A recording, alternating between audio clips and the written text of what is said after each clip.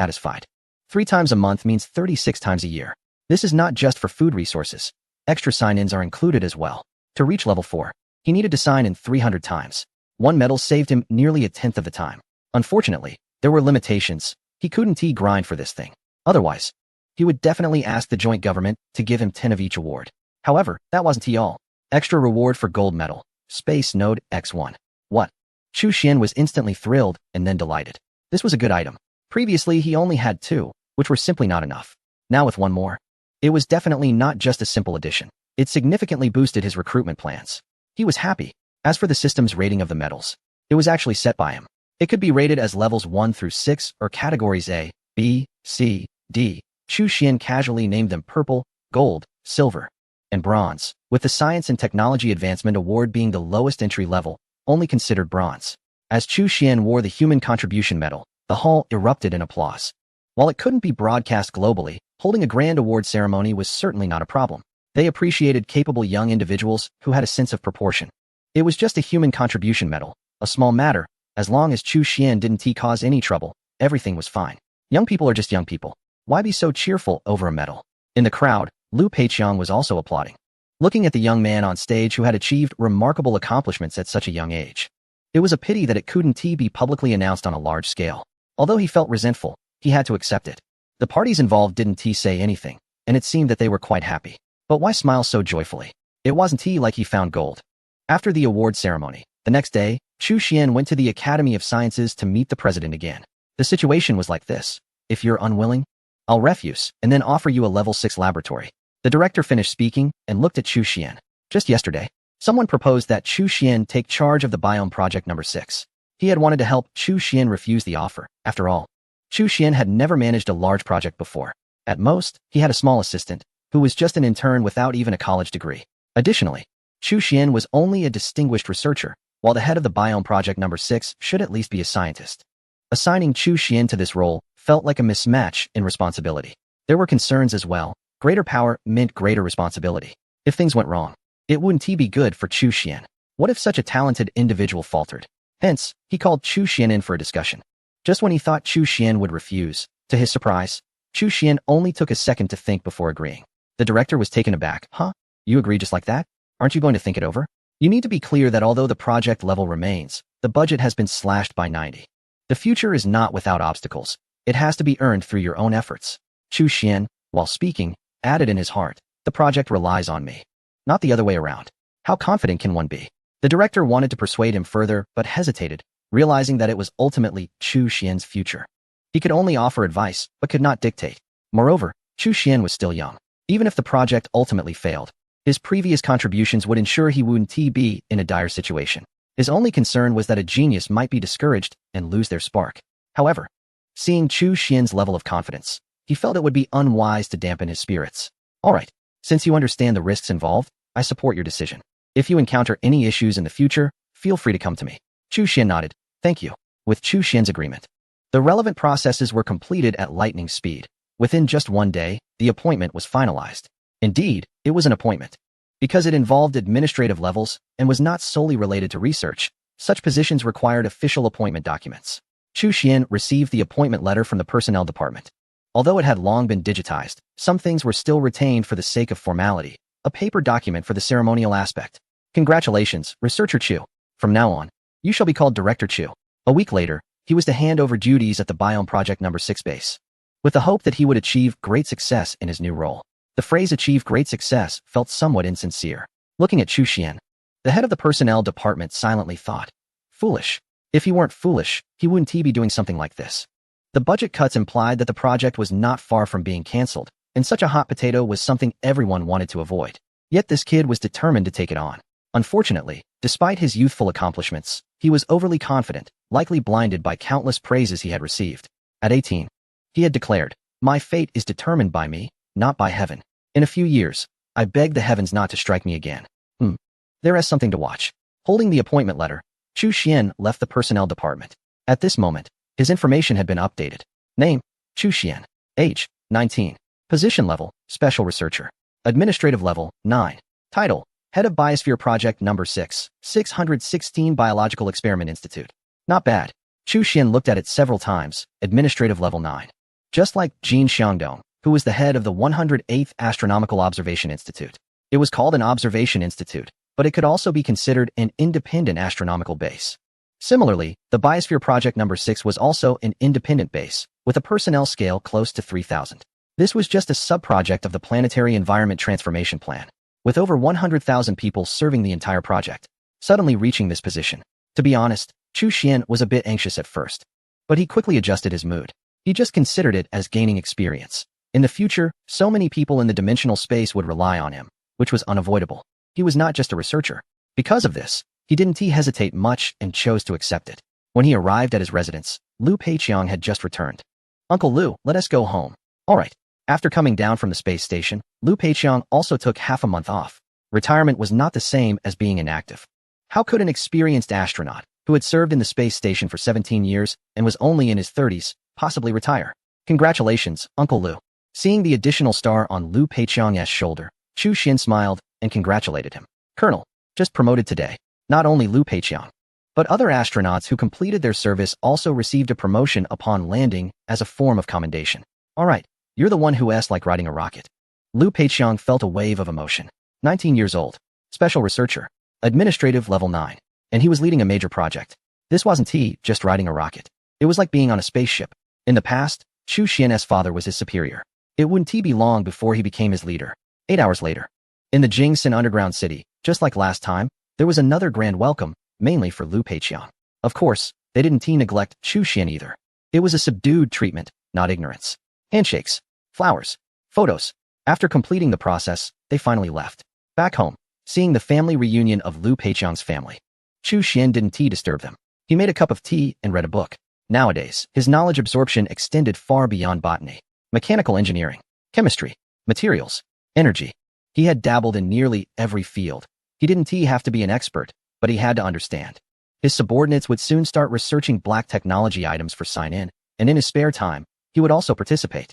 He was on his way to becoming an all-round scientist.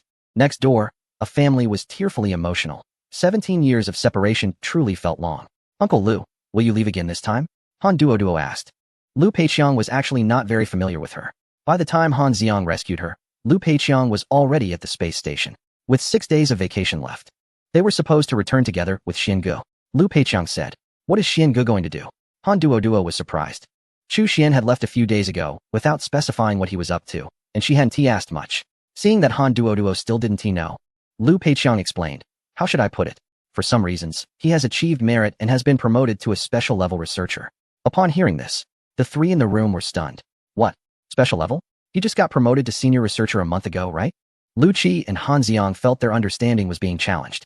Typically, it took Chu Xian 3 months to become a mid-level researcher and 5 months to reach senior researcher. They thought that reaching special level would take at least a few years. Suddenly being told that he achieved it in just a month was astonishing. Was he even human? Lu Qi chuckled bitterly, feeling that promotions were as easy as drinking water. Does that mean he has been assigned to a level 6 laboratory? Han Duoduo quickly asked, her heart bubbling with joy for her Xiangu. Generally, a special level researcher would be equipped with a level 5 lab, but with merit. A level 6 shouldn't be an issue. No. Liu Peiqiang shook his head before continuing. That is so stingy. Exactly. The three immediately expressed their discontent. Listen to me. Besides being a special level researcher, Chu Xian is now also the head of a research project, with an administrative level of 9, overseeing a research base. After hearing this, the three were stunned. What? Overseeing a research base? Chapter 100. Taking office in the room, the three shared a feeling of confusion. That was an entire research base, with hundreds or even thousands of people. How could such a position fall to Chu Xian? Lu Qi didn't know what to say anymore. Special level researcher, administrative level 9, project leader. These identities combined were completely unreasonable. Looking at themselves, they were still just maintenance workers. There is no high or low in professions, but positions can vary greatly. Was the gap between people really that big? Thinking back to the years corrected by physics, well, it turned out it really was. After the shock, they felt happy for Chu Xian. The three didn't know the intricacies involved. They only knew that Chu Xian had been promoted. Later, Liu Peiqiang asked Lu Qi and Han Xiang if they would like to go along. Work could be arranged there. After all, they hadn't seen each other for 17 years, and now they would be working in different places. He really didn't want to be separated again. As for why he only asked the two of them, it was because Han Duoduo didn't need to be asked. She had completely become Chu Xian's little follower, practically wanting to cling to him. You go first and establish yourself. Lu Qi and I will see how it goes, Han Xiang said after thinking for a moment. It's unfamiliar there right now. All right. Lu Peiqiang didn't say more. Indeed, both he and Chu Xian would be entering a new environment and would need to adapt. It was better to arrange things once they had settled down. What is the matter? Lu Peiqiang asked, as Lu Qi had been hesitant to speak. After finishing a meal, he had called them to the room. You know about Plan 9, right? Of course. If there were no Plan 9, what would happen? Lu Peiqiang was puzzled and wondered why this question was being asked. After thinking for a moment, he replied, the losses would be immense. How immense? Astronomical figures. Lu Qi took a deep breath. Chu Xian wasn't lying. The fact that his father used the term astronomical figures indicated that the losses would indeed be staggering. At that point, both father and son nearly faced a separation between life and death. Why ask this? Chu Xian told me that you almost died. Lu Peiqiang looked confused. But after hearing Lu Qi finish what Chu Xian had said earlier, he couldn't help but widen his eyes. He almost died? That shouldn't be the case. Even if matches were needed in the end, there was no reason to sacrifice him. The sleep pod had escape functions. Moss could have just driven over. But suddenly, he realized. The drastic change in his son's attitude towards him stemmed from this. Many things finally clicked. He felt moved. Chu Xian had done so much for his relationship with Lu Qi. Lu Peiqiang sighed. Indeed, if there were no Plan 9, the Earth would be in danger. And the space station would also be at risk. He should properly thank Xiao Xian. Thank him for what? Lu Qi was puzzled. Hearing this, Lu Peiqiang smiled, patted his shoulder, and slowly said, because his graduation thesis propelled Plan 9. It was also because of this that he directly obtained an A1 level degree in astrophysics. Moreover, the main reason for going to the United Government headquarters this time was to commend him. After hearing this, Lu Qi's mouth dropped open in disbelief. What? Chu Xian's thesis propelled Plan 9? So it was Chu Xian who saved his father? His brain was struggling to process this. It turned out that this neighbor's achievements surpassed what he had previously heard. Thinking back to a few days ago when he heard Chu Xian praise Plan 9 to the skies, he realized that it was actually praising himself. How infuriating. He had been tricked. Why was there no news report? To reduce panic. Lu Qi didn't ask further. After thinking it through, he understood the reasons behind it. Well, as long as the benefits were reaped. Chu Xian had stayed in the underground city for 5 days. He met with friends, classmates, and mentors. Time flew by. And on March 2nd, he went to the airport with Lu Peiqiang, and Han Duo naturally accompanied him. A day later, at the Biosphere Project Base Number 6, the heavy doors rose, and the vehicle slowly entered. The entire base was not entirely underground. There were also facilities on the surface. For instance, there were a total of 10 climate-controlled domes specifically for various plant experiments. The integrated area, where Chu Xian would primarily work next, was located beneath one of these climate-controlled domes. Chu's office, here we are. Upon getting out of the car, a familiar face approached. Hello, Researcher Chu, we meet again. He Bai, representing his former superior, came over to hand over some matters. Looking at Chu Xian, he felt amused. You finally jumped into this pit, didn't you? Haha. So happy. Have you learned to carry the plate? Chu Xian suddenly asked. No. That's a pity, catch him. With a single command. He Bai was pressed to the ground by the base security personnel who had just come to pick him up beside Chu Xian. At that moment, he felt utterly defeated. Celebrating the 100th chapter. Chapter 101. Sacrificing the former assistant. What? Just because he hadn't learned to hold a plate properly, he was treated like this? Is there still any law? What are you doing? Let me go? This is illegal. I am He Bai. Before today, who in the entire base would dare to disrespect me? Yet now, I am being pressed to the ground, losing all dignity. He was indignant. At that moment, Chu Xian walked in front of him and asked softly, are you feeling wronged? He Bai was so angry that he couldn't speak. Of course, he felt wronged. Being ordered to the ground for no reason and being insulted, he was on the verge of tears. Come, let me show you something. As he spoke, Chu Xian walked ahead while He Bai was dragged along behind. Soon, they arrived at the largest office, where, following Chu Xian's gesture, they found some small items inside. Chu Xian asked, are you familiar with these? What are you talking about? I don't understand, He Bai replied, panic rising within him. It was impossible. These items were hidden away so discreetly. How could they be found, especially on Chu Xian's first day in office? Really don't understand? Then how about this video? Doesn't it look familiar? A tablet was placed in front of He Bai, showing footage of the office, with him in it. After watching, He Bai felt his scalp go numb. This couldn't be. It was fake. All fake. He clearly remembered that the surveillance had been destroyed. Alright. No need to be shocked. The security department will be here shortly. You should think carefully about whether you can hold a plate, Chu Xian said, waving his hand. And He Bai was taken away. At that moment, He Bai finally understood what holding a plate meant. It meant being a dog for someone behind the scenes, taking all the blame. Or it could mean turning against the master, helping Chu Xian to hold a plate. In fact, Chu Xian didn't care whether He Bai could hold a plate. He was merely a clown, and the outcome was already predetermined. With good luck, he might end up in prison. With bad luck, he might face charges. He couldn't be bothered with the drama of dogs biting dogs. What had just happened wasn't due to any foresight. The former assistant was unpopular in the base, and someone had handed over a knife. Chu Xian just casually stabbed it. After He Bai was taken away, the higher-ups in the base who had prepared to welcome Chu Xian fell silent. It was too frightening. They had just captured the former assistant upon arrival. It seemed he would be sent to the security department for investigation.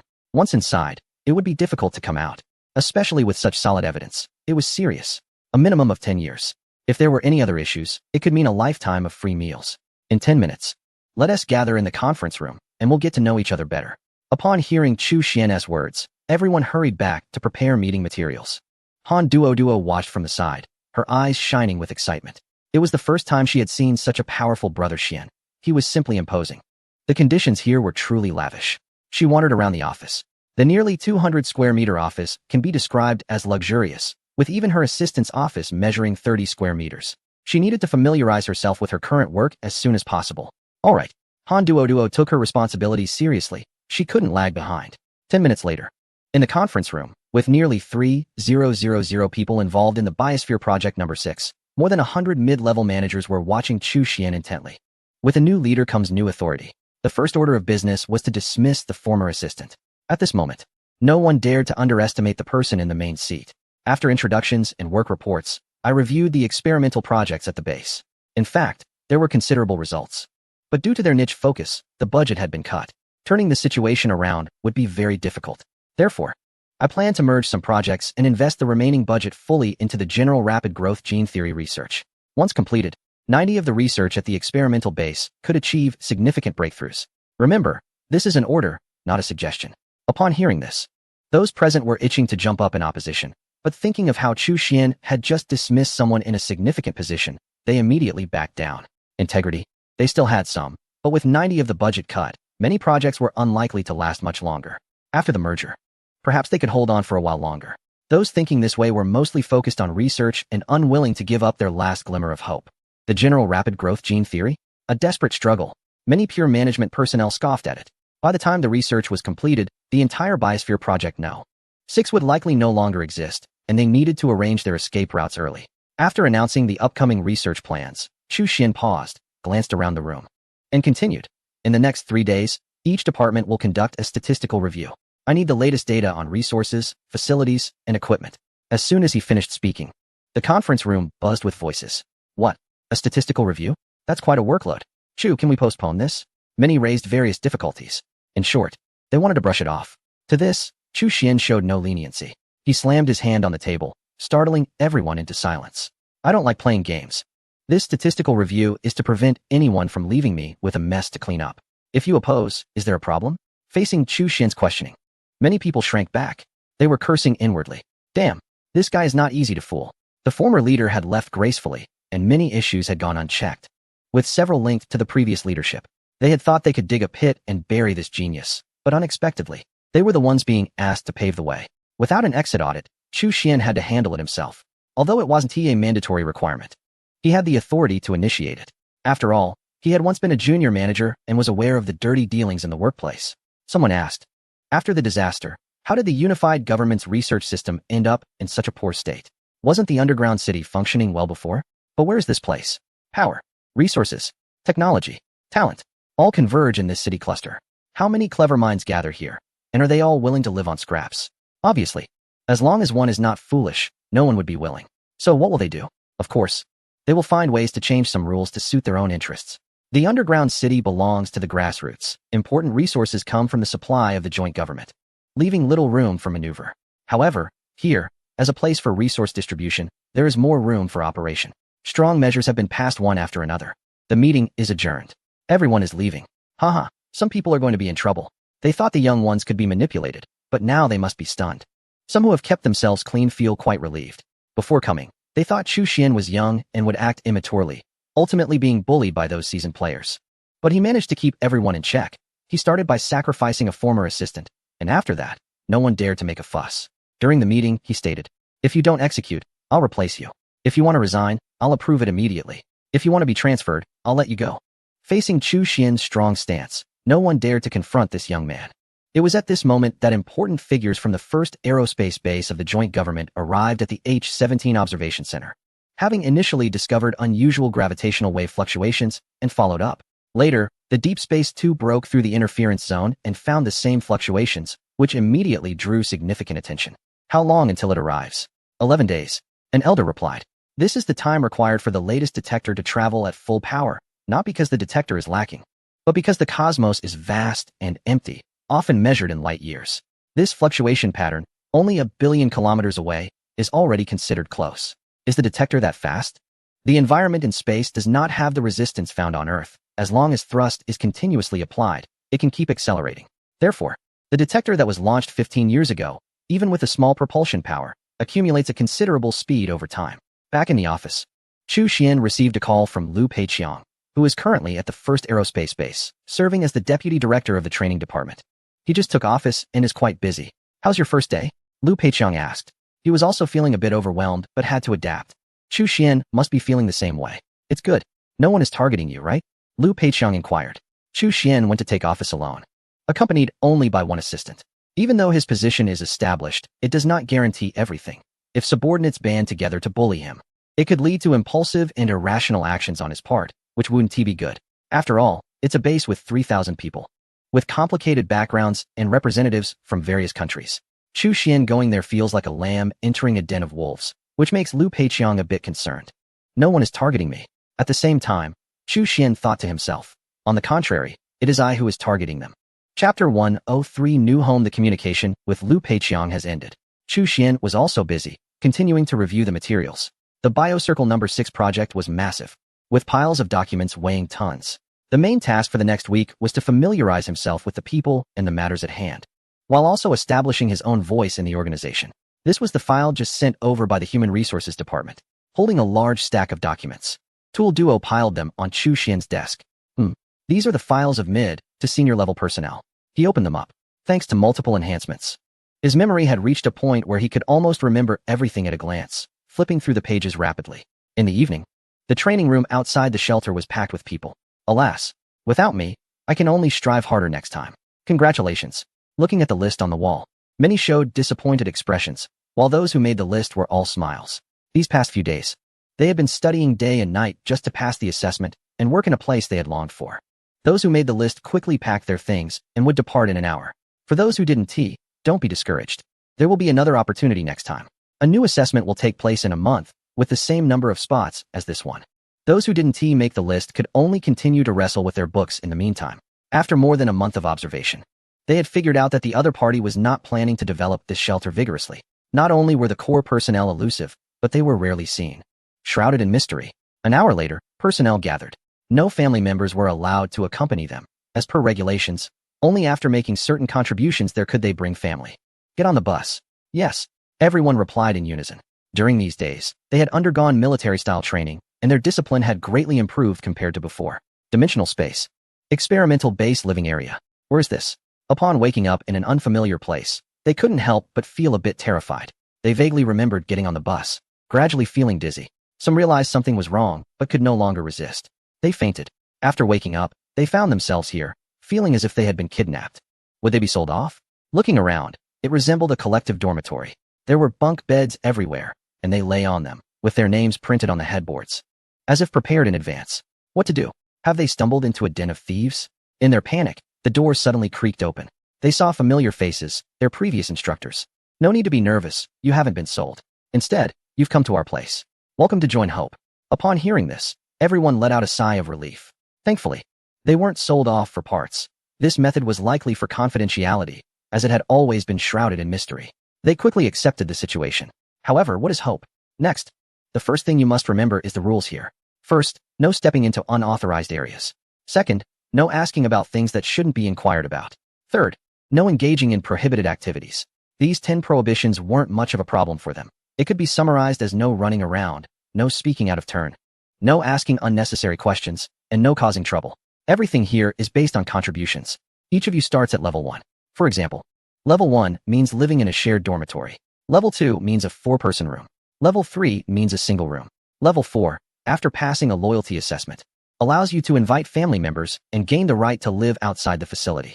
At the same time, you will receive a certain amount of basic salary points each month, and the more points you accumulate, the more you can exchange for various items. As for what can be exchanged, it might exceed your imagination. Hearing this, they felt little excitement. It was just a different place to work. What could be exchanged? Could it be for poultry or fish? Although they had some expectations before coming, they weren't unrealistic. When they followed the instructor to the cafeteria, they were taken aback by the sight of a long table filled with food, fruits, vegetables, and meat, all very abundant. They also saw the person in charge of the shelter, who looked somewhat familiar. This meal was a welcome for everyone. The host didn't hide anything, as he would definitely need to communicate with these people in the future. The standard for meals in the cafeteria wouldn't be as high going forward, so if they wanted to eat as well as they did now, they would need to work hard. Tasting the sweetness of the food would help ignite their motivation. Sit. 36 people took their seats on either side of the long table, inhaling the delicious aroma and swallowing their saliva. No one dared to move. With the host's permission, they immediately dug in, as if they were starving. They didn't care about appearances anymore. Many had never seen such food after the catastrophe. To have a taste of this, they would need to work hard and contribute. As for the possibility of going outside the facility at level 4, no one cared. If there was food inside, why go outside? In such a good new home, they would rather stay here, even if it meant facing danger. Chapter 104. Did you rob the Research Institute? Fresh ingredients and excellent craftsmanship. This was a dream come true for those who had been eating synthetic food, and they were almost moved to tears. This host is too good. Sensing the emotions of the crowd, the host nodded. There were no ungrateful people here. Otherwise, this would be their last meal. With his perception abilities, he could understand the emotions of ordinary people, and in this dimensional space, that ability was even stronger. If anyone had bad intentions, those thoughts could be nipped in the bud. While eating, the host also got to the main topic. Next, based on your strengths, you will be assigned to different laboratories. Currently, there are 3 areas of focus: biology, materials, and mechanics. Your tasks are not about innovative research, but about reverse engineering. In a moment, I will provide you with some items. Please remember the 10 prohibitions. Know what should and shouldn't be done. If there are results, you will not be treated poorly. Prepare yourselves in advance. What you see may exceed your understanding. While having a meal, they were discussing preventive measures. Upon hearing this, everyone couldn't help but feel curious about what could possibly exceed their understanding. Surely it couldn't be extraterrestrial technology, right? How could that be? In a shelter, one could only come into contact with basic technology at most. Advanced technology was entirely in the hands of the unified government. Even if you presented planetary engine technology, I wouldn't be surprised. After finishing their meal and letting it settle, they were each taken to the designated laboratory. Oh my, this is a plant laboratory. After looking at the basic data of the enhancement liquid, the entire group of 12 was utterly shocked. Good heavens, what did they see? Just this tube of liquid. Genetic modification, growth acceleration, taste enhancement. Each effect dazzled their eyes. Well, the formula is not the direction for you to crack now, but rather to assist in quickly perfecting the entire modification theory. In another laboratory, a knife? Looking at what Chu Xian took out, the group members were puzzled. But in the next moment, the long knife swept through. Clang! A piece of iron was sliced open. That wasn't steel reinforcement, it was an iron block. It was cut so easily. A single molecule blade combat knife. The blade has a magnetic confinement molecular linear material, powered by a crystal in the handle. And the material itself is also exceptionally good. You have 3 research tasks: blade material, blade wire, handle crystal. Looking at the gleaming combat knife before them, they collectively gasped. Is this really something from Earth? They had never heard of it before. Could it be that this new employer robbed the Academy of Sciences? How terrifying. How scary. But there was also a hint of anticipation. After living in the shelter for so many years, they had little affection for the unified government. If the employer could truly pull it off, they would only say one thing: well done. Crack. The combat knife suddenly split into several pieces. On the surface, it appeared to be a forged combat knife, but in reality, it was assembled, with only minuscule gaps. Nano-level, indistinguishable to the naked eye. In the space around them, with super strong perception and godlike control, Chu Xian could dismantle this thing with just a thought. In the 3rd laboratory, Chu Xian took out a nanoprotective suit. Once again seeing 12 pairs of eyes that seemed to have encountered a deity. Over the past year, they had signed in daily, and many good things had actually come out. However, these individuals were not seasoned researchers, so he decided to first take out some of the simplest items to practice. That being said, even the simplest items represented leading technology in the context of their world. After the initial shock, the 3 groups immediately threw themselves into work. It wasn't just for contribution points. There was also a strong desire to uncover the mystery behind such black technology now before them.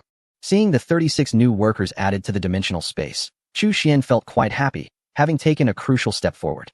Next, it was time to continuously expand the team. Upper limit? None. The more, the better. The short-term goal is set at 1,000, with a focus on quality over quantity. The urban clusters surrounding the government headquarters are also home to a gray market.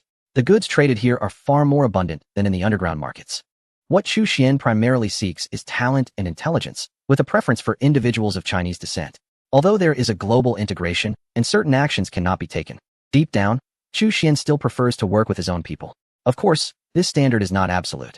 If someone possesses exceptional talent, they can still be brought in from other regions. After all, it's not about enjoying privileges, but about working hard. Everyone must contribute. Chapter 105. Power Enhancement. After distributing the tasks, Chu Xian returned to the shelter to collect a new batch of materials that had been delivered. With the increase in agents, the volume of transactions has also multiplied significantly.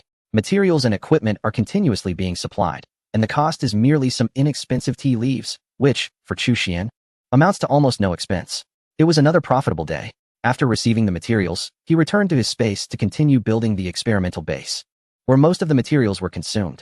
By the end of January, the space had expanded to 1,800 acres. Now, more than a month later, after another expansion, it has reached 2,500 acres.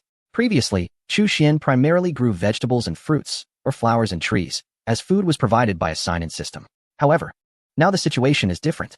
With more subordinates, the consumption has increased, so he began large-scale cultivation of grains, mainly rice and wheat, utilizing most of the newly acquired land.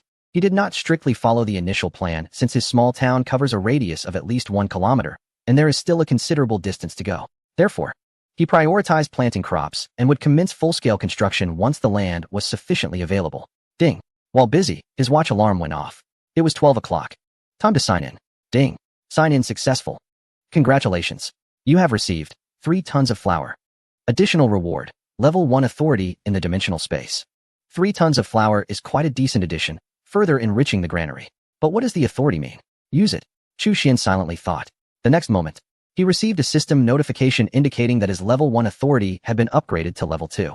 Curious about the benefits of this authority, Chu Xian quickly learned more about it from the system. What a timely boon. Indeed, he is the absolute master of the dimensional space. However, previously, the authority he could wield was still limited, allowing him only to move objects and sense people's emotions. With the enhancement of his authority, the benefits have become significant. Now, under level 2 authority, he gained 2 additional functions. The first is protection. For specified individuals, he can grant them the shelter of the dimensional space, ensuring they remain unharmed within it. The second is land rights. The name may sound strange, but it is quite descriptive. It allows him to impose restrictions on certain areas of the dimensional space, preventing unauthorized individuals from stepping foot there. 1 minute later, bang, bang, bang. With 3 gunshots ringing out, Chu Xian looked at the unharmed duo and felt extremely satisfied. Guarding authority is indeed impressive. Bullets can only touch the skin and can no longer penetrate further, even when it comes to small projectiles. Or even single-molecule blades cannot kill those under protection. Subsequently, Chu Xian tested the power of the land again, and it worked well. As long as someone hasn't been granted permission by him, they will be restricted by an invisible force when stepping into areas of higher authority, unable to advance further. Good, good, he exclaimed twice. This is truly a timely blessing.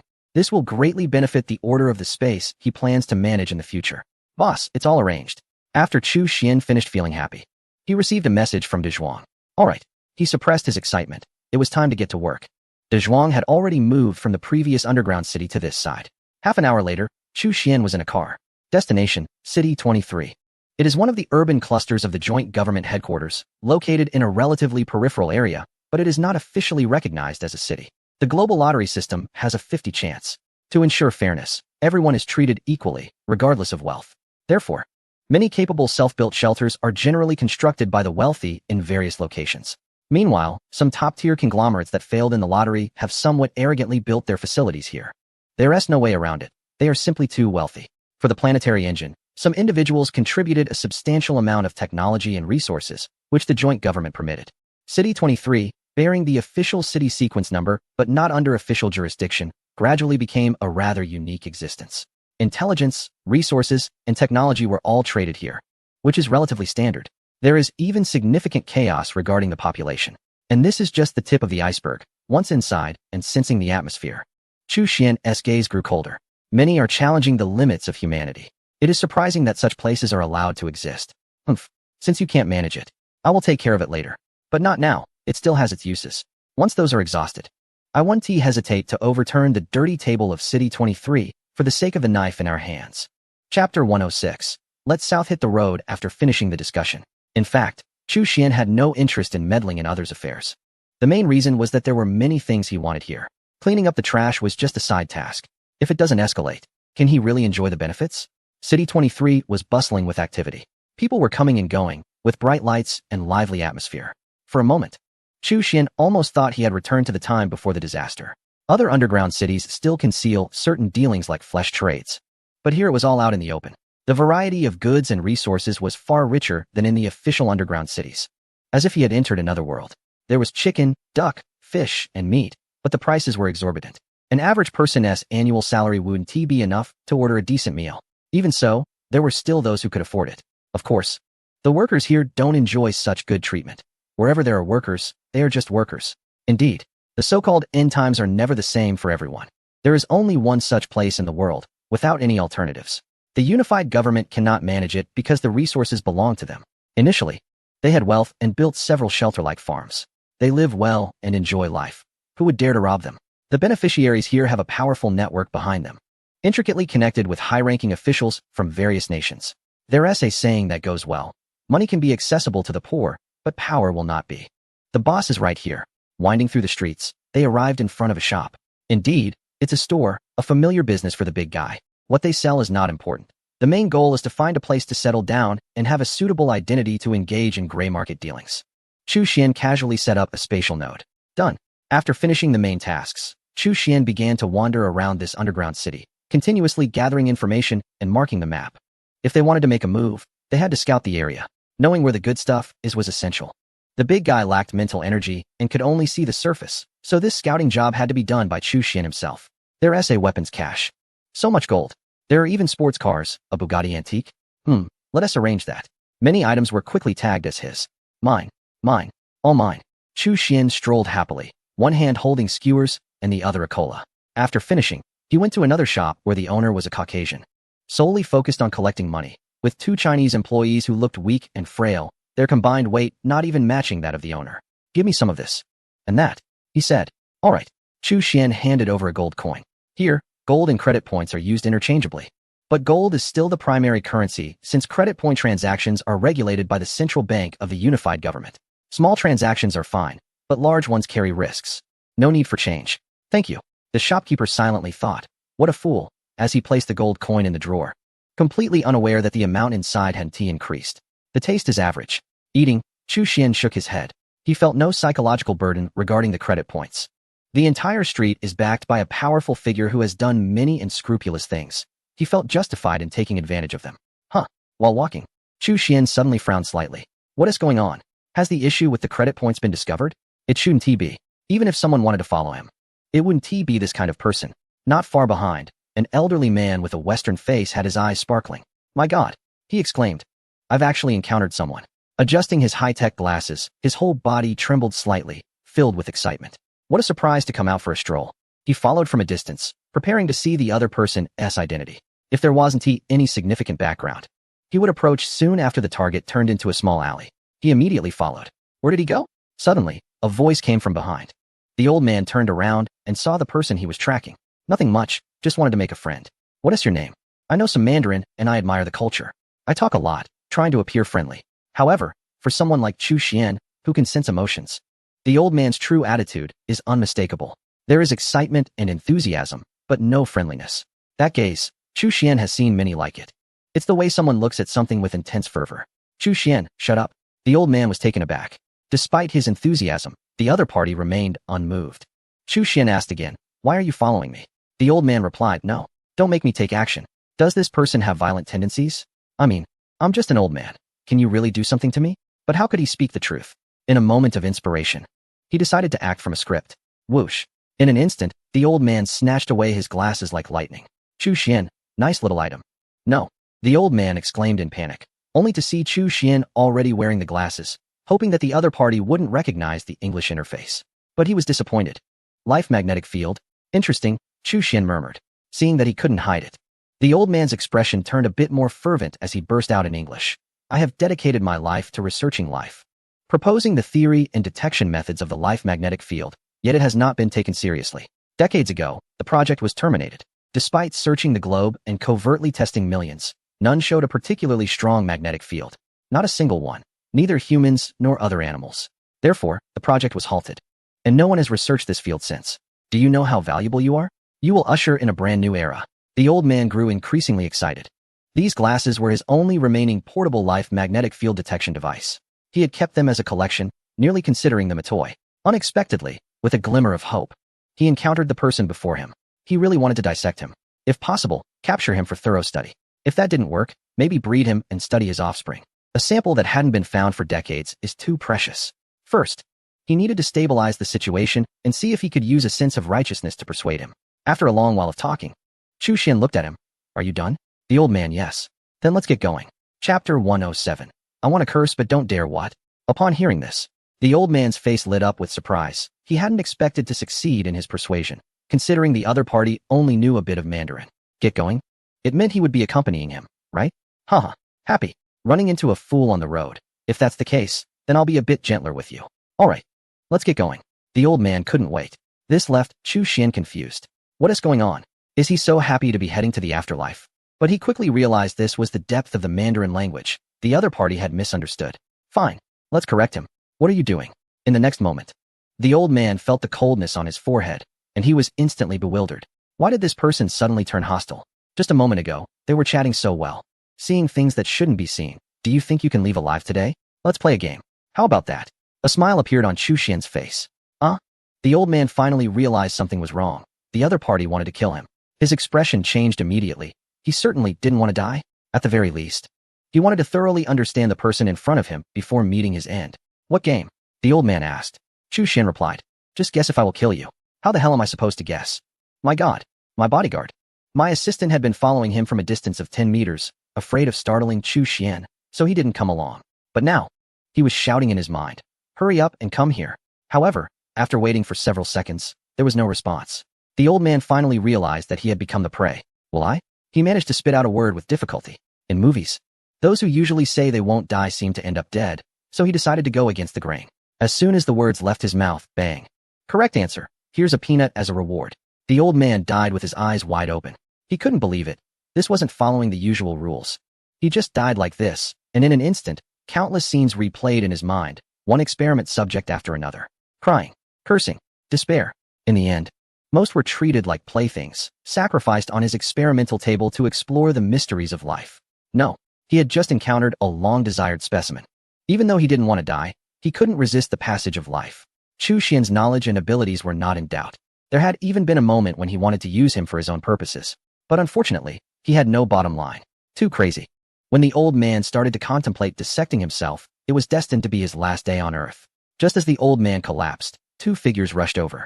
In the time it took to buy water, such an incident occurred. It wasn't that they weren't loyal. Although this place was unofficially governed, the public order wasn't bad. Otherwise, how could it become a haven for the wealthy? If shopping posed a life-threatening risk, who would come? Unexpectedly, one careless mistake led to this. No. What have you done? Hands up. One was of African descent, the other had a Western appearance. The former was clearly a bodyguard, pointing a gun at him and shouting loudly. The assistant crouched down to check. A bullet to the head, and there was no more sound. Suddenly furious, with a hint of ruthlessness on his face, he looked up towards Chu Xian's position, preparing to send a friendly greeting. But before he could finish, he was stunned. Chu Xian was no longer in his original position, and the large black man beside him had already collapsed on the ground, alive or dead unknown. A gun was pointed directly at him. Chu Xian asked, "What were you about to say?" The assistant replied, "I wanted to curse, but I didn't dare. My God, the situation was a bit awkward. Can I request to rewind a few minutes? Do you know who you just killed?" The assistant questioned. Bang. The large black man was caught in the crossfire. But since he was already dead, he didn't come back to life. One sentence, prove your value. Otherwise, let's go together, all neat and tidy, quite nice. The assistant's face turned even paler. I don't want to go neatly. 3, 2. Upon realizing that the other party was completely unreasonable and ready to pull the trigger, he quickly said, "If you have any questions, just ask." Got it. Half an hour later, in a certain dimension space, in a confinement room, behind iron bars, the assistant was on the verge of madness. "Let me out." "No. I've told you everything I know. You can't treat me like this." After shouting for a long time, no one paid him any attention. His fear grew. Would they treat him like they had treated others before? Locking him up for research? No. The thought of being dismembered terrified him. There had been hundreds, if not thousands, of research subjects who had died at their hands, from all walks of life and various countries. But when it came to himself, he found it completely unacceptable. No way. I must escape.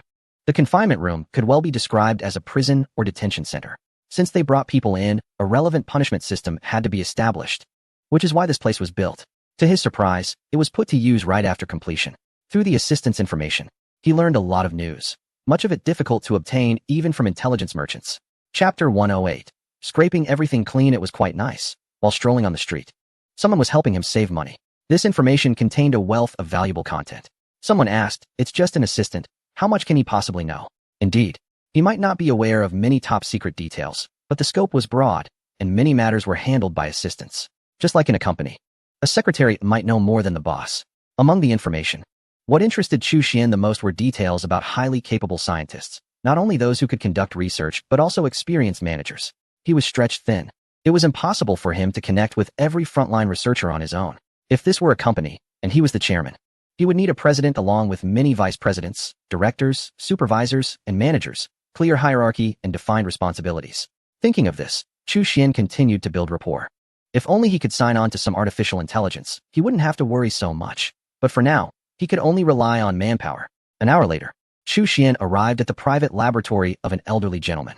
It was located next to city number 23 in a small auxiliary base. Since it wasn't fully underground, the surface area of city number 23 had expanded several times and was quite large. Beep. He swiped his card to enter. This was not the elderly gentleman's usual place. He spent most of his time at the experimental base of the organization he worked for. He only used this place occasionally when he came to city no. 23 for vacation. However, even though it was rarely used, it didn't mean the equipment was subpar. On the contrary, everything was top-notch. Even customized equipment that could rival the best biological laboratories in the joint government.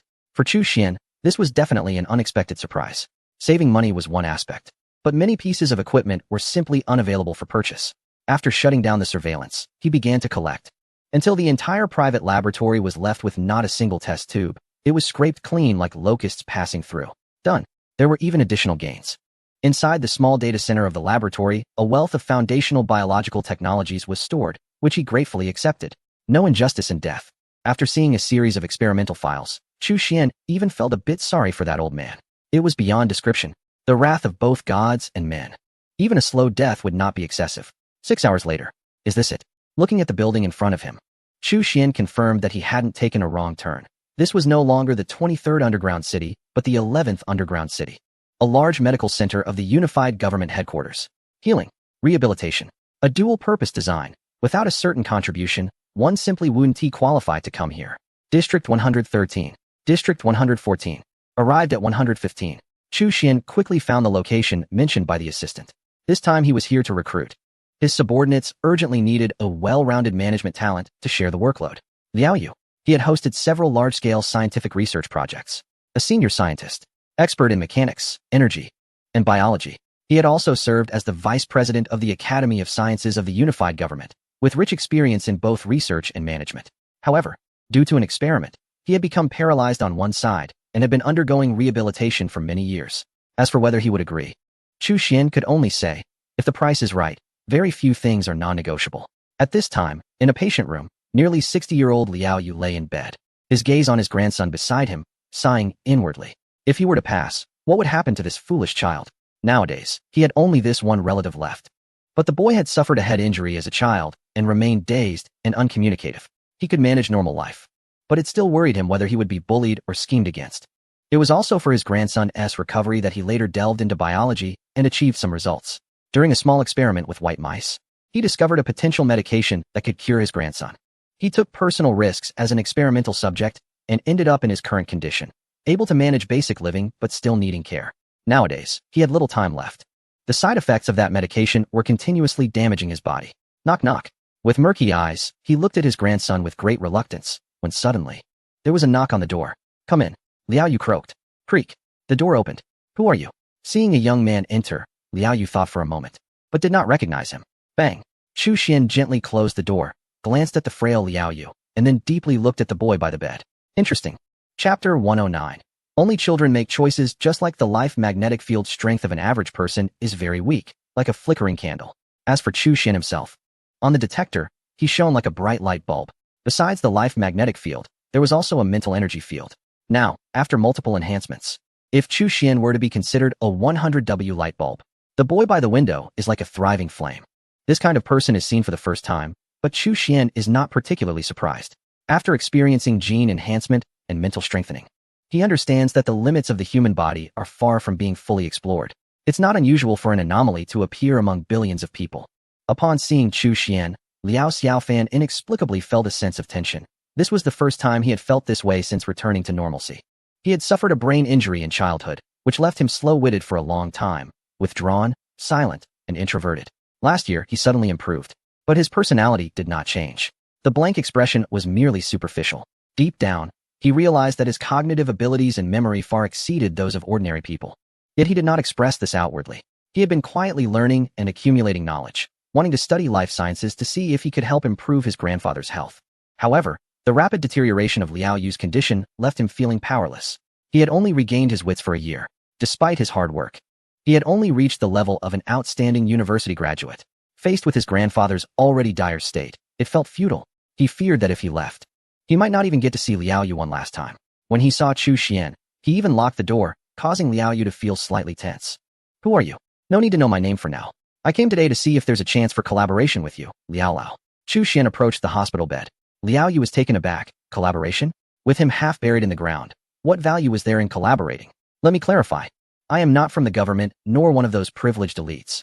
I am here as an individual looking for you. You can think of it as an invitation. Liao Yu was speechless. Was he really not letting an old man like him off the hook? He could barely swallow his food. Of course. We will address your health issues. Also, please rest assured, we won't ask you to participate in any unethical research. We just need your experience. What? Before Liao Yu could speak, Liao Xiaofan stood up first. Can you really cure my grandfather? Seeing this, Liao Yu was not surprised, although his grandson seemed a bit slow. He was just quiet and appeared not very bright. There was some confidence in Chu Xian's eyes as he looked at Liao Xiaofan. What is the chance? 10 out of 10. Liao Xiaofan couldn't help but scoff inwardly, thinking he almost took it as a small chance. Aren't you afraid your language teacher will be upset with you? What are the conditions? You will work for me. I agree. Liao Xiaofan felt he had nothing to lose. His beloved grandfather was on the brink of death, and soon he would be all alone. Xiaofan, calm down. Liao Yu quickly interjected. He thought his grandson's agreement meant he was selling himself out. If you can really cure my grandfather, I'm willing to help you, Liao Xiaofan said firmly. Huh. Liao Yu was taken aback, wanting to say it was nonsense, but then he saw Liao Xiaofan turning to look at him. Grandpa, actually, I've been fine for over a year now, but I didn't know how to tell you. Now, there's no need to hide anymore. I don't want you to die. Hearing this, Liao Yu was overjoyed. After chatting for a while, he realized that Xiaofan was indeed normal and incredibly smart. Good, good. Now, I can die without regrets. Just then, ahem. Chu Xian interrupted the emotional moment between the two. There's a living person here. The conditions have been laid out. What are your opinions? Remember, there's only one chance. Upon hearing this, the two stopped their touching scene. Can you really cure me? Liao Yu fixed his gaze on Chu Xian. If given a choice, he didn't want to die. It wasn't that he was afraid of death, but that he wanted to see his talented grandson start a family and build a career. This is a genetic level injury.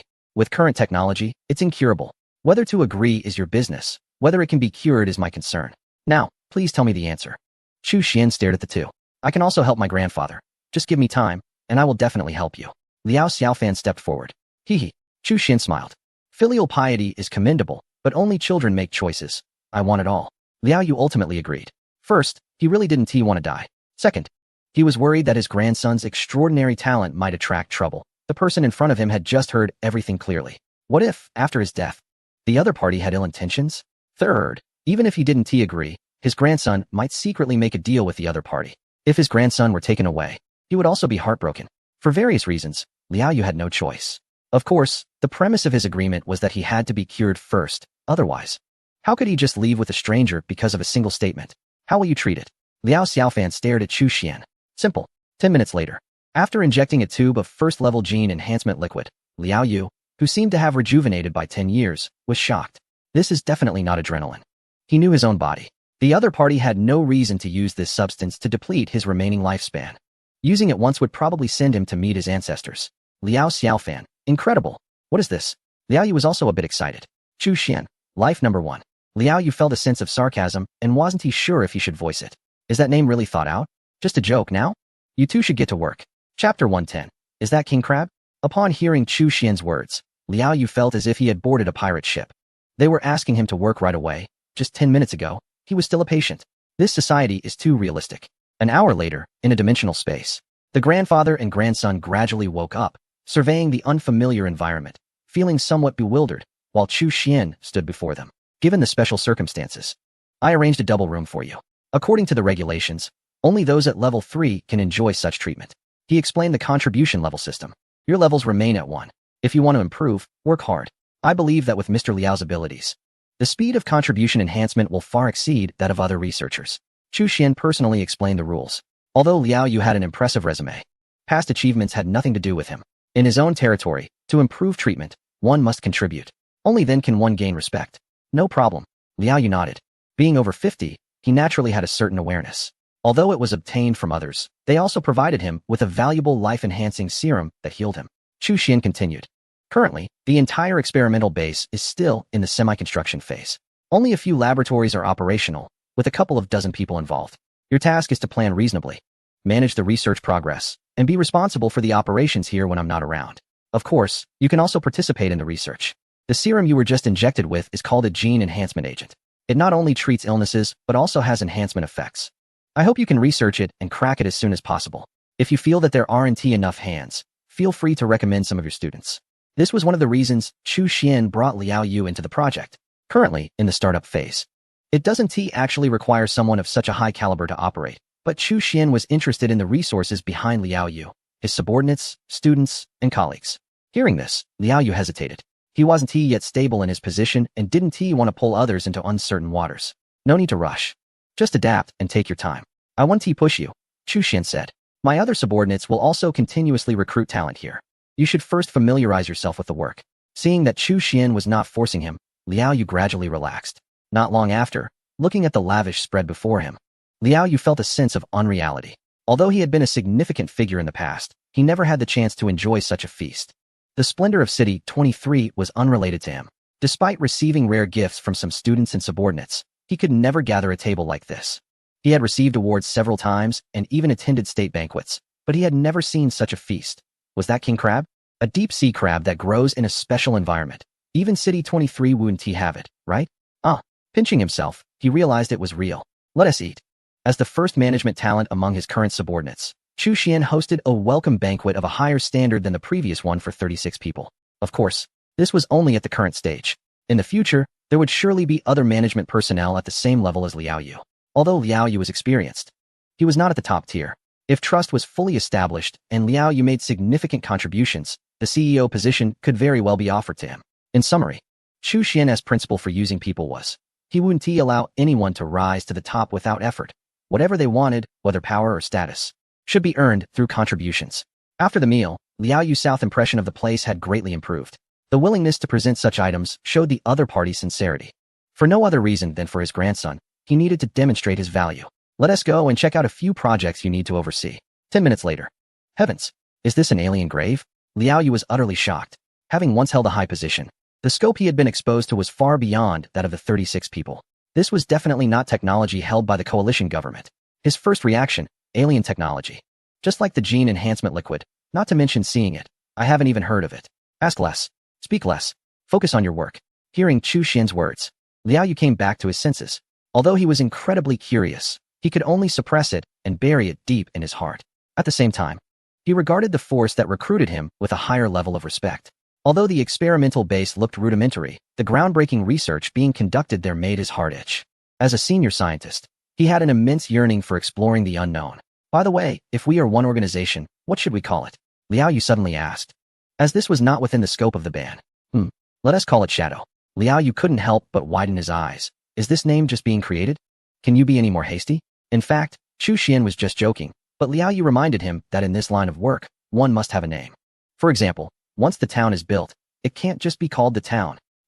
This matter needs to be put on the agenda. Clothing, branding, vision, and various elements that can enhance cohesion can be arranged gradually. Chapter 111. Enhance flower. After Chu Xian left, Liao Yu quickly entered work mode. Incredible. Amazing. Some material technologies were at least decades ahead.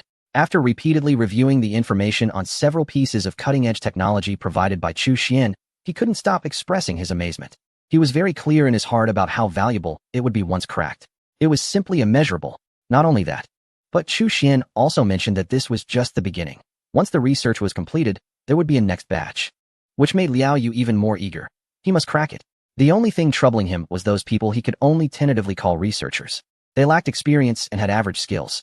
For someone like him, who had managed numerous large projects, these beginners wouldn't have even qualified for the project in the past. At this moment, it felt as if he had been given an airplane, but there were no pilots, runways, or mechanics. Only some crew members who looked somewhat usable, but could only perform basic tasks. It was frustrating. It was disheartening. What if he lured some students over? Liao Yu couldn't help but have a fleeting thought. At first, he felt guilty, but after seeing the research materials in front of him, his guilt quickly diminished. There was no choice. He was in desperate need of people. After a morning of work, Liao Yu felt even more troubled. Lacking. Everything was lacking. Having been accustomed to the most advanced experimental equipment and countless capable researchers, facing the current situation genuinely felt a bit powerless. It was hard to cook without rice. Those newcomers simply couldn't be relied on. They could assist, but they weren't even qualified to be assistants. Boss, I used to have an assistant, but now I can't manage that anymore. I'll just sell it first. Upon receiving Liao Yu's request, Chu Xian laughed, as this was exactly the effect he wanted. Previously, he had been troubled by the inability to manage his subordinates, but now he had someone else to share the burden. Great. Finally, he was not the only one worried. Chu Xian responded, no problem. There will be one, then two, until Liao Yu feels it is enough, and this will become an endless pit.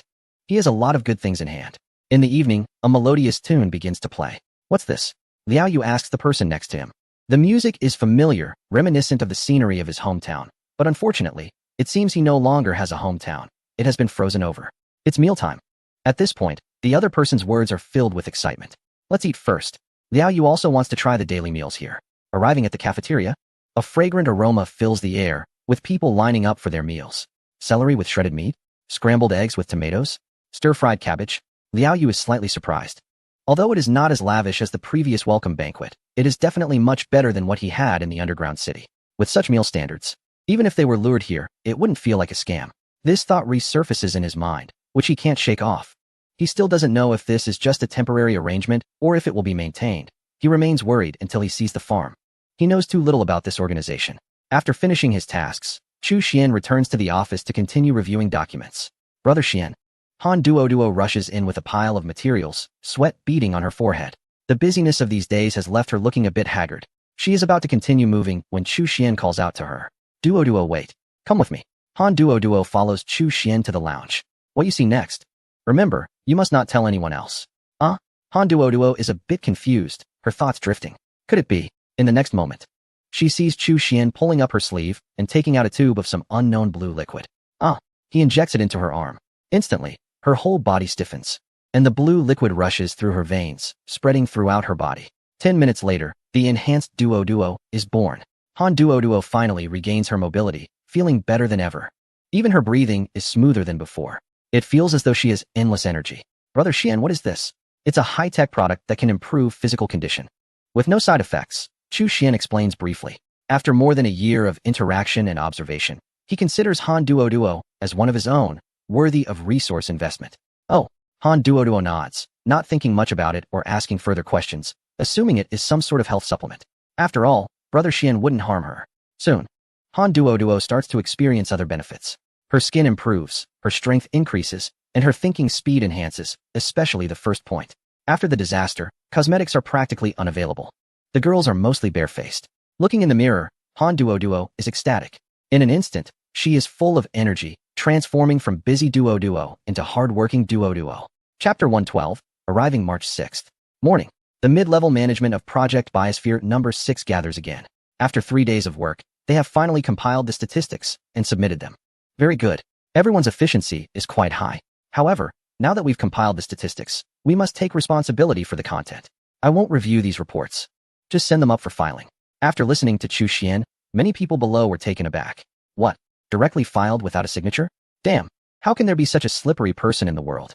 Some had spent countless brain cells on this report. Director Chu, aren't you going to review and sign? A deputy director asked. No, I trust you all, Chu Xian replied with a smile. At this moment, what should one do if they wanted to curse? What nonsense is this? If you trust them, why didn't you do the statistics earlier? If you don't sign after finishing the statistics, it's just going to be sent up. You're avoiding responsibility. How infuriating. In an instant, many people had unsightly expressions. What? Is there a problem with the statistical results? Chu Xian glanced at them playfully. No. How could that be? Exactly. Although they had countless complaints in their hearts, they could only force a smile on their faces. I'm not angry. I'm not angry.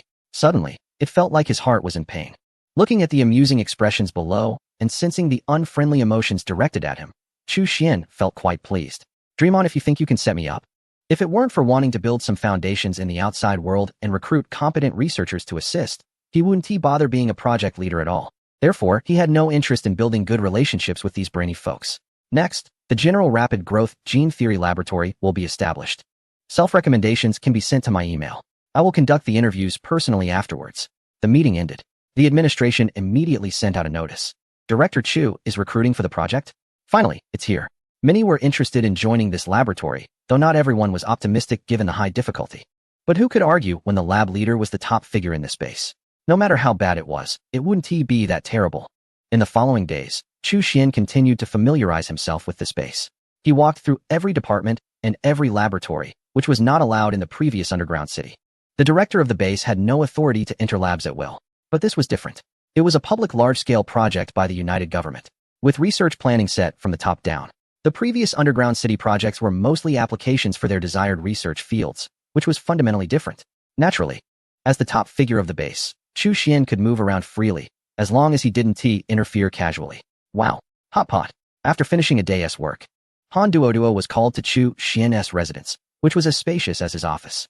The sofa, TV, kitchenware, everything was complete, and there was even a gym. Such conditions were clearly above standard, but no one would come to check. After the enhancement, Han Duoduo's appetite had increased significantly. In just a few days, her height had shot up by more than a centimeter. Although Chu Xian had many first-level enhancement liquids on hand, he didn't use them continuously. There was an interval between the two enhancements. On March 11th, in the morning, Chu Xian's office was bustling with people. Many came to self-recommend. He didn't set any educational requirements, and anyone could apply. But the choice was his. Each one had to be personally interviewed. Director Chu, I really admire you. Director Chu, I have 10 years of experience. He doesn't pay attention to what people say, but rather to their emotions while speaking. Some may seem enthusiastic on the surface, but are actually criticizing internally. Chu Xian doesn't care. After all, there's always a little whip to keep things in check. However, those with ulterior motives are dismissed without exception. Busy and bustling. 2 days later, the selection was finally completed, hiring a total of 103 people, and the laboratory was ready for use, set to begin tomorrow. At this moment, at the first space base of the United Government H-17 Observation Center. After 11 days of travel, the probe finally approached the location of the anomalous gravitational waves. What is this? The old man murmured.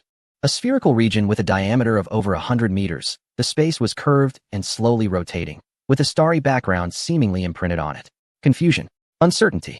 A faint sense of panic surged within him. He dared not make decisions on his own. Report it. Soon, a large group of important figures gathered here, watching the scene before them, feeling their worldview being challenged. What do you think it could be? Asked a vice chairman. Upon this inquiry, no one dared to speak.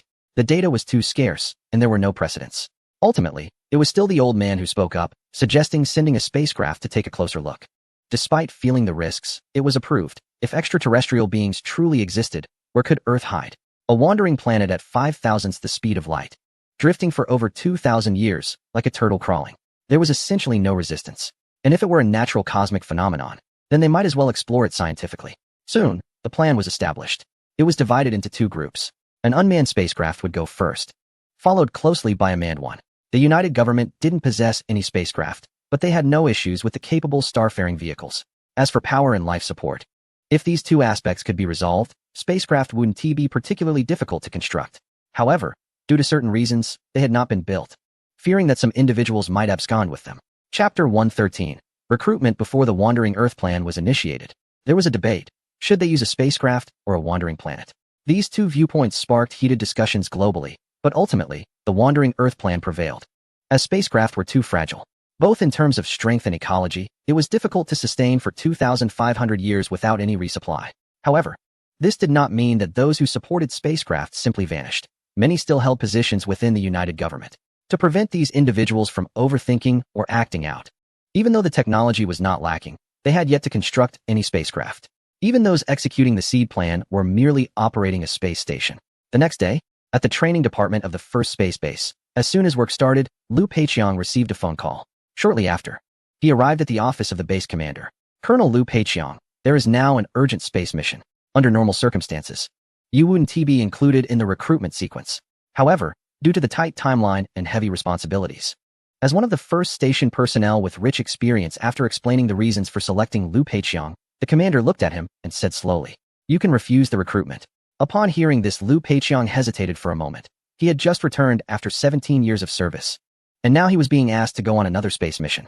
Anyone would have doubts in such a situation, but he quickly adjusted his mindset. "I am willing to accept the mission." Liu Peiqiang chose to agree because he is a soldier, and when it comes to tasks that concern the interests of humanity, he feels a sense of duty. If it were 1 or 2 years later, someone like Liu Peiqiang might not even make the list, but the situation is urgent now.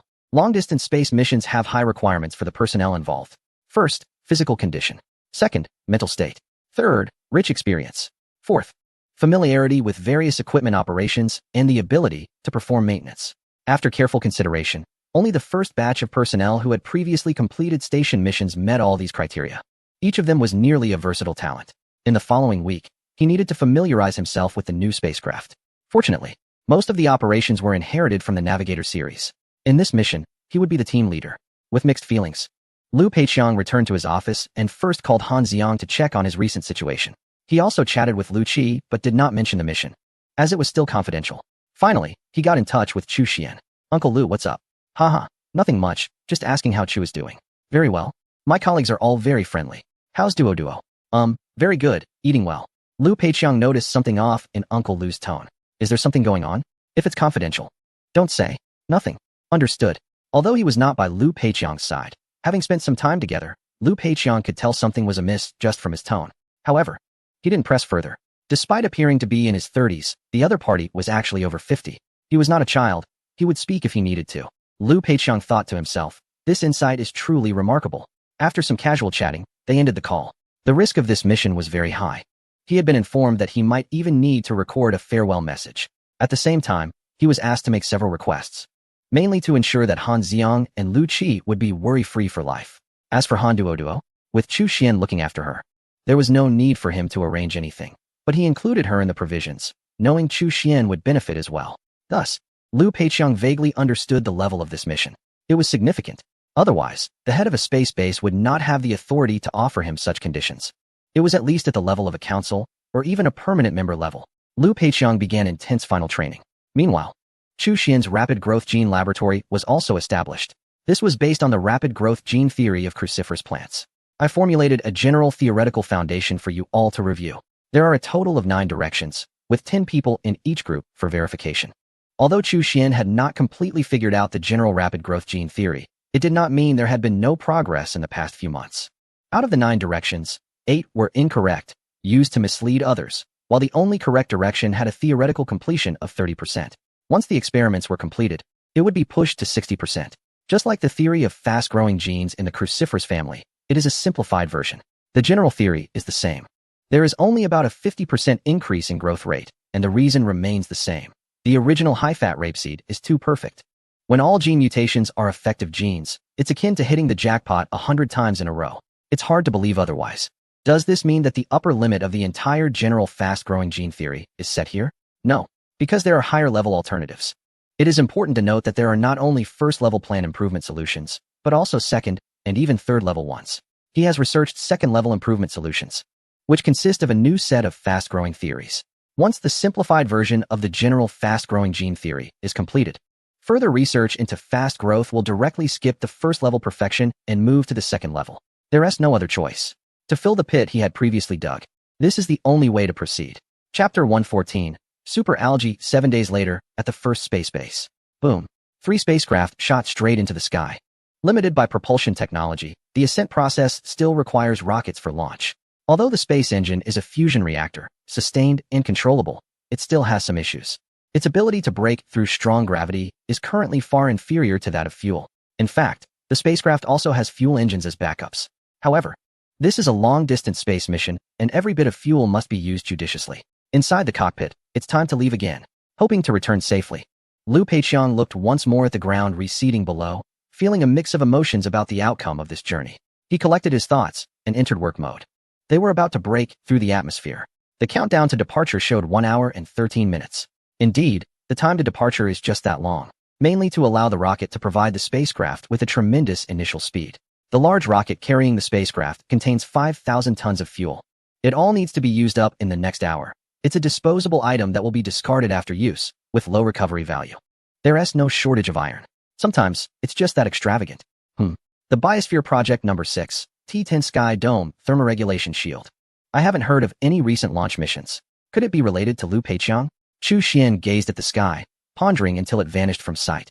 Before returning his gaze to the ground beneath him, it felt as if he had arrived at a post-rain desert. Most of the environments in the 10 thermoregulation shields are like this, dry, with water, but low oxygen and high carbon dioxide levels. The entire planetary environmental transformation plan includes 8 biosphere projects that simulate different ecological environments: extreme cold, extreme heat, and drought. Each category is further subdivided. For instance, the basic environment of Biosphere Project Number 6 is arid, with various climate conditions further detailed. Therefore, the 10 Sky Dome thermoregulation shields represent 10 directions. Besides the fast-growing genes, Chu Xian was also focused on other projects. After all, he is the person in charge here. He cannot just occupy a position without contributing. Thank you, Chu. The project supervisor here looked at Chu Xian and expressed gratitude. Previously, in order to save the budget, there was a merger of laboratories. Originally, he was one of the merged parties, but with Chu Xian's support, 3 laboratories were successfully combined into one. No need to thank me. In the original sequence, the super algae project is indeed a core category, but it's unfortunate that it came at the wrong time, Chu Xian praised. However, it was a pity that it was of no use. This technology, which could have caused a global sensation before the catastrophe, would soon be shelved due to the lack of applicable scenarios. This type of algae has a strong reproductive ability and converts carbon dioxide into oxygen at a rate dozens of times faster than ordinary plants. While chatting with this prominent researcher, he secretly collected a bit into his space. Although there was no shortage of air, it wouldn't hurt to fill up his biological library with plants, animals, and bacteria. Since it was his fire seed plan, a comprehensive biological gene bank needed to be established. It might not be necessary, but it couldn't be absent. If secondary or even tertiary enhancement solutions were used, its effects would be extraordinary, but again, there was no place to apply it. An hour later, they were ready to depart. Liu Peiqiang manually operated the controls. Buzz. The thrusters were activated to full power. Next, they were embarking on a journey that would last 37 days. The detector had taken over a decade to reach a location relatively close to the anomaly. If it weren't for the technological advancements over the years, it would have been a distance that could make one weep. The next day, in the dimensional space, the research base welcomed a new member, Jiang Yi, who was once Liao Yu's assistant. Is it really you? I thought I was being tricked. When Jiang Yi woke up, he was a bit panicked. Sorry for pulling you in. Looking at his old friend, Liao Yu felt a twinge of guilt. He really didn't have enough hands. So he had to bring this former assistant in. But there was no other choice. They were all forced into it. After all, the research items provided by Chu Xian were just too enticing. It's fine. Anyway, the current job isn't very interesting. My new boss is from an island nation. And we don't quite see eye to eye, Jiang Yi said with a smile. It was indeed not Liao Yu's fault. After more than 20 years of collaboration, when Liao Yu got into trouble, Jiang Yi had lost all hope for the future. Therefore, when he received Liao Yu's letter, he agreed without a second thought. By the way, how did your health improve? Jiang Yi asked curiously. You'll find out soon enough, Liao Yu replied with a mysterious expression. Speaking of the gene enhancement solution, Liao Yu could only say that the effects were extraordinary. He had checked his cells and organs these days. Everything had returned to normal, and his lifespan had slightly increased. If he underwent a few more enhancements, wouldn't he become a little Superman? He thought about it and asked, but it required contributions, and not just any contributions. If it was just about recruiting people, he would need at least 100. What to do? He was really eager. Chapter 115. Oh my, it's so appealing. Soon, Jiang Yi arrived at the laboratory. What? This is definitely a technological revolution in protective clothing. Where did it come from? After trying on the nano-protective suit, Jiang Yi was shocked. It was thermal insulating, lightweight, and bulletproof. In comparison, the current general protective suits from the coalition government were simply trash. They could even serve as space suits. But that wasn't all. One groundbreaking technological product after another appeared before his eyes. Jiang Yi was completely stunned. Then came the excitement. Researchers had almost no resistance to these innovations and were eager to dissect and study them. What? Genetic enhancement? In the second laboratory, the astonishment continued. Liao Yu handed over a set of test data. After reading it, Jiang Yi's eyes widened. How is this possible? I didn't believe it at first either. But the facts are right in front of us. Small doses tested on lab mice led to a significant increase in physical fitness. Liao Yu couldn't help but marvel at the results. Strong was the only word for it. During that experiment, the lab mice almost escaped. In the end, it was Chu Xian who caught them again. The fast mice were left stunned just by a glare from Chu Xian, trembling and too scared to move. After being thrown back into the cage, they continued to shake for several minutes. Since then, they hadn't left the cage again, not even when the door was open. It was as if they had seen a ghost. Can I try one? Jiang Yi also wanted to have a go. No, you need to earn contribution points to exchange. Jiang Yi asked, how do I get contribution points? Work, recruit people, or technology? Liao Yu replied. Hearing this, Jiang Yi had the same thought as Liao Yu did earlier. Earning contribution points through work was too slow. Recruiting people was much faster. Can technology also be exchanged for contributions? Yes. How about we swap some? Jiang Yi suggested. Seeing Liao Yu hesitate, Jiang Yi straightened his expression. What do you think our known technologies are worth compared to what we see now? If we keep treating them like treasures, they might rot away. Once someone else exchanges for the technology first, we'll be the ones losing out. For a moment, Liao Yu was tempted. You're right. If these technologies get cracked, what will the ones we possess be worth? We should take advantage while they still see value in them and exchange for benefits. If we don't do it now, then when? Just this week, over 20 new researchers had joined. If they waited any longer, there wouldn't be anything left to gain. The awareness was rising. Upon receiving Liao Yu's request, Chu Xian burst into laughter. Haha, is this getting exciting? Good. This is the effect we want. He then had them organize the information into a booklet and open the database for them to check for duplicates. Existing technologies naturally couldn't count as contributions. In the following days, while working hard, Liao Yu and Jiang Yi also organized the technical data in their minds. After 7 days, they completed the evaluation. Congratulations. Your contribution level has been upgraded to 3. Keep up the good work. Liao Yu received the notification and sighed in relief. Reaching level 3 was a significant leap. If they waited longer, they might only make it to level 2. The key was having points. That noon, he went to the points exchange center, almost feeling like he was back in the supermarket of his childhood. One by one, goods that were hard to obtain from the outside world were lined up on the shelves. As long as you had points, you could buy anything you wanted. For a moment, Liao Yu felt an inexplicable sense of happiness. Soon after, he began to shop with Jiang Yi, purchasing 1 pound of apples, 2 pounds of bananas, and a small amount of tea leaves. Although points were hard to earn, purchasing power was definitely impressive. There was even instant noodles available, so he quickly prepared a bag. Slurp. Oh my, it was delicious. The familiar taste made Liao Yu tear up. I'm sorry, coalition government, for handing over so much technology. It really was too generous. He thought about what else could be sold. In the end, only his former teammates remained. Just as Liao Yu was making a list on the other end, Chu Xian's rapid growth gene laboratory was producing the first batch of genetically edited seeds at an astonishing speed. Previously, it had only been him and Han Duoduo working on a cruciferous plant for a month. Now, he had over 100 people under him, experienced and skilled. With advanced equipment, they had directly completed more than 3,000 editing tasks, which were gradually entering the seedling stage. Would this work? Who knows? Although Chu Xian was a genius, it was impossible to succeed at once. After all, he was still young and could afford to make mistakes. Even if the Biosphere Project 6 was cancelled, there would still be a way out. If he could follow Chu Xian in the future, that would be good too. Most people who chose to join the laboratory weren't optimistic about the project, but rather about Chu Xian himself. Even if this place were shut down. With Chu Xian's achievements, landing a level 6 laboratory position wouldn't be a difficult task. At the very least, a level 5 laboratory could still accommodate hundreds of positions. In short, it was a safe bet. Chu Xian was well aware of these people's thoughts and felt quite good about it. At least they believed in him. Chapter 116. Included in the curriculum on March 29th. In the morning, at the Academy of Sciences under the coalition government, there was quite a bit of talent. Upon seeing Chu Xian again, the director couldn't help but look at him with new eyes. A team of thousands of people, and he thought there would be chaos. Who would have thought he would handle it all so clearly in no time? On the first day, he had already dismissed the former assistant. After that, he quickly established a foothold, and the director had felt that Chu Xian might come to him to complain about how difficult it was to manage the team. In reality, the opposite happened. Some of Chu Xian's subordinates were the ones complaining. This boss was too hard to serve. The director couldn't help but laugh and cry at the same time. Look, they had been pushed to this point. It must be said that some people are born leaders. Simply intuitive. If there were difficulties, just speak up. Even if you say it, it might not be resolved. Chu Xian scoffed. The director twitched his lips. That day, their conversation was a bit heavy, but he wasn't angry. Having such an excellent junior who could speak like this made him feel like they were on the same side. It was quite endearing. All right, the first purpose of calling you here is to hear about your situation. and the second is this. Saying that, he handed over a small booklet. Chu Xian took it and opened it to find it was about rapid growth gene theory. However, compared to purely theoretical writings, the booklet leaned more towards educational formatting, rich in illustrations and text. The director said, at the end of December last year, the Academy of Sciences began to evaluate your rapid growth gene theory. Now, 3 months have passed, and the evaluation has been completed and officially approved. After review by the Education Committee, it has been confirmed to be included in the university's botany curriculum, becoming a significant new chapter. This is the first edition. Take a look and see if there are any issues. Although it was framed as a question, it was also a formality.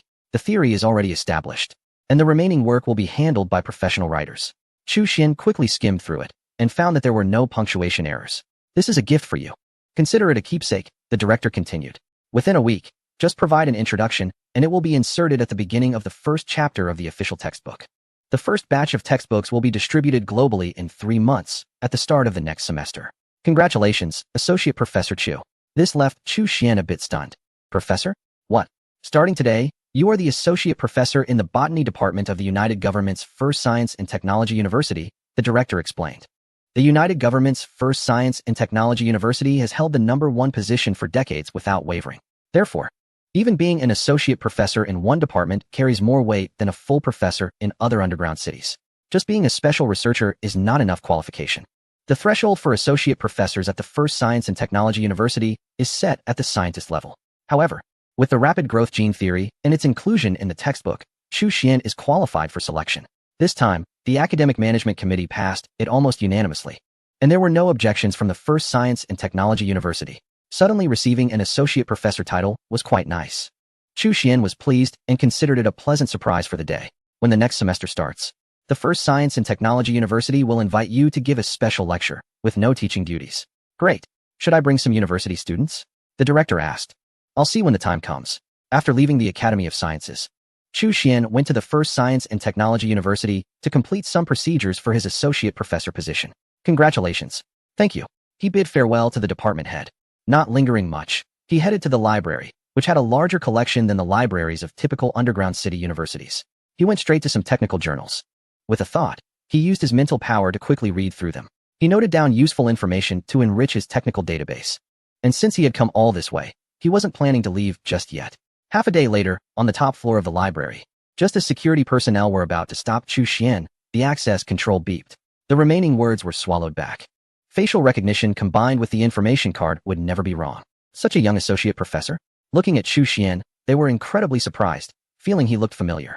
Suddenly, they remembered something. It was him. That was no problem. The rapid growth gene theory of the cruciferous family had received 10 times the coverage and close-ups during the awards ceremony.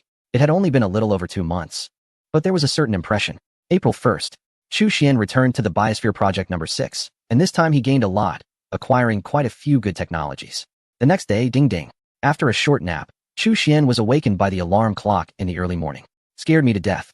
Chu Xian patted his chest, realizing he had just dreamed of being beaten in a canyon, and he actually felt a bit nostalgic about it.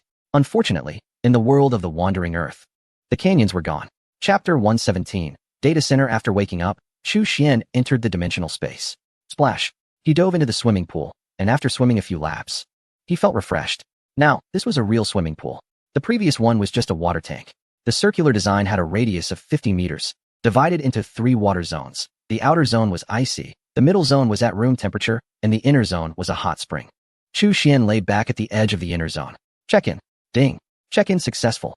Congratulations, you have received 1,000 pounds of oil peaches. Additional reward, mental enhancement, attribute, oil peaches. He quickly took one out. Crunch. Crispy. The taste was quite good, and Chu Xian ate 10 in a row. The system's products didn't need washing and could be eaten directly.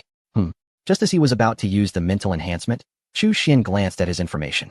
For times, he suddenly realized it was the beginning of the month, and with the Technology Advancement Award and the Human Contribution Award combined, he got 4 more check-ins each month. Distributed at the start of the month, he felt a surge of excitement. Check-in. Should I accumulate usage? The system asked. No, Chu Xian replied. The accumulation in the check-in system wouldn't increase the quality of the rewards, but only the quantity. Just like before, if he chose to accumulate check-ins, he would have received 5,000 pounds of oil peaches and 5 instances of mental enhancement. Although he was tempted to try it, if he ended up with nothing, that would be amusing, as he would be gambling without a 100 chance. So, it was better to play it safe for now. Ding. Check-in successful. Congratulations. You have received 1,000 pounds of fish mint. Additional reward, none. Congratulations, you have received 500 pounds of squid. Additional reward, none. Listening to the system's notifications, Chu Xian couldn't help but smile bitterly. If he had used the 4 check-ins earlier, he would have gotten 4,000 pounds of fish mint, and no additional rewards. This was a huge loss. After 3 consecutive additional rewards of nothing, Chu Xian was feeling a bit depressed. Congratulations. You have received 1,000 pounds of celery. Additional reward, level 1 data core X1. Is luck coming my way? Suddenly, the earlier gloom was swept away. What is this? Chu Xian asked. The system, having some intelligence, didn't explain what celery was. Level 1 data core, with ultra-large data storage capacity and ultra-fast data access speed. In addition, after listening to the system's explanation, Chu Xian couldn't help but feel excited. He hit the jackpot. Previously, his data storage had always been a problem. Many of the servers obtained from the shelter were outdated. Even the servers he got from the black market in City 23 were becoming increasingly insufficient. The storage requirements often reached dozens or even hundreds of terabytes. When the system delivered a pillow, it was quite satisfying. Soon, Chu Xian arrived next to the energy core. The energy block that came with the data core couldn't last long. It was meant for emergencies and required external power supply. Thus, the energy core, much like a button, gained a neighbor data center. It featured the same circular fortress design, surrounded by greenery. Viewed from above, it resembled a dual-camera setup, which was interesting. One could only wonder if there were other cores. If 4 cameras were assembled later, the image would appear quite square. Next, the land rights in this area were set to the highest level, ensuring that even biochemical subordinates couldn't approach. Following this, data transfer commenced. Unfortunately, this wasn't artificial intelligence. Everything had to be done manually, utilizing the interface to connect to the old server clusters. With a flurry of operations, the servers, which inherently possessed large-scale data migration capabilities, began copying data after a few commands. Limited by the old server's transfer constraints, it took a whole day to complete the copying. That day, the researchers at the experimental base noticed the difference. Wow, why is the access speed so much faster? Indeed, it was almost instantaneous. The storage speed was astonishing as well. After the initial surprise, they began to feel happy. Who wouldn't appreciate a progress bar that completes in seconds, saving a lot of time? Then, another piece of good news arrived. Depending on their permissions, they could apply for different levels of computing power. Indeed, any data center is not just about storage and read-write capabilities. Data computation is the real strength. Otherwise, it would just be called a storage center. Things were becoming increasingly confusing. Liao Yu logged in using his permissions, ready to test the limits of computing power, and casually entered a set of data. He was soon astonished. Previously, the largest supercomputing center of the joint government required 25 seconds to reach a conclusion, while here it only took 13 seconds. He thought he had seen most of what this place had to offer, but it turned out to be just the tip of the iceberg. His permissions were certainly not the highest. If he used the highest level of computing power, would it take 10 seconds? Or 8 seconds? Chapter 118. The show was over. Having set up the data center, it was time to use it. The mental boost he had just signed in was utilized. Moments later, the area of the dimensional space expanded once again, reaching over 3,300 acres. Chu Xian chose not to continue planting crops due to a water shortage. The dimensional space currently relied on external sources for water. Although the shelter had a water treatment facility, it couldn't provide such a massive quantity. Alternative solutions had to be considered. Digging ice and snow from the surface to melt? No. Chu Xian had a better idea. It was worth noting that not far from the shelter was Lake Baikal. At this moment, the date had arrived at April 4th. In the morning, the Biosphere No. 6 project welcomed its first upper-level inspection since Chu Xian took office, and it wasn't from an official department. But the overall person in charge of the Planetary Environment Transformation Project is Galeva. That's right, a foreigner. It's not surprising. Even before the transition, people from that country were almost everywhere in the global economy and scientific research fields. Quite common. Chu, how's it going? Are you adapting to the work now? Galeva looked at Chu Xian with considerable friendliness. Unfortunately, in front of Chu Xian, who had spiritual perception, nothing could escape scrutiny. Yes, the colleagues are quite cooperative. Hearing Chu Xian's words, Galeva couldn't help but internally complain. If it weren't for having dismissed the former assistant on the first day, would those people be so cooperative? However, despite the complaints, one had to admire the skillful maneuvering. The best was yet to come. Asset statistics. It startled quite a few people. Before others could cause him trouble, he created a problem for everyone, leaving them no time to focus on anything else. After finishing the statistics, he didn't even require signatures, directly filing it away. successfully shifting blame. From the results, one had to give a thumbs up to this operation. Subsequently, under Chu Xian's leadership, they strolled around. Although the research results of Biosphere Project Number 6 were good, they had little practical application. In his words, Galeva expressed skepticism. How about upgrading the fast-growing gene laboratory to a sub-project under the Planetary Environment Transformation Plan? This way, it could lead to a pile of opportunities. But that wasn't entirely accurate. It should be said that Galeva wanted the fast-growing gene theory to be closer to him. Previously, the fast-growing gene theory was a subordinate project of Biosphere Project Number 6. If it truly succeeded, the biggest beneficiary would still be the 616 experimental base where Chu Xian was, although it remained under Galeva's jurisdiction. But there was still a layer of separation. Moreover, it had to succeed in a project with a slashed budget. Whether Galeva could benefit from it was hard to say. Faced with such an opportunity, I think it's fine as it is. There's no need for special treatment. Chu Xian directly rejected it. First, there was no need. Having come this far, the experiment is on track. Why did Galeva only come now? Second, he didn't like the person in front of him. One must understand that the budget for Biosphere Project Number 6 was cut by 90. How could that happen without Galeva's involvement? 90%? What kind of concept is that? It was directly slashed to the ankles. Which project has its budget cut like this? It's simply unreasonable. It would be better to cancel it altogether than to keep it limping along. Therefore, there are problems behind this matter. However, if you continue like this, occupying the already limited budget of Biosphere Project Number 6, isn't it? Chu Xian looked at Galeva, and after failing to persuade him, he began to threaten. You don't need to worry about that. Are you sure? Naturally. Whether Biosphere Project Number 6 will even exist next year is uncertain. Galeva narrowed his eyes, somewhat annoyed. Indeed, he was the one who presided over the budget cuts for Biosphere Project Number 6. It's quite simple. After a year in office and having established a firm foothold, he plans to push his own project. The number of experimental bases is limited, and he has no authority to build new ones. He can only free up existing ones. After some comparisons and competitions, the Biosphere 6 project ultimately became the target. Anyway, it doesn't seem to have much of a future, so if it gets cut, it gets cut. Before that happens, if he can bring Chu Xian under his wing, that would be an unexpected gain. But that will be a matter for next year. Chu Xian remains unmoved. Galeva doesn't understand Chu Xian's attitude at all, but doesn't press the issue further. Very well. Then I wish you success in your research over the next 10 months. Once this budget year is over, it will be time to take action. Galeva doesn't believe that Chu Xian can produce a universal rapid growth theory in 10 months. 1 or 2 successes might be enough. Many so-called geniuses exhaust their luck with just 1 success in a lifetime. Does he really think that fate will continue to feed him? I do not believe it. After Galeva leaves, some rumors start to circulate. If not stopped, if the project fails in 10 months, it would likely be blamed on him. Chu Xian is completely unconcerned about this. All those petty schemes are paper tigers in the face of absolute strength. He doesn't need to do anything else. Just show off his abilities. Chapter 119. Shipbuilding Plan. On April 5th, an important meeting was held at the headquarters of the joint government. After Proposal No. 254 was put forward, someone immediately jumped up and shouted, "Absolutely not." There were many supporters of this opposition. Opposed? Are you prepared for the consequences? The situation is different now. Who knows what risks that thing might bring? Exactly. We support the launch of the shipbuilding plan. There was intense debate over the proposal to construct large spacecraft. Previously, no one would have brought it up, but now it was different. That sphere was strange, making people feel inexplicably uneasy. The speed of that small sphere was nothing to boast about, prompting thoughts of alternative methods. Thus, today's meeting became lively. The question was raised: if risks arise, who will take responsibility? Having an additional backup plan means more security. It's not large-scale construction, just for research purposes. The voices supporting shipbuilding gradually gained the upper hand.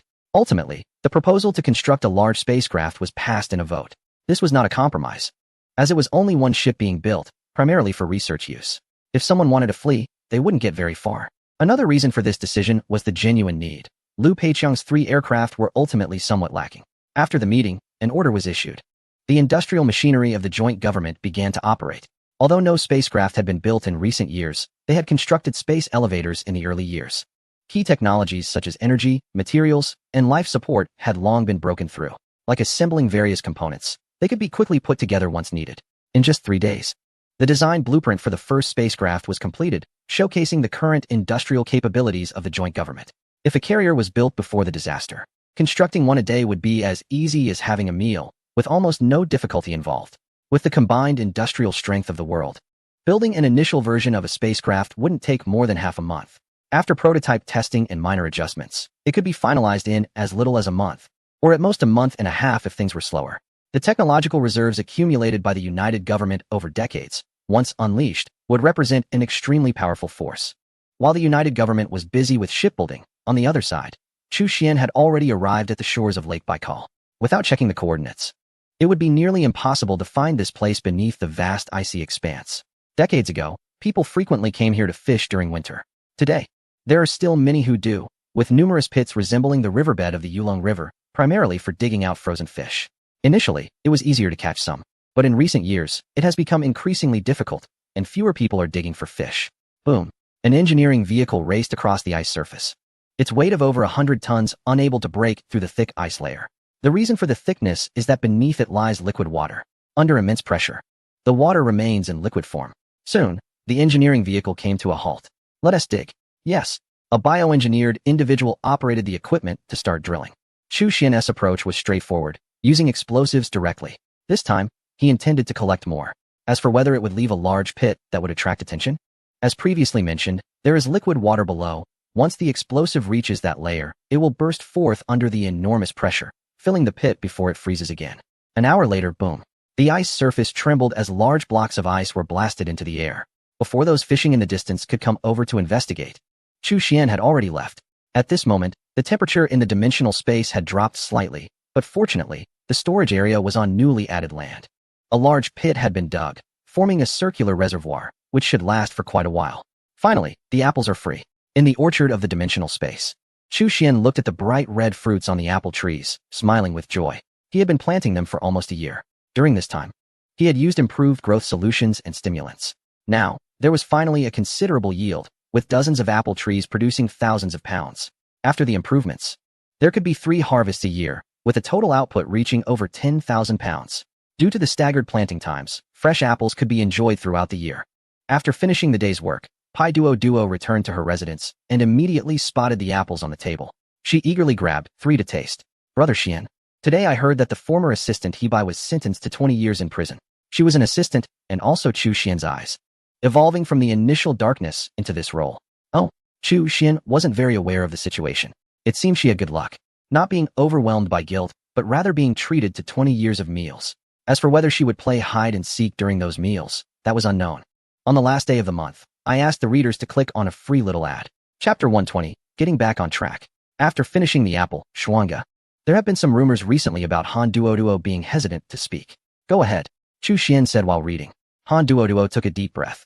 They say your rapid gene theory had a chance to be elevated, but you insisted on staying and occupying resources. Moreover, this offended Galois. As for next year's budget, at this point, she stopped, her small face filled with anger. How could they say such things? It's outrageous. Don't pay attention to it. Chu Xian smiled, unfazed. He had known about these matters long before Han Duoduo. Although Han Duoduo was his eyes and ears, she lacked experience. And the people in the base were wary of her, causing some information to be delayed. He wanted to see the look on their faces when they disliked him, yet couldn't do anything about it. Han Duoduo looked at the incredibly confident Chu Xian, her eyes full of admiration. An apple was certainly not a full meal. Soon, Chu Xian personally cooked a mushroom chicken soup, the delicious aroma wafting through the air. Han Duoduo no longer cared about its origin. She just wanted to eat heartily. After the meal, Chu Xian called out to her. 10 minutes later, after using the second gene enhancement liquid, she felt a surge of strength once again. It seemed like she wouldn't be able to sleep that night. She was determined to push herself. Back in her room, she continued to tackle piles of study materials. For Shuanga, she wanted to become an all-round assistant. Also, since Chu Xian held the position of associate professor at the First Science and Technology University, her student status was transferred there, and she had just been granted a position. The A1 degree from the First Science and Technology University held even more value. After Han Duoduo left, Chu Xian returned to his dimensional space and went to the farm. Cluck, quack. Compared to a few months ago when there were only chickens, ducks, and rabbits, the farm was now much livelier. While the underground city couldn't get pigs, cattle, or sheep, they could be purchased in City 23. Therefore, Chu Xian gathered the common livestock, chickens, ducks, and rabbits, which had strong reproductive abilities and were now thriving. Next, the goal was to raise cattle and sheep in groups. Woof! A Chinese rural dog wagged its tail at Chu Xian. He casually tossed a chicken leg into its bowl. Compared to the past's quietness, the space now had a bit more liveliness. With the increase in livestock, one worker was simply not enough. So the number was raised to 4. In recent days, he had also signed on some more. Now, the total number of his subordinates had exceeded 20, reaching 26. Although still lacking, it alleviated the labor pressure. Some things needed to be adjusted. For example, there was no need to use biomechanical individuals in the cafeteria. It was indeed a bit wasteful. As for whether someone would embezzle, no way. Here, being well-fed was basic. There was no skimping. Using ordinary people. How much could they eat anyway? He only needed absolutely loyal biomechanical individuals in key positions. Besides that, the organizational structure within the space also needs to be prioritized. Responsibilities and powers should be clearly defined, with a well-ordered hierarchy, to achieve the best operational results. In the shelter, a new batch of 36 individuals passed the assessment. You might wonder, will they get to eat meat once a month over there? Not likely. 3 months would be a blessing. Each person was filled with immense anticipation, as they had not seen any meat here for a year. Anything better than that would suffice. After an hour of tidying up, they gathered together, joyfully returning to inform their families. 3 days later, a message spread through the shelter. What? Even those cleaning are needed? Cooks. Looking at the new eligibility criteria, many were surprised yet invigorated, even though selection and assessment were still required. However, the conditions were much lower than before. Although the treatment might not be as good as that of researchers, it still offered a way out. Sign up, learn, take exams, selecting the best among the best. While many in the shelter were striving for the newly added positions, the organizational structure on Chu Xian's side was also completed. The core, decision-making committee. All committee members were from his own team. The next level consisted of various departments: security, logistics, human resources, and finance. Currently, there were not enough personnel. Some positions were left vacant to establish the framework first. Below that were some middle and lower management positions, which would be appointed based on circumstances, with clearer rules for rewards and punishments. From now on, the management of the dimensional space was finally on the right track. Chapter 121, Gravity Generator on April 12th. After waking up from a good sleep, Liao Yu received a message. Upon closer inspection, he found that he finally had an official position, which looked quite decent. Director of the first research center. Liao Yu felt somewhat helpless, as he perceived this organization to be quite unreliable. Lack of personnel, lack of resources, lack of space. Otherwise, the accommodation area wouldn't be so crowded, and various experimental equipment had only recently begun to arrive. Even the management system was previously quite rudimentary. The organizational structure was even more confusing. Now, it seemed they realized the issue. As the number of people increased, a complete hierarchy was indeed required for management. After freshening up, he went to the cafeteria for a self-service breakfast. Soy milk, fried dough sticks, and steamed buns, with daily variations. What a delight. Delicious. One bite of fried dough with soy milk. Liao Yu had already adapted to the living conditions of his new home and had no thoughts of leaving. Even for the sake of letting his grandson enjoy better food, he had to stay here, where each person could receive an egg daily. Look, the former students and colleagues he had convinced to come were enjoying their meals happily. They really made the right choice. Indeed, with such food conditions, who would want to return to the previous government? Listening to these discussions, Liao Yu couldn't help but smile. Any feelings of shame for selling out his teammates had completely vanished. Next, he would continue to promote. Not just him. Those he had convinced also began to join the ranks. There was no other way. Compared to slowly working to accumulate contributions, selling out teammates was the fastest way.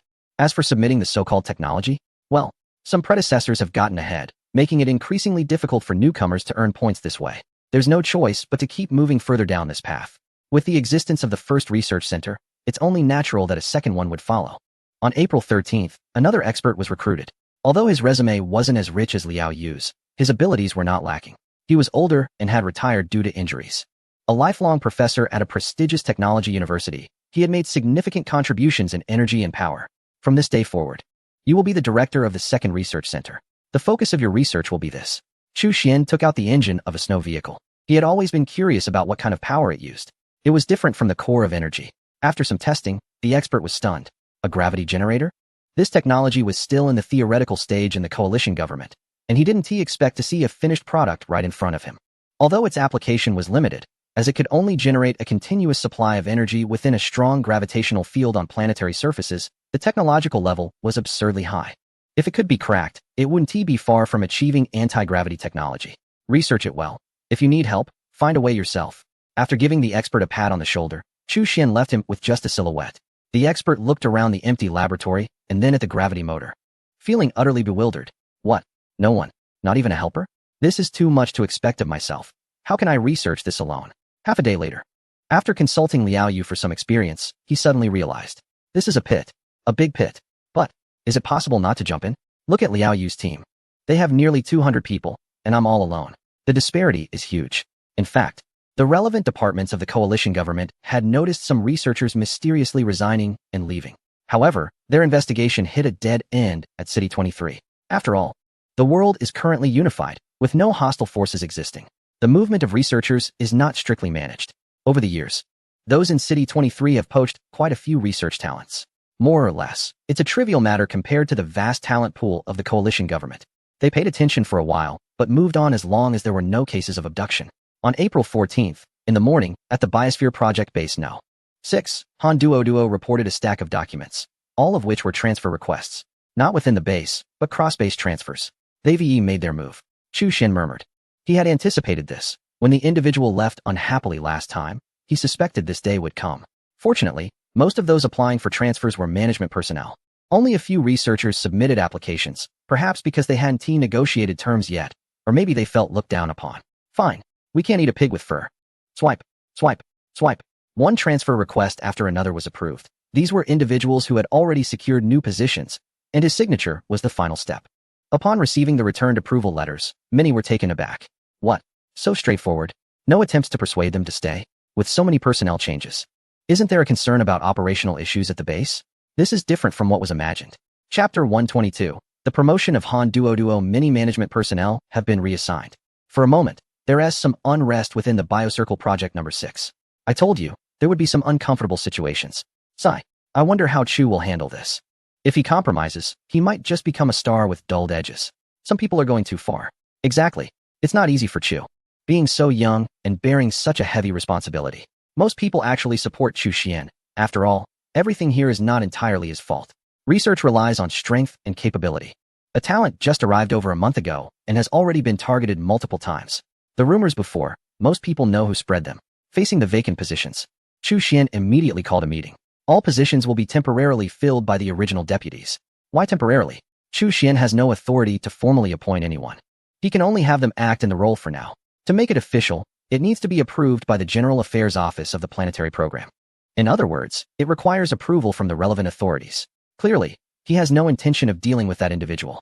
After all, they are waiting for him to seek them out, because if he promotes someone, it essentially means that person is aligned with him, for the sake of his subordinates. As a leader, one cannot compromise too much. Otherwise, who would respect you? Unfortunately, if all his subordinates were like that, he would rather not have them. Just do your job. Remember, manage your words, your actions, and your responsibilities. We are not children anymore, so stop causing trouble. Humph. This half-spoken remark made everyone in the room tense up. At this moment, someone raised a question. Chu, what should we do since the head and deputy of the comprehensive office have all left?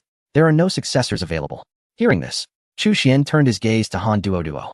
At this moment, she was still immersed in the joy of watching her brother Xian lead the discussion, and suddenly felt Chu Xian's gaze on her. Duo. You will temporarily take over as the head of the assistant department, Chu Xian said. Instantly, Han Duo was astonished. What? Head of the department? Can she do it? She is just a small assistant, and this is a large project with 3,000 people. The assistant department is not small either. There are dozens of people. According to regulations, a senior researcher can have an assistant. And there are quite a few special researchers in this project. Thus, this position is neither too big nor too small. She, Han Duo, got promoted just like that? Wow. Feeling that she might not do well, she was about to decline when she suddenly realized this was to help her brother Xian. Then it's settled, meeting adjourned. Chu Xian concluded, and no one said anything further. Promoting assistant Han Duo was just a routine operation, just like the previous assistant Hebai, who also held this position and later acted as the deputy director of the comprehensive office. Unfortunately, he faced a sudden downfall. Now he is still lamenting his fate. Returning to the office, go for it, Duo. Believe in yourself, you can definitely do it. Han Duo clenched her small fist to motivate herself. If Xingu could come here alone to take up his post, she could also handle things on her own. Someone questioned, if he brought you along. How can that be considered coming alone? In her view, she was just an extra, capable of assisting but unable to contribute significantly to major tasks. Duo, go familiarize yourself with the relevant matters in the assistant department. This position may not last long, so just treat it as a training opportunity. Okay. Han Duo quickly went to start her duties. That's right. This was a training experience. She didn't care about the title of department head, only about her growth and being able to help those in front of her more. As for the acting position, not being made permanent, Galois felt quite frustrated. They only appointed an acting role without any intention of making it permanent, which was disappointing. He was completely unnecessary for this. How infuriating. Let's see how long you can be so arrogant. However, at that moment, a notification came through. Galawa, project leader of Biosphere number 6. Chu Xian has filed a complaint against you for improper personnel appointments. Please explain. Galawa felt stunned, as if struck by lightning. This incident did indeed breach protocol. The cross-base transfer was only notified to Chu Xian at the last minute, yet he signed off on it first. But was this really such a big deal? Minutes later, after ending the call, Galawa was at a loss for words. Always reporting others. Are you a child? Compared to Chu Xuan's age, he did seem like a child. But must he be so willful? Can't we play by adult rules? It's infuriating. Ignoring the other party might just give them more satisfaction. Thus, Chu Xian casually filed a complaint. Knowing it wouldn't change anything, but wanting to let Galawa know, you can't cover everything. Don't go looking for trouble. Otherwise, I will find trouble for you too. Chapter 123. Steelmaking. Just when Galawa was so angry that he couldn't even eat curry at Biosphere number 3. What? That kid Chu Xian actually filed a complaint against Galawa? How dare he? Okamoto Yuji felt it was utterly ridiculous. Complaining even to superiors? Was he out of his mind? However, upon reflecting on Chu Xuan's glorious history, it seemed a little reasonable. How infuriating. This guy always played by his own rules. Previously, he had let Hebai dig a pit, only to have it backfire on his assistant. In recent days, he had been running around trying various tactics to minimize the impact on himself. Just as he was about to take action against Chu Xian, he found that the other party didn't even care about Galawa's face. To be honest, Okamoto Yuji was now a bit scared. An uninhibited and reckless young man, working without any rules. If he dug another pit, he might end up falling into it himself. What to do? It's worrying. The joy of being transferred to the Biosphere number 3 project was completely overshadowed by Hebai's incident. Sigh. In a couple of days, he needed to visit City No. 23 to soothe his soul. A week later, April 22nd, morning, Rapid Growth Gene Laboratory.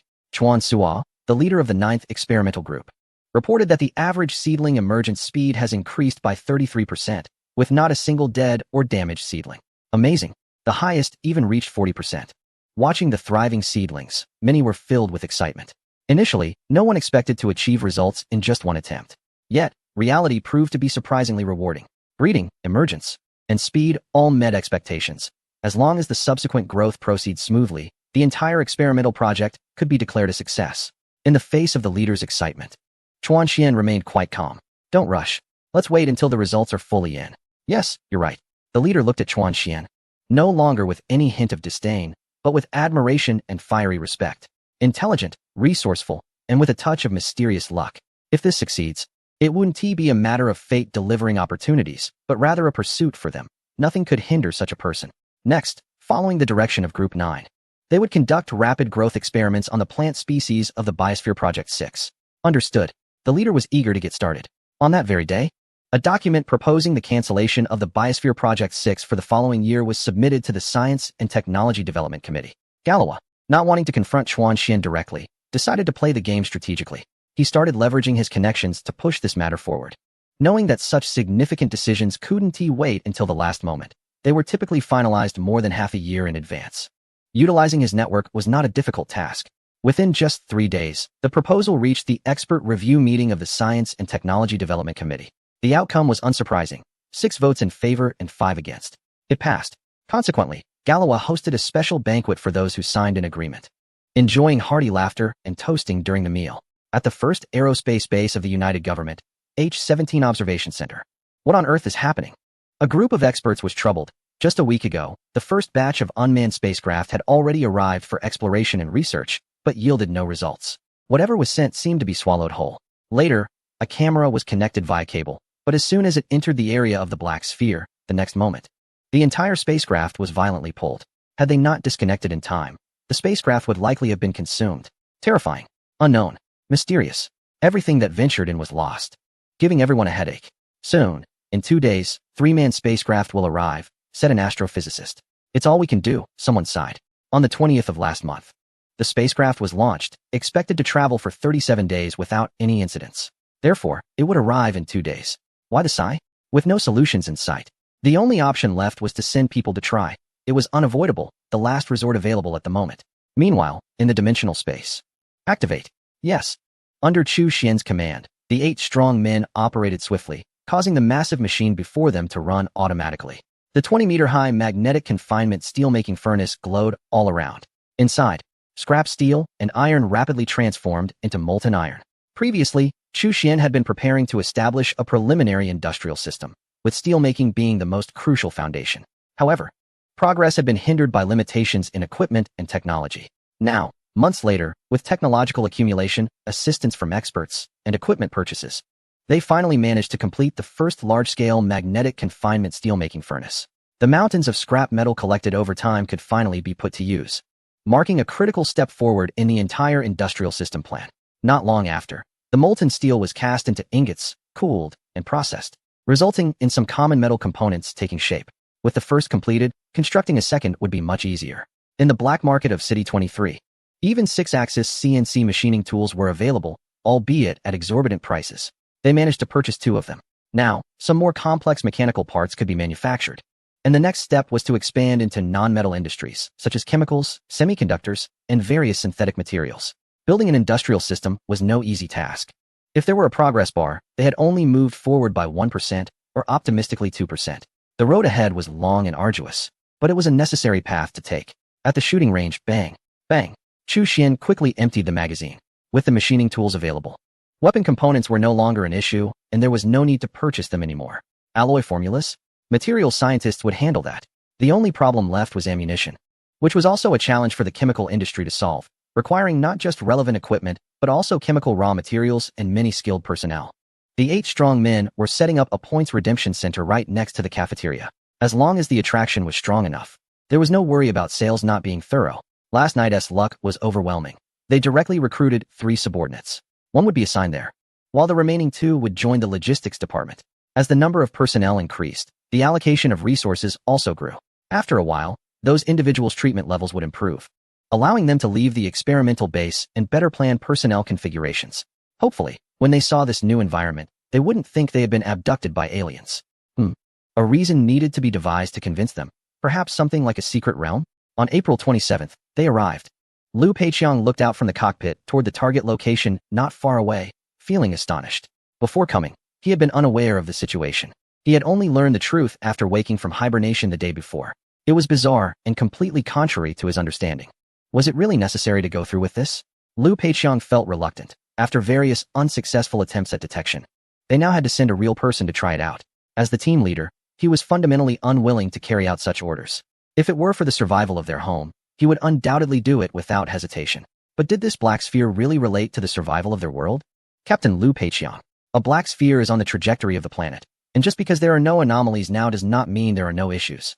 Therefore, some risks are necessary. Looking on the bright side, just yesterday, an object that had been sent out unexpectedly returned without any damage. The distant message left Liu Peiqiang momentarily silent. Yes, he chose to obey orders. From the moment they boarded the spacecraft, everyone was already prepared for the possibility of not returning, so it wasn't entirely unexpected. The earlier question was merely an attempt to see if there was any room for maneuver. After all, one misstep could lead to dire consequences. The only comforting thought was that the object had returned. Logically, they should continue monitoring and send some animals to test the waters. Clearly, some individuals on the other side couldn't wait. A minute later, the third spacecraft released the 007 capsule. Liu Peiqiang stated yes. Inside was a Chinese astronaut. 007 capsule released. Li Xian replied, yes. Good luck. The capsule slowly approached the black sphere and soon reached its edge. The moment it made contact with the sphere, whoosh. The capsule was sucked in. 5 minutes, 10 minutes, half an hour passed with no response. Liu Peiqiang received a second command to send another attempt. Yes. An hour later, as the fourth capsule was preparing to approach, someone shouted, oh my, look, it's back. The 007 capsule has returned. Liu Peiqiang immediately ordered for it to be retrieved. Soon, the capsule was captured. The data storage in the capsule was damaged and irreparable. Li Xian's vital signs were normal. It seemed he had fainted. Should they use medication to wake him, or try physical methods? No, wait a moment. They needed to check for any brain injuries first. Liu Peiqiang was also curious about what had just happened, but he held back. The only one who had returned needed to be handled carefully. Half an hour later, the second sleep capsule returned. A gasp echoed through the room. In an instant, Liu Peiqiang had a thought. Wake Li Xian. Previously, so many items had been sent out with only 1 returning, and now, 3 had been sent out with 2 coming back. Reasonably deducing, it was possible that Li Xian had woken up once and had operated the capsule to return. The other side couldn't wait. And since the brain scan showed no injuries, they opted for medication. 10 seconds later, Li Xian suddenly woke up, finding himself surrounded by his colleagues. His face instantly filled with shock and joy. There are stars over there. Chapter 125 Codename. Deep space. The planet. First space base. H-17 Observation Center. What? Stars. Everyone gathered there was astonished, listening to Li Xian's account. The location of the stars was not too far away. A wormhole? Very likely. They exchanged glances. Such phenomena had only existed in theory before, and now it had suddenly appeared before their eyes. Caught off guard, they needed to process this information properly. At this moment, the speaker posed a question. Could it be that what we see is the sun? Upon hearing this, an expert in the field shook his head. He had just conducted a test, and the damaged components were all precision equipment. The signal transmitter of the flight cabin was intact. If we were still in the solar system, with the time elapsed, our widely dispersed probes across the star systems would have long received signals. Therefore, the unspoken conclusion was clear to all. It was not the solar system. Shortly after, a second astronaut regained consciousness. Bringing back the same information, there was a bright star across from them. The rest was unclear. He only remembered feeling dazed before losing consciousness. Upon waking, he wanted to investigate, only to find that the main operating system of the equipment was damaged and the emergency system had activated, which was entirely outdated. The more precise the components, the weaker their resistance to interference. Conversely, older, bulkier components sometimes performed very reliably, allowing the astronaut to return with the limited operational functions that remained. After hearing this, the attendees turned their gaze toward the speaker. A meeting was convened. 10 minutes later, in the large conference room of the space base, it was confirmed that 3 things were certain. First, the black sphere was a wormhole. Second, there was a star system on the other side. Third, passing through the wormhole could damage precision electronic components and cause temporary unconsciousness in humans. However, many uncertainties remained. The location of that star system, the existence of a civilization, and whether there were any other threats. In light of the sudden developments, the meeting sparked intense discussions, ultimately establishing a general guideline. Exploration. Subsequently, a series of resolutions were passed to expedite the construction of the first research spacecraft, while also permitting the installation of weapons to reach the location as quickly as possible.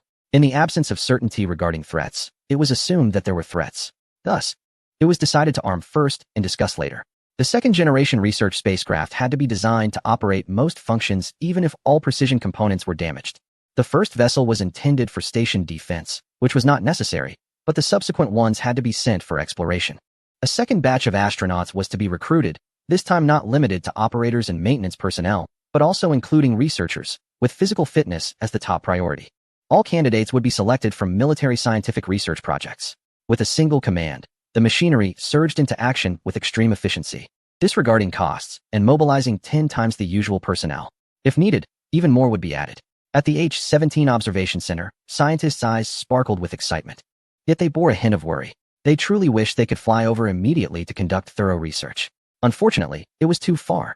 Liu Peiqiang's spacecraft would take 37 days to reach, and the research vessel would also require about 30 days. Considering it was still under construction, obtaining first-hand data from the other side would take nearly a month and a half. The vastness of the starry sky was frustrating, causing great impatience.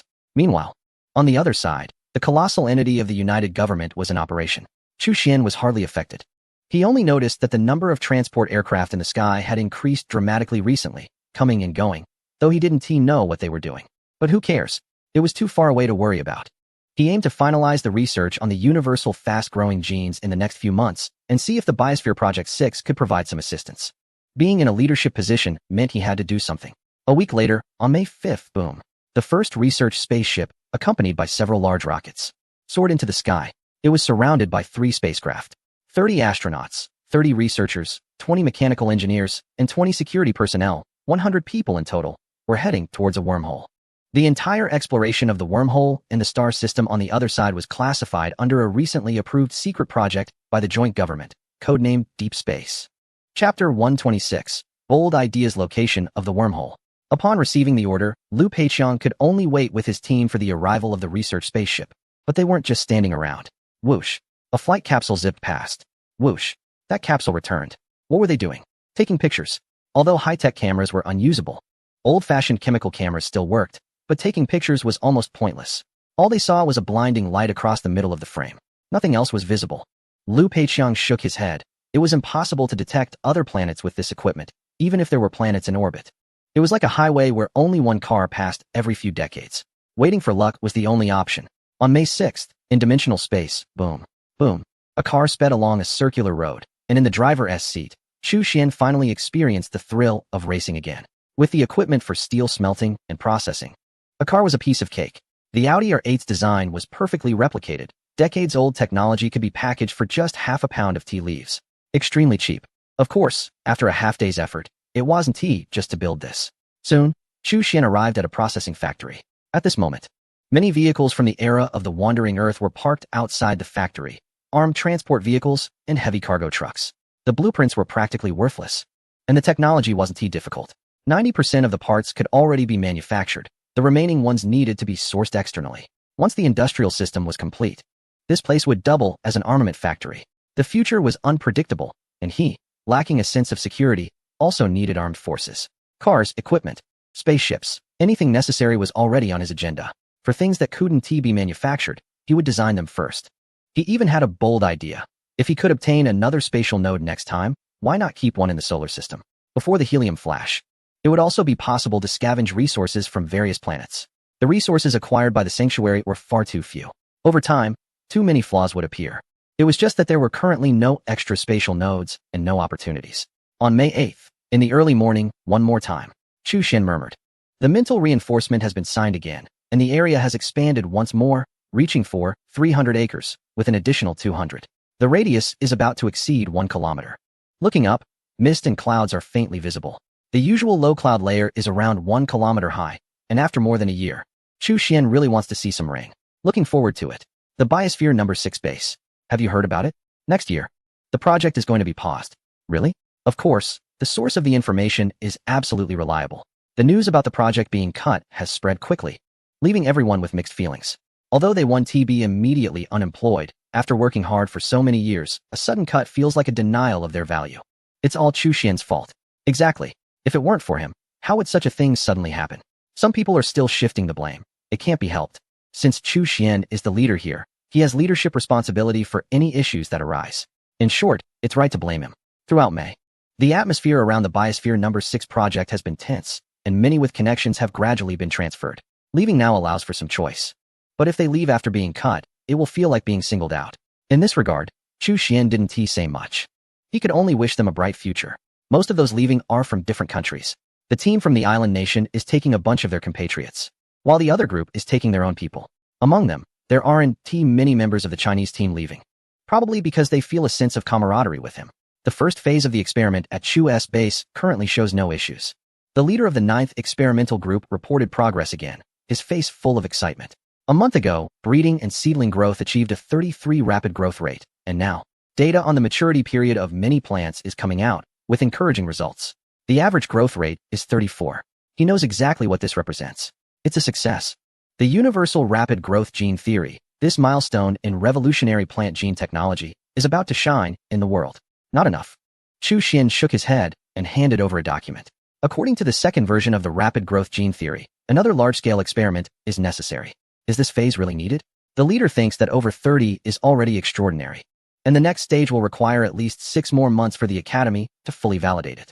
Chu Xian, go ahead with the arrangements. Yes. The leader didn't say anything further. He is a subordinate, and his job is to execute. With over 30 as a safety net, even if the new version fails, it doesn't matter. Chapter 127. Weather control. There are no walls that don't let the wind through. Quickly, the news of the initial success of the rapid growth gene theory spread, causing a sensation throughout Base 616. Did Chu's base save the Earth in a past life? What luck? Luck? That's called ability. A genius like Chu cannot be predicted by common sense. I thought it would take 3 years to see results. I initially guessed 5 years, and I was still being conservative. Great.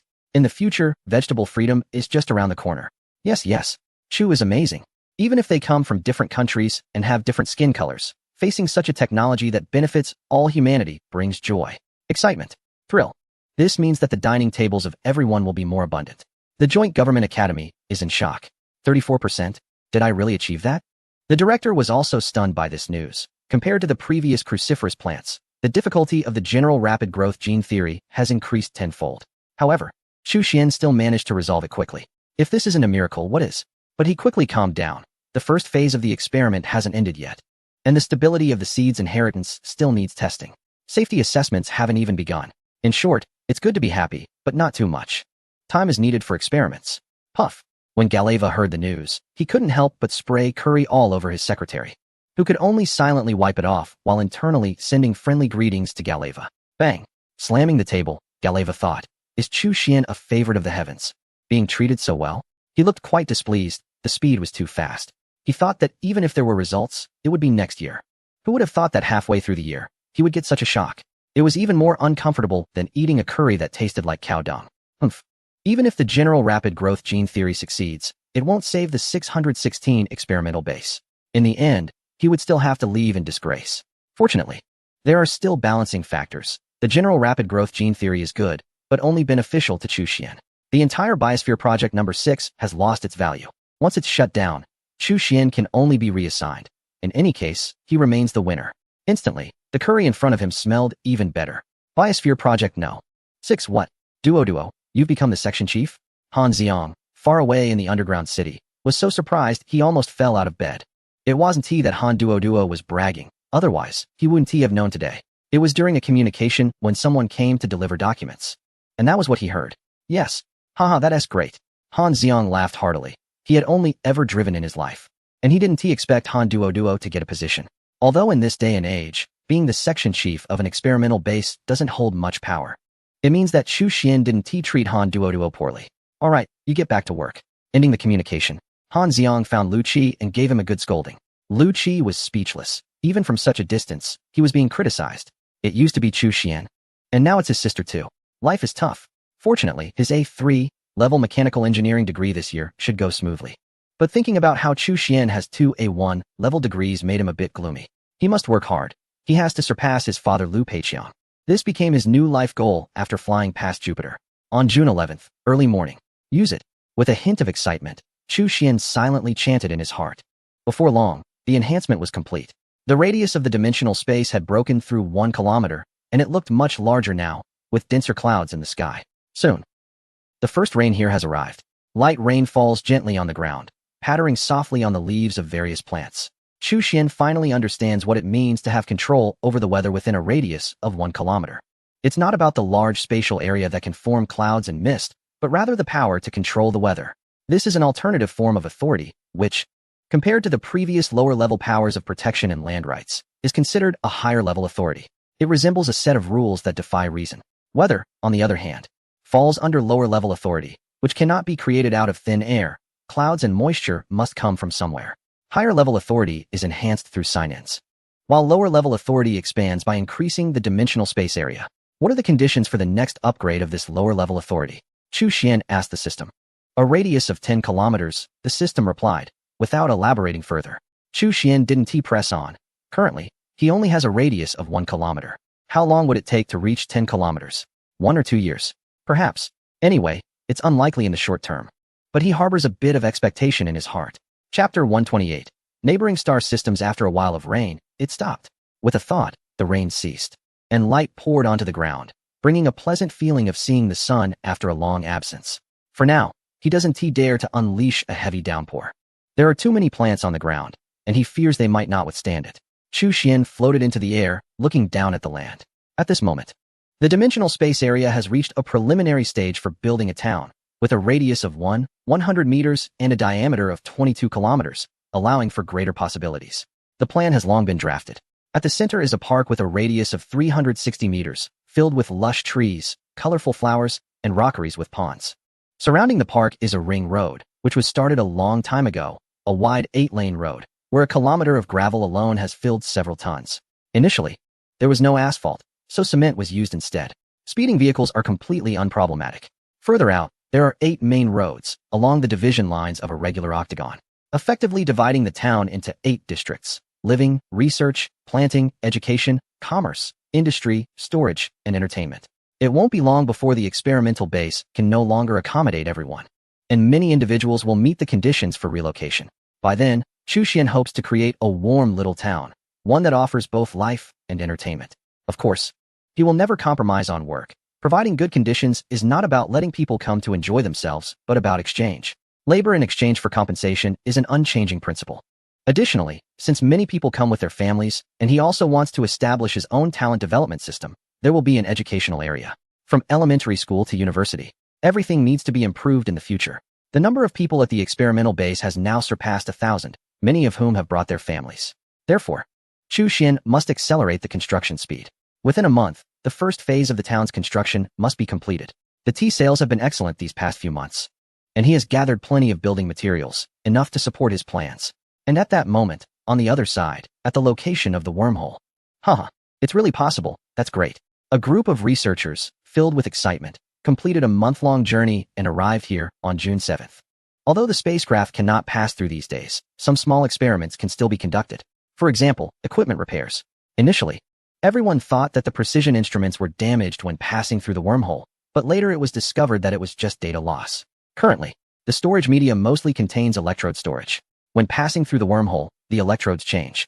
Data that was originally 011 may have turned into 100, leading to changes in the underlying data, resulting in garbled readings. However, if it is merely a change and not physical damage, there is a possibility for repair. For instance, re-entering the control codes. Clearly, experiments have shown this to be feasible. Thus, with some time invested, high-tech equipment on the other side can still be used, which excites everyone. However, soon they faced frustration. Rewriting. General control systems might be simple, but some, like computer operating systems, contain tens of millions of lines of code. Goodness. This would wear out fingers and eyes. They bore the burden of being overwhelmed by challenges from the other side, and what else could they say? Just work hard. Nearly 40 people, after crossing the wormhole, began assembling in a newly set-up space station, with the sound of keyboards echoing. Liu Peiqiang couldn't help but twitch his mouth at the beautiful chaos. Fortunately, as a mechanical engineer and a team leader, he didn't have to do it himself. Otherwise, he would probably be exhausted too. At this rate, the probe could be operational in 3 days, the crewed spacecraft in 10 days. And formal exploration of this star system could start in a month. The next batch of spacecraft will bring various shielding materials, which might solve some problems. But the necessary tasks still need to be completed. If the new materials turn out to be ineffective, it would mean wasting a month. Meanwhile, the first batch of repaired space telescopes sent back a large number of images to Earth. This time, it was not just the H-17 observation center. The entire H observation subbase was designated for deep space program use. The photo of the sun appeared as just a dot of light. There were more reference points in the starry sky photos. Oh my goodness, is this for real? Many were astonished as they looked at the simulated data returned by the supercomputer group, which displayed a message, simulation result, probability of Proxima Centauri system 9889. Everyone looked at each other in disbelief. Proxima Centauri system? ISNT, that where they're supposed to go? Chapter 129. Here we go again. After a moment of silence, the speaker ordered, recalculate. Yes, the staff entered the commands. Subsequently, the supercomputer group conducted another simulation. And this time it was more than twice as fast as before. Simulation result. Probability of Proxima Centauri system 100. A direct full probability. At this moment, everyone's feelings were quite complex. Surprise, joy, helplessness. There's no need to mention the unexpected. The delightful part is the existence of a wormhole that leads directly to a neighboring star, which is simply incredible. However, the unfortunate reality is, even so, what difference does it make? The past? Where to live? The wormhole is so small that only a spacecraft can traverse it, while the size of the Earth means it can only continue drifting for over 2,000 years. Therefore, even with a wormhole, the difference is minimal. A day later, it was confirmed without a doubt that it was indeed the neighboring star. The head of the deep space program reported to the speaker. Why? After the receiving equipment was repaired, we received a segment of information from the solar system, sent by a spacecraft several years ago. Everything matches up. It's confirmed. The simulation results are accurate. Some scientists had boldly hypothesized about the possibility of a parallel world, but it seems that's not the case. Each piece of information has a specific code and even includes the models and operational status of the equipment's software and hardware. There's no mistaking it. Are there any abnormal signals? No, it's very clean, the head answered. That's good. The speaker sighed in relief. What he feared was the presence of abnormal signals. What if there were civilizations in that star system? He had read the science fiction novel, and, while he thought it was just fiction, he was still worried about extraterrestrial life. Coexisting peacefully? That's hard to believe. When different civilizations encounter each other, it's a matter of survival. If there is a possibility of peaceful coexistence, it's either due to a vast difference where the stronger has no interest in crushing the weaker, a dominant relationship, or both sides are evenly matched, fearing mutual destruction under a facade of peace. Moreover, there won't be a fourth type of peaceful relationship. And regardless of which one it is, it's not a good scenario for Earth. As for the beings from the science fiction novel who were eradicated by humans, that can only be attributed to the needs of the narrative. If their intelligence were brought down to the floor level, with both sides' technological capabilities, humanity would simply be doomed. There is no competition. Just like in movies, alien beings have almost never won. various forms of defeat, countless ways for extraterrestrial beings to meet their end when invading Earth. However, just a little exaggeration is fine. Don't take it too seriously. Returning to the matter at hand, when can the second batch of spacecraft depart? Tomorrow morning. The head of the Deep Space Program immediately replied. On May 5th, the first research spacecraft was launched and arrived a week ago. The second batch consists of 4 research spacecraft, which have been designed and constructed with great urgency. Now, they are complete. This is still without the establishment of a large-scale manufacturing plan for spacecraft by the joint government. Otherwise, the speed could have soared. If global industrial forces were mobilized without cost considerations, producing 1 spacecraft a day would be as easy as making dumplings. Standardization and modularization are key. If the entire industrial system were fully activated to serve the deep space program, it wouldn't just be 1 a day, as long as metal materials are available. Producing 3 to 5 spacecraft a day would be a routine operation, something unimaginable before the disaster. But with fusion engines, many things have become possible. The next day, June 14th. Here we go again. Looking at the smoke rising in the distant sky, Chu Xian couldn't figure out what was happening. Was there some major incident? Could it be that there was an obstacle in the orbit of Earth that required a large-scale cleanup? He couldn't make sense of it. Forget it. Even if the sky were to fall, there would be someone tall to hold it up. Although he had his advantages, he wasn't strong enough to be that tall figure yet. Boom. A transport vehicle was driving down the road. The urban area surrounding the headquarters of the joint government was different from other places. There were specially built roads connecting each city. It was bustling with activity. On the road, Chu Xian also noticed that some heavy transport vehicles were carrying huge metal components in one direction. City 13. That was the 3rd largest industrial underground city around the headquarters. The largest, City 10, focused on light industry. The 2nd largest, City 11, focused on heavy industry. While City 13 belonged to the military-industrial zone. Suddenly, an idea sparked. Could they be building a spaceship? Such large components were not light and certainly could not be for a space station. But if it were a spaceship, that might be possible. What was going on? Was there a rise in spaceship production? Chapter 130. Public lecture. As far as he knew, in the past, there had been multiple debates within the joint government about whether to manufacture spaceships, and the conclusion was clear: no. However, that didn't mean they weren't researching it. It could be considered a backup measure. Chu Xian had no doubt about the manufacturing technology of the joint government. But the question was, why the sudden change? Dazhuang. Find out what's going on. Chu Xian communicated mentally. Got it. 10 minutes later, Dazhuang, who was already considered a big player in the black market of City 23, sent back a simple message. They're not selling. What? Chu Xian frowned slightly. Not selling? That was unusual. Even when it came to the latest equipment from the joint government, these people wouldn't hesitate. But now they were completely refusing to sell this information. Interesting. City 23. Intelligence dealer's place. A civilian shelter wants to buy such information? Dream on. In their eyes, that big player was just a person from the shelter. If this got out, wouldn't it spread everywhere? Although they weren't aligned with the joint government, they were united on certain matters. Technology and equipment. Some larger research information could be sold, but when it came to classified intelligence, it depended on one's identity.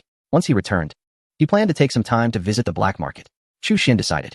This time, he was heading to the top technology university of the joint government, where he had promised to attend a lecture months ago. He would also take the opportunity to check the library for any new valuable information, not wanting to miss any chance to gain an advantage. Top Technology University. Early in the morning, many students rushed toward the P2 public classroom. What is going on? Someone asked in confusion. Chu Xian is coming to give a lecture. Who? Theoretical Genetics, Technology Advancement Award. So it's him. Regardless of whether they were majoring in botany or not, everyone immediately became interested. After all, Chu Xian had been quite impressive earlier this year. While others introduced themselves in 30 seconds, Chu Xian showcased for 5 minutes. That scene, looking back now, is truly exhilarating. What a magnificent sight it was. Unfortunately, the difficulty of winning awards is too high. Moreover, it's hard to find any technology that can be as universally appreciated as the rapid growth gene theory. People prioritize food above all else, and that's not a falsehood. Is this the first science and technology university? Han Duo is also here for the first time, unable to help but glance around. Most of the people coming and going are young students. A year ago, she could only dream about it. Now, things are different. She considers herself part of it, and reflecting on it is simply unbelievable. It all comes from the people around her. Professor Chu, please. The department head brought a rather beautiful girl to greet him. As for why neither the principal nor the vice principal came to welcome him, well, they are of a higher rank and often aren't even at the school. There is a vice principal of Saudi nationality whom Chu Xian has met at City 23. Thank you for your trouble. Sister, my name is Han Duo. Han Duo is quite friendly. Hello. Out of respect, she initially wanted to chat more with Chu Xian. But Han Duo is too enthusiastic. Duo, your skin is so good. Not really. Really, there isn't a single blemish. The topics of conversation among girls really haven't changed over the years. While chatting with the department head, Chu Xian surveyed his surroundings, preparing to take notes. The University of Dimensional Space is currently under design. In the educational zone, the first ring is for elementary school, the second for middle school, and the third for university. Right now, the area can only accommodate one ring. In fact, it could all be squeezed together, but there's no need. The population is small now, but it will increase in the future, so functional zoning needs to be done in advance. What a beautiful county town. Just about like that. Before long, they arrived at the P2 public classroom. So many people. There were even some standing in the aisle. Chu Xian is here. A gasp. And hundreds of gazes turned to look. Wow, this looks just like on television. Handsome. Even in the so-called highest institution of learning on the entire planet, there are still some who are drawn to looks. Is it unreasonable for academic achievers to appreciate handsome individuals? Of course not. Most of them still admire Chu Xian's talent. Applause erupted. They are all beneficiaries of the rapid growth gene theory. Everyone knows that this is related to the person in front of them. I believe I don't need to introduce him further. Everyone knows him. Professor Chu, please. The department head didn't waste any time. Today's main character is Chu Xian. They really wanted to recruit him as a teacher, but couldn't bring themselves to say it. He is managing thousands of people in Project BioCircle 6. It's not feasible to lure him away. However, it's rumored that the project may be cancelled, so it will be seen later. As the world's top university directly under the joint government, they dare not make any reckless claims about other conditions. Yet, the research conditions are believed to be very attractive for Chu Xian. Chapter 131. I'm just asking casually in the following time. Show. Without beating around the bush, this isn't for entertainment. It's directly about his fast-growing gene theory. There are quite a few lecturers in plant sciences in the audience. In the future, what Chu Xian talks about will also be part of the curriculum. Although the textbook has already been published, who can explain it as clearly as the founder? Therefore, everyone listens very attentively, taking notes like students. After a full hour, he asked, does anyone have questions? A group of people raised their hands. Chu Xian pointed to someone in the front row. The lecturer stood up. Professor Chu, what you mentioned earlier about the fast-growing gene theory in cruciferous plants is a bit different. As a lecturer, I naturally studied it thoroughly beforehand. Yes, Chu Xian nodded. Some of the content comes from the universal fast-growing gene theory. Currently, the theory has entered the second phase of experimentation, and it is genetically stable. I believe we can complete the verification by the end of this year. The audience was shocked. What? The universal fast-growing gene theory has taken shape? They thought this might be Chu Xian's peak, but unexpectedly, cruciferous plants were just his starting point. Most of them were from botany backgrounds and understood the differences and difficulties between single species and universal theories. Incredible. In just a year, Chu Xian achieved a second leap. Heavens, what kind of genius is this? One lecturer asked excitedly. Of course, Chu Xian nodded and continued. Although the universal theory will be published, the single species theory you have is also useful.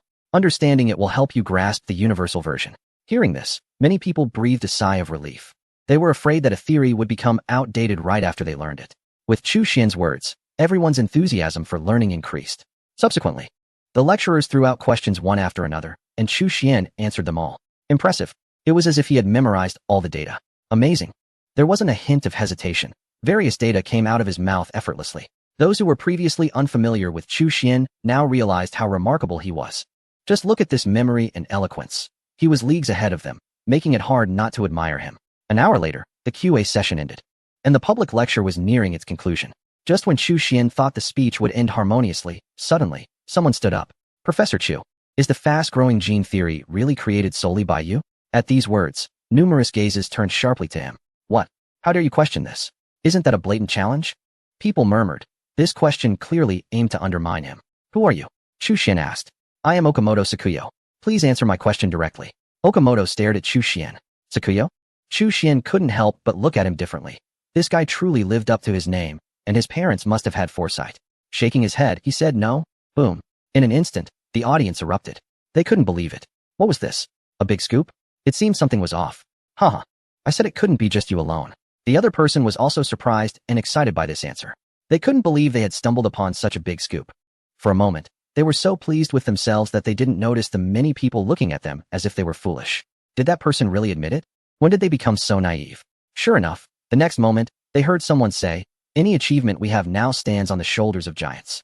Various technologies, various equipment, various theories. Countless professionals have dedicated their lives to laying the foundation for future generations to shine based on their results.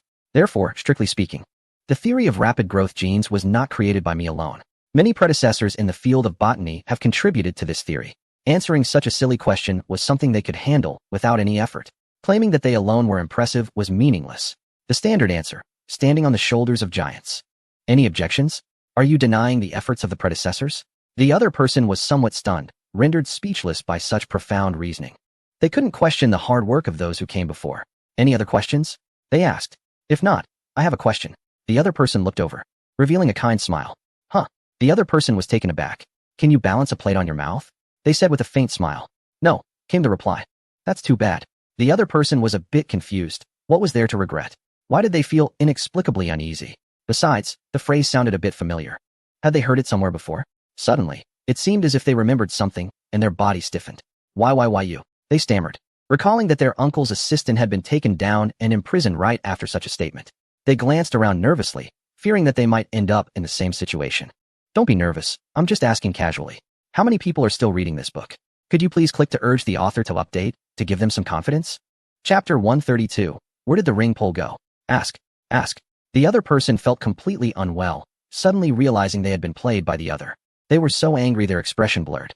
They really wanted to curse, but didn't dare, suddenly realizing that the other person must already know their identity. But how could that be? Reflecting back, it seemed like this was their first meeting. This didn't make sense. What was this about balancing a plate? Some kind of acrobatics? Students and lecturers were buzzing with discussion, unable to understand what the two were talking about, but some couldn't help but let their imaginations run wild. One student suddenly said, could it be that they are saying that person is a dog? I saw a video of a dog balancing a plate at the zoo before. No way. But it wasn't impossible. The other person really had a good temper. Yes, so eloquent. Truly an idol, even when targeted. They didn't get angry, but instead praised the other with such elegance. Dog. Secondary protected animals are mostly young people present. Growing up, if you wanted to see dogs, you could only go to the zoo. It seems that when someone refers to a person as a dog, it's meant as a compliment. Look at this. This is true cultivation. Moreover, it seems there are things they don't know. The reaction just now was quite strange. What was he looking around for? Was he waiting to see who would throw a plate? Suddenly, it feels vivid. Listening to everyone's discussion, he became furious again, realizing that this world still has its hierarchies. Since such animals are rarely seen, an average person might think of dogs as protected animals. However, for someone from an upper-class background, calling a person a dog is definitely an insult, yet he found it hard to rebut his classmates. Should he say that someone was insulting him? Forget it. Just take it as a compliment. Oh no, if this gets out, he won't be able to face anyone anymore. Some of the older ones, like the department head, understood the meaning and couldn't help but laugh out loud, quickly covering their mouth. Cough. That dog classmate, please sit down. The head came to the stage, thanking the associate professor for the wonderful speech, encouraging everyone to study hard and contribute to the future of humanity. After chatting for a while and taking a photo, that was considered complete. He contacted his uncle. What? They called you a dog? Why didn't you? He felt very frustrated, initially wanting to annoy someone in the open class. Unexpectedly, his nephew was simply shut down. What a bother. It looks like he would have to go to City 23 again to find a girl to soothe his feelings. After the open class, he went to the library. Duo, you can wander around. Though she said so, she stayed not far behind him, as she had no interest in reading books this afternoon. It's still more pleasing to the eyes to look at her older brother. That night, after returning to the base, he went to City 23. The information that Dezhuang couldn't obtain had to be gathered by him. Arriving at the merchant's location, it was a casino, crowded and bustling. He had no interest in playing games to win money to lure the other party. He went straight to the back. Stop. Two large men blocked his way. What's the matter? Buying information. Why haven't I seen you before? One of the big men questioned him, not worried about anyone causing trouble. City 23 had its power division established early on. There were no grassroots beginnings. Everyone was of noble descent. Therefore, there were hardly any conflicts. It's not too late to meet now. With that said, bang, the two heads collided, causing their brains to activate protective mechanisms, forcibly shutting them down. Since money couldn't buy anything, there was naturally no need to negotiate. Skipping the process, he got straight to the point. After the two fell down, it immediately attracted the attention of two others in the aisle, one black and one white muscular man. You two haven't drawn your weapons yet. Bang, bang. The silenced guns freshly made yesterday sent the two to meet their maker. Mercy? A group of girls was detained behind the casino, telling Chu Xian that none of them were wrongfully accused, one way or another. Bang. A camera was smashed. Next, relying on his perception, Chu Xian made his way to the office of the information dealer. Not good. The person had explosives, collapsing two entrances. Who was this person? No idea. The white information dealer was a bit stunned. It had been years since he encountered such a situation. Bringing a gun was one thing, but using explosives in this city was bold. He probably didn't know how to write the word death. Fortunately, we have backup. The white man said confidently. Don't worry. Our room has 10 centimeters of steel plate protection. Once the door is closed, they can't get in at all. As long as support arrives. P.S. done for. Just as he said this, his voice abruptly stopped. Gurgle. A small explosive rolled on the ground, and everyone's eyes nearly bulged out. Not only in surprise, but also in concern. More critically, where did the safety pin go? Chapter 133. Surprised? Hiss. Looking at the small explosive without its safety pin. A chill ran down the backs of the crowd. Oh no. My God. Quick, someone hold it down. Bister shouted. In movies, aren't bodyguards supposed to hold down explosives to reduce harm to the employer? Although he had never encountered this before, it should be. Who pushed me? Feeling a strong force pushing him from behind. The next second, Bister found himself pinned under the small explosive, nearly losing his mind. Damn it. Weren't you supposed to hold down the explosive? Why push me out? Who did this? It's over. Despair filled his heart. He was doomed. The bodyguards quickly sought cover, while Bister, who had been pushed out, had no time to care about anything else. Survival was the priority. However, just when everyone thought they were about to hear an explosion, whoosh, a cloud of smoke emerged from under Bister, leaving him stunned. And the bodyguards poked their heads out, collectively bewildered. No explosion, just smoke? The scene turned awkward, as if mocking them. Surprised? Unexpected? Cough cough. Tear gas. Cough. As the smoke spread, the dozen or so people in the room nearly coughed out their lungs, with Bister being the first to suffer. Tears streamed down his face. And he couldn't open his eyes. Even with ventilation, it couldn't be cleared immediately. Can't open the door. Though it was uncomfortable, Bister still retained some rationality. Once it was opened, it would be truly over. Just wait. If I find out who did this, I will make them endure a month of tear gas. It's unbearable. Cough cough. Just then, bang, bang, bang. Just as he was about to curse whoever was shooting in such a situation, unable to see clearly. What if they accidentally hurt themselves? Cough cough. Bister continued to cough, rubbing his stinging eyes. Suddenly, he felt his breathing ease a bit. He slightly opened his eyes. It seemed the original smoke had all been drawn out by the ventilation system. Was the effect this strong? Squinting to observe his surroundings, Bister was left dumbfounded. The entire room was filled with bodies, lying in disarray. Each person's forehead had a blood hole. They were all dead. Even more horrifying. A man was sitting in his place. Beast stared at him. Who are you? I'm here to buy information. Beast was furious. Buying information was one thing, but why kill? What information? My information doesn't come cheap. Chu Xian couldn't help but laugh, as expected of a businessman. He still had the nerve to discuss prices in such a situation. Commendable commercial spirit. What's being built in City 13 recently? Upon hearing this, Beast's expression changed. Why do you ask? Bang. A gunshot rang out. The bullet pierced his knee, and Beast fell to the ground. Cold sweat pouring down as he almost forgot that this person had barged in. Chu Xian said, It seems you do know something. Care to share? Beast replied. Who are you? Bang. Beast knelt, blood gushing. How can you do this? He had never endured such pain before. He was always the one inflicting pain on others. Chu Xian asked, Not going to speak? Bang. One arm was rendered useless. You bang. Think carefully, what should the first word be? Beast was almost going crazy. His limbs were shot to pieces, and he wasn't allowed to ask anything. It was too much. But he no longer hesitated because the coldness in his head told him this was his last chance. 10 minutes later, Chu Xian left. Wormhole. Proxima Centauri. This news shocked him as well. Neither novels nor movies had mentioned it at all. Could there be a Trisolaran on the other side? Clearly not. In the Trisolaran world, the three-star system was too close, while the newly discovered Proxima system was calculated to be quite distant. It was nearly 2 light years away. The destination Earth was heading to was also this farther star, within its habitable zone, to observe the other 2 stars, which were merely 2 brighter stars. Just after Chu Xian left, City 23 went into lockdown. A large-scale search for the killer began. How bold! They dared to use thunder and even killed Beast, whose family was a consortium before the disaster, and still had members holding important positions. The atmosphere in City 23 became tense. Chu Xian's killing of Beast was not just the death of one person. It provoked the nerves of the city's elite. To act against them was treasonous. Not killing would not create a deterrent. Unfortunately, everything was destined to be in vain because the killer was no longer in the city and did not enter or exit through any of the main gates. Chapter 134. The spaceship arrives. The appearance of the wormhole made Chu Xian feel slightly tense. The universe was vast and mysterious. Suddenly, a wormhole appeared on Earth's path. Although it could be an accident, that was only a possibility. He could not predict the future and could only prepare silently. In any case, He should continue to gather strength. If extraterrestrial forces truly existed, it was possible that there were traitors among those on Earth. Following that, in Chu Xian's mind, countless science fiction stories flashed through. All right, no need to scare yourself. From now until the end of June, it's all about recruitment. Chu Xian continuously invited researchers according to a filtered list. By the end of the month, the total population in the dimensional space had surpassed 2,000, and the small research base had become quite crowded. However, few people voiced their opinions. The food was just too delicious.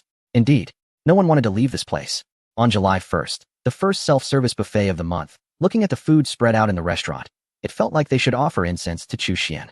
Fruits, vegetables, meat, seafood. If one worked hard, they could enjoy this feast once a month without consuming points. It was the life they had always dreamed of. Transitioning from luxury to frugality was tough. They never wanted to go back to synthetic food. At the dining table, Liao Yu asked Chu Xian, "It's getting too crowded.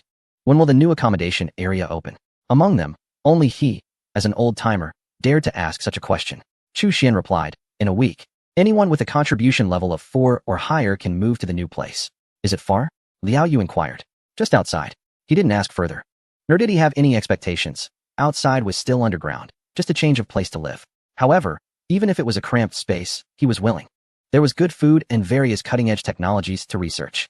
For a researcher, it was absolute happiness, though he felt a bit melancholic that teammates were almost all gone. In the future, contributions could only be earned through research results. After the meal, Chu Xian went outside. At this moment, the buildings in the entire first ring were almost complete, with only the final touches of decoration, landscaping, and furniture left. There were no tall buildings. The maximum was only 3 stories. Of course, some buildings, despite being 3 stories, were several dozen meters high, like the library and the administrative hall. Working hard. As a worker, he was still being used like a beast of burden, but there was no choice. The construction progress needed to be expedited. In a moment of thought, dozens of tons of cement, sand, and water were mixed together. After achieving a uniform consistency, the mixture was applied to the walls of the buildings. And once the mortar was finished, the cut tiles were affixed one by one. Press them tight. Ever since unlocking the Weather Control Authority, his manipulation of objects within the dimensional space had become even more adept. If it were before the disaster, the renovation speed would have been impressive. In just a few hours, Chu Xian finished tiling the last wall.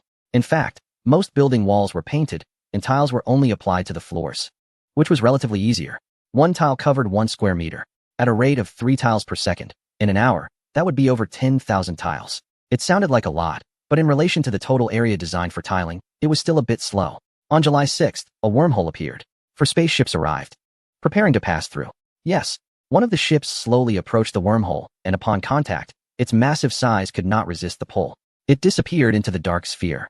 Finally, it had arrived. Liu Peiqiang looked at the approaching spacecraft and felt quite pleased. Having someone come meant his work would be a bit lighter. Previously, he was the team leader and on-site responsible person. But later, after the discovery of the wormhole, he could only take on a secondary role, as he would be executing a mission with this spacecraft soon. The main control system data was damaged, and they began copying. For these past days, dozens of people had been coding every day, and some basic control systems had been fully resolved and could be copied. Otherwise, each spacecraft that arrived would require millions of lines of code to be written. It was simply not feasible. Before long, the basic control system of the entire spacecraft completed its reboot, and the test results showed no issues. They then continued to load the modules for control, computation, and detection. A large number of operational modules needed to be rewritten. They worked hard for 3 hours, and finally, the spacecraft could utilize 90 of its functions. The remaining part mainly consisted of the onboard intelligent program, similar to MOS. Even if simplified, this program still contained hundreds of thousands of lines of code. The primary focus had been on repairing the spacecraft control module, while the intelligent assistance module was secondary and would be addressed later. Whoosh, whoosh, whoosh. One by one, the space probes were launched. Off they went. Subsequently, the spacecraft flew in a specific direction. Some probes had already been repaired earlier, yielding a lot of information. For instance, the positions and sizes of some gravitational sources within the entire star system. Observations indicated that there were 6 large planets within the galaxy, in the habitable zone. Apart from Proxima Centauri b, which was observed decades ago, there was also a newly discovered planet. Its size and position were of great interest to scientists back on Earth, and it could be reached in as little as 10 days. As for the former, although it was in the habitable zone, Proxima Centauri b was tidally locked, with one side in perpetual daylight and the other in eternal darkness. The plan was to send a second mission to explore. Chapter 135, signing in the Intelligent Corps on that same day. In the evening, They finally completed the task. Looking at the appearance of the small town, Chu Xian expressed satisfaction. After a week of renovations, it was finally finished.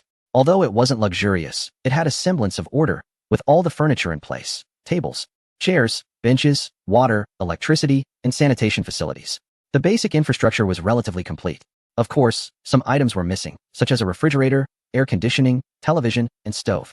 The limited production capacity made it unrealistic to purchase large quantities from outside, so they could only be temporarily set aside. In a few days, they would consider adding these items as needed. Basic facilities could be provided for free, but more luxurious items would require points to exchange. In his view, nothing was free. Currently, everyone was eating at the communal cafeteria, so a refrigerator or stove was unnecessary. There had never been a television, and the people at the experimental base had already adapted. Chu Xian also had no intention of suddenly enriching everyone's entertainment options. Working hard and making progress in learning were the main themes at the moment, with no weekends off. Working 10 hours a day under the demanding conditions set by the employer, Chu Xian was running at full speed. It was early morning on July 7th. Time to check in. Rubbing his hands together, it was another day for the lottery draw. Ding. Check-in successful. Congratulations. You have received 3,000 pounds of garlic. Bonus, level 1 intelligent core. Chu Xian, 3,000 pounds of garlic. The system is quite playful. It's better than the 3,000 pounds of devil peppers I checked in last night. The items from the system are getting more and more outrageous. However, the bonus reward is a pleasant surprise. I actually checked in another core. What is this? Artificial intelligence. After understanding its functions, Chu Xian couldn't help but feel delighted. Impressive. Much better than Moss. Extremely useful for him now, especially for managing personnel information and points. Before this, the entire base's management system was quite rudimentary. He feared that one day it might malfunction or that some computer could hack it in no time. Now, with the intelligent core, everything can be handled by it. Contribution calculations, point transactions, personnel management. It was a powerful aid, very user-friendly, and its understanding capabilities amazed Chu Xian. 10 minutes later, another button appeared next to the data core. Boss, Chi-Chi reporting for duty. At this point, Chu Xian had the highest authority over the intelligent core and casually gave it a name. Chi-Chi. The principles of the Tao are 50, while the celestial transformations are 49. It fits perfectly with the small town laid out in the Bagua pattern beneath his feet, and today also happened to be July 7th, quite matching. After the setup, Chi-Chi began to work. Connected to data core, connected to energy core. Soon, in less than a minute, it organized the contents of the data center. Many of the technologies obtained earlier were crammed in all at once, making it quite chaotic. Now, it was clear and concise. Deleted what needed to be deleted. Merged what needed to be merged. In the early morning, a piece of music woke everyone up at the experimental base, unifying their schedule with semi-military management. Huh, what is this icon? So cute. Many people noticed that their wrist communicator screens had a new icon in the top right corner, a very adorable cartoon avatar. Just as they were puzzled, the broadcast sounded. Hello everyone. Starting today, the semi-artificial intelligence assistant Chi-Chi is online. Everyone can contact Chi-Chi to obtain information and services within their permissions. All contributions, personnel profiles, scientific data, and computational services will be managed and dispatched by Chi-Chi. After hearing this, the entire experimental base was in an uproar. It wasn't that they had never seen artificial intelligence before, but they were very curious. One by one, they opened their communicators, and after trying it out, they could only say, impressive. It was so useful. No more headaches searching for information. It was just a matter of a single sentence, with strong understanding capabilities and precision. After using it at work, everyone grew fond of this new assistant. And the research efficiency at the entire experimental base increased significantly. The good things here were becoming more and more abundant. In the office, Liao Yu had only one feeling after the trial run. Surprise. Compared to programs that can only handle single tasks, Chi-Chi seemed to have no limits. At least he couldn't measure them. It wasn't about computational strength, but rather about understanding and research assistance capabilities, analysis, error correction, and inquiries. This wasn't just an assistant. It was an all-around scientist. The original management system was indeed subpar. The previous version was quite rudimentary, and it seemed this organization realized that and had been making efforts, which led to the development of Chi-Chi. As Chi-Chi was working, his voice echoed in the room. Director Liao. You have passed the review and are permitted to move out of the research base with junior researcher Liao Xiaofan. Please pack your belongings and gather in Area Y02 by 8 p.m. tonight. Liao Yu replied, got it. Chi-Chi had two interaction modes, a communication device mode and a room mode. Liao Yu preferred the latter as it was more convenient. If needed, Chi-Chi, please annotate the theoretical modeling calculations in document number 254. Received. Not only was it a communication device, but all computers were also connected. There was no need to log into a computational platform to input a bunch of parameters. It would automatically read and instantly access supercomputing capabilities. Chapter 136. Baiyun Town at 7 p.m. After work, Liao Yu and his grandson finished dinner and began packing. There wasn't much to pack since he hadn't brought much when he first arrived, so one box was enough. He didn't need to take the bed sheets and pillowcases. They would be used by others, as these were public items that would be sent for centralized disinfection and cleaning every 3 days before being redistributed. At 7:45 p.m. Let's go? Liao Yu and Liao Xiaofan stepped out, along with many others, all on the same level of benefits, mostly living here. Director Liao, do you have any insider information? A prominent figure approached and asked. Liao Yu shook his head. I don't have any. Although he was the director of the first research center, he was well aware that he was just an employee in this organization. He was cautious and focused on doing his job. Having been around for a long time, he had little ambition. As long as his grandson was well, he asked for nothing more. Well, as long as the new place isn't smaller than the current one, that's fine. Chatting among themselves, they had almost the same attitude about the move, just changing locations to continue their modest living. After a while, they arrived at Area Y02. In fact, it was their first time here, as according to the layout, this was an emergency exit that had previously been closed off. Today, they finally saw the iron gate opened. Please pass through the disinfection room in order. Chi-Chi's voice rang out. All right, do we really need disinfection just to go out?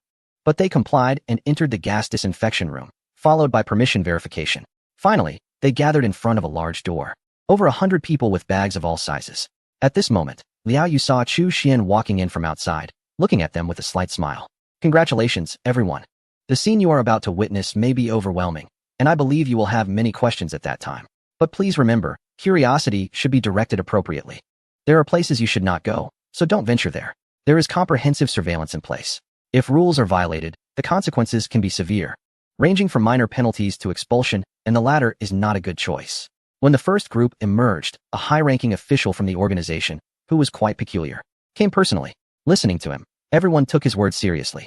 After all, he was the highest-ranking person they had encountered within this organization. It was a bit strange, though. Who would wander around aimlessly in such a confined space? Where else could they possibly go? Why not just follow the previous prohibitions and regulations instead of adding a whole bunch of new ones? It's too shocking, Liao Yu murmured, shaking his head slightly. What could possibly cause such a reaction? Wasn't the previous advanced technology shocking enough? Chi-Chi, open the door. Yes. The next second, the door swung open. Come out with me. As he saw the official turn around, Liao Yu followed, and when he caught sight of the outside, he was frozen in place. Oh my God! Liao Yu's voice trembled. His eyes wide. What did he see? The sky. White clouds. Below was a serene little town, with wide roads lined with lush greenery, and the air was fragrant. The houses were arranged in an orderly fashion. Wow, where's this? A town? In another world? The people behind him were also dumbfounded, staring at everything before them, thinking that the official had exaggerated earlier, but now it seemed he was still too conservative. It was shocking. Absolutely shocking. Could it be some natural cave transformed, with a simulated ceiling? Even a climate-controlled dome could not compare. Drip, drip. A fine rain fell, deepening the mystery. Welcome to Baiyun Town. The official's voice rang out. The entire town was laid out in a bagua, 8 trigrams, pattern, divided into 8 zones. Currently, your permissions only allow you to move within the first ring.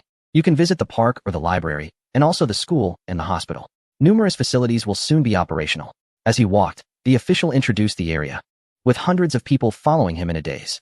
They first arrived at the Central Park, which had a radius of 360 meters, featuring lakes, gardens, grass, and pavilions. Looking at the lush park, no one knew what to say. They vowed that even a botanical garden under a joint government effort couldn't compare in size. Even the 23rd city didn't have such a vast lake spanning a full 100,000 square meters. Heavens, this is so extravagant. You can even go boating. The commercial area within the first ring would also serve as a points redemption center, opening the day after tomorrow, while for now, they could only shop at the base. Although they were carrying luggage, no one felt it was heavy. Looking around was exhilarating. Was this really going to be their new home? It was simply an ideal place, where they could look up at the clouds and down at the flowers and grass. Was this what a level 4 treatment felt like? It was wonderful. In an instant, the last trace of guilt from selling out teammates vanished completely. In this environment, it felt like a generous gift. Chapter 137. Progress. Excited heart. Trembling hands. Liao Yu swiped his card to open the door, revealing a spacious and bright 2-bedroom apartment, complete with a kitchen and a bathroom. Grandpa, is this going to be our home? Liao Xiaofan's eyes sparkled. Yes. Liao Yu nodded, extremely satisfied. Hearing this, Liao Xiaofan joyfully spun around the room. Then he ran to his own room. Although Grandpa had held a relatively high position before, the living conditions were just average. Arriving here, he truly understood what it meant to live in luxury. Both the master and guest bedrooms had small balconies. Looking outside, he saw lush green trees. He didn't recognize them.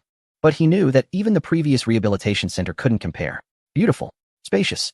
Liao Fan walked onto the large balcony in the living room. There was a round table, 2 chairs, and a complete set of teapot and teacups. This was the 3rd floor. He could see the wide road outside. Liao Yu couldn't help but reminisce about decades ago, in a world that hadn't yet faced disaster. Where's this? It's unscientific. There can't be such a large cavern. Even if it were on the surface, with a temperature-controlled dome, it would be hard to make it this big, especially with clouds that are definitely not a simulation screen. Countless questions flooded his mind, but he could only suppress them. He would know when the time was right. Overthinking only added to his worries. As night gradually fell, the gentle sound of rain began. Liao Yu sat on the balcony, listening to the raindrops hitting the leaves, feeling as if his soul had been elevated. Not just him. That night, many people couldn't sleep, immersed in joy, pinching themselves countless times to see if they were dreaming. The next day, in the early morning, the sky gradually brightened, bringing a hint of warmth. Everyone freshened up and strolled to the experimental base. Compared to the enclosed space, the air outside felt refreshing. They entered by facial recognition and arrived at the cafeteria. Really? Are there trees outside? Of course. Did you see the 100,000 square meter lake? It wasn't kept secret. So the news about the outside world had excited the people at the experimental base last night. There were no pictures, but there were descriptions. Hearing that those living outside could go to the park at any time, they couldn't help but yearn for it. At that moment, a voice echoed throughout the base. Starting today, outdoor permissions are open. Those with level 4 or above benefits can be arranged to stay outside, with housing allocations based on family size. Those with level 3 and above can go out during non-working hours, but must return before lights out at night. Exceeding this will result in point deductions. Overnight stays are not allowed. Levels 2 and below, except for special personnel, are not allowed to go out. Upon hearing this, many people cheered. Just being able to do this was already quite satisfying. As long as they worked hard, selling out a few more teammates, it would be easy to reach level 2, and with a bit more effort, level 3 wouldn't be difficult either. The only disappointment came from those at levels 1 and 2. They dare not voice any opinions. At least there is hope. The current conditions have exceeded their expectations. Outside, there are vast lakes covering 100,000 square meters. Sigh, not envious at all. What are they waiting for? Sell. Must sell. While continuing to sell out teammates. They work hard. For a time, the atmosphere of productivity in the entire experimental base became even more intense. Those not at the required level find ways to upgrade. Those who have reached the level work hard to earn points. After all, the allocated space is just a basic setup to decorate their new home to their satisfaction. They need points to purchase items, and their long-lost interest in trading mediums is rekindled. On the morning of July 9th, the online points exchange platform was launched, and there were many new products available: bicycles, televisions, refrigerators, bookshelves. The dazzling array of items stimulated them. Buy in Town, a very ordinary name, took Chu Xian a long time to decide on. Initially, he intended to choose a more extravagant name, but after many options and much hesitation, he made a sudden decision while looking at the sky. It would be called Baiyun Town. Last night, he stayed up again, working on the construction of the second ring. Long-term use of authority can be tiring. However, he just happened to sign in for a mental boost. Using it when fatigued does not diminish its effects and can even restore energy. 10 minutes later, the area of the entire dimensional space reached 7,000 mu, or 5 million square meters. Another round of construction on the third ring would be possible. Currently, the plan for Baiyun Town only includes 3 rings. Beyond that, it is all farmland. The town can accommodate 30,000 residents, but not everyone has 2 bedrooms and a living room. Most are single rooms.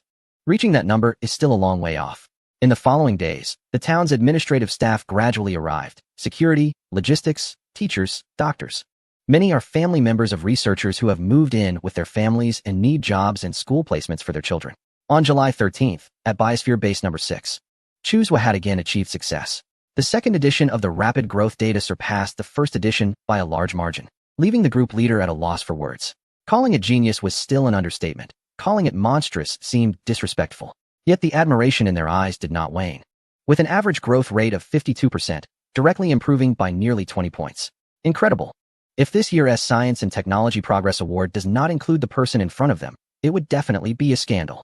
Calm down and continue with the second phase of genetic experiments. Yes. Chapter 138. You are too ugly. Leaving the rapid growth gene laboratory, Chuzhua went next door. Thank you.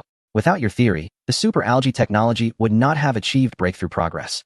The Chinese top researcher studying super algae reported the data excitedly, just like the group leader before. Incredible. After so many years of research, the super algae project had hit a bit of a bottleneck. Even a small percentage increase would be a significant breakthrough. However, Chu Xian's theory on fast-growing genes has skyrocketed by more than 50%, an unreasonable advancement indeed. It is truly a breakthrough in a fundamental technology, potentially leading to an overall enhancement in the field. Good. Well done. After some encouragement, Chu Xian continued to the next laboratory. As the head of the base, he couldn't just sit back. He needed to let his subordinates know that their work was being monitored and not neglected. That's what Chu Xian prefers. Exactly.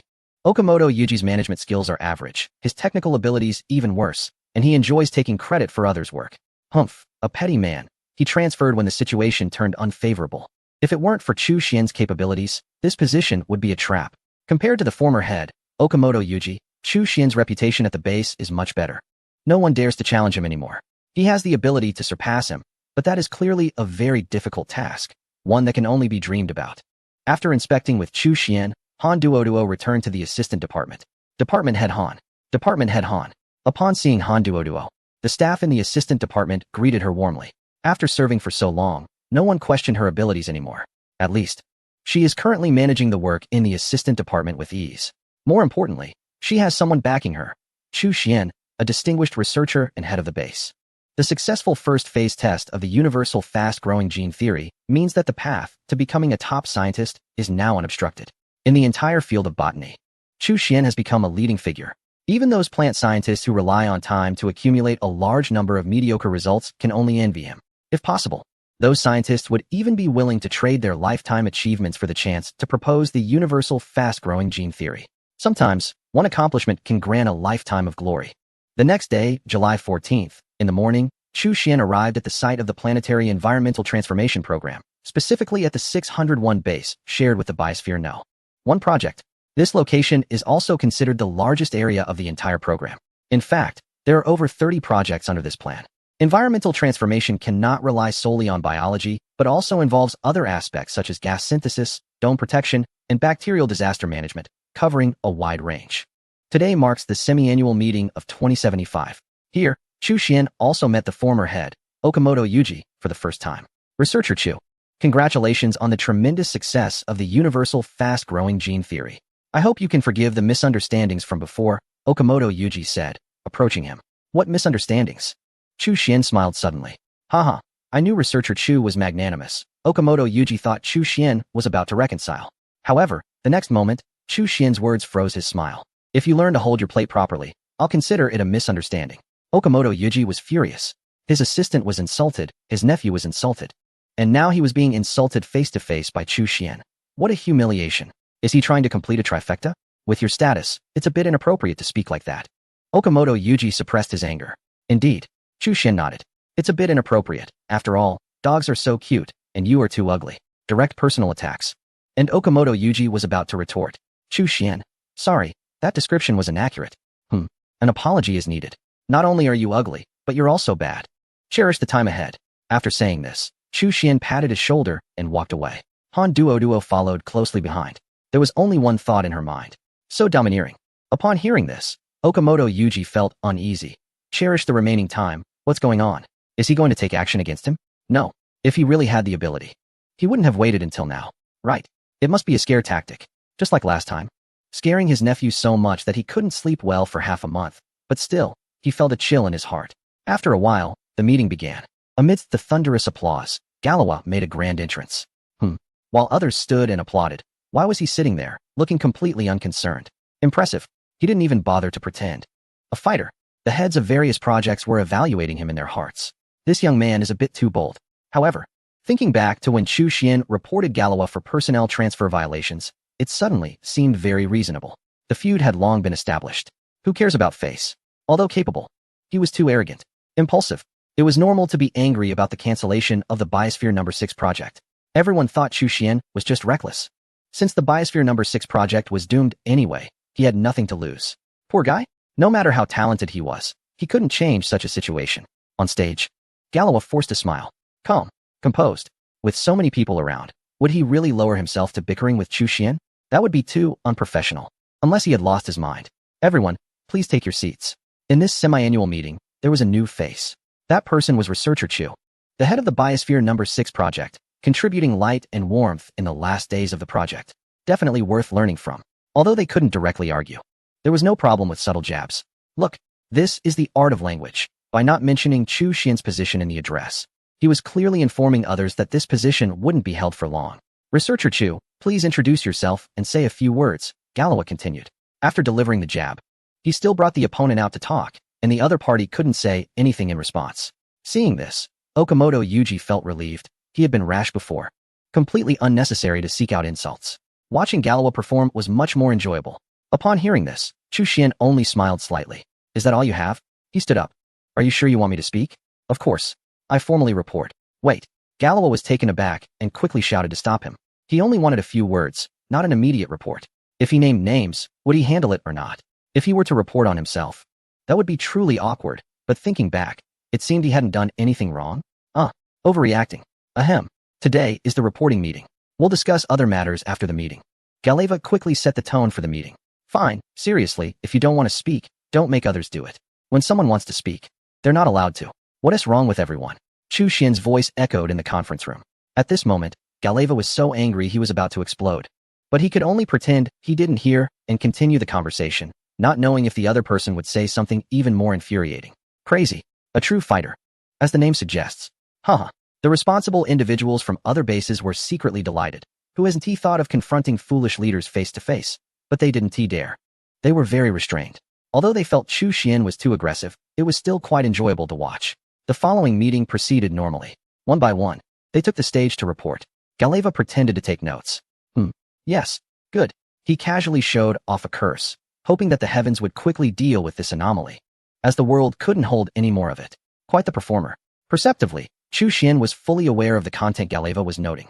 There was a strange sense of déjà vu. Soon, it was Chu Xian's turn. Galois immediately perked up. Chu Xian didn't waste words and briefly introduced the new results from the experimental base. He spoke entirely without notes. The audience listened with envy. What good are the results if they're still going to be cut? Looking at Chu Xian's youthful face, Galois' thoughts drifted, doodling curses while dreaming of good things. Not long after, when Chu Xian finished his report and walked past Galois' desk, he suddenly stopped, glanced at his notebook, and a strange expression appeared on his face. Just as Galois was puzzled, Chu Xian swiftly grabbed his notebook.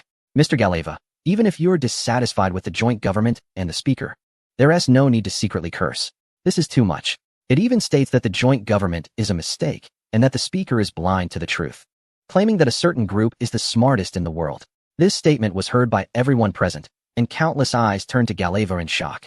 What? Has Galois lost his mind? Did he really write this in his notes? Damn, does he want to ruin his life? Not only the others, but Galois himself was stunned, snatching back his notebook. Impossible. A quick glance confirmed the content was indeed there. No way, did he really write this while zoning out? Even if it was the truth in his heart, having it read out loud in public was like being hung out to dry. Really? Oh my god. The second-in-commands of the environmental transformation plans for the two nearby planets also gathered around, realizing that Chu Xian wasn't fabricating anything. Not a single word was added. Suddenly, they felt a bit numb. Wow. They all took a couple of steps back. Is this fool trying to get them killed? Writing such things with so many people listening. They had also seen it with their own eyes. They couldn't pretend to be deaf and mute. No, I didn't write that. I was just zoning out. Galois shouted loudly, but it only made things worse. Zoning out? Unconsciousness might just be the truth in his heart. In a moment, the conference room was silent, and today's annual meeting was quite intense. In Chapter 140, titled Habitable Planet, Galois was continuously explaining. Really, please believe me, I fully support the coalition government. I have no objections to the speaker. As he spoke more frantically, he noticed that people around him were distancing themselves, their expressions strange, realizing that his explanations were futile. He wanted to cry. What is happening here? A moment of distraction led to a chaotic situation. He had caused a significant incident, openly slandering the coalition government, and even cursing the speaker for being blind. Was he going to lose his job over this? Yes, freedom of speech is important, and one should not be punished for it. However, such behavior could nearly jeopardize his current position. If one does not recognize the system or the leadership, then there is naturally no need to hold that position. Just when Galois was in a panic, Chu Xian interrupted him, drawing everyone's attention. Let me say something fair.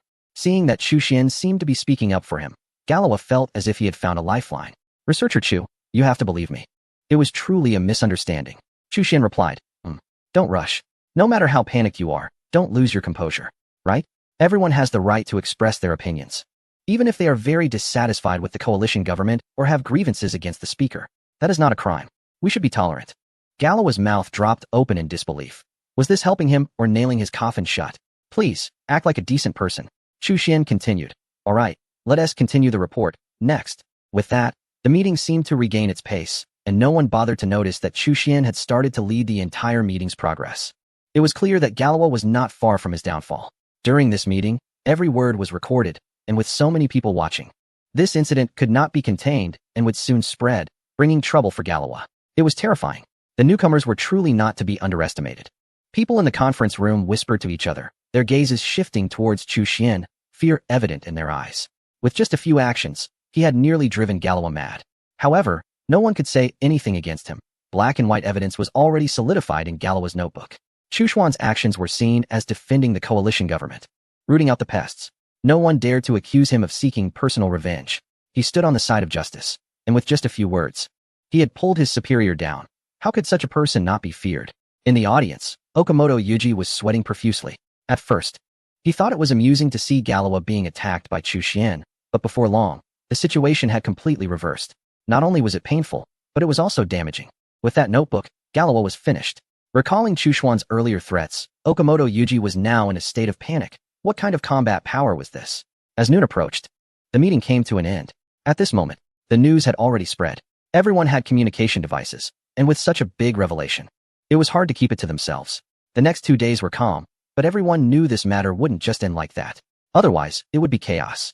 However, due to various issues during these 2 days, the related processing results piled up as documents for the speaker. At this moment, at the first Space Base's observation subbase, a group of people had excitement shining in their eyes.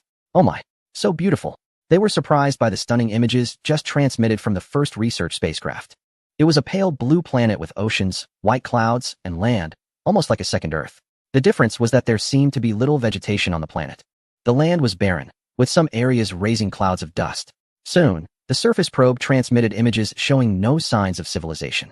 There were a small number of algal organisms in the ocean, and the land was severely desertified. As various data came in, the people present felt no disappointment at all. Instead, they were incredibly happy. As long as there was water, everything would be manageable. A little transformation, and it could become a habitable planet. They suddenly realized that the previously established planetary environment transformation plan was indeed foresight. The speaker ordered, quickly collect biological, soil, and other samples for experts to conduct an overall environmental assessment. Yes, it goes without saying that the researchers far away in a neighboring star system were already working on it. Also, call in the person responsible for the planetary environment transformation plan. Chapter 141. Here to cause trouble? As soon as the words were spoken, the room fell silent. The speaker had been busy these past 2 days and had time to review some unimportant documents, but that didn't mean others were unaware. Noticing the unusual atmosphere, the speaker asked, "What is going on?" After a few whispered words from the secretary, the speaker furrowed his brows but managed to keep his composure. Call Galowa over. Although displeased, he had to suppress it for now. The main matter was more important. Half an hour later, Galowa arrived at headquarters, feeling nervous. There hadn't been any news, so perhaps the speaker was magnanimous and wouldn't punish him. He could only hope that the situation would be downplayed. And he had already thought of his wording for the past 2 days.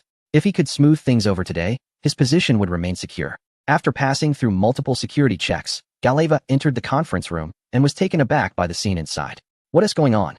So many people? In addition to the speaker and all the vice speakers, there were also some important department heads present. You are Galowa? The speaker asked. Yes, speaker. Discuss the progress of the planetary transformation plan, focusing on the important aspects, the speaker said calmly, looking at him. Hearing this, Galowa felt overjoyed. It seemed this was a test of his work abilities. As long as he performed well, everything from before might not be pursued.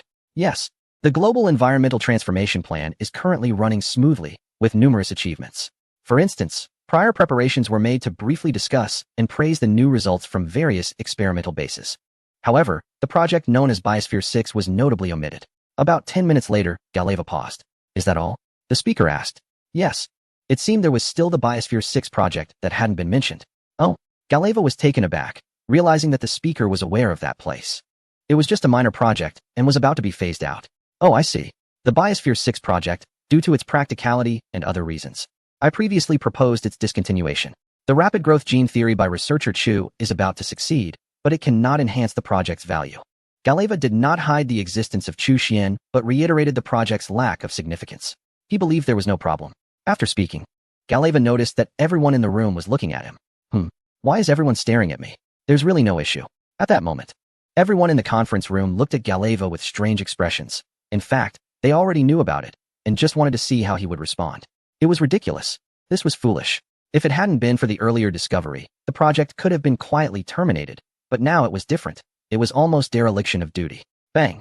The speaker, resembling a polar bear, slammed the table hard. Take him away and let the security department get involved. There was little elaboration, but the meaning was clear. Galeva would be thoroughly investigated. To question the joint government, speak ill of it, and prepare to terminate a project seen as a beacon of hope was simply unacceptable. What a nuisance. Galeva nearly panicked. The special security personnel didn't give him a chance to protest and quickly took him away. No one present showed any sympathy. He had made a grave mistake. Even without the recent events, simply pushing for the termination of the Biosphere 6 project would have cost him his position. Moreover, participating in the voting would also implicate him. Ignorance is no excuse. Many matters cannot withstand scrutiny. The termination of the Biosphere 6 project was driven by Galeva's self-interest. The entire operation process had just been laid bare before everyone. Those individuals were not unjustly accused. After Galeva was taken away, the conference room moved on to the next item. Based on the data received so far, the Biosphere 6 project was almost perfectly suited to that environment, especially the super algae, which formed the foundation of everything. That planet did not lack water. The biggest problem was the second issue, air. On that planet, the nitrogen level was 686, oxygen was 123, and carbon dioxide was 171. The minimum oxygen concentration humans can tolerate is 195. If it falls below this value, health issues arise. A 12 oxygen level is nearly unlivable in such conditions. Furthermore, the concentration of carbon dioxide is too high. It should be noted that before the disaster, the Earth's carbon dioxide concentration was only 0.03. That planet has a concentration of 17%. Under such conditions, one could suffocate in a short time. Chapter 142, Project. The other shore logically, the concentration of carbon dioxide affects the surface temperature of a planet. At 17%, the Earth would be like a steamer. However, this is just one of the determining factors, not the whole picture. The composition of the atmosphere, atmospheric density, air humidity, and the distance from the star are all factors that collectively determine a planet's surface temperature. The differences between the neighboring star and the Sun are significant. Its size and mass are only about 1/10 of the Sun, classifying it as a red dwarf, with brightness and radiation output lower than that of the Sun.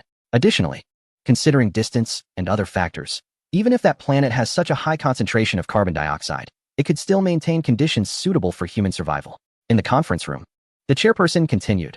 Latest news, as everyone knows, senior researcher Chu Xian has completed the universal fast growth gene theory. This has led to a significant leap in superalgae technology. Therefore, I suggest we increase our efforts in deep space development and incorporate that planet into our plans for transformation into a habitable world. The Biosphere 6 project will be included in the deep space program without budget constraints for its transformation. Faced with the chairperson's proposal, others naturally agreed. As it is a planet with great potential for transformation, it has gravity, water sources, and is at an appropriate distance from its star, making it a perfect second home. Once humanity expands there, we will have 2 habitable planets, the value of which is immeasurable. As for the classification within the deep space program, what level should it be? Level 6. Who will be in charge? This is where disputes began to arise. Chu Xian? Some felt he was too young, having just been appointed this year. Is it too fast to be promoted 3 levels in just 6 months? Of course, there were supporters for Chu Xian, such as the vice chairperson from a certain region. So what if he is young? His capabilities are outstanding. In just 6 months, he has not only achieved results, but also managed the Biosphere 6 project efficiently. In terms of both technology and management, he is on par with others. Although he can be a bit impulsive at times, he has a point. If even his own supporters do not back him up, who can Chu Xian rely on? Moreover, he has indeed performed excellently.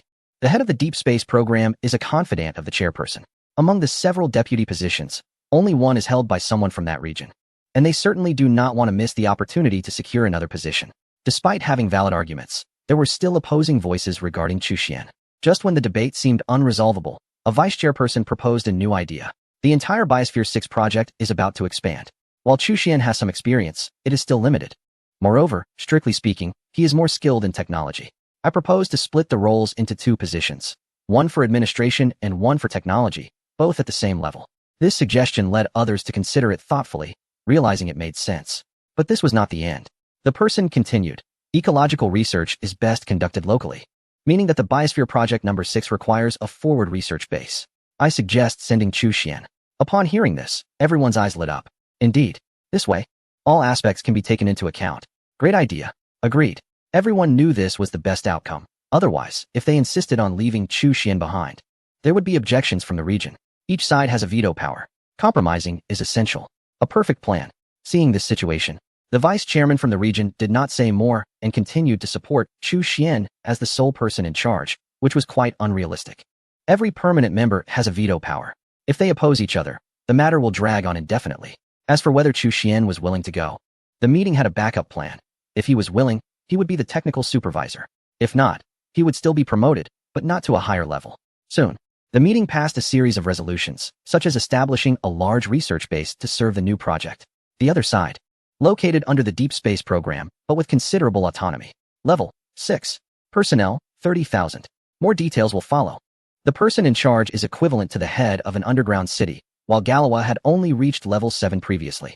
Besides the technical supervisor Chu Xian, the administrative supervisor is from a certain country. Just 10 minutes after the meeting ended, a major secret plan from the joint government? Requires going to a faraway place and working for quite some time? Receiving the call, Chu Xian was surprised to find it was a vice chairman of Chinese descent personally informing him. Suddenly realizing something, he said, I agree.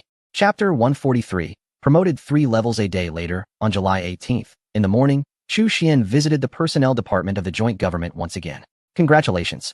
Looking at Chu Xian, the head of the personnel department couldn't help but show an envious expression. The last time Chu Xian came was at the beginning of the year. In just 6 months, he was promoted 3 levels, directly matching the head's level. Can you believe it? It's truly a bit exaggerated. He is not even 20 yet. Thank you. Chu Xian smiled, feeling quite satisfied overall, even though he was not the only supervisor in the new project. But he was content. Administrative level 6. Making Galawa 1 level lower. I heard that someone from another country went to report on work and never returned. In the following days, the other side project officially entered the formation phase, temporarily using the Biosphere Project number 6 base as the office location. At the same time, large-scale personnel adjustments were also underway. What happened? Why were so many administrative personnel replaced? A batch of security personnel was also swapped out. Could it be that the project was being prematurely terminated? It's very possible. A large number of administrative personnel received transfer orders and initially thought it was for early termination, but when they saw the new positions listed on the order, they were quite pleased. Excited. Those with connections had already left. Most of those remaining had no connections. And now the units listed on the transfer orders were simply too satisfactory for them. Cheerfully packing their things, they headed to their new workplaces. Since the other side project is classified, therefore, there are higher requirements for administrative and security personnel, with stricter background checks, resulting in a significant turnover. The remaining staff are mostly researchers. In Chu Xian's office, Han Duoduo felt a bit anxious. With the increase in personnel and departmental restructuring, the assistant section has now become the assistant office. Chu Xian had just informed her that she would still be in charge of this department. Previously, there were dozens of people. Now there are over 100. With further personnel additions, it could grow to several hundred. Although she has grown a lot during this time, there is still some worry about not performing well. Believe in yourself. Whether it's a few dozen sheep or several hundred, they are all managed the same way. This analogy eased Han Duoduo's anxiety somewhat. As Chu Xian's trusted aide, she couldn't show weakness. Since the project had not yet been announced, most researchers were unaware of the developments. The preparations needed to be completed before the announcement could be made. However, as an assistant, Han Duoduo was in the know about the major project that had expanded tenfold with no budget constraints. It was almost a miracle. She didn't know the reasons behind it, but was aware that Chu Xian had become even more formidable. She was no longer the naive person she had been a year ago and understood very well what an administrative level 6 meant. It was equivalent to the head of an underground base. On July 25th, the personnel changes at the entire 616 base were completed. The number of staff did not change significantly, as it couldn't accommodate 30,000 people, but several sub-bases were added. On the same day, the project was renamed. The researchers were shocked to learn that the project they were working on had been elevated in status, thinking they might have been laid off, only to find out it had been upgraded. What had happened to elevate this inconspicuous Biosphere number 6 project to a major project? Even the Planetary Environmental Transformation Plan was now a lower priority. It was quite perplexing. During the first mid to senior level meeting, many pairs of eyes were fixed on the 2 people sitting in the center. One was an individual from a certain country named Fines, who had been transferred from the joint government's General Affairs Office. He was skilled in administration and had a deep background. The other, however, was Chu Xian, who seemed too young for such a position, barely 20 years old. Some who were well-informed knew the reasons, while others could only express their astonishment. The project was highly valued by the joint government, and our main work remained focused on breakthroughs in biotechnology. Everything was in service of technological development. Fines was very supportive of Chu Xian. Strictly speaking, although they were of the same level, the administrative role held slightly more weight, as most matters were handled by the administration. Therefore, despite the promotion, Chu Xian's responsibilities were significantly reduced, shifting from overseeing everything to focusing on technology. Fines was quite open-minded about it. On one hand, as he said, administration served technology. On the other hand, he knew that Chu Xian wouldn't stay in this position for long, and that there would be a corresponding price to pay for obtaining this role. However, the construction of the research base on that planet had not yet been completed. 3 months later, the construction was finished. Chu Xian would go there. And Fines had no objection to Han Duoduo being appointed as the head of the assistant office. It seemed that she only had this one trusted subordinate. Paving the way for her and promoting her was quite normal, right? In a sense, he was also there to gain recognition. As long as Chu Xian performed well technically, he could also take credit. The previous Galeva was simply foolish, insisting on going against Chu Xian, and ended up in prison. What a ridiculous move. Chapter 144. You are under arrest. It was during the first meeting of the Beyond Project at the Biosphere Base number 3. Why is this happening? That position should have been mine. Okamoto Yuji was regretting it deeply. He had gone to great lengths to come here, thinking he had foresight. But it turned out to be a foolish mistake. In just half a year, the situation reversed, and he was still at level 9. While Chu Xian had jumped straight to level 6, higher than Galeva. To cross 3 levels like that normally required at least 10 years, or even longer. It could be said that he had perfectly missed a great opportunity. Regret, jealousy, everything should have belonged to him. The sweet deal in his hands felt like it was mocking him. Knock knock. The door was suddenly knocked on. Come in. Upon seeing the visitor, Okamoto Yuji's heart skipped a beat. Different professions around the world had different uniforms, and the person in front of him was wearing safety department attire. Hello. Is there something you need? Okamoto Yuji was formally notified. You are under arrest. Here is the arrest warrant. The leading person presented the document and waved his hand, signaling to take him away. The two approached. Click. His hands were restrained, and handcuffs were put on him. Okamoto Yuji was stunned. He first thought not about his own wrongdoing, but that someone was setting him up. Suddenly, a figure flashed in his mind. Chu Xian. It must be him. A few days ago at the meeting, Chu Xian had mentioned cherishing the last moments, which he thought was just a scare tactic, but now it was confirmed. He got promoted to take revenge on him. Very reasonable. No, don't believe him. Chu Xian is slandering me. Okamoto Yuji was a bit incoherent. Hearing this, the safety department personnel were slightly taken aback, then smiled. Okamoto Yuji. This matter has nothing to do with Supervisor Chu. We have already investigated thoroughly. This is an arrest. Therefore, stating it is not against the rules. Subsequently, Okamoto Yuji was taken away. In fact, it wasn't Chu Xian's doing. He had considered dealing with Okamoto Yuji properly, but not in this way. It could only be said that Okamoto Yuji had done too many bad things, and had bad luck. Base 616 served as the temporary headquarters for the Beyond Project. Therefore, during the formation and handover, a comprehensive asset inventory was necessary. This time, it wasn't an internal count, but an audit by the auditing department. Every desk, every computer, even a trash can was included in the inventory. So some messy matters are impossible to hide. Those who participated in the statistics and were actively reassigned have been interrogated one by one. In the end, all evidence pointed to a certain individual, which was quite telling. Fortunately, since they hadn't signed the previous statistical results and were directly recorded, it naturally didn't implicate a certain researcher. The first meeting lasted the entire morning. After work in the evening, a colleague invited the researcher to dinner. Indeed, it was an invitation for a meal. Once reaching a certain administrative level, one enjoys several privileges that ordinary people do not, such as special food quotas. It's not much, but it allows for a few decent meals each month. Researcher. Steak isn't eaten like that. The colleague presented what he deemed a rare treat, with a quota of only 3 pounds every 6 months at this level. The researcher had a similar quota, but since he had just taken office, he would have to wait over a month for the next allocation. The researcher replied, when it comes to meat, one should eat heartily. I still prefer hot pot. The same goes for another individual who, a year ago, would not have dared to indulge like this, but who could resist with a good older brother around. Regularly treated, she learned by example. Steak should be enjoyed this way. The colleague couldn't help but feel a twinge of regret at such wastefulness, but consoled himself that the two in front of him came from humble beginnings.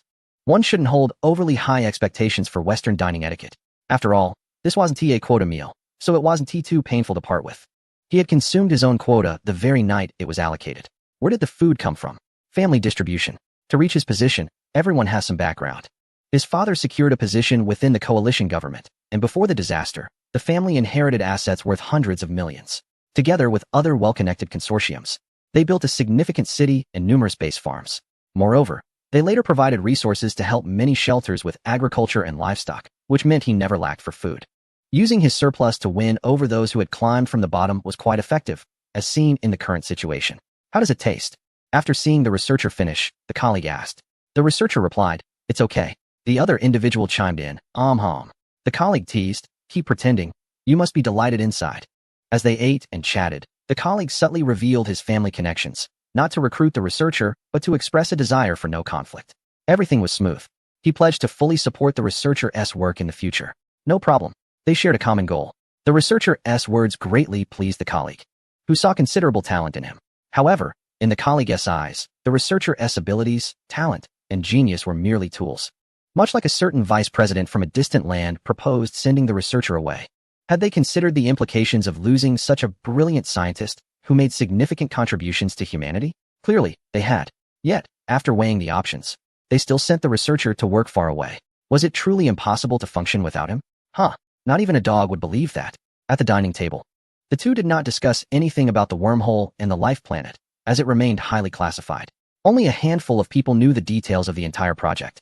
While most were mere cogs in the machine, required only to work without needing to understand the specifics. Han Duo was also unaware. However, prior to this, Chu Xian had already asked her if she was willing to work in a remote location 3 months later. Without hesitation, she agreed, thinking that wherever Xian went, she would follow. Chu Xian was fully aware of the superiority felt by the person in front of him, but felt no anger. He was no longer young and had little patience for that. Class, value, tools.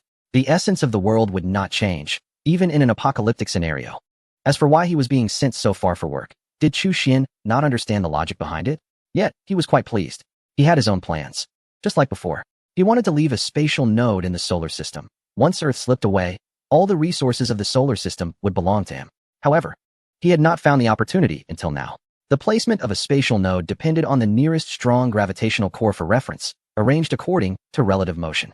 Otherwise, if using the cosmic space as the coordinate system, it would likely drift away due to Earth's movement. To bind it to the solar system, one had to leave Earth and escape its strong gravitational zone to change coordinates. Unexpectedly, just when he was troubled, the opportunity arrived rapidly. In the following days, boom, almost one ship per day launched from the joint government, fully loaded with construction materials and equipment to build a forward research base, which would consume vast resources. Some materials could be sourced locally, but only a few. Most required high technology. Even establishing a factory on the other side would not yield results in the short term. An industrial system is no child's play. As for building a massive industry on the other side, the joint government had no interest, as the transformation would take too long. How long would it take to transform a planet's environment? 10 years? 100 years? The latest expert estimates predict an optimistic timeline of 600 years. Therefore, Earth remained humanity's true stronghold. Once everything on the other side was on track, with facilities for transforming algae and other organisms completed, everyone would need to return. Otherwise, even if only tens or hundreds of thousands of people migrated, after 2,000 years of wandering, the population might still be counted in hundreds of millions. At that time, it was uncertain whether the joint government from Earth would even be able to manage. So why not start preparing now to move all the people from Earth over? As long as there were enough ships, it was not impossible. Although it would take a month for the ships to reach the other side, Earth's speed was too slow. To reach the wormhole position would take about 16 years. With some effort, it would be possible to move everyone over like ants relocating. Moreover, humanity's technology could easily construct another batch of underground cities. Issues like air could be solved by electrolyzing water to produce oxygen. In summary, there were almost no obstacles. Why not proceed this way? The reason was simple. The first space base, the H sub-base, had shrunk a bit more. The person in charge stared at the data, murmuring to himself, "Sigh, I should have realized earlier that traveling through wormholes is definitely not without cost. Each passage consumes some form of energy." At first, it didn't feel like much, but recently the traffic has increased significantly. Observations show that the diameter of the wormhole has shrunk a bit compared to the beginning. Although the change is minor, it can't withstand repeated crossings. Once a certain energy is depleted, will the wormhole close? If so, the idea of moving humanity to that planet would have to be abandoned. Chapter 146, Nano Armor, July 29th, morning. Chu Xian arrived at the super algae laboratory, and, upon seeing him, the prominent researcher Qin Mian happily approached. Director Chu, no supervisor. The person in front of him was soaring high, and in turn, he felt he was benefiting from it too, with improved treatment. Although he didn't know the specific circumstances, it was undoubtedly related to Chu Xian.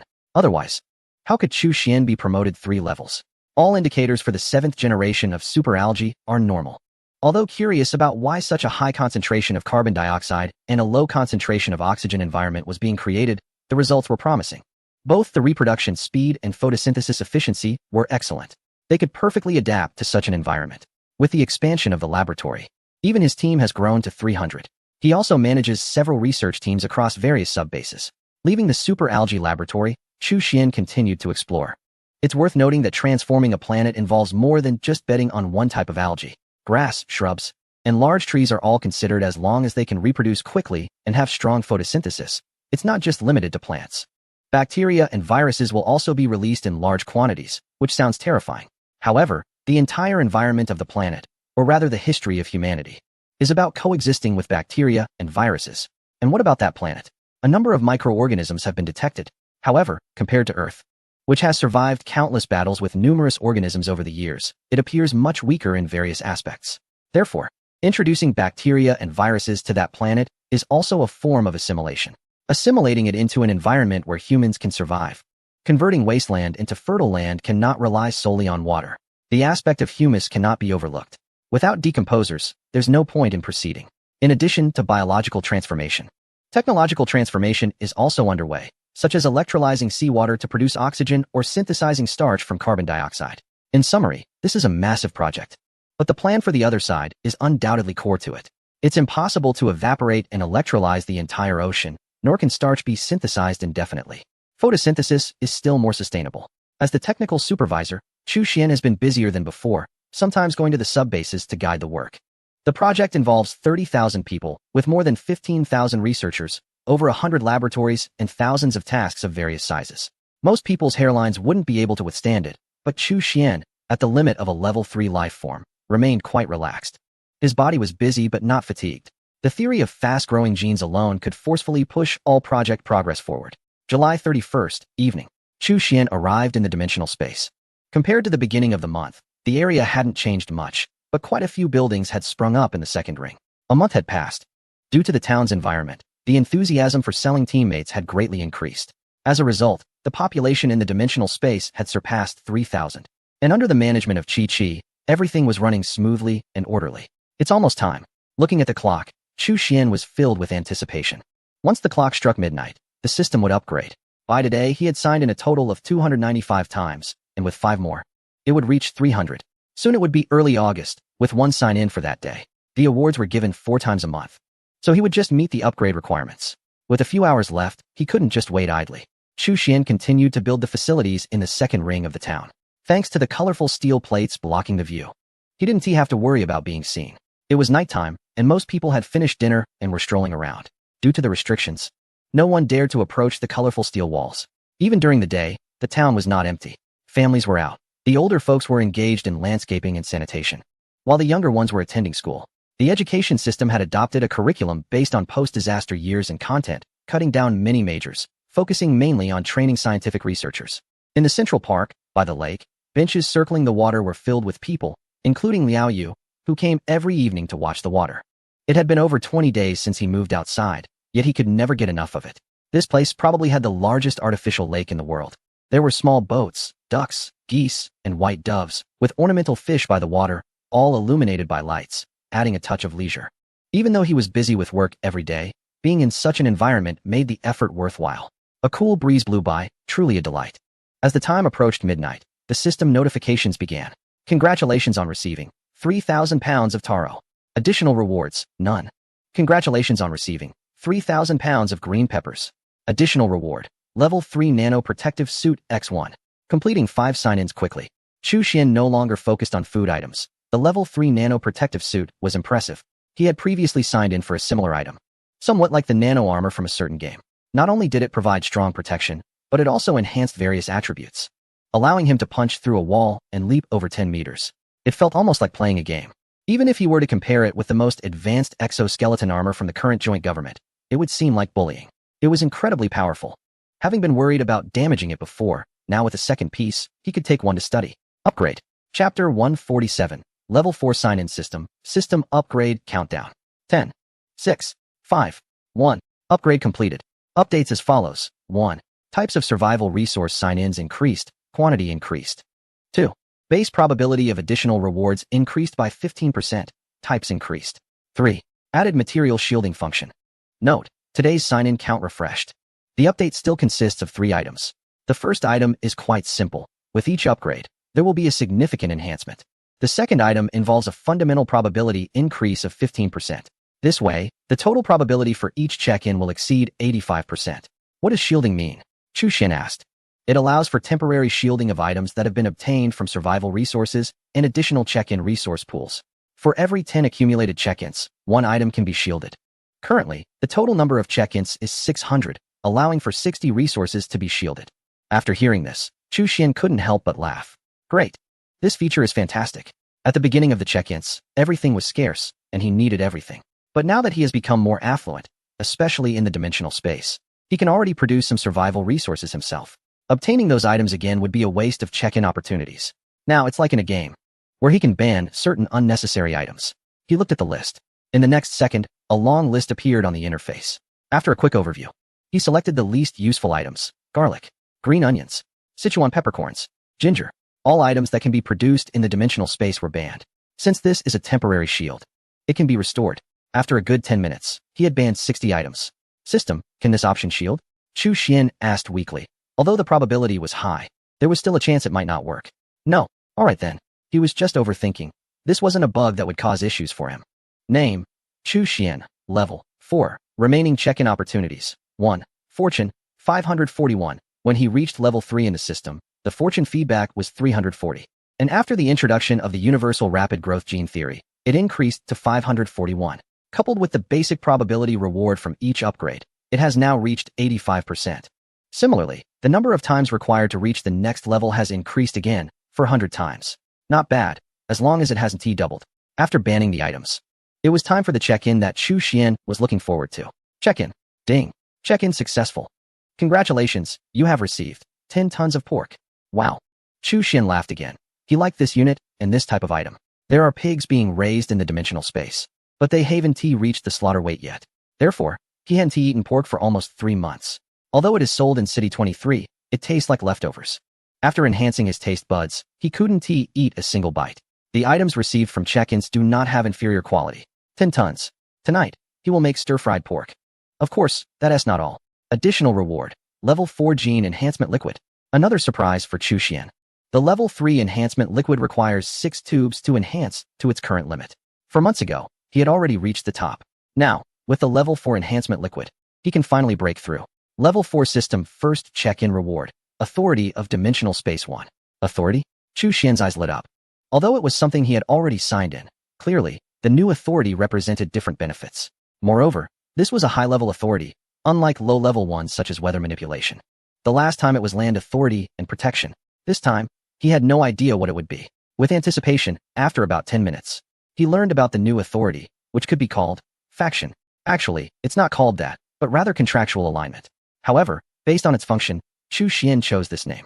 As long as certain standards are met, one can completely become part of the group. This is not about control, as there are prerequisites. For example, if one were to establish an organization only within the dimensional space, if there is absolute agreement, they would become a member of the faction, and the alignment would be solidified.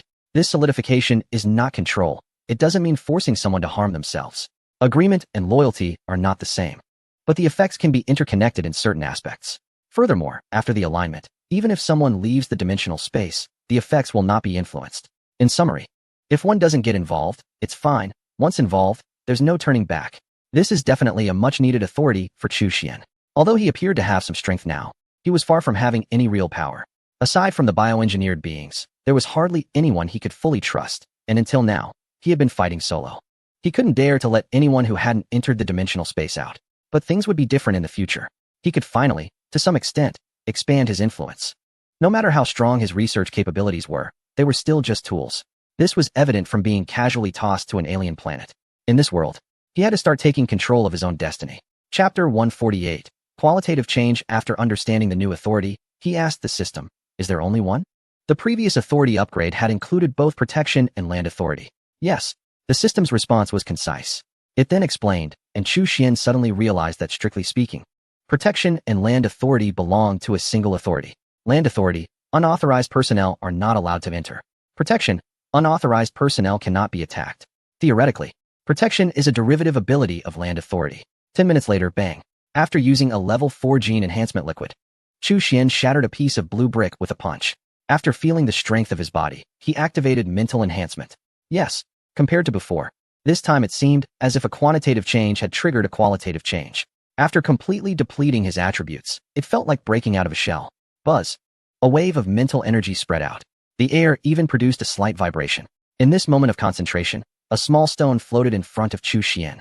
He didn't use the spatial authority, but rather his mental power. Previously, he could only perceive and observe. Now, he had finally reached a point where he could interfere with reality. It must be said that this was another surprise. Although he was still quite weak, only able to control a small stone at most, it would gradually grow over time. After practicing for a while to control objects with his mental strength, Chu Xian felt quite tired. Indeed, he was still too weak. Suddenly, while he was observing the newly added land in the dimensional space, he was astonished. Last month, the area had reached 7,000 acres, and he thought this time it would only be 9,000 acres, but now it had more than doubled. This should be the effect brought about by the qualitative change in mental power, Chu Xian speculated. Wow, the area of the dimensional space had reached over 15,000 acres. Today was truly a good day, nearly 10 square kilometers, with a radius of about 1,800 meters. Now, the land was completely sufficient for the town's third ring. Originally, he planned to build a city wall to surround the town, but with the new authority, it was no longer necessary. If they became his own people, even if he let them out, they wouldn't leak anything about this place. There was no need to find ways to conceal it. It could be said that with the new authority, many things could be relaxed. In the following week, he needed to recruit people. To have them reach the recognition level was not just about providing food and drink. It required shared ideals, common visions, and collective goals. In short, an organization that had long been prepared was thrown out by Chu Xian. The name, Stars. The goal, to fight against humanity's ultimate enemy, extinction. The phased plan, the spark. The origin of the entire dimensional space was also stated to be a small secret realm discovered by the organization, which was not subject to external constraints. This level of honesty was also a kind of screening. Those with grand ambitions would be exposed and eliminated accordingly. The effect was remarkable. An independent small secret realm apart from Earth provided not only shock, but also immense security. Although there was initial hesitation, they gradually understood that there was no way out. Knowing such a big secret, which organization would easily let people leave? Moreover, it seemed there was nothing bad here. There was food and drink, spacious living quarters, and a sky full of white clouds. Everything was several levels better than before. After accepting this setting, the mindset of each person changed quickly. Seeing the results of the contract, Chu Xian breathed a sigh of relief. Within a week, 1/5 had reached the standard. The rest were at a preliminary recognition level, not yet qualified. However, there was no rush. Changes in mindset sometimes happen rapidly. Chi-Chi here. Following this list, everyone received 5,000 points. Since they were his own people, Chu Xian naturally had to reward them. 5,000 points was certainly not a small amount. It equated to 2 months' salary for a secondary level of treatment. The points were added. In less than a second, Chi-Chi had completed the task. On August 9th, at Baikal Lake, boom, boom, the ice layer shattered, and the water below surged madly under pressure, while Chu Xian continuously collected the broken ice and lake water. Last time, the water from the ice explosion was mainly used to repair the park, with a small portion for daily use. Now that the space had expanded, and since he wasn't building a wall, Chu Xian prepared to dig a river 200 meters wide around the town. The pits were already dug. All that was left was to fill them with water. After a full half hour, the work was completed. Just like last time, with so much ice water pouring in, the temperature of the entire dimensional space dropped significantly. And by the riverside, a piece of square land was divided. Even after building a river, there was still over 100 meters of land at the edges, and according to the plan, it was all farmland beyond that. Not all of it was for personal cultivation. Some people who came with their families were unable to conduct research and were not suited for other jobs. They could farm. Chapter 149, Processing Core, August 10th. Checked in at dawn. Congratulations on receiving 10 tons of blueberries. Oh, jam can be made now. Then, using the updated shielding times, I directly banned it. There's no way to use up so much of it. Additional gain, Level 1 Processing Core. Processing Core? Chu Xian was instantly energized. Everything with a core has a special use and is extremely excellent. 10 minutes later, Chu Xian understood the functions. A great deal. The processing core, as the name suggests, is used for processing and is more powerful than any 5, 6, 7, or 8-axis CNC machine. 1 hour later, the processing core was set up. It was not grouped with the intelligent cores but was placed in the industrial area's third ring, marking out a large area. Energy. Data. 7.7. The 3 cores do not require any auxiliary facilities, but the processing core is different. It needs input materials, output materials, and warehouses, etc. It will occupy a large area. Processing core control system connected. 7.7 reported. Chu Xian. Input blueprint 0.2.7.1. Input complete. Then, Chu Xian placed a square iron block with a side length of 30 centimeters and a plastic block inside. Material analysis. Processing task 001. Resources meet requirements. Starting processing. 1 minute later, a firearm appeared in Chu Xian's hand. Previously, making this required gathering parts one by one. Now, with this thing in front of him, everything became much simpler. Springs, firing pins, grips. These were directly processed into finished products and not limited to a single material. Complex materials could also be processed. It might sound like it's not very useful since firearms aren't difficult to make. They've been producible for a long time. However, this was just a small test. Half an hour later, a rocket aerospace engine took shape. An hour later, a chip the size of a fingernail was produced. This was also the limit capability of a level 1 processing core. 1 nanometer level. Indeed, this processing capability could even replace photolithography machines, far beyond just shaping a piece of iron. However, while it was impressive, it wasn't omnipotent. Processing cannot create. You can input wafers and draw nanometer level circuits. But throwing in a clump of soil 1T yield single crystal silicon. Tossing in a chunk of iron or 1T purify it into steel. It only changes the shape of objects, not the material properties. Even so, it is quite powerful.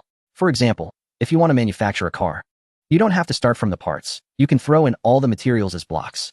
The rest is not something to worry about at all. It can be said that the processing core can directly save over 80% of the original industrial plan's investment. In the future, the main focus will be on the materials technology tree. Although many people have been recruited, most of them are researchers. And the manufacturing process has previously relied entirely on biochemical personnel. Now, this can be greatly liberated. That morning, several experts were called into the conference room. The purpose of gathering everyone today is to adjust the focus of the current phase, shifting all processing-related research and development to materials.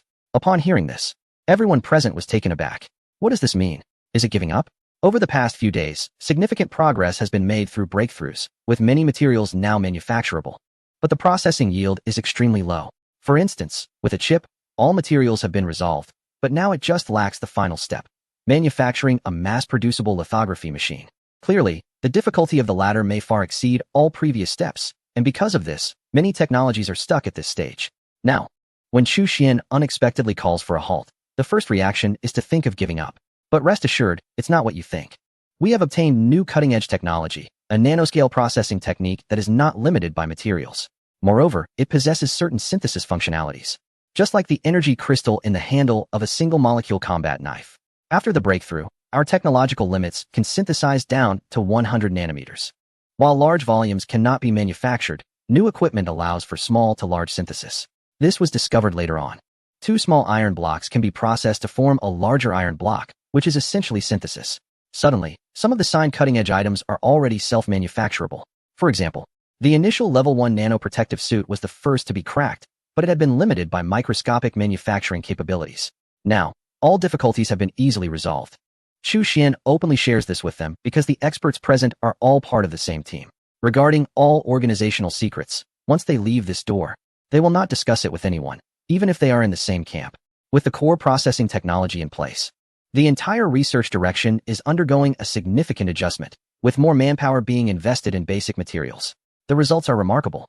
By the end of August, even the gravity generator for snowmobiles could be manufactured. At the same time, a substantial amount of expenditure has been saved. For instance, a lithography machine costs over 100 million, while monocrystalline silicon only costs around 10 to 20,000. Previously, in City 23, most of the purchases were for cutting-edge processing equipment, with over 90% of the funds spent on this. Now, it only requires buying materials, which is much cheaper. Chapter 150. Approval granted on September 1st. In the early morning, a piece of news shocked the world. This morning, the universal rapid growth gene theory proposed by senior researcher Chu Xian passed the final safety assessment. Thus, humanity has taken a new step in the field of plant genetics. For a full 5 minutes, the news detailed the proposal, validation, revision of the universal rapid growth theory, and its impact on the world. Instantly, Chu Xian became popular again. After watching the news, countless people were excited. There will be more fresh vegetables on the dining table in the future. Haha, it's worth celebrating. Wonderful. A blessing for people all over the world. From the initial high-fat rapeseed, they recognized Chu Xian, and later the rapid growth gene of the cruciferous family became more widely accepted. Now, the universal rapid growth gene theory has succeeded so quickly, bringing a glimmer of hope in a constrained life. Expectations. The idea of vegetable freedom seems too far-fetched. But just having more variety would be sufficient. The underground city of Jingsanhao.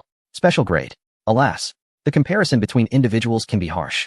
Chu Xian's former classmates once again felt the disparity in the world. Primary, intermediate, advanced, special grade. Each step is not easy for them. To make a leap, it would take at least 20 years. But what about Chu Xian? He achieved it in just over a year, and this is not the end. Relying on the universal rapid growth gene theory, it is very likely that he will be promoted to the level of a scientist within this year. A scientist. At the pinnacle of the pyramid. Even among the full professors at Jingsanhao Underground City University, the highest they reach is merely special grade researchers. Many of them have only reached that level through years of effort. In the entire underground city, there are only 2 scientists, one at the N1 experimental base and one at the N4 experimental base. This is relatively good. Most underground cities do not have a single scientist, representing the pinnacle of human technology globally. It is said that Chu Xian has also become an associate professor at the First Technology University. In the classmates' communication group, there was another round of bitter laughter.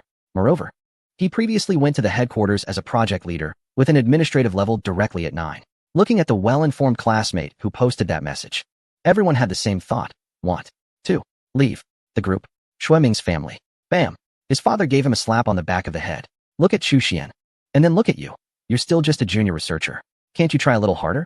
Shueming rolled his eyes. Dad, do you have any idea how much your lineage weighs? Is that something that can be caught up with effort? It all feels a bit unreal. Once, they even snuck a fried egg together. In the blink of an eye, his rank equals that of his father, level 9, with a boundless future ahead. Go for it. He felt happy and wished the best for Chu Xian. The public records of Chu Xian have not been updated by the joint government. Without the right level, his existence cannot be traced. Everyone still thinks he is at level 9. Base 616. Rapid Growth Gene Theory Laboratory. You've all worked hard. Everyone can take a week off to visit their families. Chu Xian granted them a leave. Within his authority, no one would say anything, and the results are indeed substantial. According to the usual procedure, after completing the laboratory work, it still requires validation from the Academy of Sciences. However, the current situation is different. Even the validation team from the Academy of Sciences would not have the same capabilities as the present team. The entire Beyond project has already begun utilizing Chu Xian's universal rapid growth theory for all plant-related research. Hundreds of laboratories, each led by at least advanced researchers, 1/3 of whom are special-grade researchers. High ranks, numerous teams, and strong equipment. After these days of comprehensive experiments, all indicators have met the requirements. And many genetic experiments have been completed, including fast-reproducing species like superalgae, which have already gone through over 20 generations and are very stable. Therefore, we can skip several months of verification from the Academy and only conduct a final safety assessment. Thank you, Supervisor Chu. Long live Supervisor Chu. The researchers are all extremely happy. Going home. What a rare opportunity, especially since it's a whole week. And many family members are not in the city cluster of the headquarters. But there is no need to worry at all. Special leave has been granted, with flights arranged. Additionally, there are bonuses and items for successful experiments, starting from 100,000 credit points, as well as some fruits and snacks. It's simply too satisfying. While subordinates can take leave, Chu Xian cannot. Moreover, due to the overall secrecy of the entire project, only a few people at the base are aware of it for protective purposes. Once they leave, there will be special security accompanying them at all times. Whether it's emails or communications, everything has been put under the surveillance of the security department, which is quite troublesome. I'm not going back. Han Duoduo shook her head firmly. With so much going on, how can I let Xian Gu stay here alone? Besides, even if I go back, it's only for a few days, and Lu Qi and Han Ziyang will be at work. I won't have any time to catch up with my girlfriends. Alright then, I'll treat you to a big dinner tonight. Chapter 151. Unusual atmosphere in the evening, after work. Han Duoduo looked at the feast in front of her in Chu Xian's room. It was indeed a grand meal, a whole roasted lamb. My goodness. A year and a half ago, her dream was just to live freely like an earthworm, let alone a whole lamb. Even a pound of lamb meat was a luxury. Thanks to Chu Xian's generosity, her salary had hardly changed in over a year of work. Occasionally checking her balance made her feel refreshed. In the future, that would all be her dowry. Suppressing the thoughts that made her blush, She wondered if it was a reward from the joint government. It must be, as Xian Gu's contributions benefit billions of people. What is a small roasted lamb in comparison? After some speculation, she began to eat heartily, grabbing a lamb leg and leaving nothing but bones. Chu Xian was the same. Cutting with a knife? Too stingy. Grabbing and gnawing is the most authentic way to eat. Last month, he signed for 10 tons of lamb meat, which could last for years if consumed daily. Half is kept in cold storage for later use, and the rest is rewards for his subordinates. With several thousand people, each can have 2 pounds. As a monthly benefit, the effect has been good. After last night's meal, the contract growth rate increased to 80%. That is already quite high. Most of the remaining people are still young, so there is no need to rush. Moving forward, aside from researchers, the recruitment scope will expand. To be honest, it's quite challenging. What he wants is not a rabble, but elites from various industries. Such people are generally more determined. It's not that researchers are not determined, but it's a matter of professional habit. As long as there are compelling technologies, everything can be negotiated. Therefore, the upcoming recruitment strategies need some adjustments. But the main approach remains to entice them with benefits and address their urgent needs. After finishing the roasted lamb, after Han Duoduo left, Chu Xian returned to his study. In a moment of thought, a stack of papers appeared on his desk. Upon closer inspection, it was filled with various designs of spacecraft. With the processing core in place, the difficulty of manufacturing such items has significantly decreased, leading to the establishment of numerous laboratories within the dimensional space. From deciphering to research and development, the technological direction of the dimensional space is undergoing adjustments. The blueprints in hand represent various spacecraft proposals: research, transportation, and combat. Chu Xian had relaxed design restrictions, resulting in a flood of creative ideas and numerous designs being produced rapidly. There were spherical and ring-shaped models. Without the need to consider aerodynamic layouts in space, the operational possibilities expanded, with some even designing space cities. It was quite interesting, but for now, it was only theoretical, as resources were insufficient. The materials and steel acquired by the shelter were already conspicuous. Increasing the amount would pose significant risks, and there simply weren't enough. Fortunately, in a while, space nodes could be deployed in space. He had calculated that when the time came to depart, the spacecraft would inevitably pass by Saturn, which had a very promising resource planet, Titan, also known as Saturn VI. September quietly passed. Chu Xian followed his routine daily, not bringing up the rapid growth theory of the secondary gene modification solution, deciding to wait until later. Moreover, he noticed some unusual atmosphere within the United Government. In city number 23, at a luxurious residence, a white elderly man sneered, "Dream on if you think you can stop us."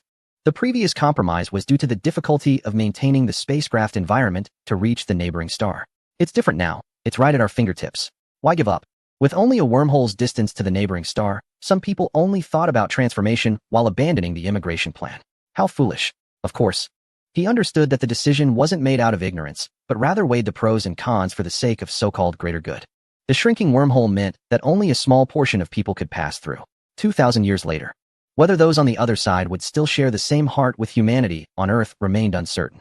To maintain purity, the Speaker and Deputy Speaker of the United Government must be staunch planetary advocates, and their backgrounds must not be from prominent families. Abandoning immigration was a measure against capital, or rather, the descendants of capital. Once immigration occurred, and the wormhole closed, those capital descendants, who were accustomed to scheming, could change the situation within 10 years. Before the Earth disaster, the greatest supporters of the spacecraft faction were the consortiums. Their previous compromise with the Wandering Earth plan was not due to weakness. They also had research teams. After careful analysis, they realized the spacecraft was unreliable. What they truly wanted to achieve was to make the spacecraft a parallel means of transportation, allowing for an escape in case of emergencies. However, they were not successful in their efforts, and the Fireseed plan relied solely on a space station for execution. In hindsight, they let it go. But now, the situation was different. An opportunity lay before them. How could they agree to compromise again? They were not to be underestimated. The power of capital, seemingly diminished, was still very much present. However, the rights of inheritance continued to persist. The coalition government, the security forces, various industries. Over the years, relying on the additional resources from a certain city, a massive network of relationships and interests has already formed. In the past, it would have been very difficult to get these people to join the faction. But now, as long as they are informed about the situation across the wormhole and given some promises, many who feel hopeless can easily switch sides. Even basking in the sun with oxygen tanks is better than being frozen for 1,000 years in the future. It can be said that the coalition government's immigration policy is self-binding.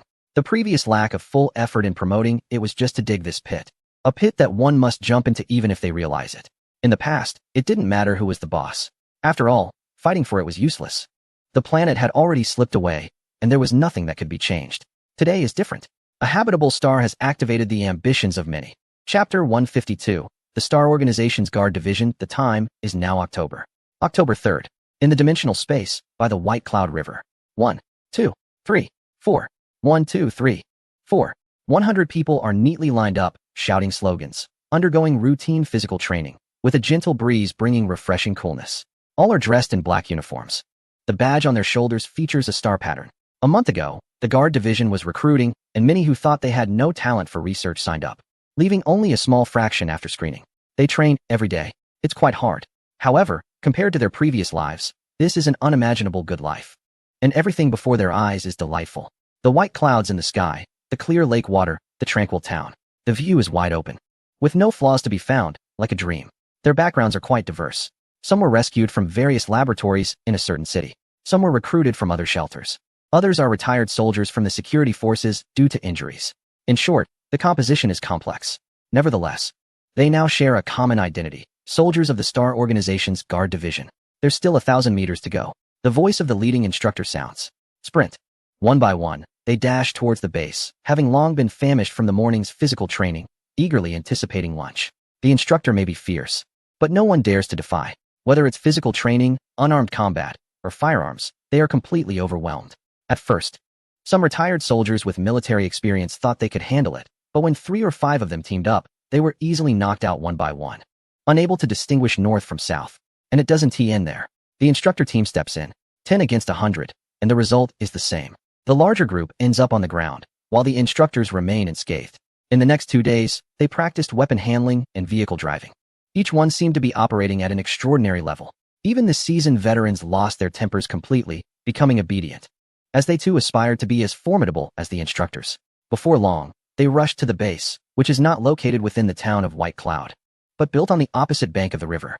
The total number of guards has been increased to 500, with 200 logistics personnel and 300 combatants. Each 100 forms a team, making a total of 3 large teams. They take turns training daily with a focus on physical fitness, firearms, and vehicles. Just as the first team returned to the camp to prepare for launch, the sound of aircraft echoed overhead. Looking up, about 10 transport aircraft were slowly landing at the airfield, which belonged to the second team. As for the third team, they were engaged in urban combat drills at a training ground not far from the base today, likely enduring another tough day under the instructors. On the tower near the river, the view was quite good. Finally, it looked the part. Through the screen, observing the training data analysis provided by Chi-Chi, Chu Xian felt somewhat satisfied. Although it couldn't compare to the elite subordinates who had signed in, it was sufficient to handle general situations, ensuring there were personnel available in case of emergencies. Achieving combat effectiveness above a certain standard would still require at least 2 more months of training. It took considerable effort to form 3 teams. Over the past 2 months, the dimensional space has changed significantly, such as the completion of the construction in Bayun Town, which has expanded twice. Now, it covers an area of 25,000 acres. If it weren't for this, there wouldn't have been a place to build this small airport, which doesn't need to be large if only accommodating vertical takeoff and landing aircraft. Another day of work has ended. In the research area, crowds gathered at the entrances of various buildings, and Liao Yu was among them. With the completion of all 3 rings in the research area, many laboratories have moved out into separate buildings. Though they are only 3 stories high, they are far better than the closed experimental bases, with light streaming in, reminiscent of life decades ago. Nowadays, only new talents are arranged in the old experimental base within the first ring. Grandfather, you go back first. I still have some experiments to conduct.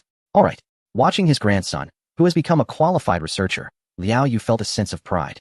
Liao Xiaofan's extraordinary learning ability has made him a senior researcher, specifically responsible for a project, keeping him busy every day.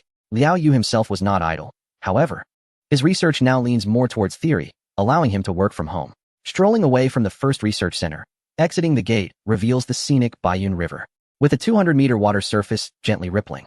It's beautiful. On the opposite bank, vast stretches of farmland can be seen, with golden wheat, lush green rice, low vegetables, and willows swaying on the ridges. This picturesque scene is truly captivating. After work, many people were riding bicycles on the roads. Although the organization can manufacture vehicles, they have stated they will not sell cars or electric vehicles, only human-powered rickshaws. The intention behind this is to encourage everyone to exercise more, either by walking or cycling, which Liao Yu wholeheartedly agrees with. Reflecting on decades ago, the sight of 4 or 5 pharmacies within 100 meters was quite frustrating. Chapter 153, First-Level Scientist Didi. Virum. As Liao Yu admired the river view, a patrol car slowly passed by. Although regular citizens are generally not allowed to purchase energy vehicles, various functional departments are exceptions, including those for medical, fire, and security services. They all need mobility, and at that moment, a 100-strong team of uniformed soldiers was running neatly across the river. Instantly, a strong sense of security arose. Joining the organization, learning the secrets, under the shared experience, there was also a sense of urgency for the organization to grow stronger, at least gaining the power of self-preservation, which was gradually being realized. Many people had not only colleagues, but also relatives and friends. After the organization opened recruitment to non-research personnel, there was another wave of recruitment. Some were even allowed to go out and help the organization attract talent. Once their thoughts were unified, they eagerly hoped to make the organization stronger. Walking casually, Liao Yu arrived at the public canteen. Previously, when he was at the first experimental base, he used to eat there. But now, they had moved, and the buildings were divided.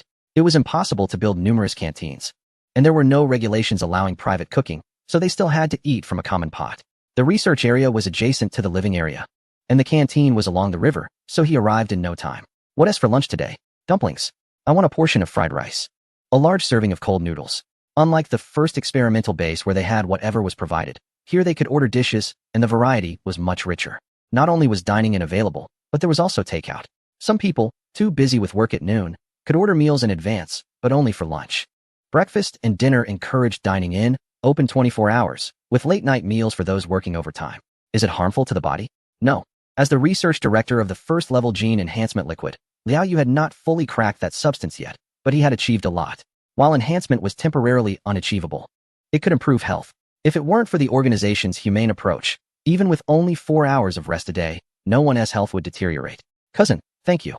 I shouldn't have doubted you back then. Sob. This is really delicious. As Liao Yu was eating, someone at the adjacent table was crying. Probably just out from the first experimental base. Seeing this, Liao Yu smiled. Such situations were very common. Although the rapid gene theory of the joint government was popularized, making meals more diverse, the changes were not drastic. At most, they might get fresh vegetables every 3 days. Yet the current level of meals was still very attractive, even before the disaster. Back then, work, housing, cars, and money were a pile of worries. Food was also expensive. Safety issues were even more frustrating. One could say that everything the organization provided now was better than before the disaster. Work did not distinguish between high and low status. Everyone had housing. Although all belonged to the organization, everyone was treated equally. If one got married, they could even get a new house. Cars were unnecessary, as the workplace was just a few steps away. Money? Although points were important, they were limited. As long as one worked hard, they could afford what others could buy. Because there were no luxury goods that cost hundreds of times the average salary, the organization said it would not sell those. The point store only had some daily necessities and food items. In short, everything here has become a utopian place for many, worth fighting hard to maintain. A few months ago, the institutional design by Chu Xian would definitely not have been so humane. After all, interests are a major driving force for people. Money, disparity, class. These can motivate people to strive. The endless array of expensive consumer goods, with their disparities and comparisons, can further ignite people's enthusiasm for work. Although it is cruel, it is a fact. However, after the upgrade of authority, Chu Xian changed his mind. A shared vision, a common goal. This driving force is stronger than creating disparities. Since that is the case, there is no need for him to exploit these people. With everything arranged, he has no worries. People will actively do their best to help him with his work. On October 9th, early in the morning, Chu Xian made global news once again. Approved by the Academic Management Committee, Chu Xian has been promoted to Level 1 scientist. At the same time, the joint government's first Science and Technology University Committee voted to approve Chu Xian's appointment as a full professor. Another report lasting several minutes. Normally, evaluations would take place at the end of the year, especially for scientists, who are evaluated only once a year in December. However, considering Chu Xian's imminent departure, special arrangements were made. Immediately, many scientists were envious. Was this treatment reserved for a favored child of the joint government? Chapter 154. Shocked watching the news about Chu Xian. Plant scientists felt mixed emotions. Look at him, and then look at themselves. Lifetime efforts can't compare to his achievements in just 2 years. Anyone would feel disheartened. However, one by one, they were quite convinced. What he researched was indeed of immeasurable value. If it were before the disaster and allowed to engage in commerce, it could easily create a Fortune 500 company and a world-class billionaire. But after the disaster, Such significant results would only yield a reward of at most 1,000,000 credit points, which might not even buy much good stuff. It was purely consolation. In City 23, still at that mansion, compared to the news, what lay here was Chu Xian's detailed information. This person is good. If possible, make an effort to win him over. For a genius, any side would be willing to recruit him, especially someone so extraordinary, who has gone from student to level 1 scientist in less than 2 years, unprecedented. Whether they can win him over is not the concern. Now that the joint government has changed its fortunes, what can Chu Xian do? He still has to serve them. Though he is called a genius, he is also a tool. A tool has no power of choice. At base 616, Xiangu, you are amazing. Han Duo was very happy. Level 1 scientist, and also a full professor at the first Science and Technology University, holding important positions. His aura was dazzling. Calm down. Oh, sit down, there are some things you can know. Han Duo obediently sat on the sofa. A week later, we will set off for the advanced base of the Other Shore project. Do you know what means of transport we will be using? Chu Xian asked. Han Duo's rank was insufficient, and she was only informed of the situation just before her departure. After signing the transfer agreement yesterday, it was too late to back out. Han Duo was momentarily stunned, before she could even guess. Spaceship, spacecraft. Chu Xian revealed the answer directly. What? A spaceship? Duo was completely shocked. Her imagination had only stretched to airplanes, and now she was being told about a spacecraft. What I'm about to say is classified information from the United Government. You can listen, but it must remain confidential.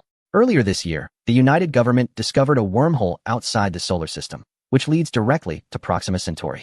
Subsequently, Uncle Liu Peiqiang was summoned as part of the first exploration team. The habitable planet near Proxima Centauri has oceans, land, and a suitable temperature, but its atmospheric composition is not conducive to habitation. The experimental environment for the Beyond project is modeled after that planet. I will be going as the head of the forward base for the Beyond project, responsible for scientific research and transformation tasks on site. After hearing this, Duo felt her head buzzing. The information she received in just a few minutes was astonishing. A wormhole, the Proxima Centauri system, planets, the forward base. Everything was so unbelievable. It took her a while to process it all. Uncle Liu is over there too? Yes. Chu Xian nodded. Liu Peiqiang hasn't returned yet. He is currently stationed at the space station on the habitable planet, serving as the station commander. I must go? I absolutely have to. Han Duo's eyes sparkled. Strictly speaking, she was also a researcher and was full of curiosity about the unknown. Moreover, her brother Xian was going along, and Liu Peiqiang was there too. This mission would last for years. Tomorrow, we'll return to the underground city to check on the household registration brother and Grandpa Han.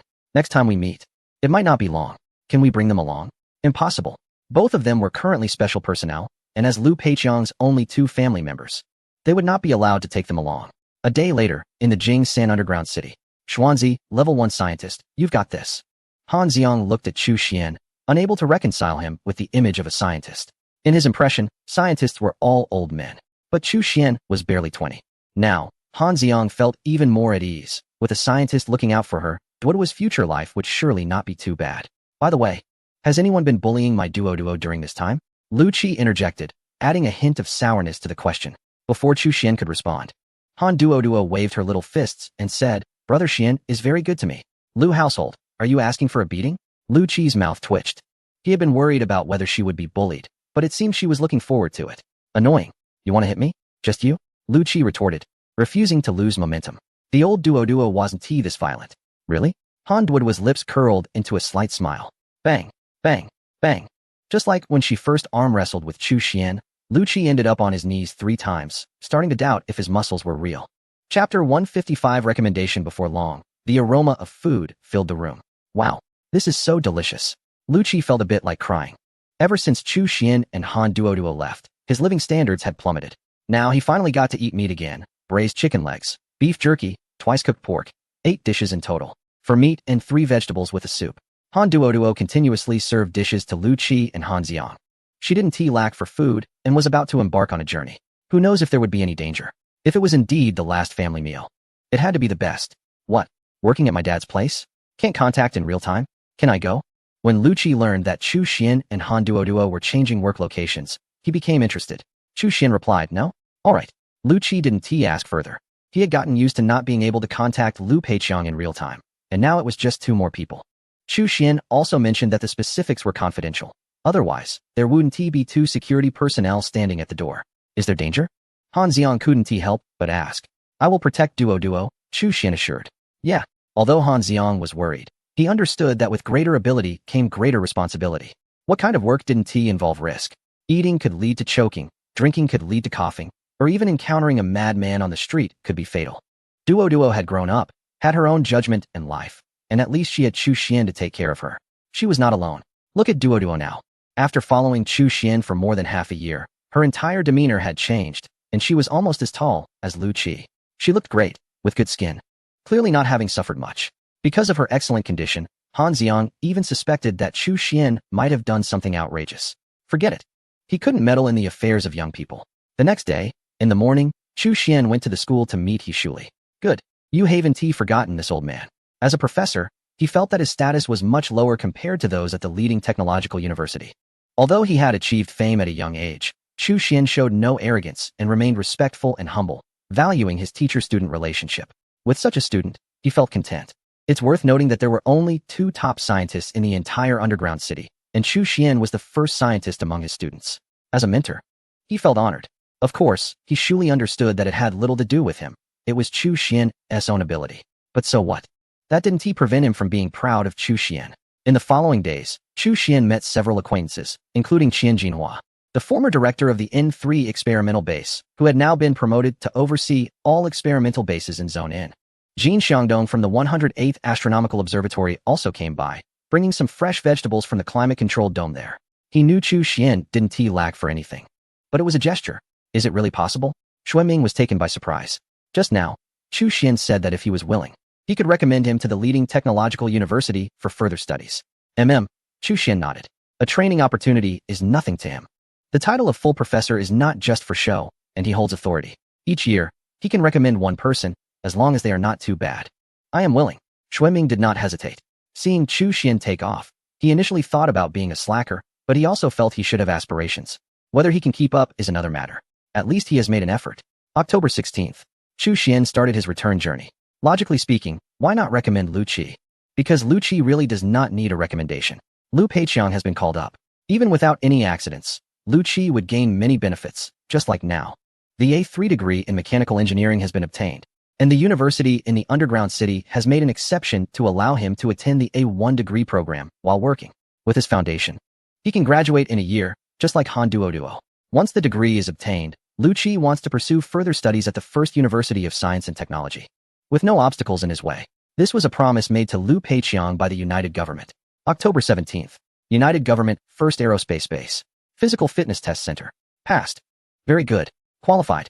Many aspects need to be tested before going to space, and the others who have been screened all take turns. However, Chu Xian and Han Duo only had their blood pressure measured and went through a few weightlessness and overload tests. He refused the blood draw. No one said much about it. Chu Xian is only 20 years old, young and strong, and as long as he can handle the weightlessness and overload tests, there should be no problems. It seems he not only handled it, but did so with ease, reaching excellent standards. Chapter 156 Waiting for Opportunities Leaving the Physical Fitness Test Center. Is that the spaceship we are going to take? It's huge. Han Duo pointed at the massive object gliding in the distance, looking like it had just come down from the sky, with a rather unattractive shape. It looked like a club, extremely ugly. Speaking of which, did the approving departments lose their minds? Obviously not. Currently, space shuttle technology is not very mature. Expecting aesthetic designs from movies and games is wishful thinking. The 3 most important criteria for shipbuilding now are practicality, and again, practicality. This is a 3rd-generation research spacecraft, featuring a ring-like rotating structure that creates gravity through centrifugal force. There is no need for full sleep throughout the journey. Before long, they returned to Base 616. At this point, Chu Xian had completed the handover of his work. Compared to a few months ago when the project was established, there had been some changes in management. Now, the entire Beyond project is divided into 2 parts, Earth Base and Forward Base. Previously, on the Earth side, Chu Xian only managed technology, and the main authority was with Fines. But at the Forward Base, just like the former Biosphere Project number 6, Chu Xian oversees everything. In the evening, Fines hosted Chu Xian once again, offering fresh caviar just bought from City 23, along with some red wine, unsure if he would like it. His words were very humble. The last steak did not shock Chu Xian. He kept thinking about it. This time, he brought out a more challenging delicacy, caviar, which even for him, the family quota was limited for the year. Some things are enjoyed once and remain unforgettable for a lifetime.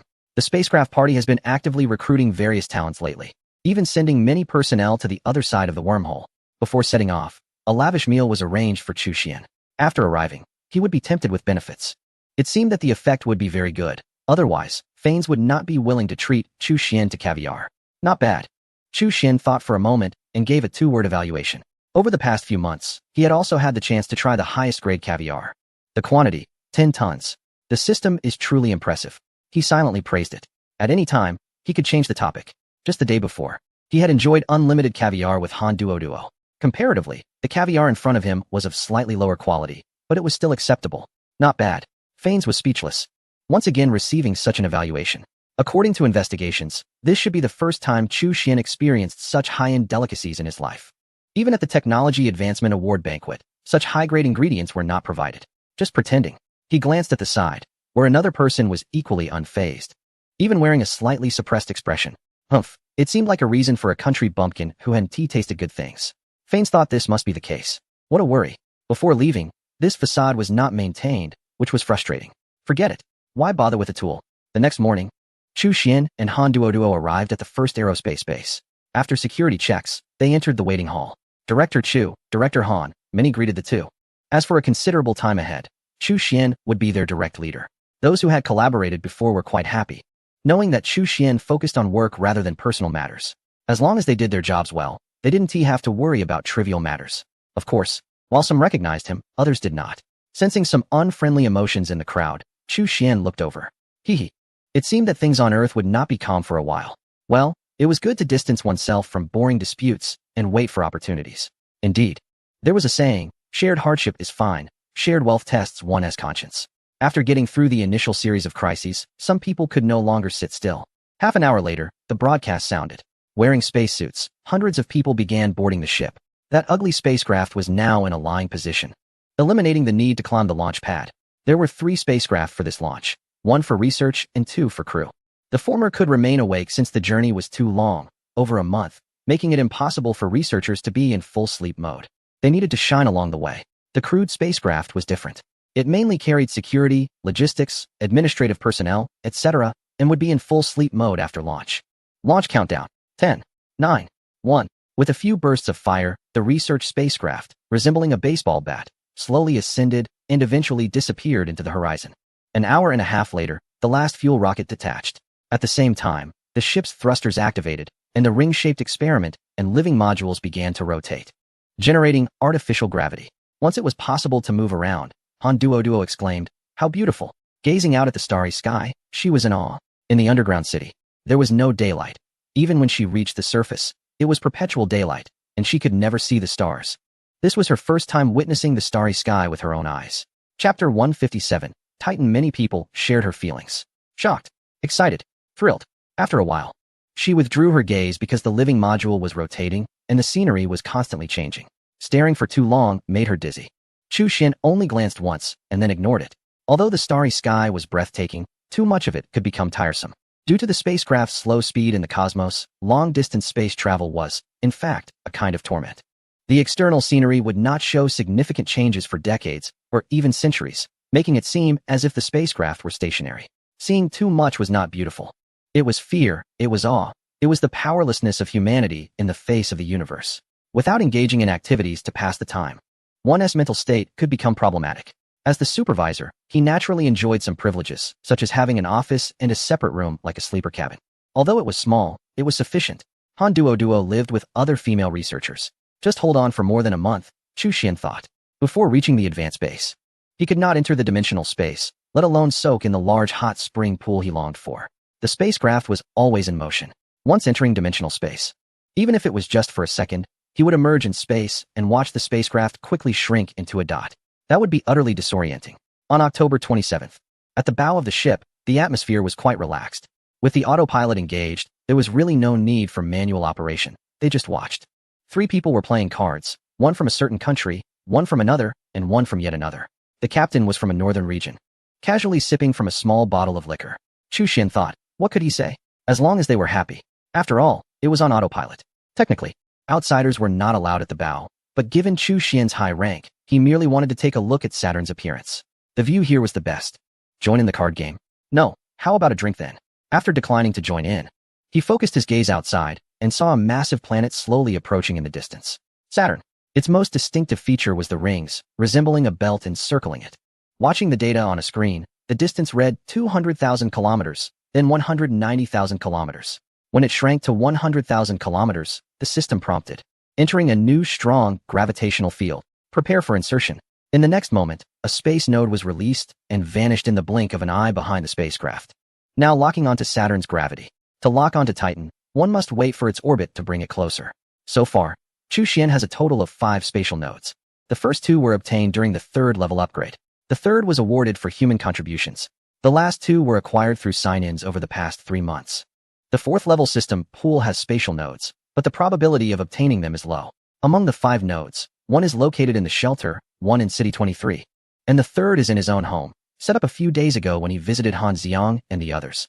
Given the current uncertain situation with the joint government, it's prudent to have extra preparations. Another node is in the dimensional space as a transit point.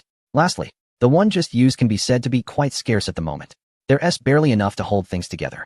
He just hopes to sign in for another node along the way. System, you need to arrange this. I'm struggling here. Just venting. Leaving the bow of the ship and returning to the office, Chu Xian closed his eyes, observing a corner of the space where dozens of people were busy. A spaceship framework over 100 meters long was already taking shape. High-strength alloys, optical coatings, fusion engines, and gravity devices, all the high-tech elements he currently had were being utilized. The alloy used the blade technology from a single-molecule knife. The optical coating comes from snowmobile coating technology, which can achieve near invisibility in snowy conditions with excellent performance. The fusion engine was based on technology from the joint government. Why not use a gravity generator? It's not feasible. A gravity generator requires a certain strength of gravity and can only function within the atmosphere of a planetary surface. Of course, the technology of gravity generators isn't entirely useless. The gravity device is derived from it, allowing gravity to be generated directly on flat ground without relying on centrifugal force. With the gravity device, anti-gravity naturally follows. It's particularly suitable for planetary environments. But the technology has not been fully deciphered yet. Its creation relies entirely on processing the core. On November 2nd, Chu Xian signed in for a mental enhancement. After using it, the area of the dimensional space reached 43,000 acres, up from 25,000 acres at the beginning of October. However, last month, he obtained another enhancement. As he could ban some unnecessary items, the probability of signing in for good items increased significantly. Chapter 158. Your feeling is right. On November 8th. A wormhole appeared as the spaceship slowly approached, with a countdown being broadcasted. 3, 2, 1. Buzz. Chu Xian felt a vibration from his soul. A strong sense of faintness washed over him, but unlike others, he managed to hold on. At this moment, even Han Duo had lost consciousness. So that is how it is. Chu Xian murmured. He had heard that there would be fainting and thought it was due to physical limits. But it turned out to be the soul that couldn't bear it. Never mind, let us just pretend to faint. A minute later, the spaceship arrived at the neighboring star system. Quite fast. Chu Xian commented that while it was impressive, it still couldn't compare to their own spatial nodes, as wormholes had delays. Spatial nodes, on the other hand, allowed for real-time transport without side effects. Suddenly, someone entered the cabin. Under his perception, a large black man and a young Caucasian approached. According to protocol, they needed to check vital signs before administering medication. Without any intervention, it would take an hour for the individual to wake up. However, by releasing a chemical drug, this time could be shortened to 15 minutes. Was that Chu Xian? Sitting in the front row, he was quickly noticed. A hint of disdain flashed in the young man's eyes. A person of Asian descent. No matter how accomplished, it was irrelevant to him. If it weren't for his family's plans to immigrate and infiltrate this area, he wouldn't have come at all. The girl next to him was quite attractive. He smirked. The young man opened the door to the cabin. Vital sign checks didn't require entering the cabin since everyone was equipped with a simple, basic vital sign testing device. Data connected to the seats, with a panel outside displaying a green light indicating no issues. Seeing this, the large man didn't stop him. Previously, he had taken a liking to a girl from the Arctic and had taken the opportunity. In his view, it wasn't a big deal. Suddenly, there was a thud. The large man was taken aback as he saw his companion kneeling on the ground, clutching his chest. Help! Help! The large man rushed over. Noticing the young man's face was flushed and filled with terror. At that moment, the young man felt he was about to die. No, how could this be? I have no underlying conditions. Am I really going to die? The pain in his heart intensified, as if someone was squeezing it tightly. In his final moments, a voice echoed in his mind. Congratulations, your feelings are correct. As if realizing something, the young man's eyes suddenly widened. Someone was trying to kill him. Who? Just as he was about to say something, Everything went black, and he lost all his strength. The large man was panicked and quickly used his communicator to call for help. By the time the medical personnel arrived, it was too late. He had become the first casualty of the deep space program. After multiple enhancements, from the initial small stones to now being able to crush a person's heart, it was no longer difficult for Chu Xian. At the same time, he wouldn't be discovered.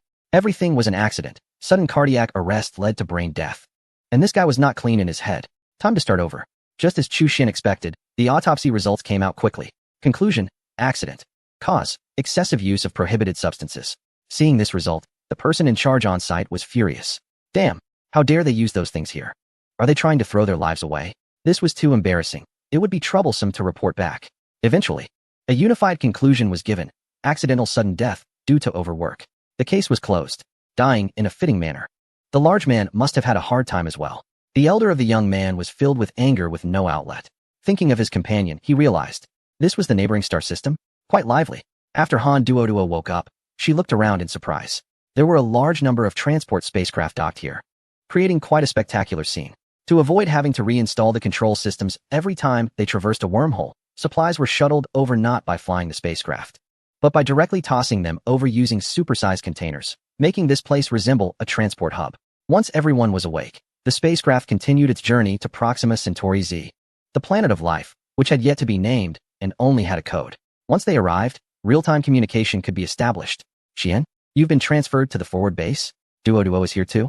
Lu Peiqiang received the communication and almost thought it was an illusion. But video calls couldn't be faked, and the background was indeed a spacecraft. After a moment of silence, he suddenly realized. Indeed, the Biosphere Project No. 6 was very suitable for the planet before them, but he hadn't expected Chu Xian to be transferred over. What position? Head of the technical department? Lu Peiqiang asked. In his view, even if the rank was raised by one level, Chu Xian would only be at level 8. Being in charge of a technical department was considered good. No. What is it then? After a pause, Chu Xian said, Supervisor of the Forward Base. Chapter 159, Main Base of the Other Side on the Space Station. Lu Peiqiang was stunned for a long time after hearing Chu Xian's words. Supervisor of the Forward Base. Is this a joke? As far as he knew, the Deep Space program had a high level, and as a directly affiliated project, the supervisor's rank should be level 6. Was this the position Chu Xian could obtain? Lu Peiqiang took a deep breath and asked, is it a deputy position? No, it's the main one. What about the administrative level? Lu Peiqiang asked again. Level 6. At this moment, Lu Peiqiang had to force himself to digest this shocking news. It was truly unbelievable that Chu Xian, who was not yet 20, held a position that most people could only aspire to in a lifetime. Level 6 was different from Level 9. The previous Biosphere Project number 6 was a non-functional department, merely a research institution, with the administrative level assigned to the position. Once someone left, the level disappeared. It was temporary. However, all positions above Level 8 were permanent, having solidified and entered the middle tier of the United Government. This was fundamentally different from the previous Level 9. The entire United Government had corresponding levels for military and political positions. 5-star General. Level 1, 4-star General. Level 2, 3-star General. Level 3, 2-star General. Level 4, 1-star General. Level 5. As a colonel, he enjoyed Level 6 treatment, equal to Chu Xian's, but his power was much smaller. The former could manage a large area, while the latter was limited to the military system. Alright, one couldn't view this genius, who repeatedly created miracles, through the lens of common sense. After chatting for a while, they ended the communication. Next, there were still 9 days of travel before reaching Proxima Centauri Z. Of course, they couldn't be idle along the way. Breeding, seedling cultivation, research, and transformation would all proceed simultaneously. Among the total of 30,000 people in the entire Other Side project, 15,000 would come here to start their work. 3,000 researchers and 12,000 operational personnel are involved. Planting trees, sowing seeds, maintenance, and logistics. Many tasks fall outside of research. This transformation is global. With more than one forward base, there are 10 in total, one main base and 9 sub-bases set in various environments such as plains, islands, and deserts. Having conducted sufficient experiments on Earth, they can start operations immediately upon arrival. The main base will also be the future workplace for the team. On November 18th, at 9:15 a.m., a beautiful planet comes into view. The spacecraft will land in 1 hour. All personnel please transfer to the passenger cabin. Centrifugal gravity will stop in half an hour. The announcement prompts everyone to begin moving. The landing is imminent. A glance out the window reveals the stunning scenery. The researchers are filled with excitement, and although they still cannot breathe normally on the new planet, they feel content. Sunshine, white clouds, and blue skies. These are already wonderful. An hour and 15 minutes later, they have arrived. The main base on the other side is now complete. Although there aren't enough resources to build an airport, they can construct a platform for heavy spacecraft capable of vertical takeoff and landing. On the control tower, numerous hopeful eyes are watching. Over 10,000 personnel arrived early to help with construction and quickly grew fond of the environment here. Carrying oxygen tanks and basking in the sun is simply delightful. This makes them even more eager for the scientists to address the atmospheric composition issues here. Boom. Flames burst forth as the massive spacecraft slowly descends. It took off using chemical fuel from rockets and will land in the same way, despite having ion thrusters. In space, there is no resistance, making propulsion easy. But technology is limited. It is impossible to lift a spacecraft weighing thousands of tons off the surface of such a strong gravitational planet. The fuel on the spacecraft is only sufficient for 2 takeoffs and landings. If only there were anti-gravity technology, it wouldn't be so troublesome. On the control tower, a major murmurs, but it's just a complaint. It's not that the scientists on Earth are ineffective, it's simply very challenging. To achieve anti-gravity, they must find a way to transmit gravity. While the 3 of the 4 fundamental forces in the universe have identified their mediators, gravity remains elusive. Once discovered, gravity and anti-gravity technologies will be unlocked. Unfortunately, after so many years, they are still at a standstill, and the best way to escape the planet's gravity remains chemical fuel. Director Chu, thank you for your hard work. A lieutenant colonel from the logistics department of the Deep Space Program approaches for the handover as construction personnel prepare to withdraw. Returning to Earth? That's impossible. The ones who came are engineering soldiers. The Deep Space Program is not only about the nearby star system, but also about exploring the entire stellar system. There are engineering tasks elsewhere as well. Once the other 2 spacecraft land, all personnel in stasis will awaken. Let us get started. Director Chu instructs the head of security. Understood. The handover went smoothly without any surprises, mainly focusing on familiarizing with the equipment locations, and all departments quickly entered operational status. The location of the main base is quite good. 3 kilometers to the south is the ocean, and 5 kilometers to the north is a large lake. Whether for saltwater or freshwater experiments, it is very convenient to conduct them. The temperature is suitable, precipitation is moderate, and the soil conditions are also highly representative. Meeting. Chapter 160 Subordinate Lee Base Large Conference Room. At this moment, mid-level personnel from various projects are seated, each with an oxygen tank at their waist. The outside temperature is pleasant, with sunshine available. Therefore, it's not necessary to wear thick protective clothing when going out. And everyone just experienced the feeling of basking in the sun. They all want to shout, awesome. They wish they could stay here forever. Once everyone arrived, Chu Xin spoke, everyone, we will be very busy moving forward. In the first month, we need to carry out large-scale breeding of some short growth cycle plants. Within a 10-kilometer radius of the main base, plant trees, sow grass, and cultivate flowers. According to the plan, we will work here for over 5 years.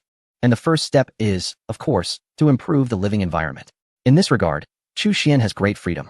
As long as the core objectives are met, he can decide the rest as the supervisor, although it is not entirely up to him. For instance, one person suggested, what about fruits? Should we plant some?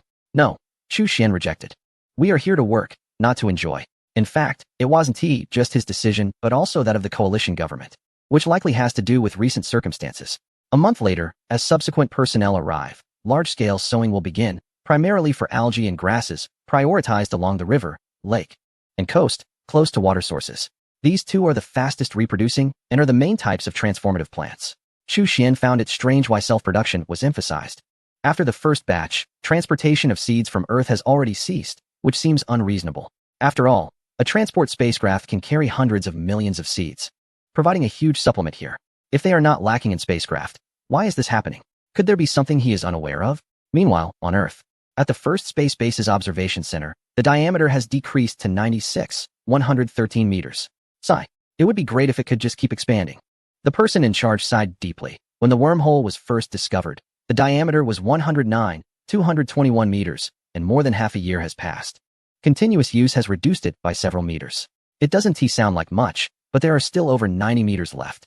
However, the risks involved must be considered, such as the critical value. If the wormhole has a stable critical threshold, being above that value means stability, while being below, it could lead to collapse. Reducing distance and accelerating contraction, turning from harmless to potentially harmful to humans. So what should be done? So far, no one knows what the critical value is, or even if it exists. Each time goods traverse, it causes anxiety, fearing they might reach the limit. Because of this, in addition to the initial resource investment, The joint government requires the project on the other side to become self-sufficient as soon as possible and reduce the use of wormholes. Meanwhile, that ugly research spaceship, designed to resemble a baseball bat, can still traverse wormholes due to its cylindrical shape in case of emergencies. The ship that Chu Xian is on is an important backup option, but all of this is not suitable for public knowledge and will only be activated at critical moments. As the meeting concluded, everyone became busy. Around the main base on the other side, figures with oxygen tanks were bustling everywhere, digging pits, sowing seeds, and watering plants. Dressed in light clothing under the sun, no one complained about the heat. This was something billions of people on Earth could only dream of. The thought that the surroundings would turn lush and green in a month only fueled their enthusiasm. Of course, those who were closer only carried oxygen tanks, while teams heading to the seaside or lakeside had to wear protective suits. Chu Xian did not want a second casualty to occur under his command. Everyone was working diligently. While Chu Xian, he was just wandering around. But no one thought he was idle. How could a researcher, especially a genius, be completely idle? When encountering someone engrossed in research on the street, most people might perceive them as dull. However, in their minds, several ideas might flit by in just a minute. A math quiz could be filled with formulas. Ordinary people might see them as dull, but to those individuals, many in the world were no different from the intellectually challenged, mere physical shells without thought, driven only by instinct. Thus, the wandering supervisor Chu Xian must have had a busy mind. At that moment, however, what occupied Chu Xian's thoughts was, what to eat tonight? Grilled fish, hot pot, or maybe both. With a month without entering space, although sneaking a nibble was possible, having a full spread was out of the question. Tonight, he must prepare a grand meal. As he walked, he suddenly stopped and looked at someone. The person noticed Chu Xian and immediately stood up straight. Opening the communication channel to call out, Supervisor Chu. What is your name? Chu Xian asked. Li Yi, that emergency technical observer from the joint government? What brings you here? Oh, seeing the professional tag on his clothing made it reasonable. The entire base on the other side relied on energy from fusion reactors. And this person was indeed a mechanical engineer for the fusion reactor. His skills were impressive. Otherwise, the request for a planetary engine activation during the Spring Festival wouldn't have been approved. Do a good job. Chu Xian patted his shoulder. It's quite interesting that Li Yi has become his subordinate. Yes, Li Yi was excited. Although his title was Emergency Technical Observer from the joint government, it sounded impressive. However, standing before him was a first-rate scientist, a full professor from the First Technology University. The talent in front of him was truly dazzling, beyond mere titles. Chapter 161. Landing on Titan, Chu Xian wandered to the southern seaside. At this moment, many were laboring here as well. The super algae transported by the spaceship were not suitable for land environments. The sea was the rightful home for the super algae. Supervisor Chu, you all continue your work. Yes.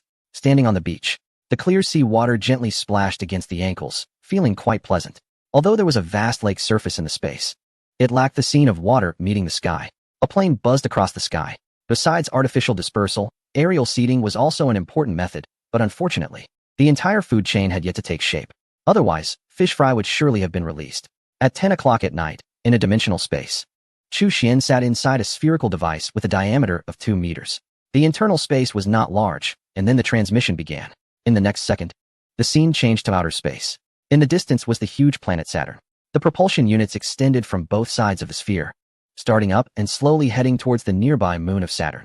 The 2-meter landing capsule could easily remain concealed. Captured by Titan's gravity, the speed increased, and the distance continued to shrink. 10,000 kilometers, 9,000 kilometers, 7,000 kilometers. As it entered Titan's atmosphere, friction generated heat. But it was not as intense as that in Earth's atmosphere due to the low oxygen content, making combustion difficult. It left a distinct trajectory that would soon be erased by atmospheric movement. A few minutes later, the anti-gravity engine activated, and the landing capsule touched down on a vast plain on Titan's moon. Chu Xian opened the hatch. It was freezing, at around negative 180 degrees. It was colder than current Earth. Looking up at the sky, there was a thick atmosphere that, while not completely obscuring vision, made everything appear blurry, which was convenient for his development. Chu Xian set up spatial nodes and soon transmitted some flying devices equipped with anti-gravity engines and stealth coatings to begin resource exploration. Without any protection, he quickly returned to the dimensional space, rubbing his hands while enjoying hot pot. Chi-Chi, notify me as soon as there are any findings. Yes. A day later, under the advanced mining equipment, the shallow mineral resources within a radius of several hundred kilometers had been surveyed. 8 large iron mines, 3 large copper mines, 1 large aluminum mine, 1 medium-sized nickel mine. Looking at the summary list, Chu Xian could only exclaim, struck gold. In his standards, starting from 1 billion tons, Although the smelting yield wasn't that high, it was still a significant find. He no longer had to toil away collecting scrap in the shelter. In fact, Chu Xian had considered building a heavy fusion reactor in the dimensional space to synthesize steel, but was limited by space. With current technology, the smallest heavy fusion reactor was about the size of a town. Moreover, it posed many challenges. Therefore, this idea could only be realized when the space was larger in the future. Someone asked, isn't the energy core also a fusion reactor? Why can't it produce steel? One could only say that such thinking was misguided. Light nuclei, heavy nuclei, and cold nuclei are different. The first mainly uses gases, the second uses solids. But the third involves fusion of elements not currently known, like Tony's arc reactor. Fusion is a new element that can be replaced once used. Otherwise, would Tony really extract iron from that lamp every day? After completing the detection, Chu Xian began to take action. Riding a black sphere, he arrived at a vast valley, where he could see many mirror-like lakes formed by methane and ethane along the way. Quite beautiful. Those are also important chemical raw materials. One Titan planet can significantly meet his material needs, but Chu Xian did not try to stuff them into space. These are all hazardous materials. Encountering air and a spark could result in a mushroom cloud. The immediate demand is not high, and since they are abundant in the mountains, he could collect them when needed. On the other hand, mineral resources need to be stockpiled in large quantities. The valley is located at an iron ore site, with a surface layer of rock about 10 meters thick, similar to the ice surface explosion back then. Dig a pit. Plant explosives. Press the button. With a loud boom, the surface rock was blown away, and hundreds of thousands of tons of rock were quickly collected by Chu Xian, transforming into hills in the dimensional space. After getting used to plains, it was just right to improve the geographical environment. On December 1st, he finally didn't have to be so frugal anymore. Looking at the sprawling mountains of ore in the space, Chu Xian smiled happily, having blasted several large mines over the past few days, greatly enriching his raw material stock. Next was to turn the ore into metal. Fortunately, a metallurgy core was signed a couple of days ago, and combined with an energy core, the daily output could fully meet the demand. Chapter 162, Starship Program. In the morning, cheerful music began to play. Instantly, Baiyun Town seemed to awaken, with people gradually appearing on the streets, all heading to the cafeteria by the Baiyun River. They would have breakfast, take a walk by the river, and then start their day of work and life. Looking at the hills that had appeared overnight in the distance, everyone had already gotten used to it. The organization's methods were mysterious. It was just a hill. A shuttle bus was parked at the cafeteria entrance, and many workers in uniforms got on. They thought they would only be sweeping the floors, but didn't expect they could also drive transport vehicles. They used to be transport vehicle drivers, and upon entering with their families, they found they didn't seem to have other skills. They were naturally very willing when informed 2 days ago to switch back to their old job. After swiping their cards to get on, the shuttle bus moved slowly and soon arrived at a large bridge, which was usually off-limits to unauthorized personnel. Therefore, crossing it for the first time was quite novel for them. They could only see it from across the river before, but now they were driving through golden wheat fields, feeling very excited. Look, those are apple trees and peach trees. As they chatted, the vehicle arrived at the hill, where they could see huge chunks of ore piled together. Passing through a mine over 100 meters wide, they suddenly had a clear view. In the distance, there were parallel or mountains, and between the two mines, they saw a massive circular structure, with a diameter of 120 meters and a height of 30 meters. In addition, there were many transport vehicles parked on both sides. They got off, lined up, and then learned about the work they would be doing next. This is the organization's mining equipment. You will be divided into 3 groups, one for transporting ore, one for transporting finished products, and the last for transporting slag. Remember to adhere to safety operation regulations and do not drive the transport vehicles outside the designated area. The job transfer occurred the day before yesterday. Training was yesterday. And today is just a brief emphasis on site, so it won't take much time, creating a bustling scene here.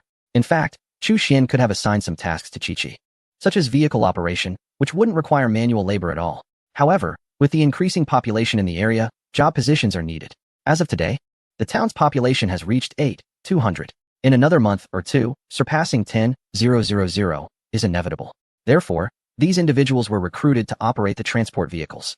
Another reason is that the speed of the smelting core is limited. It doesn't mean that ore goes in 1 second and metal comes out the next. It requires time. Even if 100 mining vehicles were produced for Chi-Chi to operate, it would only lead to waste, as they would be idle 99 of the time. Thus, in the absence of efficiency improvements through automation, employing people is also a good choice. With metal available, the processing core begins to operate around the clock, producing rebar, weapons, vehicles, and equipment. It's better to stockpile these for future use. Letting such advanced technology sit idle is simply a crime. The abundant resources at hand also stimulated Chu Xian, suddenly igniting the impulse to build a large spaceship. Unlike the usual small ships, in Chu Xian's understanding, starships are massive, starting from a kilometer and with no upper limit. Feeling a bit carried away, he shook his head slightly. Such large-scale projects are too advanced, even if constructed. They seem to serve no significant purpose. For now, the dimensional space is more practical. It's very safe, can grow, and has weather. It shouldn't be necessary. Even if there is a need for craziness, now isn't the time. At least wait until the dimensional space can dock.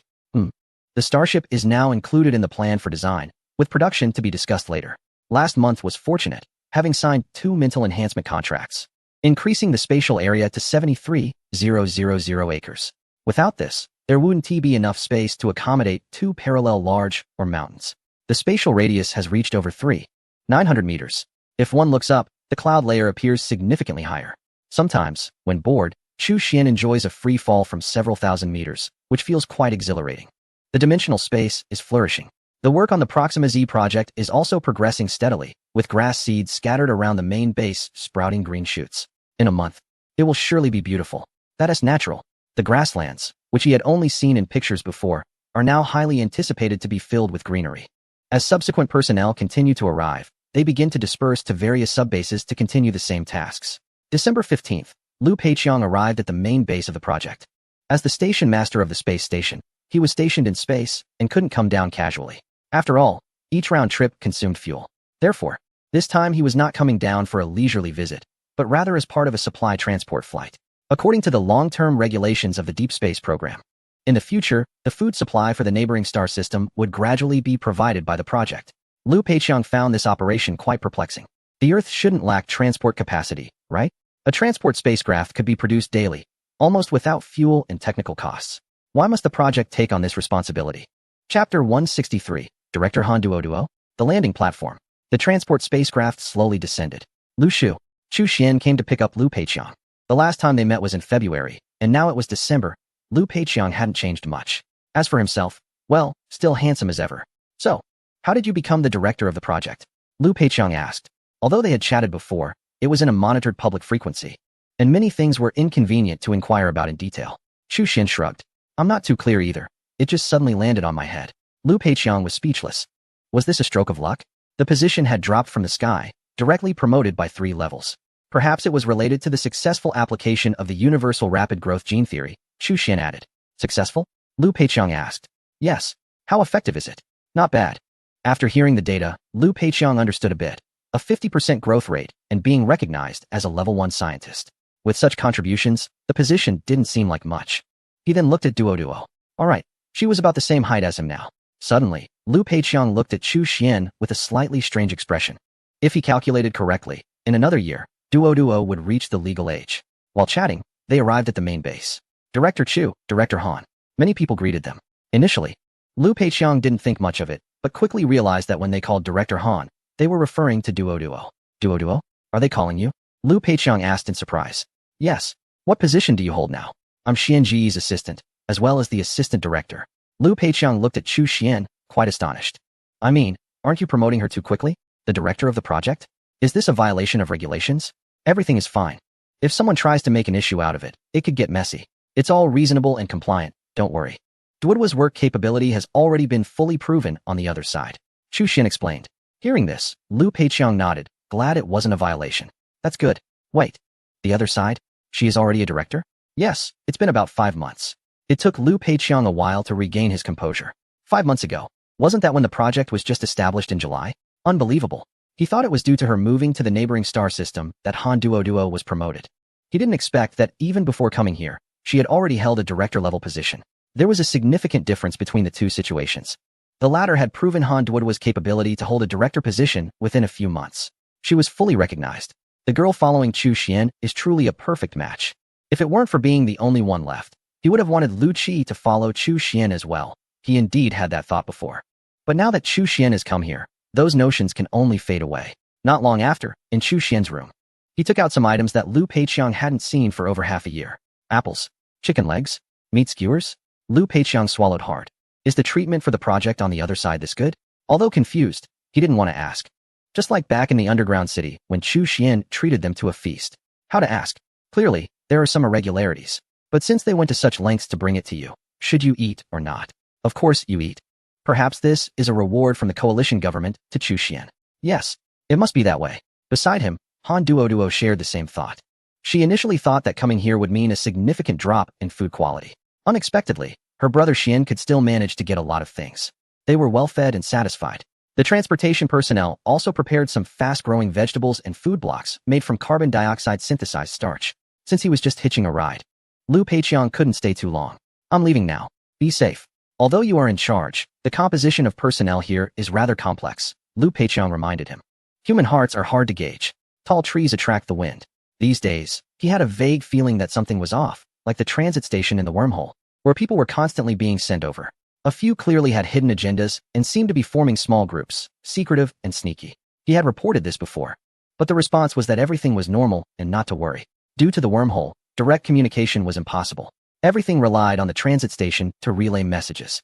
Lu Peiqiang wasn't entirely convinced by the response, but without evidence, he couldn't say much to Chu Xian. Don't worry, I will take care of myself. After that, Chu Xian handed him a bracelet.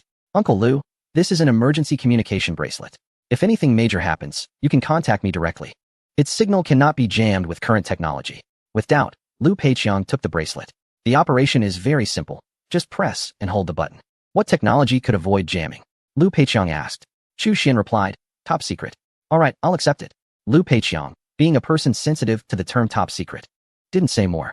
Chapter 164.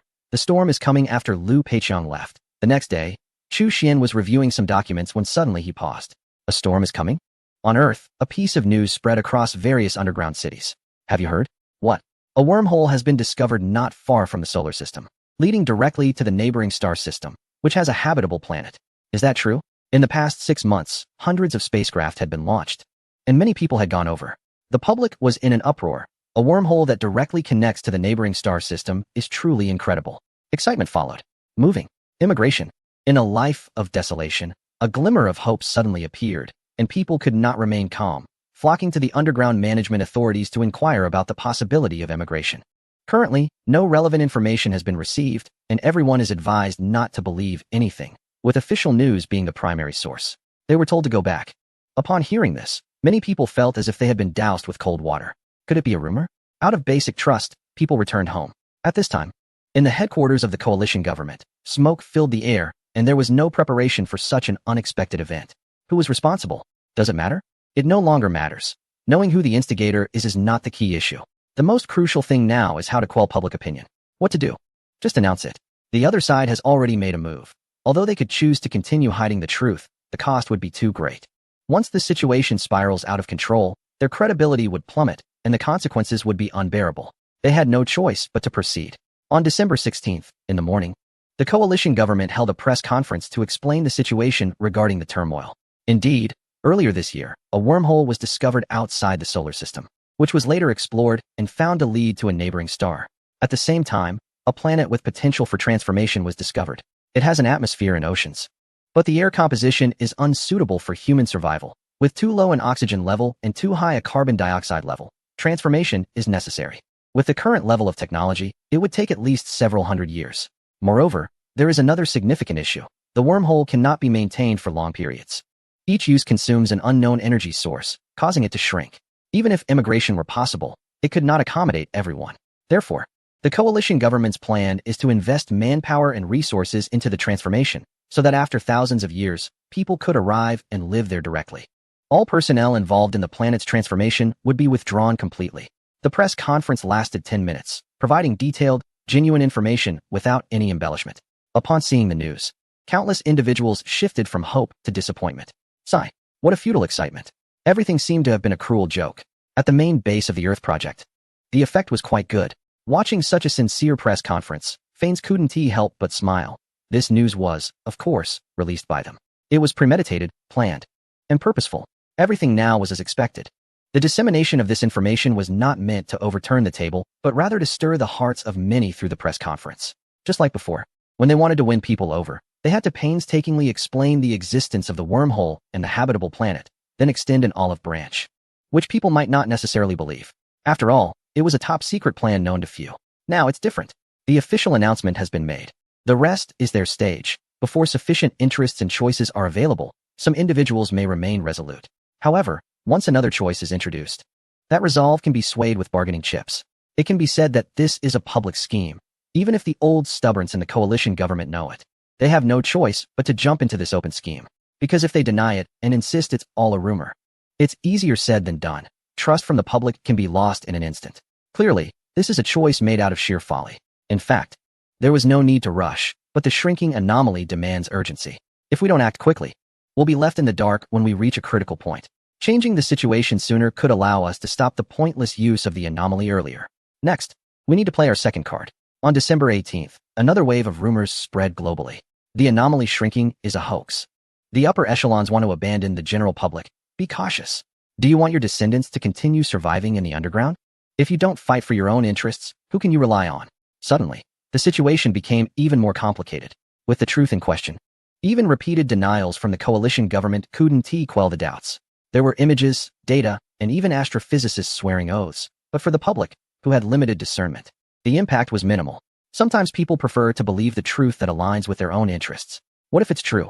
Chapter 165. A twist of fate. As the world was engulfed in heated discussions, in City 23, on the streets, Chu Xian walked slowly, surrounded by the usual hustle and bustle, where the extremes of the world were vividly displayed. The shrinking anomaly? Interesting. Before the announcement, he had no idea the anomaly would shrink, suddenly clarifying many questions. Self-sufficient. No seeds provided. Even daily consumption by Liu Peiqiang and the others had to be supplied by the Other Side's project. This visit to City 23 was certainly not for vacation, but to find someone in the know for detailed information about the ongoing events to prepare for what is ahead. In this chaotic world, while one could take advantage of the confusion to catch the right opportunities, one must see through everything to strategize effectively. Fishing in troubled waters is never about blindly reaching out. Otherwise, one risks being bitten by fish or even drowning. This time, the target was Fine's cousin. Initially, Fine's father had a stroke of luck and then served in the coalition government, while the multi-billion-dollar fortune went to his brother. Relying on capital and partnerships, he was living quite comfortably in City 23. Before long, Chu Xian arrived at a building where dynamic music flowed out. It was a large entertainment center. Singing, drinking, bathing, all offered unofficial services. This was run by Fine's cousin, Fred. On the third floor, Fred was watching two girls dance, freshly trained, and once they were done, they'd be sent to the public dance floor. While watching, he chatted with a young man from a similar background. How is it? If it's no good, I'll have someone replace them. Fred took a sip of his drink. Not bad. Want me to send one your way? Forget it. I'm more looking forward to changing the situation and interacting with some special girls, the young man replied, filled with anticipation. Haha, connoisseur. Fred was also eagerly awaiting the opportunity he had waited for years. Once the plan succeeds, there will be no need to stay holed up in the 23rd city. Not only can I roam freely across the entire planet, but I can also explore other planets. Just thinking about it makes me happy. Just as I was dreaming about it, bang. The door was pushed open, and a subordinate rushed in. Not good. Someone is causing trouble and throwing tear gas everywhere. Who? I don't know. The surveillance system mysteriously malfunctioned, and the electronic lock on the armory is also broken. You need to leave quickly. It's dangerous here. Hearing this, Fred's good mood vanished. But he didn't panic. He said to the young man beside him, don't worry. I have an emergency exit. In the case of that informant, Fred could only say it was foolish to lock himself in a safe house. If there had been a passage, he wouldn't have to meet his end. He then stood up and moved a sofa from the corner, revealing a door. Follow me. The group crawled through the passage, going down until they reached the basement level, then continued along the corridor. After several turns, they exited into the back room of a barbecue restaurant across the street from the entertainment center, with the exit located in the center of the building. We're safe. If I find out who did this, I will. Fred was saying something menacing when he turned around to pull the young man up. Suddenly, his voice cut off as he noticed someone who shouldn't be there. What's wrong? The young man asked, having crawled out and noticing Fred's abrupt silence. What is it? Chu Xian smiled at them. Upon hearing this, the young man turned to look, and although he wasn't too alarmed, thinking he was one of Fred's people, he didn't have time to think further. Who are you? Fred quickly drew his gun, aiming it at Chu Xian. At that moment, he finally felt a bit of safety. A good person, here to offer you a fate. What fate? Fred's mind instantly filled with images, thinking that the person before him wanted to showcase their power through this means, and then team up with him. The lower class is just the lower class, only suitable to be tools, just like those girls, posing just to earn a smile from him. The next moment, he heard the other party's voice turn cold. Life. Imprisonment. At that moment, Fred was stunned, as it seemed different from the script he had in mind. Seeking death. He was about to pull the trigger. Huh, why is it stuck now? No matter what, he couldn't pull the trigger. Just then, several of Fred's bodyguards quickly rushed up. Quick, kill him, Fred ordered. Yes. After receiving the order, bang, bang, bang. 3 shots accurately hit Fred's right foot, shattering 3 of his toes, leaving him in shock. Damn it, I told you to shoot him. Fred was in excruciating pain. Yes. The bodyguards were also flustered, just as they were about to fire. Their hands seemed to be redirected by some force. They hurriedly aimed at Chu Xian. Bang, bang, bang. Fred lost another 3 toes. The sound of pig-like screams echoed throughout the room. Chapter 166. A new chapter in life. The screams reverberated, and the scene became somewhat horrifying. At this moment, Frederick's head was buzzing, and his first reaction was that his subordinates had collectively betrayed him. Otherwise, how could they have attacked him twice? Damn it. You lot who eat from both sides. Crouching on the ground and cursing loudly, the pain in his toes nearly drove him mad. He had never endured such suffering. Seeing this, the bodyguards were drenched in cold sweat, as it was truly bizarre. They were clearly aiming for Chu Xian, yet they kept hitting the target they were supposed to protect. They hurriedly said, No, we meant to hit that person, not you. They tried to explain, but seeing Frederick's expression, which looked like he wanted to eat them alive, their hearts sank. He didn't believe them. Immediately, they swore loyalty once again. Kill him. They all had the same thought and raised their guns again. Bang, bang, bang. 2 shots each, a total of 6 shots, directly blew off Frederick's last 4 toes and 2 fingers. Silence. Seeing this scene, the 3 bodyguards' brains nearly short-circuited. Damn it, it hurts. Just wait for me. Frederick had completely lost faith in those 3 bodyguards. After 3 consecutive betrayals, he felt like a clown being toyed with. He lifted his gun to retaliate, only to suddenly realize that his gun was broken, but his fingers seemed to move faster than his brain. Bang. After 1 shot, a blood hole appeared in one bodyguard's forehead, just as the other 2 were stunned. Bang, bang. Both of them met their end. Frederick didn't care about the pain in his hands and feet. He was somewhat dazed. How did his gun suddenly work again? And how had his marksmanship improved so much? Frederick was bewildered, but that didn't mean the young man next to him was clueless. At that moment, his eyes widened as he watched the person. From start to finish, he had been observing. If the 3 bodyguards had truly betrayed him, how could they have still acted? Their expressions and gazes were hard to fake. Moreover, they had even ended up dead. This was unscientific and unreasonable, since just now, a series of bizarre events had unfolded. Finally, he couldn't help but look at the only outsider, Chu Xian, a person of Asian descent. Could it be? What kind of Eastern magic is this? Just then, that person spoke. All right, the game is over. Congratulations to the 2 of you. You've earned a life sentence. Wait a minute. The young man thought it was just a personal vendetta against Frederick. Have any questions?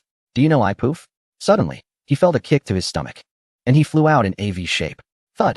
He crashed against the wall and slid down, spitting blood. The voice of the other party rang in his ears. Even if your father is a deity, he can't save you. This person, Chu Xian, was also known to him, on the blacklist. There was no killing him now. It just felt too easy for this guy.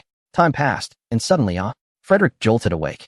Sitting up, unable to feel the pain in his hands and feet, and he breathed a huge sigh of relief. Phew. Thank goodness, it was just a dream. That scared me to death. I thought, how could anyone dare to touch him in City 23, especially with such bizarre things happening? Just as he was about to wipe away the cold sweat, his hand suddenly stopped. A sharp scream escaped as he realized he was missing 2 fingers, just like in his dream. Slap, slap. He slapped himself twice. It hurt. This wasn't a dream. Upon closer inspection, the wounds had already healed. No wonder he felt no pain. He immediately looked down at his feet. No, he almost fainted. All 10 toes were gone. It was reminiscent of what he had done to a girl in the past. She had been sold from a shelter. Strong-willed, she suited his taste perfectly. After kicking him and scratching him with her nails, he had ordered her to be treated like this. That was years ago. My toes. My fingers. No. After calling out for a while, he began to examine his surroundings and found himself in a prison-like place. A single bed, a small room, iron bars. There was only one solid wall. The other 3 sides were bars, and he could see the person next door staring at him. A newcomer? Where's this? Come here. I'll tell you. The person waved their finger. With questions in mind, Fred walked over. Slap. A hand came through the bars and smacked Fred, leaving him dazed. Why are you hitting me? Because I like it. Fred felt utterly defeated, almost on the verge of tears. He had never been bullied like this before and immediately fought back. He kicked out, but the other person caught his foot through the gap in the bars. Stuck. His foot was lifted, and he heard a cold laugh as a kick came his way. Ouch. Fred rolled on the ground, clutching his groin. The person's mocking voice said, Welcome to the prison of sins. Start a new chapter in life. Chapter 167. Why can't this sky be his? After a while, Fred finally recovered, but he still felt a dull pain. That kick had been solid. Damn, why treat him like this? Suddenly, he remembered what the other person had said. Prison of sins? He hurried to the side of the corridor. Knocking on the door, he shouted loudly. Is this a prison of the United Government? Damn. This is illegal detention. Who's in charge? Get them to see me. This place looked unmistakably like a prison. Thinking about the trouble he had caused the United Government recently, Fred speculated it could be a form of retaliation, although it seemed a bit strange. How could those old hardliners resort to such despicable means? However, if he had pushed them too far, it wasn't impossible. 10 minutes later. Cough. His throat felt like it was on fire from shouting, and no one paid him any attention. Moreover, he noticed the cold stares from the other inmates around him. What are you looking at? I'm different from you. I'll be out soon. Although he felt uneasy, Fred thought he couldn't lose his momentum, especially since he was behind the bars and they couldn't reach him. Just then, ding. The sound of doors opening echoed, and Fred's expression froze as a scene unfolded of how newcomers were treated. Stop hitting. Ah, help. Someone's going to die. Can't anyone do something? Like a sandbag. Fred was brutally beaten, each punch hitting flesh with no regard for his humanity. Let's go, finish your meal, and come back for more. Lying on the ground, Fred cried. For the next 3 days, relentless beatings, hunger, humiliation. Fred experienced the deep malice of this place, which he had previously inflicted on others, now turned against him. He couldn't accept it. It wasn't just him. The white youth captured with him faced the same fate. Until the 4th day, barely clinging to life. Fred finally met the person in charge, a figure in a black uniform. The sound of boots echoed down the corridor. The previously fierce group in the cells suddenly became obedient, all wearing sycophantic smiles. They had no choice. They were scared. Many newcomers faced this treatment for the first time. Once a week, these overseers would let them out, only to beat them without exception. Over time, it became clear what the overseers wanted: information. Thus, every newcomer was thoroughly dealt with.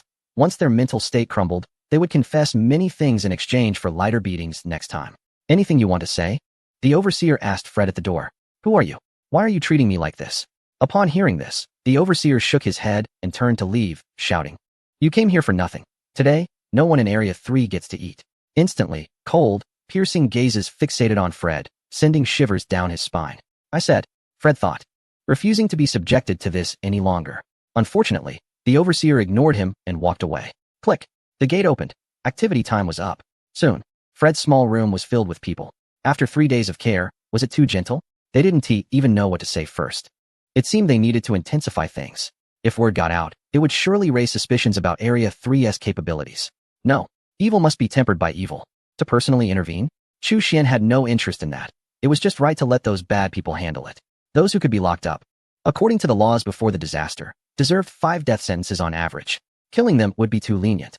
He wasn't worried about them killing Fred. They all knew their limits, and they had advanced medical technology at their disposal. Just like Fred's hands and feet had healed. It hadn't been long. It was only 5 hours. The second-level medical pod for check-ins could perform suturing operations at speeds surpassing the limits of the naked eye. As long as there was still a breath left, even if breathing stopped, they could revive someone within 10 minutes. In fact, even if someone had lost their breath for half an hour, they could still come back. But while bodily functions could be healed, the brain was a different matter. Once a person lost breath for a while, a significant number of brain cells would die. Even if they survived, they would suffer memory loss. Therefore, there was no concern about Fred being ruined. In front of the powerful medical pod, it was hard to even think about dying. Let those bad people handle this dirty work. Chu Xian only cared about the results. The next day, December 23rd, the overseer returned. I said, say anything. They must not let him suffer any longer. Fred is on the brink of collapse, realizing that this is not a prison of a coalition government, but rather the work of an unknown force. Ruthless, cold-hearted. They don't care about his identity at all. If he says one more wrong thing, who knows what awaits him. Soon, a document was placed in front of Chu Xian. In addition to a series of conspiracies against the coalition government outlined by Fred, there was also a lot of useful information. This situation is truly murky. It seems we need to accelerate our recruitment plan.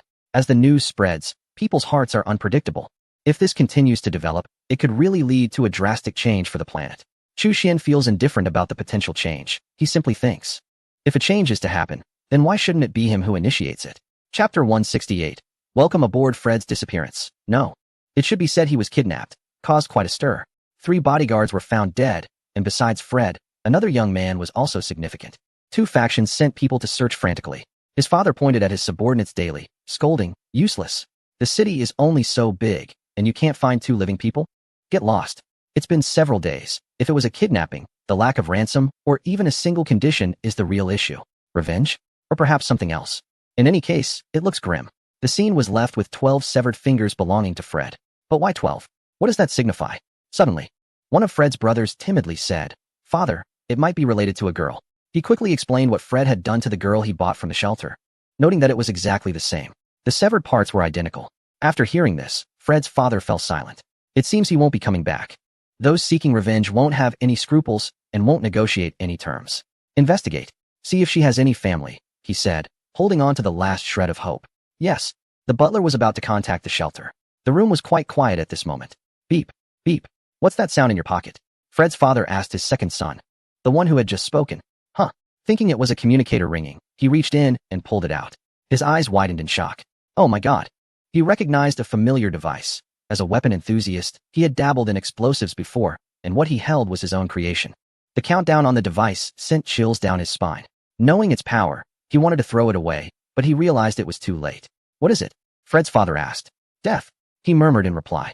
The next moment, boom.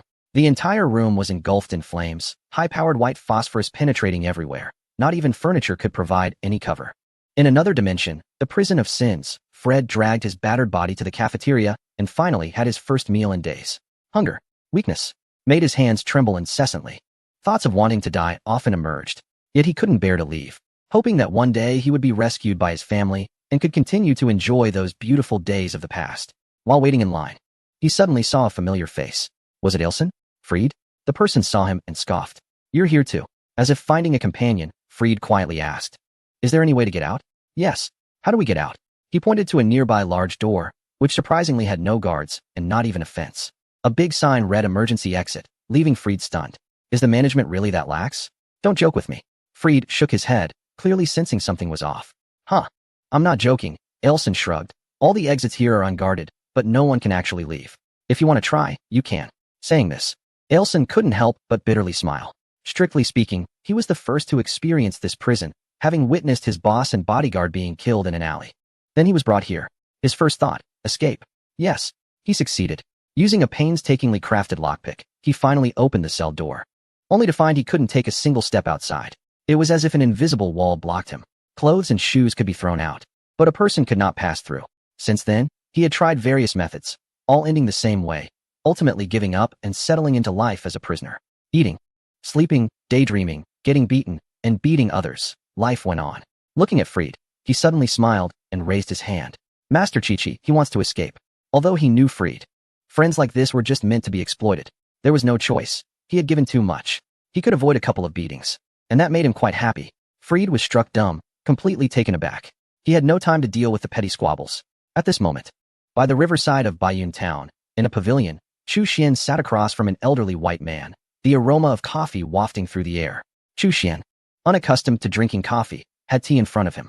The old man sipped his coffee and slowly said, as you said, this is a land of hope.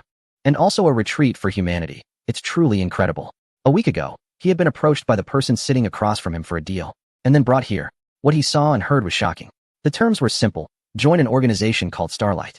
Initially, he had hesitated, but he had to admit that this truly was a fallback and hope for humanity. At the same time, he understood that if he refused, he might only have one option left: to be silenced. Would the Starlight organization let him leave after learning so many secrets? Not likely. Moreover, the other party had the ability to discern whether one truly wanted to join. Otherwise, he wouldn't still be here on the 7th day after clearly stating his position on the 2nd day. He could only feel and observe with sincerity. Gradually, he began to identify with this organization. They had technology, talent, and rules. There exists a stronghold independent from the world, truly standing on an invincible ground. For him, who has always adhered to a culture of strength, standing beside the powerful is not a difficult thing to accept. Just an hour ago, he was informed. Welcome aboard. Chapter 169. Chu Xian is Busy Jovel, 81 years old, born in 1994, hailing from a certain state, excelled academically, and was admitted to a military officer academy. At 60, he was promoted to Deputy Commander of the Security Forces of the United Government, holding the rank of 3-star General. He retired at 70, and it was after a rigorous selection process that Chu Xian approached him. The organization he sought to form was not a place for the inept. Character, ability, and personality were all under scrutiny. Why was personality included? Because some unpredictable individuals, even when faced with a gun to their head, might still waver. Indecisiveness and dishonesty are simply a waste of time concerning certain people, which is why the majority of recent recruits have come from the security forces. Firstly, it's relatively straightforward. Secondly, it aligns with the fundamental rules of this world. A fist can swiftly resolve most disputes. When encountering someone unwilling to engage in a proper discussion, a gun to the head is more effective than 1,000 words. The significance of a fist is to compel one to listen quietly while sipping tea. Chu Xian assigned tasks. Next, your mission is to select outstanding individuals from former colleagues, subordinates, and students to recruit into the organization. Quality over quantity. Similar to the previous recruitment of research personnel, it's about selling out teammates. However, the process will be more complex since many will need to work externally. And the selection must be cautious. At least 3 rounds of evaluation are necessary to confirm one candidate. Many of them are currently employed, and having them stay in a different dimension for even an extra day could lead to numerous subsequent issues. Quite troublesome. However, the benefits of success are plentiful. As per Chu Xian standards, candidates must be at least at the level of a school principal. If they are in an administrative system, they should be above level 9. Once they become part of the team, it is a lifelong commitment. Even if the process is slower, with mutual support and assistance, they will gradually grow stronger.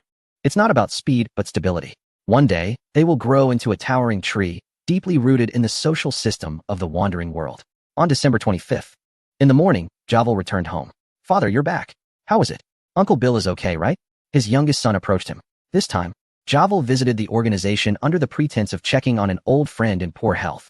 "Uncle Bill is doing well. By the way, there's something I need to discuss with you. Come to my study." Javel first turned his attention to his family, now retired. Many matters must be handled through the hands of his most trusted family members. His youngest son currently holds a position in the security department, a colonel. Among his 3 sons, he holds the lowest rank, and the initial agreement to join the organization was for the sake of his youngest son's daughter, his only granddaughter, who suffers from a marrow disease with no cure. However, the organization's medical technology can cure. Of course, this is just a stepping stone. Now it requires inner recognition. Oh, with doubts, the younger son followed. In the following days, Chu Xian was very busy. During the day, he worked at the base on the other side. And at night, he rushed back to Earth, moving around the numerous headquarters cities. There simply weren't enough spatial nodes available. In fact, ever since the new recruitment plan was established, he had been this way. The level of Qiao Weier was actually the 3rd tier. The other 2 were a polar bear and a South African. There was no way around it. These individuals made up a significant proportion, with the Chinese accounting for less than 1/10 of the entire United Government and Security Forces. Although it was a permanent member before the disaster, there were hundreds of countries globally, and after the Great Integration, through various efforts, the headquarters proportion was set this way. The permanent members didn't pay much attention to it. After all, the highest decision-making power was firmly held by them, with the speaker and deputy speaker, a total of 5 people forming the power center. Each faction had a group of followers, and they had to be given some benefits. After all, these individuals were also working outside. Therefore, Chu Xian lifted the country-specific restrictions, with over 90% of the field personnel being foreign staff. As long as this part was settled, development would be smooth, even if there were no Chinese members. In the future, it would be unimpeded to get things done. Time arrived at New Year's Day, January 1st, 2076. The world's only public holiday saw the underground cities bustling once again, but this time it was different from previous festivities. There were more people in the parade. Protests, opposing the lack of transparency in information. "I want to immigrate to a new planet." Discussions about the wormhole contraction being a scam were rampant, and it was impossible to discern the truth, leading to street protests. At this moment, in the United Parliament Hall, a heated debate was unfolding. Such opportunities could not be wasted. After a millennium of drifting, who knows what might happen on Earth? If there were a cosmic disaster, humanity would be finished. Who would be responsible then? Thus, Proxima Centauri Z is the seed of civilization. Elite immigration concerns the survival of humanity before the wormhole is completely closed. We must leave some hope for humanity. Chapter 170. 100% probability at this moment. Looking at the chaotic scene, the speaker and several deputy speakers were quite troubled, as there were simply too many participants. A veto? Sure, but it could easily push the problem to a worse state. One more preparation means one less risk of extinction. Who knows how human civilization will fare in 1,000 years? Is it meaningful to worry about future threats to the United Government now? Missing this opportunity is practically a crime. It is cowardice. It shows a lack of responsibility. Do we not trust our descendants? On stage, a member loudly spoke, his voice resonating throughout the hall, completely denying the previous actions of the United Government. Many people nodded in agreement because his points were indeed reasonable and resonated with the public. Afraid of rebellion? So what?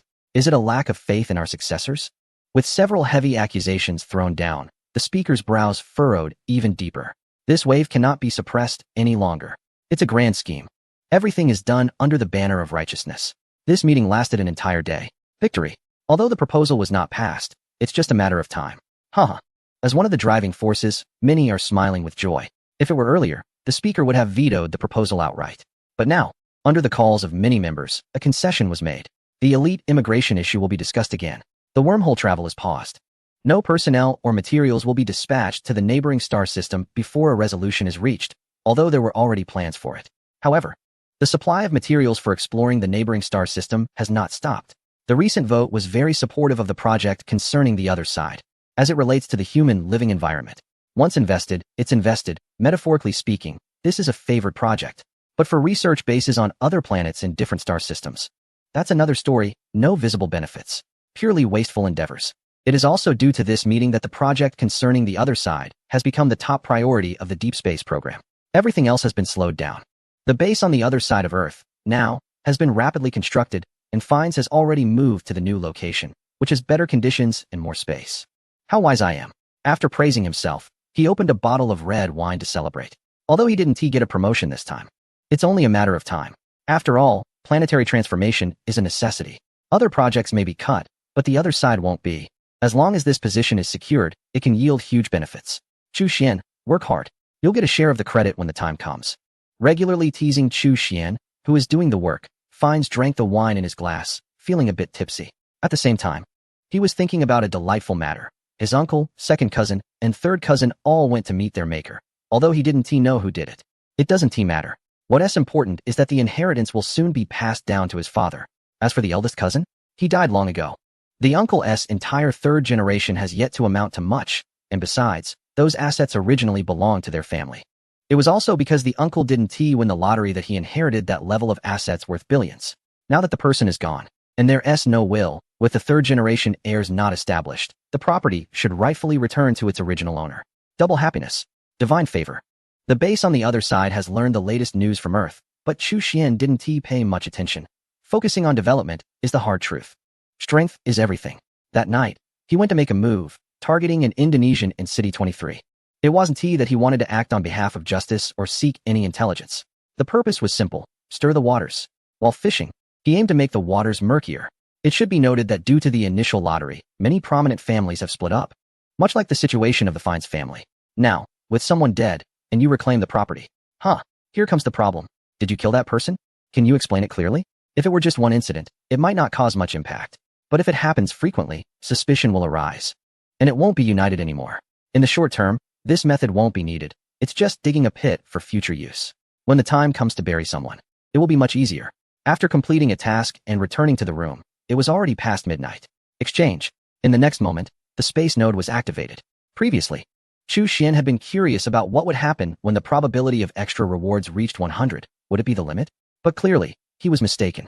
Just yesterday morning, with the feedback from luck and the basic probability exceeding 100, the system informed him that he had met the conditions to unlock the exchange. Therefore, Chu Xian decisively chose a space node, as he could only select one. After making the selection, he could use 6 accumulated sign-in times to specifically exchange for a space node. Today was the day. He quickly exchanged for one. He was desperate for space nodes. Running around every night, spending 99% of his time on the road. It was truly heartbreaking. Now, he finally had a stable way to obtain a space node. Chapter 171. Supergrass 1 space node required a full 6 sign-in times. This meant that each month he could get 5, plus the extra times granted by rewards, allowing him to increase 6 more by this time next month. Great. Compared to now, it was a direct doubling. It was decided. In January, he would not draw anything and focus on stacking up the most urgent space nodes. After unlocking the new function, the next time he wanted to solidify an exchanged item, the probability would need to reach 200. In other words, currently, he could only exchange for space nodes, nothing else. Of course, between probabilities of 100 and 200, there were still some benefits, such as increasing a bit of luck value. For example, if he wanted to draw for mental enhancement, the higher the probability, the greater the chance of drawing it, which was a hidden benefit. The next day, in the morning, dust swirled around the vicinity of the other shore's forward base. Boom, boom. Huge machinery slowly moved across the land already lush with plants, leaving a barren trail in its wake. Is someone destroying the land? No. This is soil cultivation, digging up and crushing all the grown plants into fine particles. Mixing them with the soil, water, fertilizer, and various microorganisms were added, then spread over the ground to slowly form humus. This process was repeated multiple times to enhance soil fertility. It's quite a pity. There's no choice. Natural improvement is too slow, so human intervention is necessary. The originally green area has turned barren, causing many to lament, but they also understand it must be done. At this moment, in a test field near the lake, compared to the crushed grass elsewhere, the height was not much different. However, everyone on site understood that there was a significant difference. The grass elsewhere was planted when they first arrived at the base, while this grass was planted half a month ago but grew to the same height. It was simply beautiful. Director Chu has once again broken his own record. What a masterpiece. A group of researchers is incredibly excited. After being here for half a month, the respected Director Chu proposed the third-generation universal rapid growth gene theory. With doubts, they began experiments. By now, they almost want to kneel down to Director Chu and call him a genius. The data on the super forage is astonishing. The first-generation universal theory showed an average growth rate of 33%. The second generation, 54%. And now, the third generation, my God, 107%. Did it grow with hormones? But clearly, they did not use any hormones. It was normal growth. This is simply outrageous.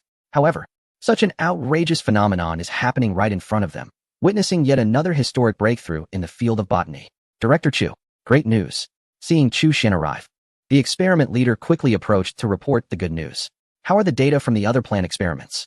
Chu Xian casually asked. The leader, even more excited, replied, perfect. The average growth rate has exceeded 100%, and the third-generation theory works even better on smaller plants.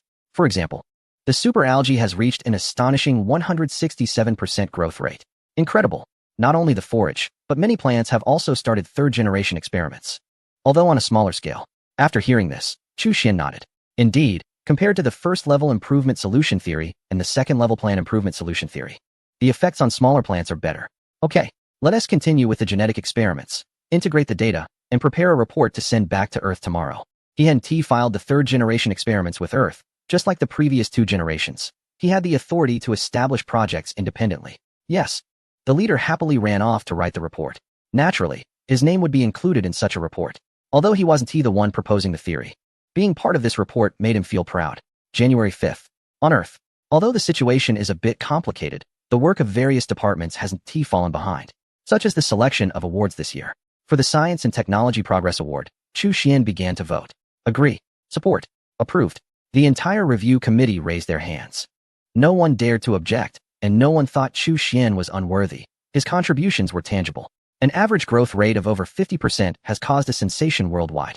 If he doesn't win the Science and Technology Progress Award, he would surely be drowned in spit. Where is the fairness of the awards? Even this year's Human Contribution Award seems to have no choice but to be awarded to Chu Xian. Frustration. As a member of the review committee, they used to hold great power, but when faced with Chu Xian, they all turned into mere hand-raisers. Chapter 172. Let's file it. Just as they were complaining after voting. Beep. The communicator of the review committee leader rang. It was a message from his superior. After reading the brief content, he was shocked, surprised, and excited. Thinking to himself, this is truly impressive. He knocked twice on the table, and all eyes turned to him. Good news, everyone. Scientist Chu Xian has proposed the third generation of universal rapid growth gene theory and has succeeded. The average growth rate exceeds 100%. As soon as these words were spoken, the room fell silent. Everyone's minds seemed to short-circuit. What did they just hear? The third generation rapid growth theory? And it was successful? Over 100%. What kind of extraordinary variety is this that defies reason? Others spend years just to achieve minor results. And here he is achieving major breakthroughs every 6 months. Fortunately, there was no hesitation during the voting earlier. Otherwise, it would have been quite embarrassing. The Joint Government Academy of Sciences, wow. Even the usually composed president couldn't help but exclaim in surprise. Over 100%, what does that mean? It equates to a doubling of global fruit and vegetable production. Moreover, the effects on smaller plants are even more pronounced. Overall, the improvement time for Proxima Centauri Z, which originally would have taken hundreds of years, will be significantly accelerated. Initially, the calculation was based on the second-generation theory, but now, if calculated using the third-generation theory, the transformation time will be greatly shortened. Unfortunately, direct communication is not possible. He can only discuss this later. As for sending Chu Xian to Proxima Centauri Z, the president actually strongly opposed it internally. Such a genius, a blessing for humanity. Sent to such a place. What if something happens? The loss would be incalculable. No, a report must be filed to recall Chu Xian. The base on the other side of Earth has made him famous again. Well, As long as he can share the credit, it's fine. Fanes felt conflicted. Although Chu Xian has made achievements, he also contributed, but the project has been split in two. Chu Xian is also in charge over there. With equal authority, he is not a subordinate. In fact, on January 3rd, data from there was received, and there was a moment when he wished he hadn't seen it. But he understood it was futile, so he had someone check for any issues. Clearly, he overthought it. There were no problems at all. Which is why the report was only submitted this morning. Why didn't they propose the theory earlier instead of waiting to go there? This tool gets a low rating. The data submission was quickly approved. Just like before, even if the Academy's verification team was involved, they wouldn't be stronger than the team Chu Xian currently has. This time at Proxima Centauri Z, besides Chu Xian, there are two other plant scientists, along with a host of senior researchers and top-tier researchers. So they can even produce safety assessment reports. In short, this data is not a request for verification. It's a notification. The theory has been approved. Please file it. That evening, the joint government announced this exciting news globally. What? Another new development? And it's from scientist Chu? This is incredible. Over 100%. It's only been 6 months since the last update. The public erupted in excitement again, and the previous doubts about the joint government were overshadowed by this good news. It feels like the frequency of consuming vegetables is about to increase again. How delightful. Praise poured in from all sides, as expected. On January 16th, Chu Xian received the Science and Technology Progress Award for 2075. Unfortunately, he could not attend the ceremony to accept the award in person, nor could he even record a video. On stage, only a photo of Chu Xian was displayed while the host praised him enthusiastically. The president of the Academy of Sciences in the audience appeared somewhat speechless and helpless. He worried that broadcasting this might make it seem like Chu Xian's funeral. Fortunately, the public watching on television were aware that Chu Xian had gone to Proxima Centauri Z. This announcement came 3 days after the last news report, released by the United Government. The purpose was clear, to eliminate public prejudice regarding the earlier large-scale mission and to use Chu Xian to maintain their image, which also helped quell some dissatisfaction among the populace. However, it still couldn't suppress the restlessness of some individuals. The situation was becoming increasingly complex, with many seeking to align themselves with him. If he agreed, he and his descendants could also go to Proxima Centauri Z, a proposition that was nearly impossible to refuse for many. The Earth's environment was indeed not conducive to survival, and 2,500 years of wandering felt like an eternity. Why not try a new path before death? Those who had already enjoyed the sun were inevitably tempted, and the mid to high-level officials of the United Government were precisely among them. If this continued to develop, a change was bound to come. Chapter 173, Planet Development Agency in the underground city of Jingsan. At home, Lu Qi and Han Xiang watched the award ceremony with mixed feelings. If it weren't for the news report a few days ago, they wouldn't have known that Lu Peiqiang and Chu Xian had gone to another planet.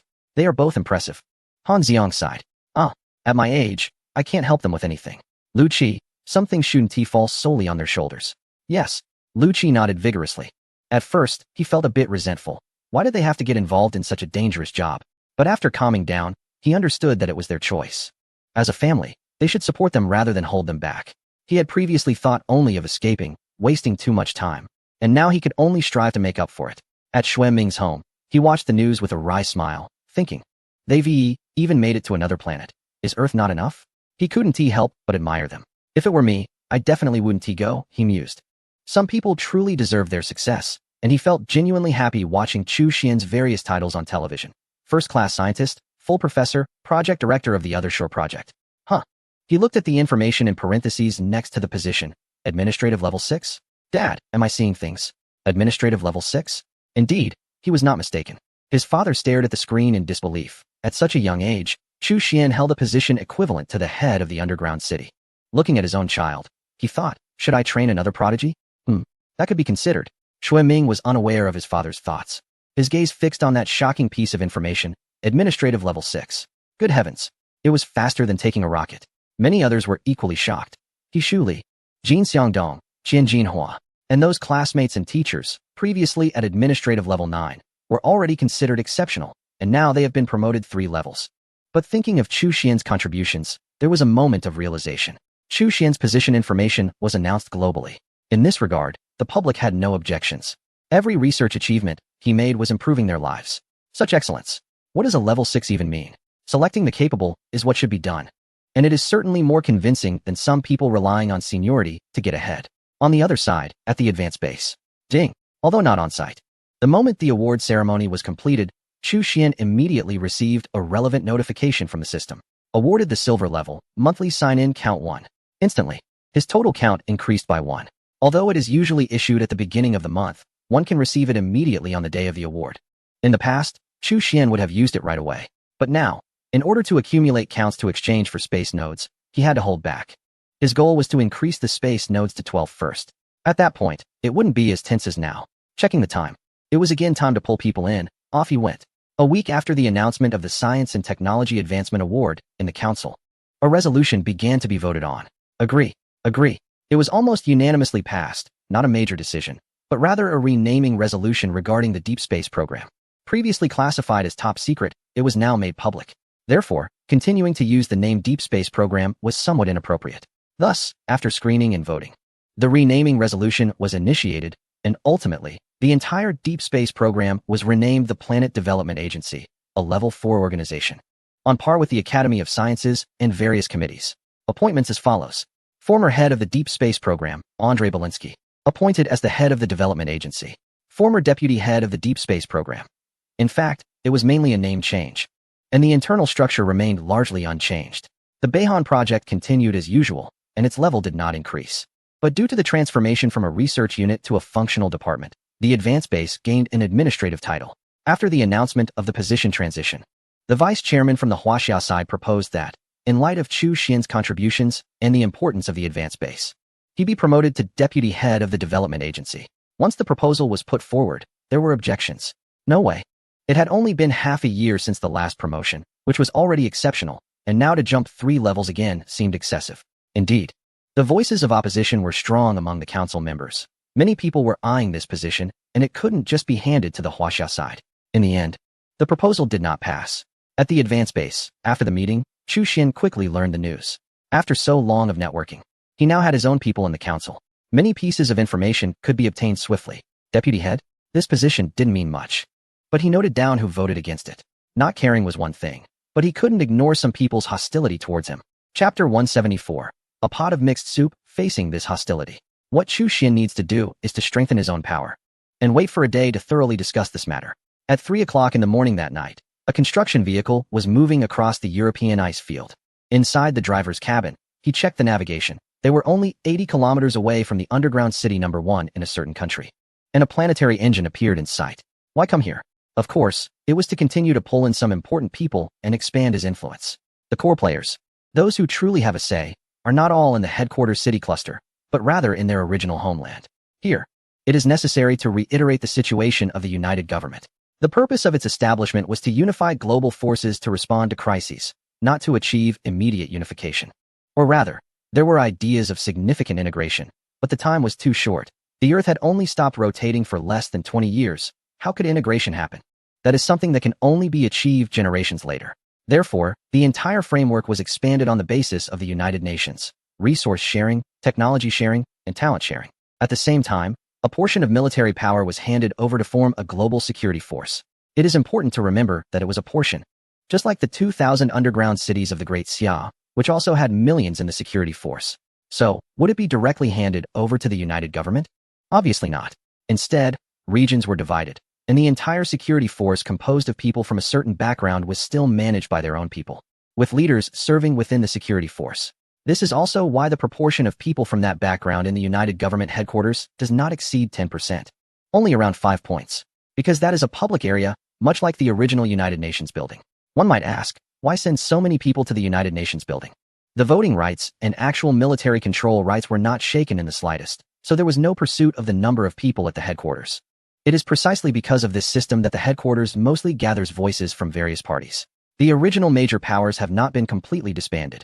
Their functions have just been greatly reduced, and they do not usually interfere in matters. Everything is primarily managed by the United Government.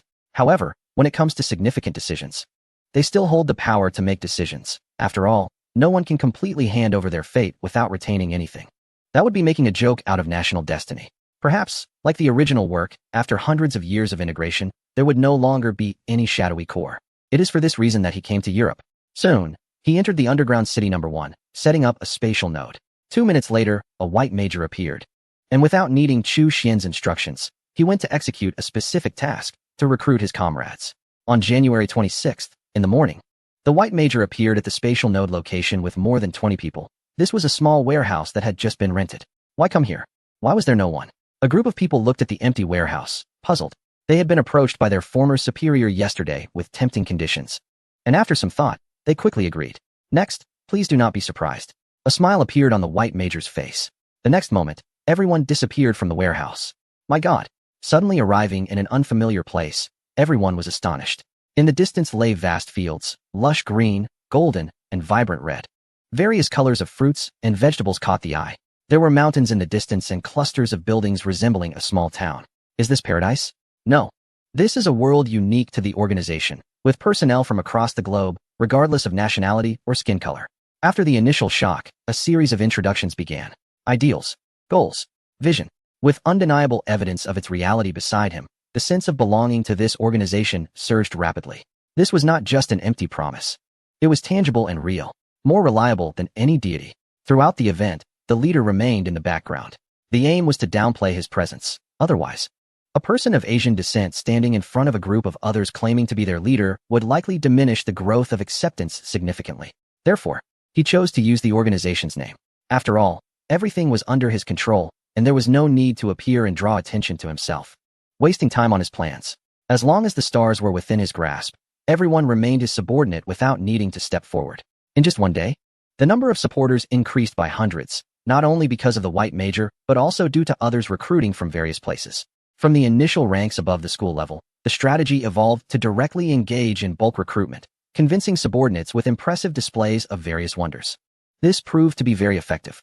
Sometimes an entire elite combat team would be recruited in one go. Compared to the scheming administrative personnel, soldiers were the easiest to attract, especially from that particular region, which was originally a nation of immigrants, where loyalty was rather superficial. As long as the benefits were sufficient, recruitment was straightforward. Just like now, in a short week, over 300 security soldiers had become part of the team in the underground city of New York and were sent back whenever needed. They could play a significant role at any moment. Chapter 175. Ride along January 31st, early morning. Done. The leader finally completed the last spatial node. Located on the African continent, at the equatorial engine. This was the first time witnessing such a thing firsthand. It had to be said, impressive. It was far beyond any conventional propulsion engine.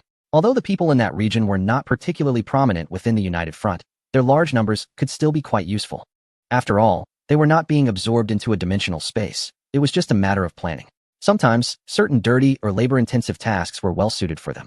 After establishing the spatial node, upon returning to dimensional space, a subordinate reported a message from a certain individual. Agree? The leader instructed. Yes.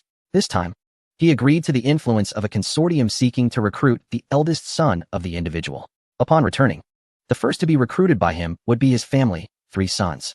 Among them, the eldest held the highest position, serving in the logistics department of the security forces as a major general deputy, which was indeed a critical role.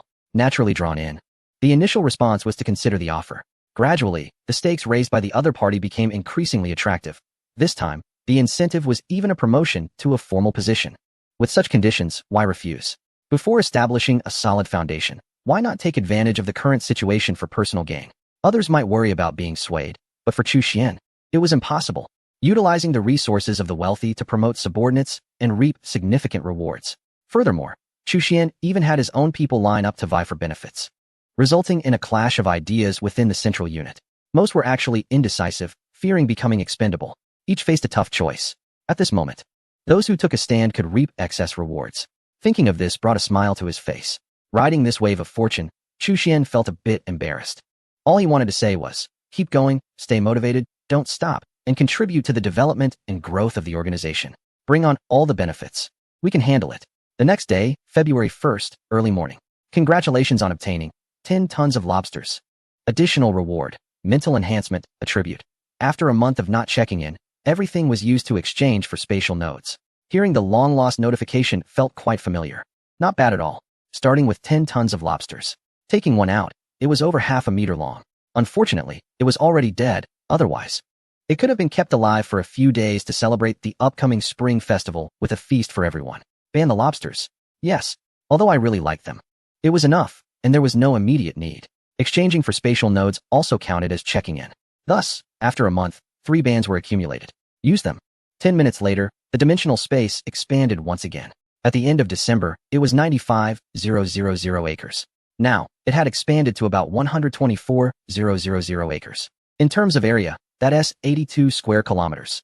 If it were a square, both length and width would be nearly 10 kilometers. As a circle, the radius would be 5,000 meters. The next condition for authority was getting closer. On the eve of the Spring Festival, February 3rd, the Rapid Growth Gene Laboratory at the other side's advancement base. Supervisor Chu, take a look at the fourth-generation rapid growth gene theory presented by Chu Xian, said the experimental group leader, a special-grade researcher, stunned. Others innovate as if they are risking their lives. Your innovation seems as easy as drinking water. Is the gap between people really that vast? Any questions? No. Then let us start the experiment. Yes. The group leader didn't say much more, his eyes shining as he looked at the materials in hand, quickly gathering personnel to begin studying. Upon hearing the reason, everyone felt almost numb. Indeed, Supervisor Chu wasn't just wandering around aimlessly. He was tirelessly contributing to scientific research. Envious. They noted how he worked so hard, yet his hairline didn't seem to recede at all. Many touched their own heads, thinking that if they could, they would willingly lower their rank to regain their hair. What Chu Xian presented this time was a mid-level version of the secondary improvement solution. Just like the initial version had a modified version, the enhancement was substantial. This was not good. The same thing can be beneficial if used multiple times. So why not take advantage of it? The primary plant enhancement solution can achieve a 100% growth rate, like high-fat canola. The secondary solution should be somewhat similar. The limit is around 200%. Therefore, it was divided into 3 versions by Chu Xian: basic, intermediate, and advanced. Since he does not intend to reveal the theory derived from the third-level enhancement solution until he has full authority, he can only break it down into segments based on the second-level theory, such as gene enhancement solutions. By the time it reaches the third level, it can be considered stepping into the realm of genetic energy, marking a significant watershed. The same goes for the plant enhancement solution. At the third level, the enhanced plants have somewhat surpassed the limits of human perception. It is no longer mere modification, but evolution. If the perfect gene theory of the third-level enhancement solution is applied, the transformation of Proxima Z can be shortened to 40 years, and with the fourth level, it would take 15 years. Only when there is sufficient drive will Chu Xian present such solutions. For now, he will manage with the lower-level ones. Chapter 176, A Small Nation, February 4th, New Year's Eve. The entire Bind Forward base is on holiday for a day. Is this appropriate? One deputy supervisor is a bit anxious, as today is not a public holiday. Execution is key, another deputy supervisor remarks. All right. Chu Xian is the supervisor and just received an award, a brilliant genius in human scientific research. It's just a day off. Who would cause trouble? Besides, planetary transformation is not a short-term task. A day's workload is hardly significant to the overall plan. Moreover, this is interplanetary work. What is wrong with taking a day off if one is tired? At 10 in the morning, a transport aircraft lands on the platform. It feels reassuring to be grounded. The soil quality has changed significantly. The last time Lu Peiqiang visited, although there were plants growing everywhere, the land quality was poor, resembling a desert. Now it's different. Walking on it, there's more elasticity. He picks up a handful to examine. He finds many plant fibers in the soil. He is not ignorant and understands what an ecological chain is. Tomatoes, bell peppers, rice. Sitting in the car driven by Chu Xian, Lu Peiqiang gazes at the fields outside and cannot help but think of Earth before the disaster. Unfortunately, transforming it into a habitable planet would take a century. And in his lifetime, he wouldn't witness that scene. After admiring the scenery for a while, Lu Peiqiang suddenly becomes serious. Xiao Xian.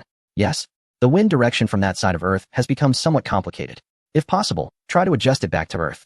Upon hearing this, Chu Xian smiles gently. Don't worry, if the sky falls, there will be someone tall to hold it up. Lu Peiqiang.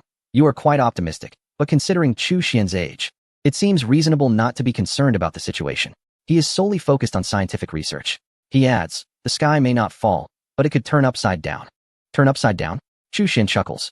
He is quite familiar with that, and has even participated in it. All right, Uncle Lu. Let us not discuss heavy topics during the new year. When we encounter mountains, we'll open paths. When we meet water, we'll build bridges. Just keep a calm mind. Seeing this, Lu Peiqiang rubbed his head, realizing that this kid hasn't really experienced the harsh realities of society or the chaos of power changes. He is too optimistic about the world. Sigh. This child is still too naive. In the evening, Lu Peiqiang enjoyed an authentic Sichuan hot pot. Amazing. How much did you bring? The spiciness is just right. The food in the space station is too bland.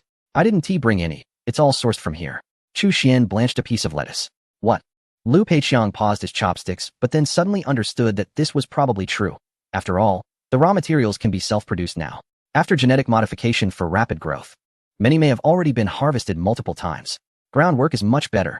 In the space station, everything is restricted, otherwise, in such a confined space. A single unpleasant incident can be hard to control. What else is steaming in the pot? Liu Peiqiang glanced at the large pot nearby, emitting steam. You'll find out soon. Han Duo had a mysterious expression. Meanwhile, during the New Year celebrations, in Baiyun Town, the third ring road, the sports field of Xingqian University was crowded with people. Everyone in Baiyun Town gathered here to celebrate the Spring Festival together. The festive atmosphere, cheerful music, and performances filled the air. With thousands of people, there are always some exceptionally talented individuals. The first batch of students from Xingqian University began their enrollment 3 months ago, and many performances were provided by the university students. It had been years since it felt this lively. How wonderful. Xiaofan, you must cherish the present beauty and maintain it. Liao Yu looked at everything and couldn't help but sigh. After the disaster, moving to the underground city, the essence of the Spring Festival began to fade.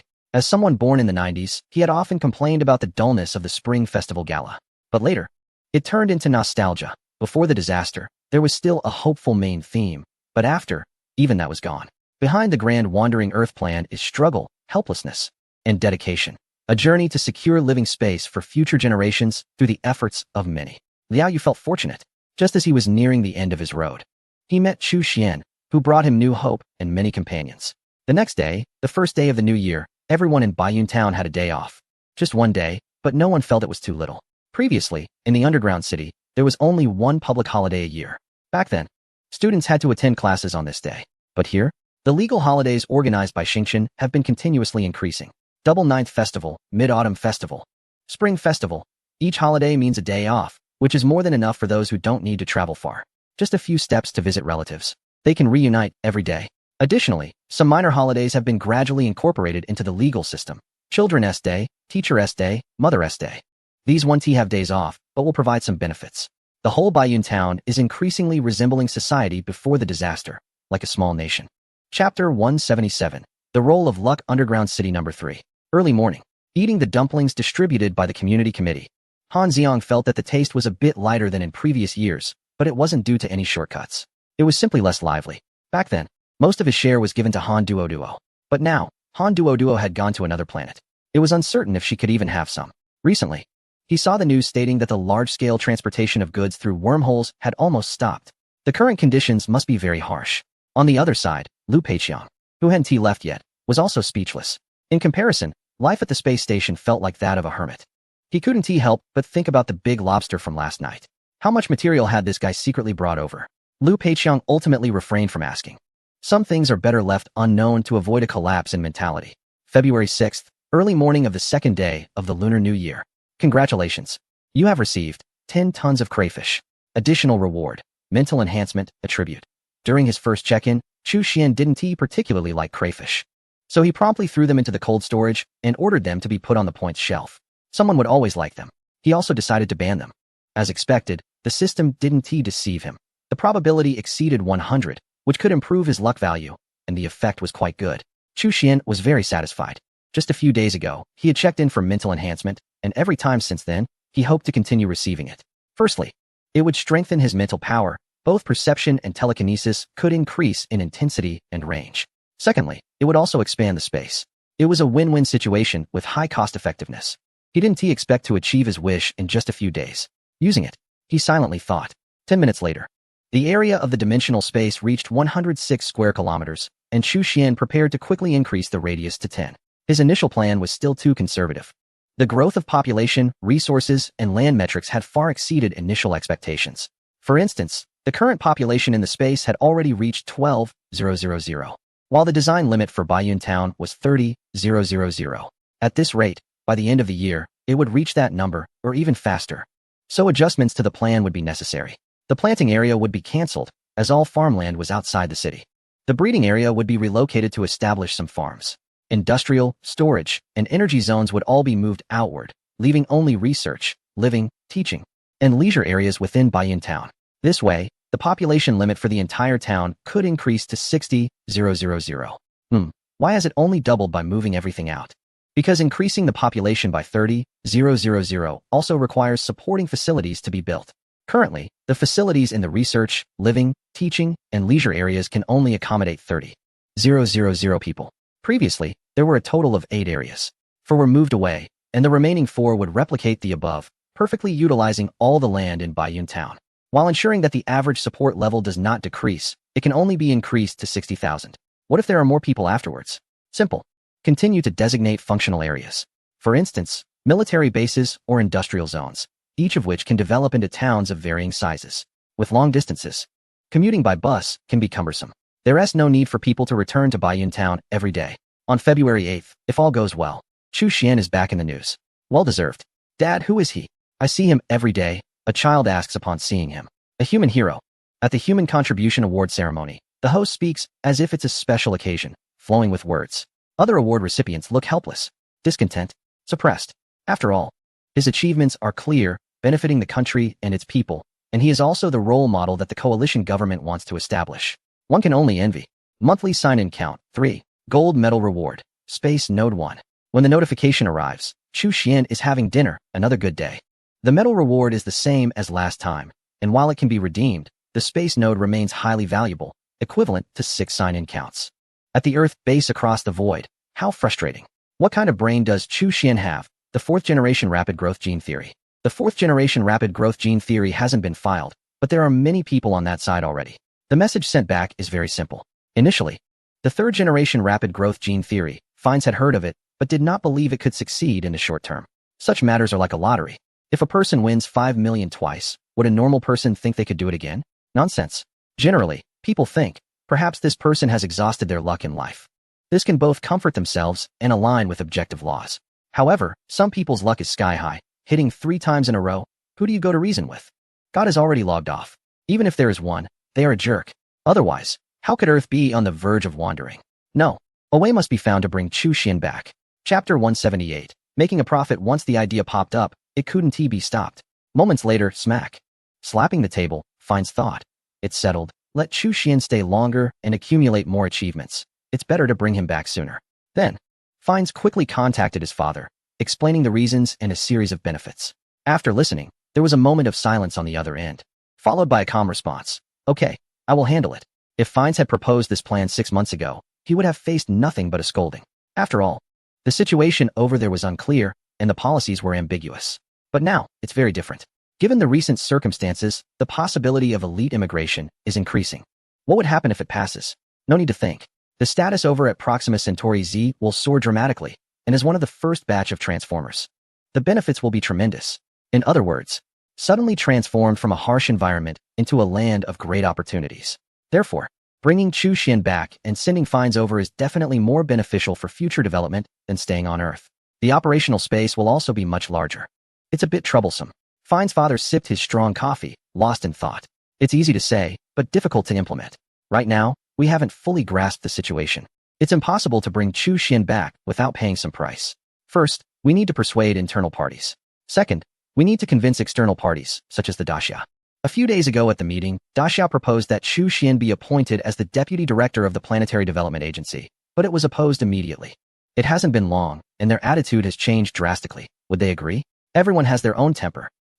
As for external matters, we can start from here, at worst. We just need to pay a little more. The internal negotiations have to be handled properly. Recently, many people have aligned themselves with the interests of the consortium, and benefits must be provided, but each faction has its own territory. For instance, sometimes when recruiting someone from the security forces, they may not report directly to their superior, but agree to a promotion. In that case, to promote that individual, exchanges with others are necessary. Such occurrences have become quite frequent lately. After hesitating for a moment, Fines' father began making phone calls. He wanted to arrange for Fines and Chu Xian to swap places. The cost could potentially be 10 times that of a managerial position or even more, even though he belongs to the same consortium capital interests. Internal benefit exchanges must still follow the rules. However, for his beloved son, what else could he do? After the Spring Festival, the work at the Beyond Progress Base continued to proceed in an orderly manner. On February 15th, these people are quite generous. Not bad. Chu Xian marveled. Regarding their people distributed in various locations, there would be an information summary every 3 days. It must be said that they did the right thing by positioning themselves early. To set an example and attract more, those individuals were indeed quite generous. Promotions from major to lieutenant colonel, from lieutenant colonel to colonel, and those in deputy positions being confirmed. For those in higher positions who cannot be promoted yet, designated individuals are promoted instead. In short, this wave was incredibly profitable. Nothing needed to be done, Resources were being poured in abundantly. Also, due to the increased power, many insiders were now able to directly provide positions and resources to other insiders. Everything was looking good. Another day of expanding influence. Of course, the global hustle every night had not stopped. The current situation was not yet at a point where they could call it a day. On February 15th, at the headquarters of the United Government on Earth, another monthly meeting took place, and the elite immigration plan was once again a hot topic. Compared to last time, there were more supporters. However, it was still lacking a bit. The speaker had not yet given his approval, and it could only be postponed for further discussion. Just after the proposal was shelved, Fine's father stood up. I propose to bring Chu Xian back from the Beyond Progress base, given his outstanding contributions, and I recommend promoting him to the Deputy Director of the Planetary Development Agency. The atmosphere in the room suddenly became a bit strange. A pair of eyes turned towards the vice chairman from the Great Xia, many of whom were unaware and thought that Great Xia was behind the matter. However, those in the know understood that someone had their eyes on Chu Xian's position. In the face of those gazes, the vice chairman from Great Xia remained calm. Since it was an exchange, it certainly wouldn't be the first time they discussed it at the meeting. They had communicated in advance and had been saying they were considering it. He began to speak. Initially, when Chu Xian was sent to develop new territories, he achieved results. And later, he made groundbreaking scientific research contributions. His contributions and merits isn't it a bit insufficient for just a deputy director? Next came the bargaining. Last time, Great Xia had proposed this, but was directly rejected. Shouldn't they strive for a bit more? Are we just clay to be molded? On February 17th. In the morning at the other shore forward base, Chu Xian walked along the beach, with waves continuously crashing and then slowly retreating. Such a scene was a luxury on the current Earth. The ocean is beautiful. He wondered when he could breathe freely again. Han Duo, barefoot, followed Chu Xian closely. Stopping to gaze at the distant sea, Chu Xian smiled gently and said, "It won't be long." Upon hearing this, Han Duo beamed with a bright smile. Even if Chu Xian was comforting her, she was willing to believe it wholeheartedly. At that moment, beep, the communicator rang. "Uncle Lu, is there something wrong?" Chu Xian asked. Lu Peiqiang didn't know how to respond and finally blurted out, "Congratulations. You've been promoted again." "Promoted? Really? That is quite good." Chu Xian replied. "Is that all you can say?" If it were someone else, their first reaction would definitely be to ask what position they were promoted to. Ask. All right. Lu Peiqiang couldn't hold back anymore and explained, "Given your achievements and contributions, the United Government has decided to transfer you back to Earth to serve as the first Deputy Director of the Planetary Development Agency, with an administrative level of 5. In fact, when Lu Peiqiang first received the news, he was so surprised that he jumped up. This was indeed the second in command of the Planetary Development Agency. Administrative level 5. If the previous level 6 was considered mid-level, now, Chu Xian had truly become a senior official of the United Government. Although there were still 4 levels above him. Just like a pyramid, the higher you go, the fewer people there are. Level 1, only the chairman. Level 2, for vice chairman. Level 3, heads of 3 central agencies and around 40 members. Level 4, heads of various departments, such as finance and justice, where the top position is level 4. And deputies are at level 5. Because of this, Lu Peiqiang was so astonished. Chu Xian was only 20 years old. Goodness, he had already been rapidly promoted before. And now? Was he traveling in a spaceship? Would the next promotion be through a teleportation portal? Alright, that was indeed a bit far-fetched and impossible. Yet, he really didn't know what to say. Being so young in a high position, it was uncertain whether Chu Xian could handle it. Just like when he previously mentioned the current situation on Earth, Chu Xian appeared indifferent. He was simply too naive, returning to the post and mixing with the wolves. It's hard to tell if it's good or bad. What do you think? What can I say? Chu Xian retorted. True. Lu Peiqiang nodded. The appointment is not up for discussion. By the way, Duo, you will also be reassigned. That's great. Han Duo, who was still anxious, instantly brightened up. Shi avoided him and had the permissions to hear. It doesn't matter where we go, as long as Chu Xian is there. These past few months can be considered a vacation. February 18th. Work handover. A few deputy supervisors together can fully maintain the operation of the forward base. Chu Xian is also someone who knows how to delegate. During these days, aside from research, there really hasn't been much management work. Sigh. The new supervisor might not be so great.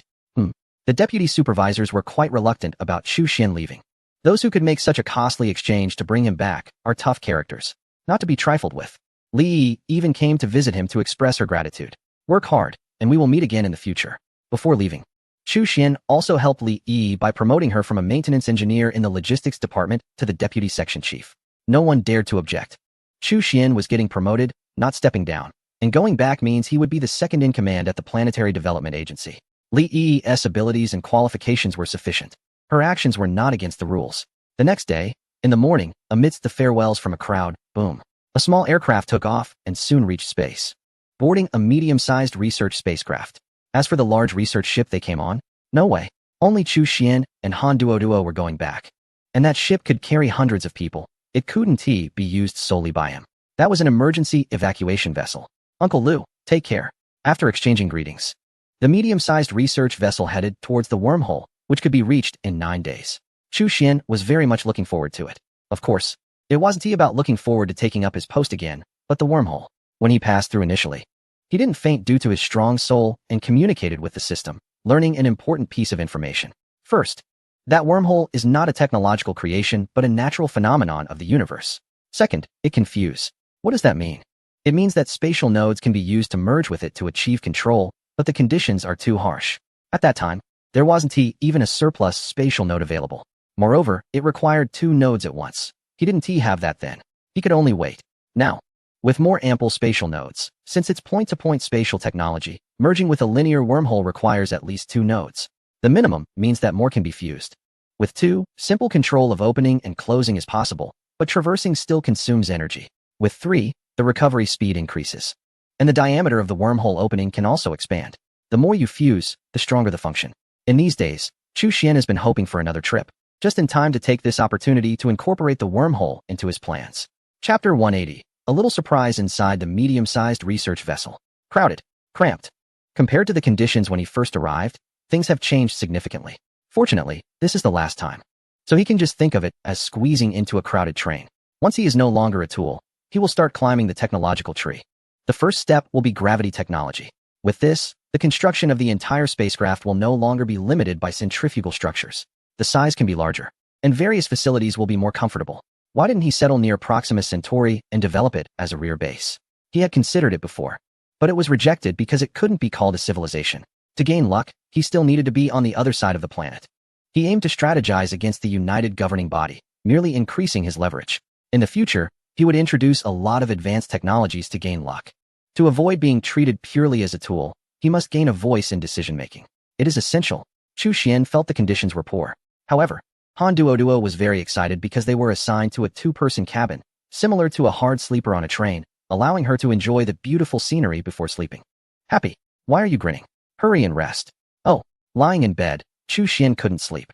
As a level 4 life form, he could go days without sleep without feeling tired.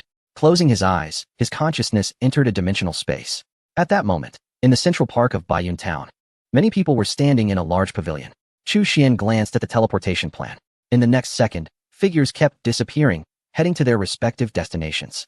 So far, he had been the one operating the teleportation. Chi-Chi couldn't use the spatial nodes. Just as he finished, Chi-Chi sent a good news. Boss, the level 1 gene enhancement liquid has been cracked. It's a perfect match. The effect is the same. Soon, a series of data arrived. Chu Xian quietly observed. He hadn't stopped learning new knowledge all this time. He had almost reached the level of a polymath scientist, so he understood it naturally. Very good. Not bad. The successful cracking of the level 1 gene enhancement liquid was a pleasant surprise, indicating it could immediately enter mass production. This way, elite soldiers could be manufactured in bulk. Reaction, strength, speed, enhancements across the board, utterly unreasonable. He instructed to start mass production for the guards, but limited it to those who had passed basic physical training. Newcomers would have to wait. It's not that I can't afford it, but to establish rules. They have trained hard for so long. And you can't just enhance them right away. They need to toughen their will. It's also for fairness. Yes. Also, make sure to reward Liao Yu properly. Yes. At the first research center of the STAR organization, in the number 2 biological laboratory, Director Liao received the news. After the review by the decision-making committee, the technology for the level 1 gene enhancement liquid has been perfectly cracked. The rewards are as follows. 1. Treatment level raised to 5. 2. Reward of 30,000 points.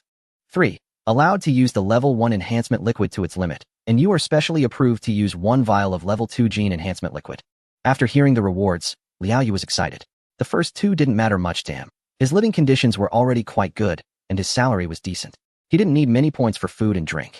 What he truly cared about was the 3rd reward. In order to save him, Chu Xian had used it once before. But due to limited experimental materials, it had not been used again. Now, it could be used freely. Chi-Chi, is this 2nd level enhancement fluid for research or injection? Got it. Liao Yu was even more excited. A second-level life form was a classification only available within the organization. He had long yearned for it. But it had always felt like a distant dream, never seen in person, leaving him restless. Soon, the second-level gene enhancement fluid for research was delivered to the laboratory, while the rewards for Liao Yu were still pending. Only after reaching the limit with the first-level enhancement would the second level be granted. So this is the second-level enhancement fluid? It's beautiful. Long live the organization. Not only Liao Yu, but all participants had their contributions and points rewards quickly distributed. Everyone was thrilled about the research breakthroughs, the generous rewards, and the new research materials. On February 25th, outside the town, at the guard department's base, soldiers lined up to inject the first-level enhancement fluid. 4 months ago, the guard department had only 300 combat personnel. Now, the number had exceeded 800, and with logistics included, it surpassed 1,500. After the injection, they couldn't move, and their bodies turned blue. After a while, they could recover mobility. Phew. Whoosh. One by one, they began testing the enhancement effects, throwing punches and kicking. The results were astonishing. Their physical abilities had increased significantly, and their minds felt much clearer. Relatively speaking, the soldiers were strong. And the effects weren't as intense as for ordinary people, but the improvements were still noticeable. Gene enhancement is a fundamental upgrade of life essence. Therefore, even for them, it could boost combat effectiveness by over 30%. This was just in hand-to-hand combat. If they were equipped with weapons and wore specially made combat suits, their combat power would multiply. Everyone needed to prepare well. There was an external combat mission in 3 days. Upon hearing this, the soldiers were instantly excited. The enhancement in strength certainly needed to be tested in actual combat. This was not the first external mission released by the organization. There had been frequent missions recently. The targets were complex, with some being armed forces eyeing the organization's external refuge, and others being evil scientific laboratories or disrupting some shady deals. In short, almost everyone had seen blood. They were not inexperienced soldiers. On the 3rd day after the enhancement was used in the guard department, the second batch of enhancements began. Children, the elderly, and researchers all received injections in succession. It was not done for everyone at once, but targeted towards the young, the old, and those who contributed significantly. Despite this, no one was dissatisfied, as once their treatment level reached a certain standard, they could receive it for free. Working diligently was just a matter of time. The decisions made by the organization's higher-ups were certainly not wrong. Finally, after 9 days of travel, the spaceship arrived at the wormhole.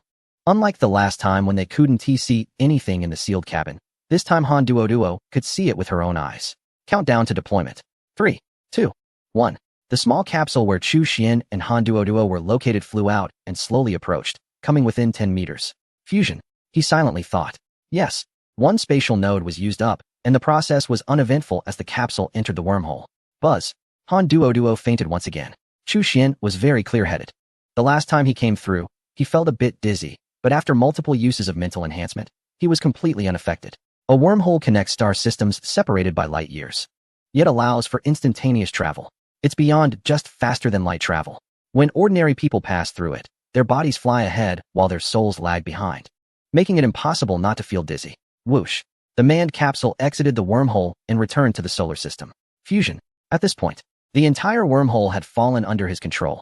This time he merged 3 nodes, one as a reward for a medal. The other 2 were recently exchanged after receiving orders, but had not been signed in yet. Thus, the surplus nodes were all used up. Half an hour passed. Pretending to wake up, he was now aboard the ship heading back to Earth. The journey there took 20 days, and the return would be about the same. Although Earth was constantly moving forward, the speed was too slow. It would still take over 15 years to reach the vicinity of the wormhole. Start to shrink. In an instant, the diameter of the wormhole began to change, albeit very slightly. Chu Xian did not intend to shut it down right away. The situation was still not chaotic enough. It needed to be stirred a bit more. This time, they were on a transport ship, and the space in the rotating gravity chamber was large. After a brief familiarization with the cabin, Chu Xian waved. Duo come. 10 seconds later, Han Duo transformed into a small blue person once again. Over the previous days, she had undergone enhancement 6 times, reaching the limit of a first-level life form. The last enhancement used was a second-level gene enhancement liquid, which felt different from the awakening perception he experienced with the same liquid. Others needed a third-level enhancement to gain spiritual perception, which typically occurred alongside the emergence of gene energy control, perhaps due to the nature of their crossing. Chu Xian was able to let his mental force penetrate perception at the second-level life form stage. Brother Xian, this time is different from before. After the enhancement, Han Duo felt a significant increase in her thought speed. Her vision, smell, and skin could even clearly sense the flow of air. This was a fundamental enhancement compared to the previous times. It's normal. Don't ask too many questions, just get familiar with the new changes. Oh, Han Duo nodded, suppressing her curiosity. After all, her brother Xian would not harm her, and she was no longer resistant to enhancements. Just look at her skin and figure now. Far surpassing her peers. Her clothing size had increased every month. The changes in the wormhole quickly relayed back to Earth. What? Shrinking? And continuously shrinking? After hearing the report, the speaker rubbed his head. Although the events occurred after Chu Xian crossed the wormhole, he did not place blame. Previously, scientists had proposed a critical theory. Above the critical point, the size would decrease with increased usage, but it would not continue to shrink indefinitely. Once usage stopped, the shrinking would halt. Below the critical point, even if it's not needed, it will still shrink. Now, it seems that this situation has arisen. This time, Chu Xian's journey is like the last straw that breaks the camel's back. If there is blame to be assigned, the greatest responsibility lies with the other straws. Not the last one. What follows will certainly be lively. It's easy to foresee that some people will definitely not be able to sit still. In the past, they would take their time, but after today, they will be impatient. The news will soon be known to all parties. There can be no more waiting.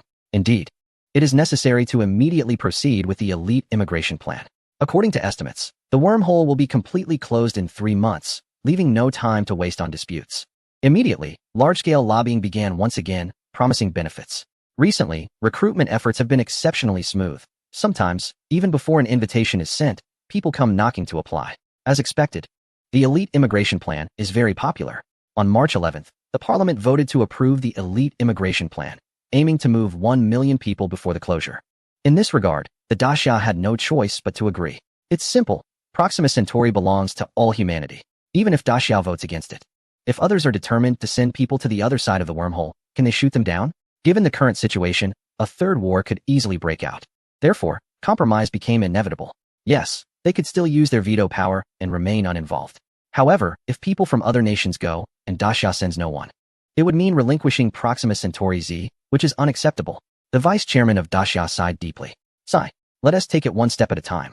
Initially agreeing to let Chu Xian go to Proxima Centauri Z was also based on the idea that one Shun Ti put all their eggs in one basket. At that time, no one knew when the wormhole would close. Once it closed unexpectedly, leveraging the wisdom of the Chinese, they could still secure a place, serving as an alternative spark plan. But later it proved that Chu Xian was simply too outstanding. It might be better for him to return, as the development tasks over there would have to be handled by the remaining Chinese, like Liu Peiqiang and others. They still do not know the long-term plans that Daxia had from the beginning. However, the people around him will inform him when the time comes. Chapter 182. Taking office after the meeting vote, victory. The consortium families cheered with joy. This was a huge victory, and they immediately began registering the names of those who wished to immigrate. Not everyone would go, after all. The Earth still needed people to stay behind. With such a large estate and power, how could they easily give it up? They would only let some descendants go.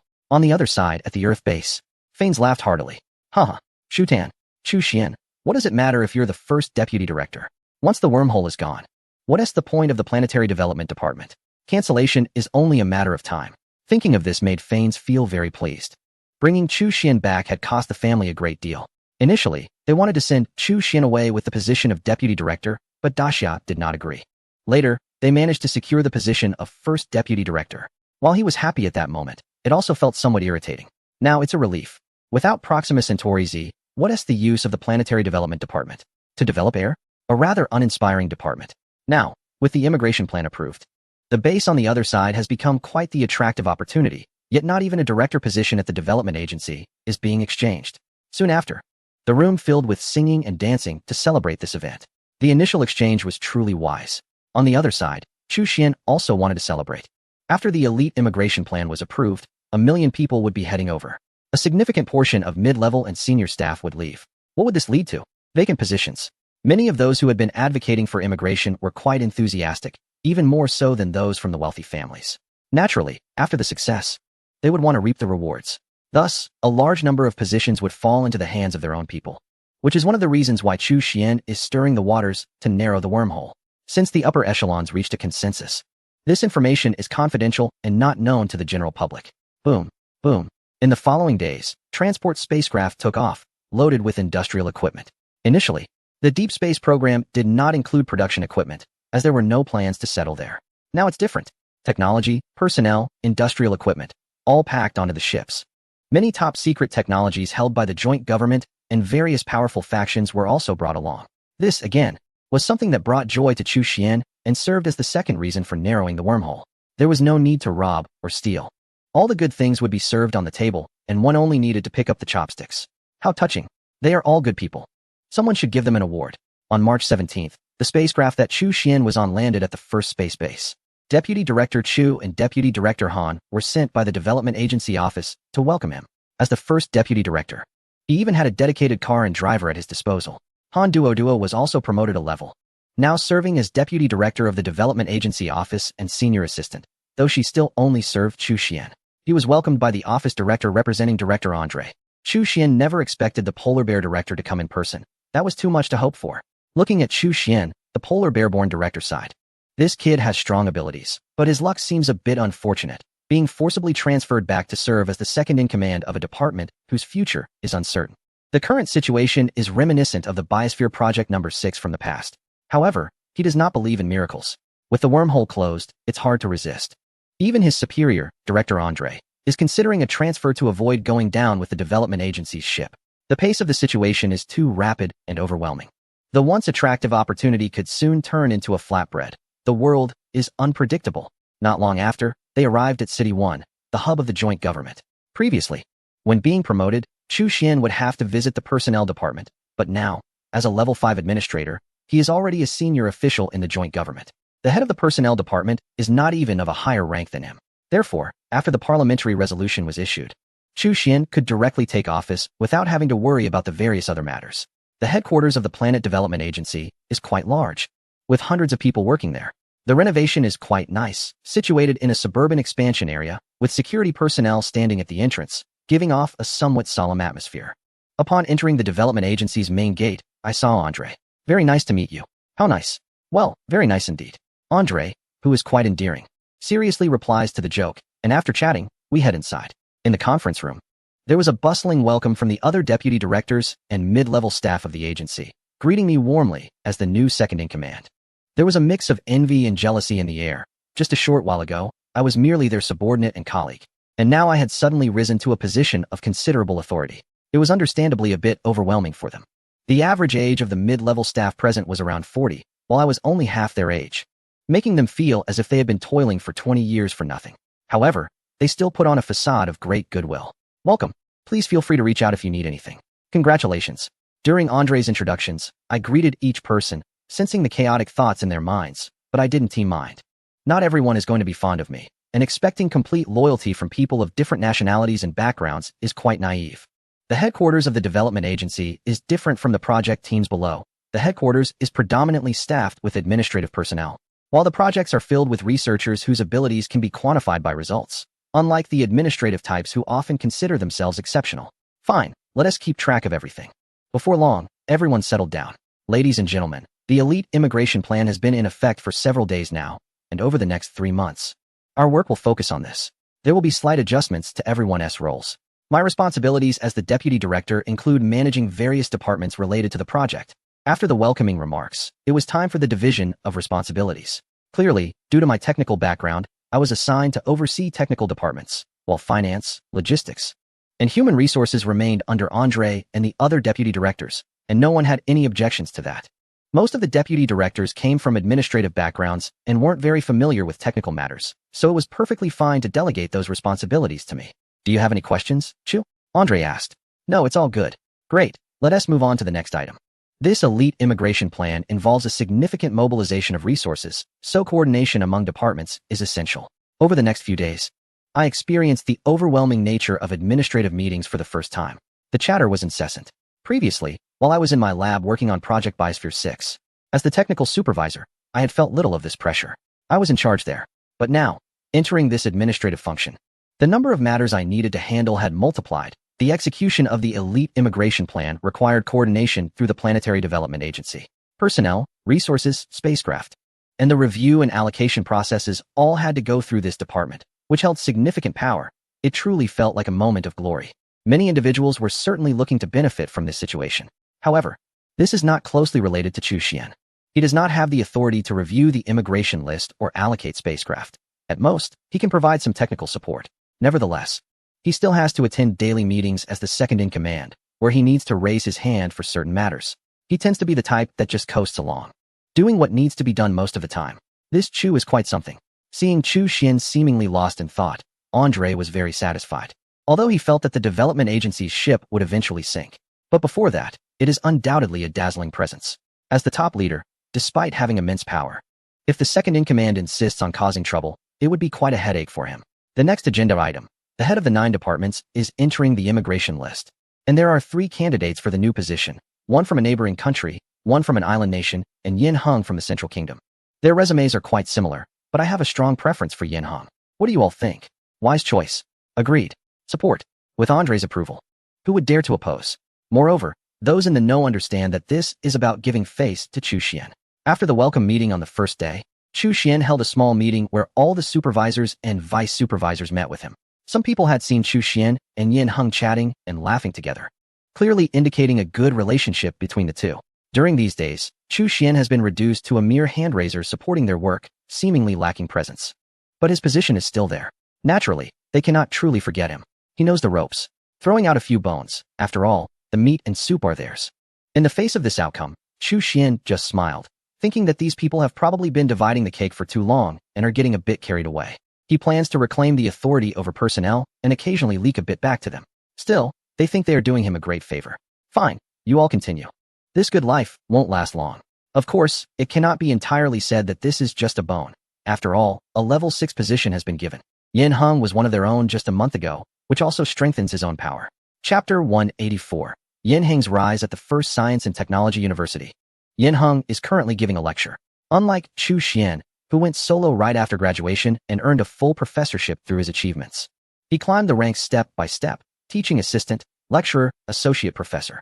He is a traditional academic researcher. So he not only holds positions outside the university, but has also continuously served as a mentor within the school. However, he does not mentor undergraduates, but rather adult learners. After the calamity, the capabilities of university graduates are comparable to those of previous doctoral graduates.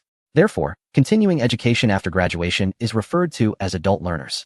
Assessed by 4 levels of research capabilities: junior, intermediate, senior, and advanced researchers, without doctoral or master's degrees. The classroom is not crowded, with only a dozen students. According to the regulations, after completing certain assessment tasks in their courses, they will be assigned by their mentors to participate in some projects for practical experience. Alright, the topic of invertebrate genetic immunology includes these contents. Prepare well. Starting tomorrow, you will go to the project base I am part of for practical experience. Hearing this, the students below were very eager, one of whom was Chu Xian's childhood friend, Xuanming. When in the underground city, I was mainly involved in ordinary research projects. Here, however, the projects I can engage with are much more advanced, and I no longer have to spend all day figuring out how to increase egg production. I owe everything to Chu Xian, who recommended me to further my studies at the First Technology University, under the guidance of Professor Yin Heng, a big name in the field of animal genetics. He is a level 2 scientist, a full professor, and also the deputy supervisor of a significant project. Just thinking about Chu Xian made Xuanming sigh deeply. Sigh. I wonder when I will see him again, going to such a dangerous place. He didn't know that Chu Xian had already returned. While he was lost in thought, Yin Heng's voice called out, Xuanming. Startled, Xuanming stood up. What are you thinking about? Don't forget to pack up and gather at 8 tomorrow. Yin Heng smiled. Okay, teacher. Xuanming quickly replied. Yin Heng looked at him with a hint of surprise. Initially, he was the one who recommended Chu Xian as a mentor, and at that time, the two didn't know each other. But considering they were both part of the deep space program, it was quite flattering. However, Xuanming was unaware of this. Who would have thought that Chu Xian would make a comeback, leap over many obstacles that others might never overcome in their lifetime? Just like military ranks, colonels are officers, while brigadiers are leaders. The difference of one rank is like a chasm. And what about Chu Xian? He went out, returned, and crossed that chasm from mid-level to become a senior official in the United Government. Here I am, 57 years old, still just at administrative level 7. And I don't know how long it will take to reach level 6. Although my superior has made it onto the immigration list, Chu Xian doesn't have personnel authority at the first supervisor level in the development agency. Forget it. I'm at this age. I should focus on research and not overthink. I'm not without a foundation. A month ago, I was recruited into the STAR organization, and my faith has become firm. Concerns about age and position have gradually faded. If it's meant to be, it will be. If not, it's fine. I'm not working for myself, but for a great and brilliant goal, which is the awareness of being a member of the STAR organization. Of course, holding a higher position is desired. Only then can I have more say in changing this world. Yin Heng picked up the lesson plan and was about to leave when his communicator beeped. He glanced at the content, his pupils narrowing. Followed by joy. He didn't expect there would be a silver lining. The next day, in the morning, Xueming and a dozen classmates took a vehicle to the 9th Division's base, which, like the other project, had its own separate facility. Its official name is the 762 Biological Research Base, with a scale of around 20,000 people. Director Yin. Director Yin. People called out enthusiastically along the way. Everyone initially thought that the deputy supervisor from that island nation would come out on top. Unexpectedly, it was Yin Heng who ascended. In an instant, everyone no longer underestimated Chu Xian, the first deputy director without personnel appointment authority at the first supervisor level. Lack of decision-making power does not mean a lack of influence. If one truly supports someone, they can help them rise. Yin Heng is a prime example. Subsequently, the handover with the former supervisor began, and the other party was eager to complete it quickly, wanting to embark on their new journey.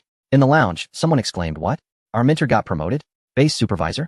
The excitement among the 10 or so students who came along was palpable, as this meant their practical experience here would be smoother. After all, they had the support of someone at the supervisory level. The person who informed them was a deputy section chief from the assistant office, who would personally arrange their tasks shortly. Starting from the assistant position, it was still our deputy director Chu Xian who was reliable. The deputy section chief was of Chinese descent and had previously stood up for Yin Hengming.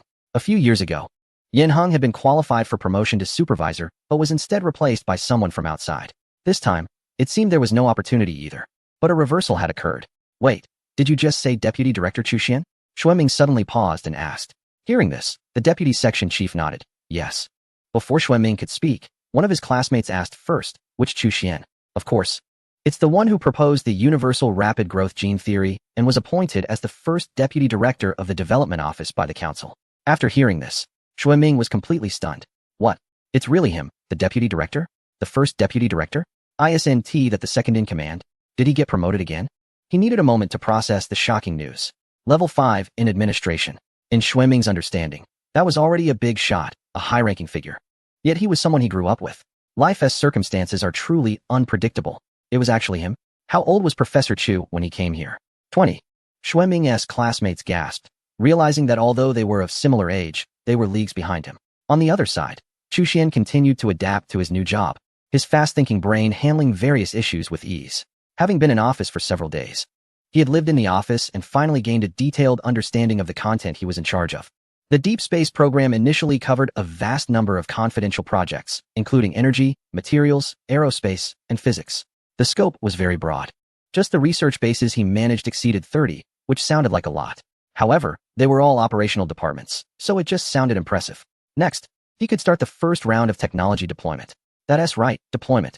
He currently had many technologies at his disposal, but Chu Xian did not plan to release them all under his name, as it was unnecessary. Once he joined the camp, the technologies he leveraged would also reflect positively on him. In short, he would not suffer any losses. Otherwise, even a polymath would have their limits. Moreover, at a certain level, the benefits of those cutting-edge technologies to his status would quickly diminish. He could easily claim the achievements of 100 scientists, yet he intended to put them all on his own head. How could he still expect to stack them up to the top level? And then what? He had many cutting-edge technologies, hundreds or thousands. Continuing to pile them up would be a waste. Thus, 99% of the technology in his hands. Chu Xian would not present it under his own name, but rather distribute it to his subordinates. This way, he could build their achievements, qualifications, and positions. This is the correct usage method. Of course, he wouldn't provide all the technology at once, but rather step by step, similar to the rapid growth gene theory he held. There would be a basic version, an intermediate version, and an advanced version. The effect of applying each technology 3 times is stronger than providing it all at once. The deployment of technology consists of small units. Maximizing benefits is a fundamental principle. After a day of work, he called out to Han Duo. Let's go check out the new home. All right. Leaving the development agency, they headed to the assigned residence. Area 1 is the hub of the United Government, with well-developed facilities. There are high-standard residential complexes. They took a special vehicle to the location. Upon arrival, Chu Xian's identification was routinely checked. Deputy Director Chu, welcome to your new home. Although it was underground, the greenery here almost rivaled high-end residential areas before the disaster, with a simulated screen displaying blue skies and white clouds. Only those above level 6 could move in. Beep. Facial recognition granted them entry. It's so spacious. And there's a balcony. Wow. Brother Xian, there's even a bathtub here? Han Duo excitedly dashed around the room, overwhelmed with joy. The apartment had 3 bedrooms, 2 living rooms, 1 kitchen, and 2 bathrooms, along with a study and a gym, totaling nearly 300 square meters. She had never seen such a high-spec residence. The rooms at the BioCircle Project number 6 were far inferior. Deputy Director Chu. If you need anything, please let us know. Sounds good. Thank you, and enjoy your stay. After sending off the community director, Chu Xian placed his luggage in the master bedroom, remaining calm about the so-called luxurious amenities. Wasn't his own dimensional space several hundred square kilometers wide? No matter how extravagant or high-spec it was, to him, it was just that. Still restless before leaving, he took out some personal items from his suitcase, murmuring to himself. Next door, several young people of various skin tones were staring at a blacked-out screen. What's going on? Is it broken? What the heck? It fails at a critical moment. Perhaps someone had activated a signal jammer. It wouldn't be difficult for those in charge of the development agency's technology to acquire military-grade jamming equipment. Sigh, what a miscalculation. It's a pity. That girl was quite pretty, and now I can't see her. Disappointed, they casually grabbed some small bottles nearby, and soon, each of them felt lightheaded. With the support of their families, they had secured tickets to a journey to Proxima Centauri Z, departing in a few days. They had gathered to enjoy themselves and find some fun, but unexpectedly, all their efforts over the past couple of days had been in vain. Moments later, they were all dizzy. Truly, it was a fresh experience, quite potent. The next morning, at the community hospital, no. Several screams echoed through half the community. After trying the new experience yesterday, they woke up collectively dazed. Their friends had no awareness at all. Rushing to the hospital, they found out the grim news. It's bad. We need to operate. Otherwise, there could be life-threatening risks. Chapter 186. Crowded out community hospital. High-end ward. A group of unfortunate individuals found themselves on the brink of collapse. Cut it, and leave no trace, they exclaimed. A reaction unimaginable for those who had been flourishing just days before. Is there really no way to salvage this? Asked a young man. The doctor replied, no. How could there be? They questioned why things were fine last time, but so severe this time. They had previously encountered this newfangled issue once before. The reality of their predicament was overwhelming. They couldn't fathom how to explain it to their families. Could it be that someone was out to get them? At that moment, the doctor proposed 2 backup options, transplantation and transformation. This gave them a glimmer of hope, as neither procedure was particularly difficult even before the disaster struck. The latter option was quickly dismissed. Otherwise, how could I go home and tell my parents that their son has become their daughter? God, I can't even bear to imagine that scenario. I might get killed. The first option seems better. We just need to find some people to donate. Given their connections, it shouldn't be too hard. This must be kept under wraps. However, just as they were contemplating their strategies, 2 more anguished cries echoed from the upscale ward upstairs. A sorrowful sound that felt all too familiar. The doctor was taken aback and hurried upstairs. These people really knew how to play. He discovered that 2 more individuals were in dire straits, with blood tests revealing the same drug components, solidifying the situation. It wasn't just a coincidence. Someone was targeting those on the lower floors. On that day, many local hospitals were in chaos. They wanted to keep things under wraps. But how could there be walls that don't let the wind through? Who sold that stuff? My God. In just one day, over 200 people were affected. Not just at the headquarters, but also in various underground circles. All of them had some sort of identity or background. Otherwise, regular folks couldn't possibly afford it. After a hard day's work, wouldn't they rather spend their earnings on improving their meals than on such substances? Investigate. Who sold it? Without much effort, they traced it back to a scion of a wealthy family from City 23, the only ones bold enough to sell such items. People flocked to demand answers. What? They're gone. Who are you trying to fool? They disappear when trouble strikes, thinking we're easy to bully. Naturally, no one believed such excuses. For some, this incident meant the complete end of their bloodline. Even if they changed their parts, they wouldn't be the same. As the situation escalated, many speculated that the individual responsible had fled out of fear of punishment. Otherwise, how could all the bodyguards be gone and the house emptied? In a different dimension, a white man, on the run from justice, slowly awakened to find himself in an unfamiliar place, locked up. Where am I? What happened? He strained to remember. Suddenly, the door creaked open, revealing an old acquaintance, Fred, who was now well acquainted with the local rules. With a resigned tone, he said to his old friend, "Don't worry. We'll help you remember." Before long, the man protested, "What are you doing? Why are you hitting me? Do I have no rights? Do you even know who I am?" The daily activities in the prison have begun. Fred has to reclaim what he lost from others after being severely mistreated by a group. It doesn't matter if they are acquaintances or how much rapport there is. They are not good people. That's it. Otherwise, he would go hungry for a day and still get beaten, which he once agreed to. In fact, this was a whim of Chu Xian. He didn't plan to handle it this way.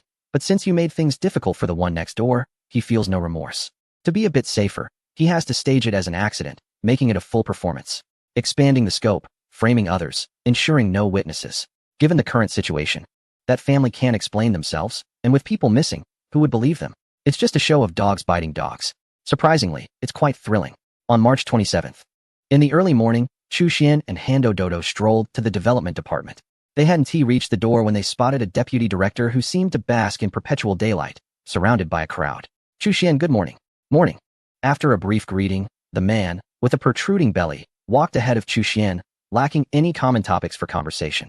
Neither Andre nor the other deputy directors paid much attention to Chu Xian. His actual power over technology wasn't significant compared to theirs, who held substantial authority. Recently, they had gained a lot of capital through the review of immigration lists, and with that thought, they walked with a certain swagger. Seeing this, Chu Xian couldn't help but smile. The greater the power, the greater the responsibility. In the afternoon, at the lobby of the development department, Chu Xian encountered the same deputy director and another deputy director from a region known for its deserts. Similar to the morning, they were surrounded by a group of people. However, these individuals were dressed in security uniforms, and both deputy directors had a pair of silver handcuffs in their hands. What is going on? It was rumored that they were selling quotas, and something had happened. All three deputy directors were implicated, with one already taken away at noon. During the conversation, everyone turned to Chu Xian, the last remaining first deputy director.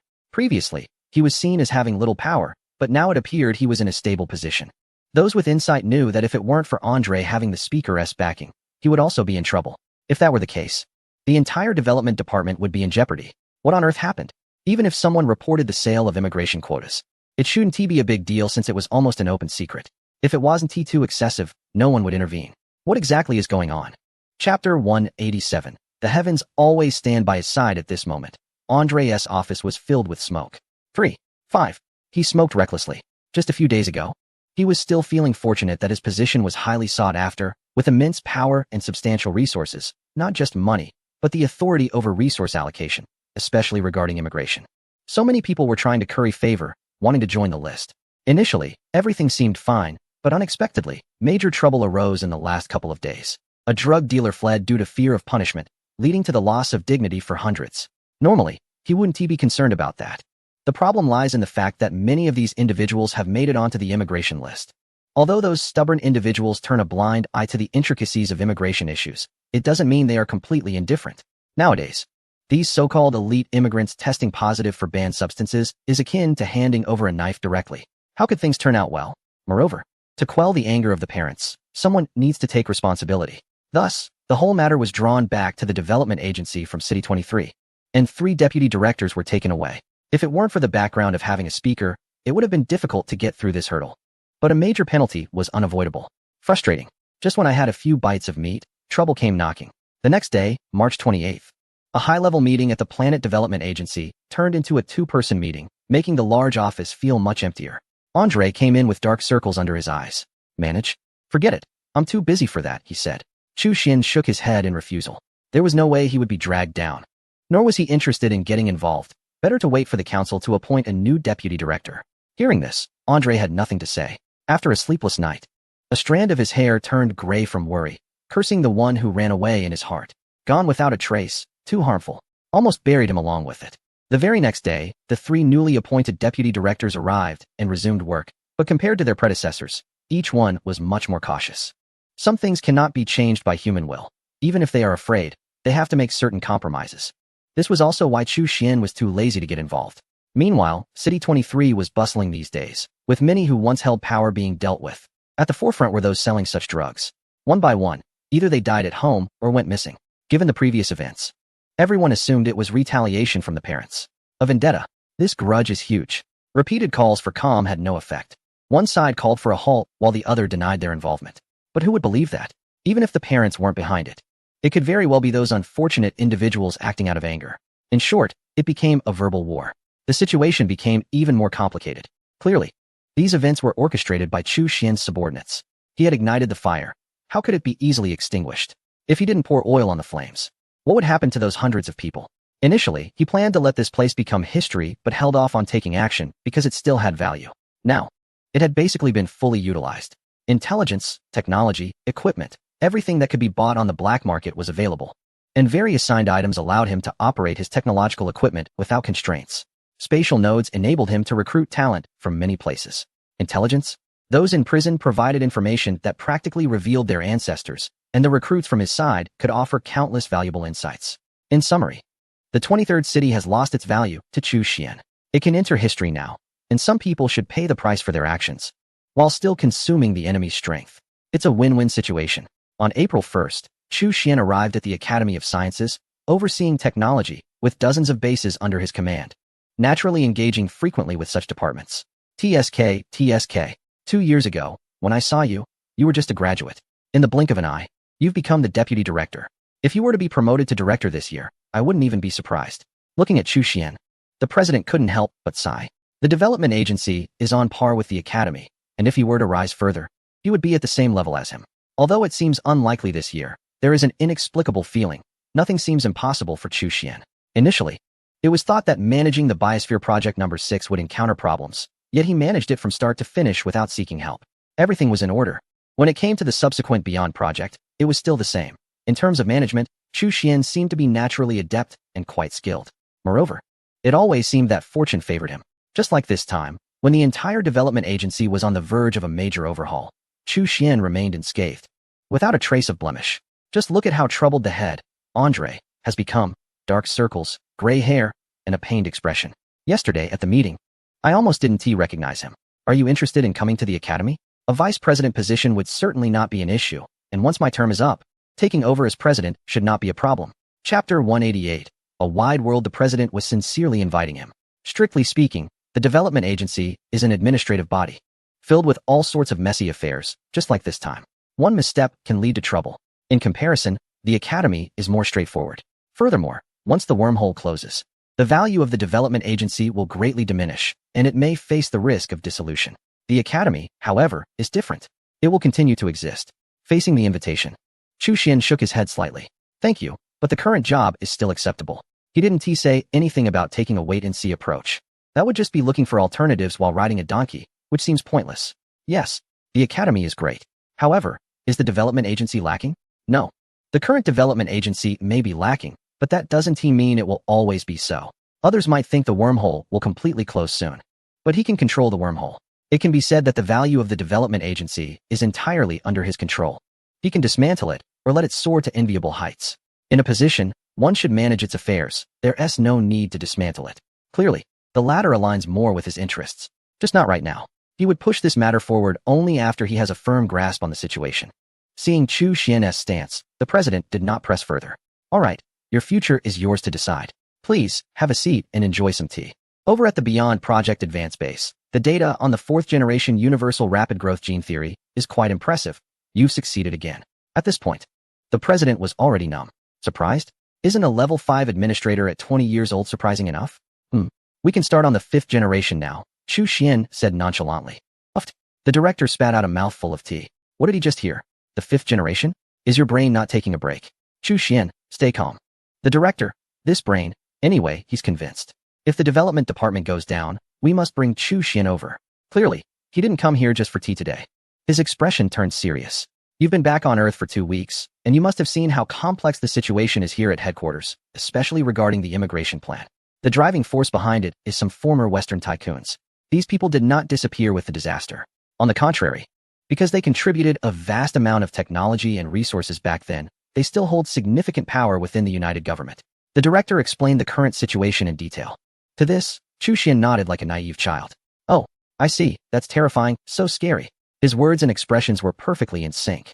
This made the director sigh. This kid is really innocent. In any case, do not accept the invitations from these people, the director said seriously, not wanting Chu Xian to get involved in those messy affairs. This is also the sentiment of the upper echelons of Daxia, global integration, national righteousness. And such topics are not appropriate to mention here. It can only be a reminder from an elder. All right, Chu Xian said with a serious face, pretending to be a newbie. Get involved? No interest. Where's the fun in stirring things up? After discussing serious matters, Chu Xian stood up to leave, and the director personally saw him off. Just then, they ran into Leone, the deputy director of the Academy of Sciences. Hello, I'm Leone. Chu Xian greeted him. The director introduced Leone, who had just taken office 2 days ago, a scientist from the Arctic, a big name in high-energy physics. After the person left, the director remarked that Leone was a bit difficult to talk to, with a quirky and somewhat rigid personality, but very capable. Chu Xian responded, not bad. He sincerely praised him. Otherwise, he wouldn't have made it onto his recruitment list. 2 months ago, Leone was conquered by black technology, and this time he was promoted to deputy director. His capability in the operations behind the scenes, led by the eldest son of Qiao Wei, contributed to this. Due to faction alignment, the deputy position became permanent. Now serving as the head of logistics for the Earth Security Army, he possesses this capability. Leone is also the candidate Chu Xian has prepared for the next president of the Academy of Sciences. As for the current president, it's not that he can't be recruited, but his term has expired, and he cannot serve again. Although he just transferred here, who can blame him for being from the Arctic? As for the speaker from the Arctic, his term will also be nearly up by then. Before stepping down, he will surely support Leone, and everyone will give him face. As long as he doesn't get bored and decide to take the position of president, then this position would be exclusively Leone's. After entering April, the frequency of spacecraft launches from the first aerospace base increased continuously, and those who secured spots boarded the ships happily. To ensure efficient transportation, all personnel entered sleep pods. It was a busy scene. The public was completely unaware of this, with many still clamoring to go, but there were no longer any major forces stirring the pot.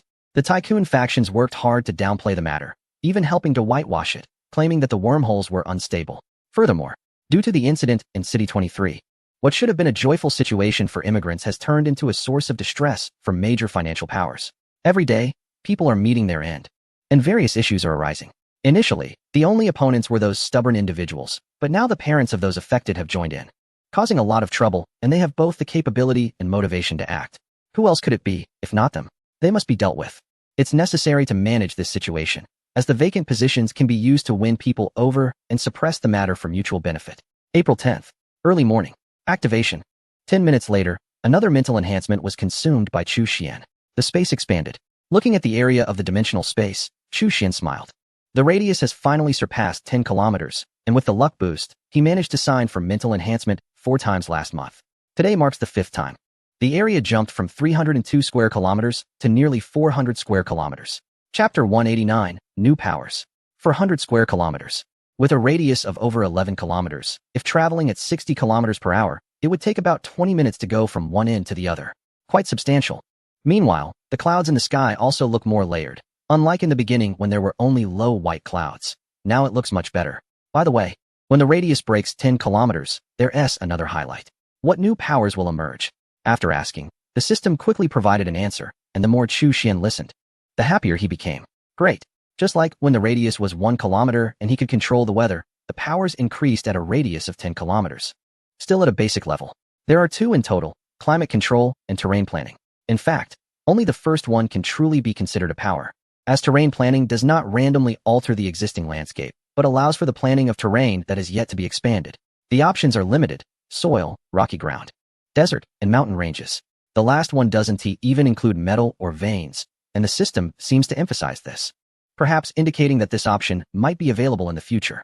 Additionally, the next level of basic power also has a 10-fold increase. If it had been 6 months ago, Chu Xian would have complained madly. But now, with the luck bonus, the probability of signing for mental enhancements has skyrocketed. A radius of 100 kilometers is not too far off. Returning to discuss climate control, this power differs from weather. Wind, frost, rain, and snow constitute weather, while over time, they represent climate. What does this mean? It means that within the dimensional space, in different regions, he can create varying climates. He quickly decided to try it out. In the next moment, Chu Xian arrived at a corner of the space. -30 degrees. A gentle breeze. As he breathed in, the cold air brushed against his face, while just 500 meters away, the temperature remained at a comfortable level of around 10 degrees. There was no anomaly. 500 meters is the minimum radius for climate control. -50 degrees. -100 degrees. Heavy snow. An 8th level gale. If it weren't for his 4th level life form, he might have been frozen instantly, quickly becoming a snowman. Stop. Just a thought. The winds calmed, the snow ceased, and the temperature warmed up. The snow on the ground slowly melted, and after trying out several other climates, it turned out to be quite nice. It could be dry and hot, or it could be drizzly and overcast. Then, he quickly summoned the planning map. Here were the snow-capped mountains. Here was the alpine lake. After planning the terrain, it was time for the corresponding facilities. Many plant species he had were stored in the seed bank, as there had been no suitable place to plant them before. Now they could finally see the light of day. Some squirrels he had raised could also be released back into the forest. 5 days later, on April 15th. In the morning, Liao Yu just stepped out to get to work. Walking on the wide road, He suddenly looked up and was stunned by the scene before him. Was that a mountain range? At the end of his line of sight appeared a continuous range of mountains.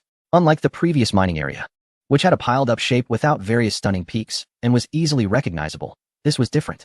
There was even a snow-covered mountain in sight. A snow mountain? My goodness. If this were on Earth, snow mountains would be nothing, as everything would be a vast expanse of white. But this was a place where spring reigned all year round. How long had it been? He hadn't even felt a slightly cooler breeze. Therefore, seeing the snow mountain all of a sudden brought an inexplicable sense of nostalgia and affection. Liao Yu turned around and found that the mountain range surrounded the entire Baiyun town area, with a quarter of the area being snow mountains. How amazing! The organization's secret realm had grown so much larger. It was truly beautiful. Many people were standing by the Baiyun River, discussing and marveling. Each encounter with the incredible only deepened their recognition of the organization. It was indeed right to associate with the strong. Not far from Baiyun town, at a temporary base. Someone exclaimed, "My God, wasn't it just foggy an hour ago?" Yes. After a thick mist, it gradually revealed itself. The miracle of creation. A large number of new personnel, after learning about the power of the organization and the secrets of this small world, felt their resolve wavering. Now, seeing the mountain range appear as the fog lifted almost brought them to their knees. Once you return, work hard. As long as your achievements meet certain standards, you too will qualify to move in, the reception staff timely announced. One promise made everyone present, over 100 people, feel fulfilled, instilling a strong desire in their minds. I want qualification. In the crowd, Liam, shouldering a star, couldn't take his eyes off the view. He had reported to the security military headquarters the day before and visited his old superior, Javel, the day before that. Thus, he got involved and was brought here. Initially, he felt a bit resistant, but looking around at others, some of whom he even recognized, he was shocked by the organization's influence. This was just one batch. How many batches had they recruited before? Looking around, most personnel were unidentifiable, but those clearly wearing security military uniforms were very easy to recognize. Majors, lieutenant colonels. Colonels, over 20 in total. Although he held the rank of brigadier general, he estimated that even among those recruited by the organization, his rank wasn't particularly high. Just like the eldest son of Jovi, even the head of the logistics department of the Earth Security Forces has become part of the organization. He is the commander of a combat readiness base with thousands of subordinates. Perhaps it seems unremarkable. Well, as the person who received them said, walking with the strong is to walk with the future. What is the harm in jumping into this pit? As for the elite immigration plan, he actually wanted to send one of his sons over, but he couldn't obtain the qualification. Climbing to his current position has already taken all his effort. And seeking Jovi was also to see if there was a way through. Looking at it now, it's completely unnecessary. It will take many years for the transformation on the neighboring star to be completed. How can it compare to the beauty before him? Chapter 190 Basic Welfare. At this moment, on the distant snow-capped mountain peak, the cold wind howled, swirling snowflakes. But they melted into droplets as they were pushed upwards by the warm air. Drip, drip, the surface of the hot spring rippled. This hot spring is truly comfortable. Chu Xian lay in it, washing away some fatigue. Although he no longer needed to personally go out and recruit people, he was still very busy. Just like earlier, he had just completed the construction of the new district in Baiyun town. As mentioned before, many functional areas needed to be relocated. Only the research, teaching, living, and leisure areas remained, which had already been moved. The construction was ongoing. With not enough reliable construction workers, Chu Xian had to come personally, which also served as a form of mental training. After such a long time, he finally finished. So, he came over to soak in the hot spring. Gurgle, gurgle. The spring water continuously surged, filling the hundreds of square meters of the pool, with the excess flowing over the edges. However, due to the cold air, it froze before even realizing it. This is the derived ability of terrain planning, capable of designing underground water veins to create what seems like a natural hot spring. Not only here, but other mountains are the same. Springs, streams, waterfalls flow down from the high mountains, forming small rivers on the plains, eventually merging into the Baiyun River. To achieve such picturesque scenery, Chu Xian also put in a lot of effort. By the edge of the hot spring pool, looking at the distant Baiyun town, it was somewhat hazy due to the mist at the mid-mountain level. He casually waved, dispersing the mist. It just wouldn't stop. Looking at the circular mountain range, Chu Xian felt helpless. When there was only a small area before, he didn't think too much. Now that the area has expanded, ideas keep popping up. For instance, the surrounding mountains. Chu Xian plans to build dozens of vacation resorts. It was something he wouldn't have dared to think about before.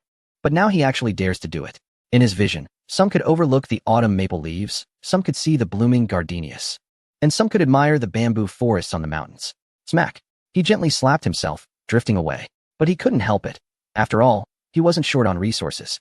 It was also a good opportunity to provide a vacation spot for his people. Rewards can't always be just contributions and points. That would be too boring.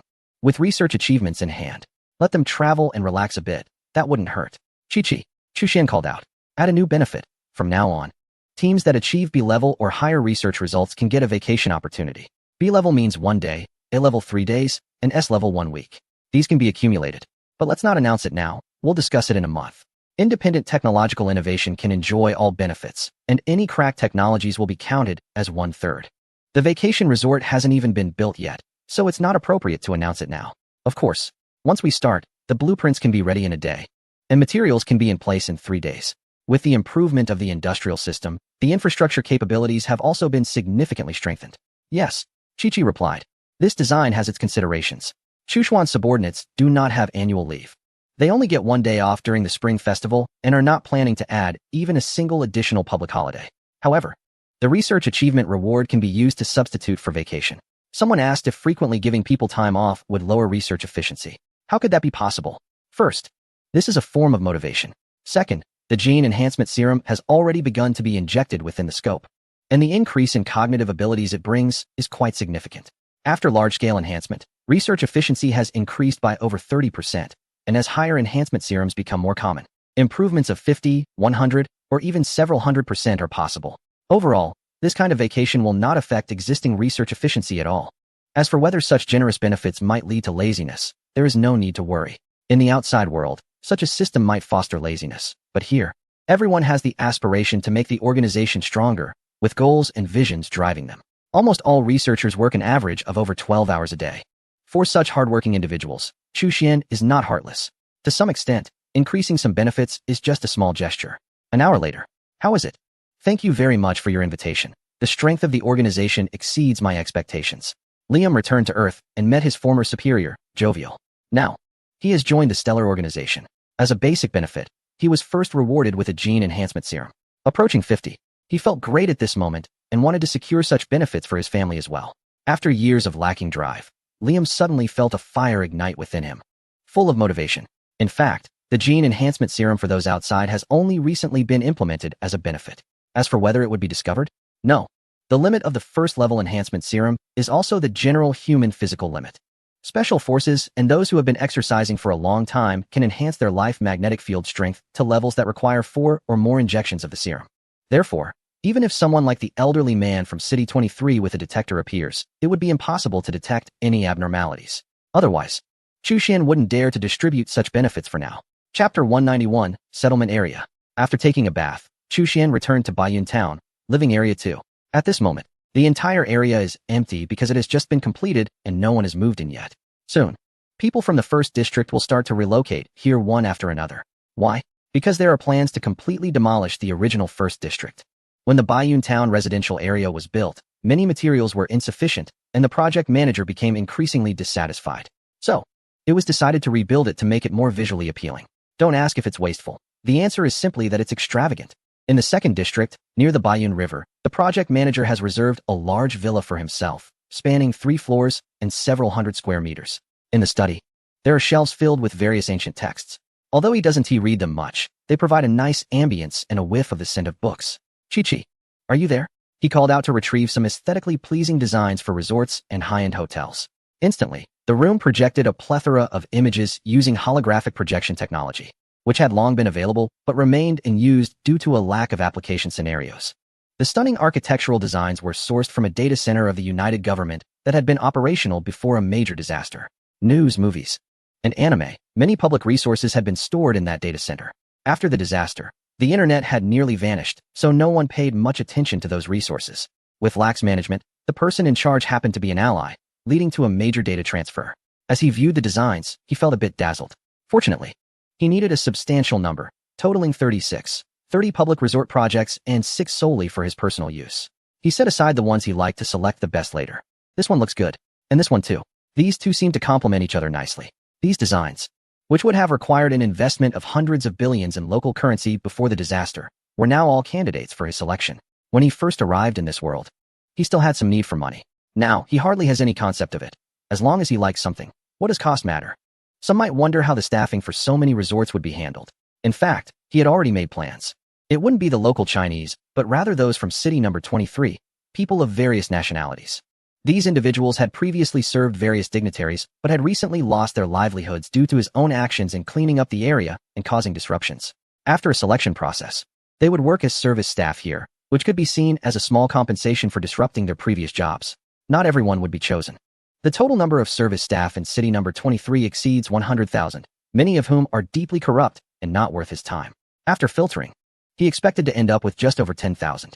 There would be workers from various countries, Filipino, Indian, Thai, and even performers from island countries and dance troupes, brought in to provide entertainment for his staff. In fact, a group had already been brought in earlier, and the number in a resettlement area outside Bayun town had surpassed 1,000. This is also why he wanted to build some resorts, not just for the welfare of his staff. The second reason is to settle these individuals. About 7 kilometers from Bayun town, there is an area for settlement. At this moment, a large group of girls is sitting in rows, holding small notebooks, looking at images projected on a screen, reciting along with their teacher. Cup, cup, apple, apple. The girls, from various nationalities, are studying Chinese diligently, and they have fully adapted to life here. Moreover, they are extremely satisfied. In the 23rd district, they carefully serve those in power all day long, even having to fulfill some twisted demands from certain individuals. Fortunately, they encountered an organization that acts on behalf of justice, which not only eliminated many evildoers, but also provided them with a safe place, with blue skies, white clouds, blooming flowers, and fresh air. Even though they live in container homes, they feel secure, no longer waking up in a hellish nightmare. What they need to do now is to study the language well. Having seen the towering snow-capped mountains appear overnight in the distance, they understand they have gained a formidable ally. At least they no longer need to worry about being treated like commodities. In the second settlement area, things are different from the first. Here, there is no need to learn the language, as most residents are of the same ethnic background. Relatively speaking, Chu Xian will provide some care. The first area focuses on training service personnel, while the second trains management staff. Of course, there will be no chaos. Sometimes fairness must be considered, and not everyone can be given excessive power without reason. As a global organization, there must be rules. While preferential treatment can be given to certain individuals, there should be no barriers, especially at the lower levels, where skin color and nationality cannot be insurmountable divides. Power within the camp is not about control. If it were to go that way, such an organization would not last long. On April 17th, in the morning, everything was finalized. Chu Xian looked at the final designs, feeling very satisfied. They weren't mere copies but rather a blend of various styles, modern, sci-fi, and ancient. The goal was for each to perfectly integrate into the environment. Chi-Chi, let's start preparing. Yes. Almost instantly, a series of production tasks were uploaded into the processing core, and various automated robotic arms in the warehouse began to work busily. While waiting for materials, Chu Xian casually checked the information transmitted from the penal institution. All were filtered and contained secrets that ordinary people could not comprehend. After scanning through quickly, he couldn't help but sigh. Seeing all this made him feel that humanity shouldn't exist in the universe. Sometimes, when humans are at their worst, they are truly terrible. Is it an insult to say that some people are worse than animals? Huh, that would be insulting to animals. Pigs are cute, quiet, and just eat and sleep, while dogs are very loyal. Instead, it is those who pride themselves as the spirit of all beings, happily consuming their flesh while cursing them. Chi-Chi, the 9th Combat Team of the Guard Department, is on standby. 1 hour later, in California's icy plains, a dozen heavy military vehicles moved quickly forward. Inside one of the vehicles, Chu Xian was looking at the target on the screen, a research base. It was unofficial and private, belonging to a major conglomerate from before the disaster, primarily focusing on lifespan research. This was not something new. It was akin to ancient emperors pursuing immortality. With wealth comes a desire to prolong life, which is quite normal. If you had hundreds or thousands of billions, would you allocate tens of billions each year for such research? The answer is certainly yes. Before the disaster, they had already been doing this for over a century, though the results were not particularly impressive. Breakthroughs in human genetic technology are not easy to achieve. Once it involves human genes, it will touch upon taboo experiments. However, this time, Chu Xian was not there to take down bad guys or rescue those who had been captured for experiments. He was not idle. He just happened to want to set something ablaze and make a big play. At this moment, the Mo-Sun research base was quite lively. It had existed before the disaster and had expanded multiple times, comparable to a typical shelter. Over time, it had developed into a combination of research and entertainment. Somewhat like City 23, but much smaller and not open to the public. Entry was by invitation only. Today, the entire entertainment area was caught up in a carnival atmosphere. Why? Someone was about to leave for Proxima Centauri Z. The entire immigration plan for Proxima Centauri Z was almost based on one's identity. Those who worked were the first to go. People like them were among the last batch, and not many were willing to go. Sometimes, reality is just like that. For ordinary people, having warm sunshine, clean air, and enough food is happiness. But for others, it's just about being carefree no matter where they are. Fine wine, beautiful women, gourmet food, enjoying life just like on Earth. If one wanted to see the sun, creating an artificial light source was easy. If one wanted a botanical garden, a temperature-controlled dome would suffice. In short, even if it were the end of the world, that would be the end of the world for ordinary people. For some, songs could still be sung, and dances could still be danced. Alas, it's too tragic. Life over there would definitely not be as fun. There's nothing to be done. Bad luck, the lottery drew my third brother. A group of tycoons' descendants were complaining, sipping fine wine while watching dozens of girls swaying in the distance. Once they reached Proxima Centauri Z, although they could bring some women with them, it would still not be as carefree as life on Earth. Haha, I'm lucky I didn't get picked. Alright, to comfort you for your bad luck, I'll give you the 3 sisters you liked before. Is that enough? Good brother. In their banter, they decided the fates of a few people. The group was in high spirits. Suddenly, the music stopped, the lights dimmed, and emergency lights turned on. What happened? Power outage? Useless. How could such a basic error occur? A white man, a direct descendant of the base's owning family, cursed, feeling embarrassed. Just as he was about to question, the entire base shook 3 times in quick succession. The base was attacked. 2 emergency exits and secret passages had collapsed. The message from the control room buzzed in his earpiece. What? The white man's expression changed dramatically, followed by anger. How dare they attack here? Who is it? Crackle. The earpiece was filled with noise. He quickly took out his communicator, only to find it completely blacked out, and others were in the same situation. A somewhat knowledgeable individual frowned. EMP. Now, they were somewhat panicked. The attackers had indeed come prepared, even using an electromagnetic pulse bomb. No wonder the emergency lights were still on. The backup power should have engaged instantly. Even secondary and tertiary systems only needed a few seconds. But now, there was no response at all. The attackers had directly crippled the base's power system, and of course, there was an emergency plan to manually restart the generators. With such a large base, it was impossible not to have a third backup power source. There were even 5 or 6 options. But would the attackers give them time? The answer was no. Bang. Monsters. The sounds of fierce battle and terrified screams from outside flooded into the entertainment hall. Chapter 193. More insane than them outside the hall. Bang. Rat-a-tat-tat. The bodyguards and intruders were fiercely fighting, but neither side could penetrate the other's armor, resulting in a one-sided battle with heavy casualties. Quick, close the security door. Yes. The heavy alloy door slowly closed, just as they thought they could breathe a sigh of relief and wait for rescue. Whoosh. A knife suddenly pierced through the alloy door, cutting through it like paper. This is impossible. My God, what kind of knife is that? Watching all this, the heirs of the tycoons in the hall were dumbfounded. Although they possessed advanced technology, it wasn't to this extent. Where's the secret passage? It has collapsed. Damn, what a broken place, so easily invaded.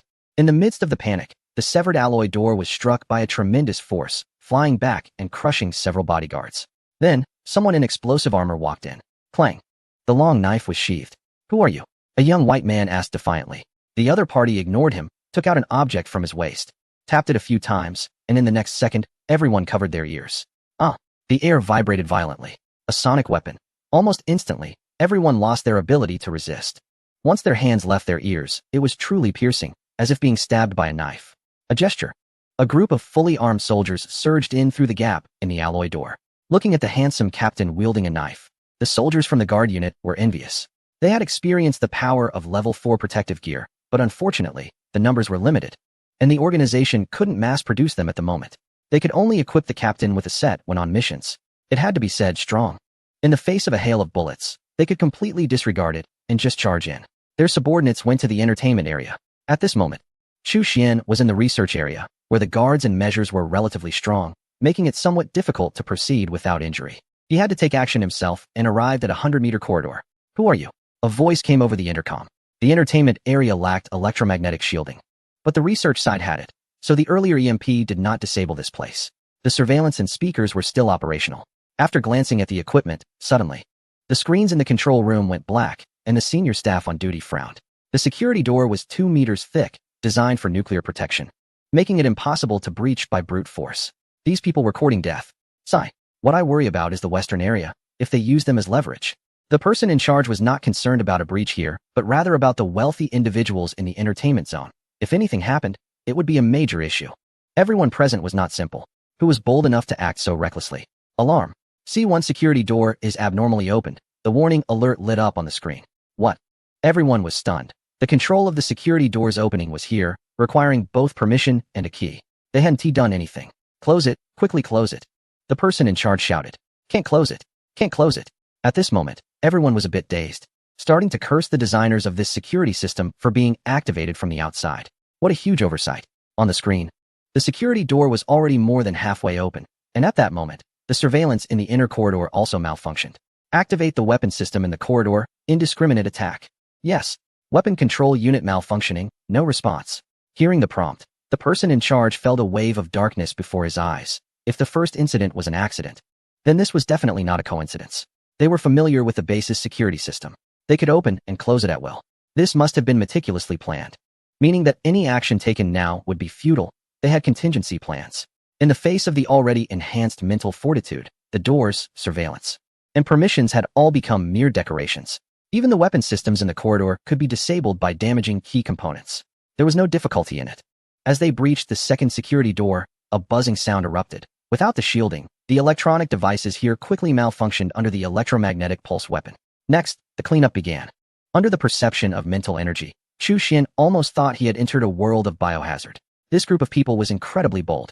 They were researching genetics and viruses, not only pursuing longevity, but also projects similar to super soldiers. In some areas, Chu Xian saw launch silos. Looking at those secret warehouses, nuclear weapons, chemical weapons, biological weapons, all were present. He wasn't particularly surprised. This was a normal occurrence. Most people have a need for security, and those with significant power do as well. Though their sense of security comes from authority and force, having a firm grasp on rulemaking, a powerful weapon in hand. Once the pills are taken, it's a collective burial. The mindset of these madmen is, what use is a civilization that exists without us? Perhaps this is why many in the coalition government fear these tycoons, not solely because of their immense power, but also for another key reason, madness. When truly cornered, their insanity could drag all of humanity down with them. And to deal with madmen, Chu Xian believes there's only one way to be even crazier than they are. Chapter 194. Super Double. More than 20 minutes later, the gunfire gradually ceased. In the control room, Chu Xian sat in a chair, while the head of the base lay before him, clutching a leg injury, his eyes filled with madness. Do you know what you're doing? Haha, those people. You can't save them. After witnessing the opponent's combat capabilities over the past 20 minutes, his eyes sparkled with desire, excitement, and thrill. If possible, he would want to study this person and the weapons and armor of those around him. It was astonishing. A long knife capable of cutting through the heavy alloy door of the control room, and black armor that could shatter bulletproof glass with a single punch. Finally, the remaining security personnel in the control room all pointed their guns at Chu Xian. Unexpectedly, the next moment, gunshots rang out. Upon closer inspection, it was the security personnel turning on each other, and in no time, only those without weapons were left alive. His assistant, skeptical of the situation, drew his gun and shot at his leg, resulting in the current scenario. In the midst of this bizarre scene, the assistant took his own life, leaving Chu Xian with an unsettling feeling. All day searching for the unbelievable, and now it appeared right before him. How could he not be excited? This look was all too familiar to Chu Xian.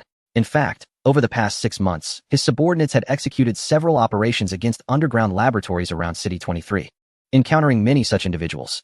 In pursuit of so-called scientific truth, they disregarded life. Your abilities can definitely earn you the highest treatment from the consortiums. The head of the base kept rambling. In his view, perhaps this group attacking the base was also to showcase their abilities, hoping to negotiate with the consortiums. Upon hearing this, Chu Xian laughed. The last time, someone named Fred seemed to think the same way, believing everyone would beg for mercy. Such superiority complex was overwhelming. As if he thought every woman who passed by him was trying to attract his attention. It took years of madness to become this arrogant, and it was contagious. At this moment, he heard a report from his subordinate. Personnel transfer complete. Stop. Chu Xian raised his hand. The head of the base looked puzzled. Time us up. You should be on your way. If you have anything to say, go chat with your god or the devil. Upon hearing this, the head of the base realized the negotiation had collapsed and hurriedly threw down his trump card. I told you, you can't leave. Before you came in, I had already activated the self-destruct mechanism of this base. Not everything can be destroyed by an EMP. Calculating the time, there are still 2 minutes left. Without my deactivation, you wouldn't be able to leave alive. Its yield is quite significant. After hearing this, Chu Xian stared at him blankly. Of course, if I'm here. I know you have that thing. Huh. The person in charge was taken aback, realizing it might actually be possible. Chu Xian added. And I also know where it is. What? Did you dismantle it? The person in charge felt a sinking feeling. No. Chu Xian shook his head, instead smiling. Such a good thing. Dismantling it would be a waste. The person in charge was truly confused. Then, they heard Chu Xian's devilish voice. On the contrary. I think the amount is a bit small. I just multiplied it several times for you. No need to thank me. It's what I should do. What? Ignoring the injury on his leg, the person in charge jumped up. If it can be activated, it can naturally be turned off. Just a threat. Unexpectedly. The other party even doubled it. The explosion authority was no longer in his hands. By the way, before I leave, here's one for you. With a snap of his fingers, a person-high rectangular object appeared beside him, even thoughtfully painted with dangerous warning labels. Before he could react, 2 soldiers from the other side came up and tied him to it. What are you doing? No. Let me go? Ignoring his cries, they wrapped him tightly, rendering him immobile. And at that moment, the person in charge was terrified. What drove him further into despair was the small device they stuck on top. Beep, beep. After a series of operations, the countdown began. 10, 9. Watching the countdown reach 10 seconds to detonation, the person in charge was dumbfounded. Crazy, crazy. This is going to be mutual destruction. No matter how hard he tried, he couldn't comprehend the situation, and it seemed the other party had no intention of leaving. Were they trying to scare him? It must be so. Clever as I am, I quickly sorted my thoughts. 4. The countdown continued. 3. Goodbye. Chu Xian waved at him. Then, under his seemingly godlike gaze, he and his subordinates vanished from the spot, leaving the scene eerily quiet. It must be a dream. The person in charge's mind was completely overwhelmed, and he sneered. Beep beep. After the urgent sound, the control room was engulfed in flames. 1 second later, the entire base was blown into the sky, a mushroom cloud rising from the horizon, seismic waves radiating outwards. The security forces rushing to the scene were so startled that some dropped their weapons. My goodness, who's growing mushrooms here? Through low-altitude reconnaissance drones, Chu Xian, who was already thousands of miles away, watched this massive scientific accident unfold. He imagined that the wealthy would certainly use this as an excuse. However, how could it go as they wished? This fire was not lit casually. He had no time for meaningless actions. This accident should yield many deep-sea fish. Upon arriving in this world, Chu Xian held on to beautiful hopes, witnessing humanity's united effort in the cinematic world. The brilliance of human nature was truly moving. Later, he discovered that shared hardships brought people together, but sharing prosperity proved difficult. The opulence of the 23rd city remains unchanged since the disaster. As he learns more, he realizes that the essence of the world has never changed. He can only raise the banner and establish his own path. Infiltrate, recruit, develop. Now that he has reached a certain stage, every subsequent step touches upon core interests, and progress will gradually slow down. Since the protective shell built by the conglomerates hinders his advancement, he must shatter it. Chapter 195. Deep water fish. Such enormous shockwaves can be detected globally. Almost instantaneously. The position is locked. Satellites in space can see a small mushroom cloud rising without needing to zoom in, as the ground is covered in ice and snow, changing the color completely.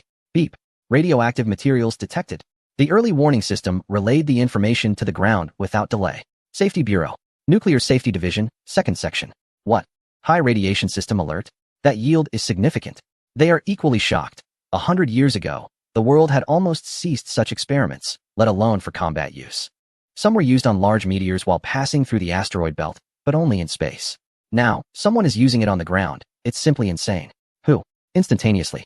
Feedback based on coordinates points to the Mosin Research Center. Someone immediately realizes that this research base has a deep background. What to do? Everyone looks at the director of the Nuclear Safety Management 2nd Section.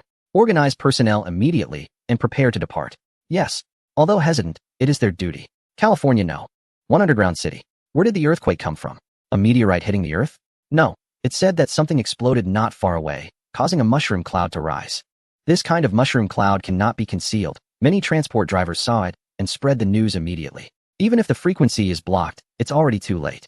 A research base of equal scale to the one just exploded, mainly conducting agricultural research, is located a kilometer underground. The massive cavern design creates ecological zones here. Birds chirp and flowers bloom. Damn, how dare these thugs? And they haven tea evacuated, going down with the ship?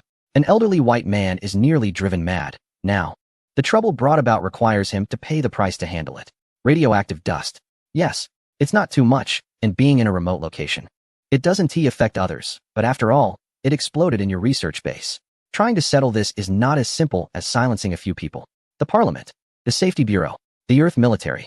A series of departments must be dealt with, and many deeply hidden interpersonal relationships must be activated. That is not all.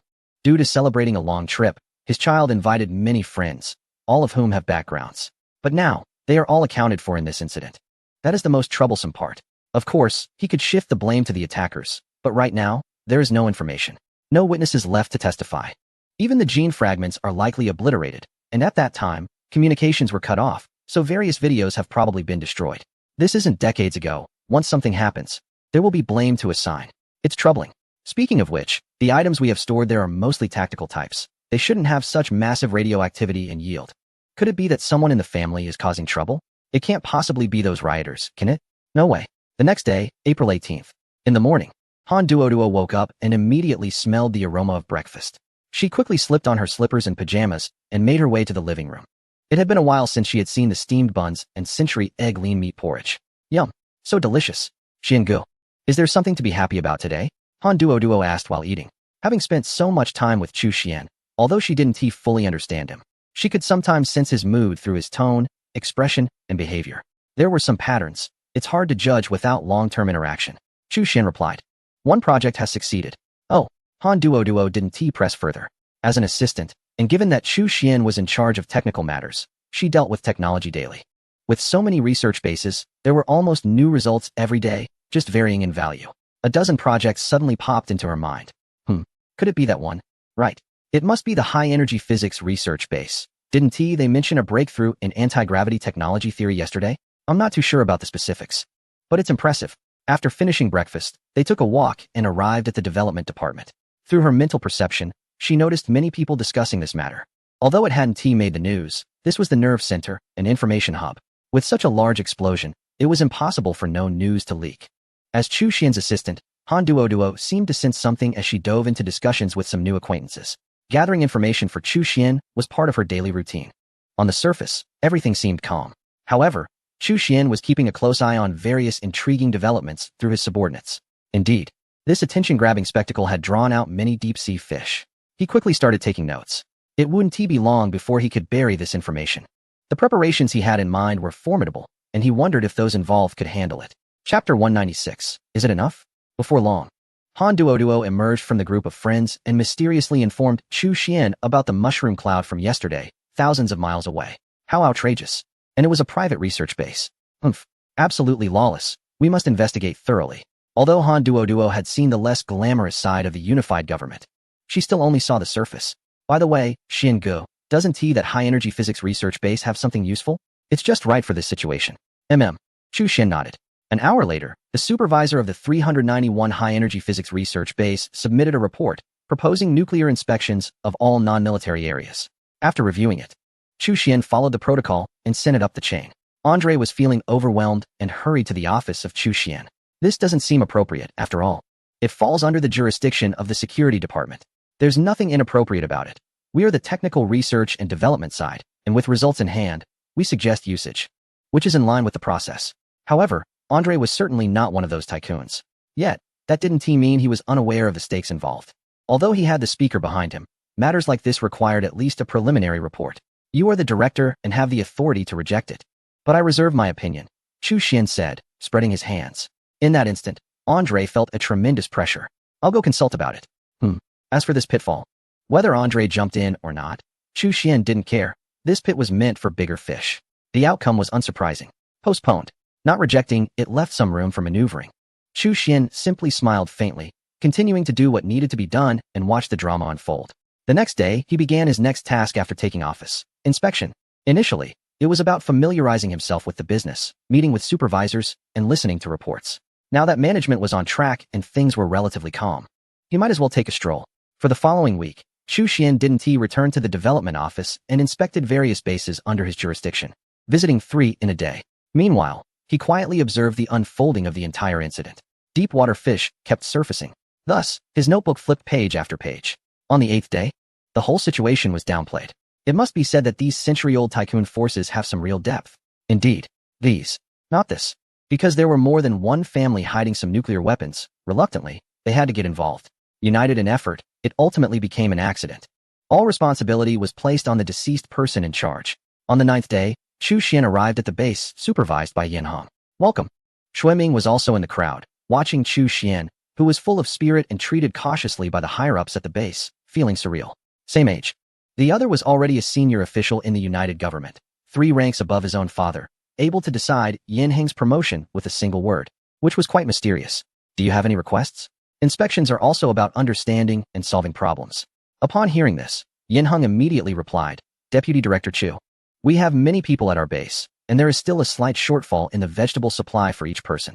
We would like to apply for the construction of 3 constant temperature farms. This was a routine operation for a supervisor to fight for benefits for his subordinates. 3. Yes. Is that enough? Chu Xian suddenly asked. Yin Heng was taken aback. Is this the advantage of having someone backing you? Previous base supervisors had submitted plenty of reports, but many had sunk without a trace. To secure a higher level of basic supply, wanting more would test the supervisor's abilities. Sometimes, a non-essential material request could take 3 to 5 years to queue up. For instance, wanting some fruits was genuinely hard to approve. If we could get a bit more, that would certainly be better, Yin Heng hurriedly said. Chu Xian nodded. All right, with so many people, 3 is a bit too few. Let us make it 6. Thank you. Deputy Director Chu. Yin Heng felt a bit anxious despite his happiness, as Chu Xuan was not in charge of the logistics department, and everything had to be approved by them. If the application was submitted, they might not agree to everything, perhaps only half, or even just a third. Right. Deputy Director Chu must have considered this issue when he suggested that Yin Heng submit more, and Yin Heng believed that was the truth. Have someone quickly draft an application and send it to me. Yes. Yin Heng instructed his assistant to handle it immediately. It was done in no time. This type of application had been submitted by the previous person in charge, so they just needed to adjust the numbers. Quite fast. Send it to me. Okay. Beep.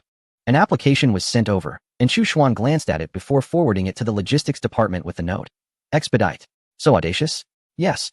As the first deputy director giving orders to another deputy director sounded problematic, but it only sounded that way. After all, why is one called the first? Generally, many people would still ignore the title of first, considering that anyone who could sit in such a position usually had some temper and background. However, within 5 minutes, the logistics management system of the development department provided feedback to Yin Heng. Approved. This completely surprised Yin Heng. What incredible efficiency. And the logistics department didn't cut anything at all. Approved? Yes. That's good. Chu Xuan smiled, not because he could control the logistics department, but because the 3 new deputy directors were already nearly complacent. They were nervously granting quotas to some individuals, and considering the closure of the wormhole, the future of the development department was uncertain, leading them to give up on managing their small territory. They certainly didn't want to offend someone neutral like him. As long as it wasn't too excessive, the logistics department would provide whatever they had. Chapter 197. Fairy Duo at the headquarters of the Planet Development Department, in Andre's office. He gulped down a shot of vodka. Sigh.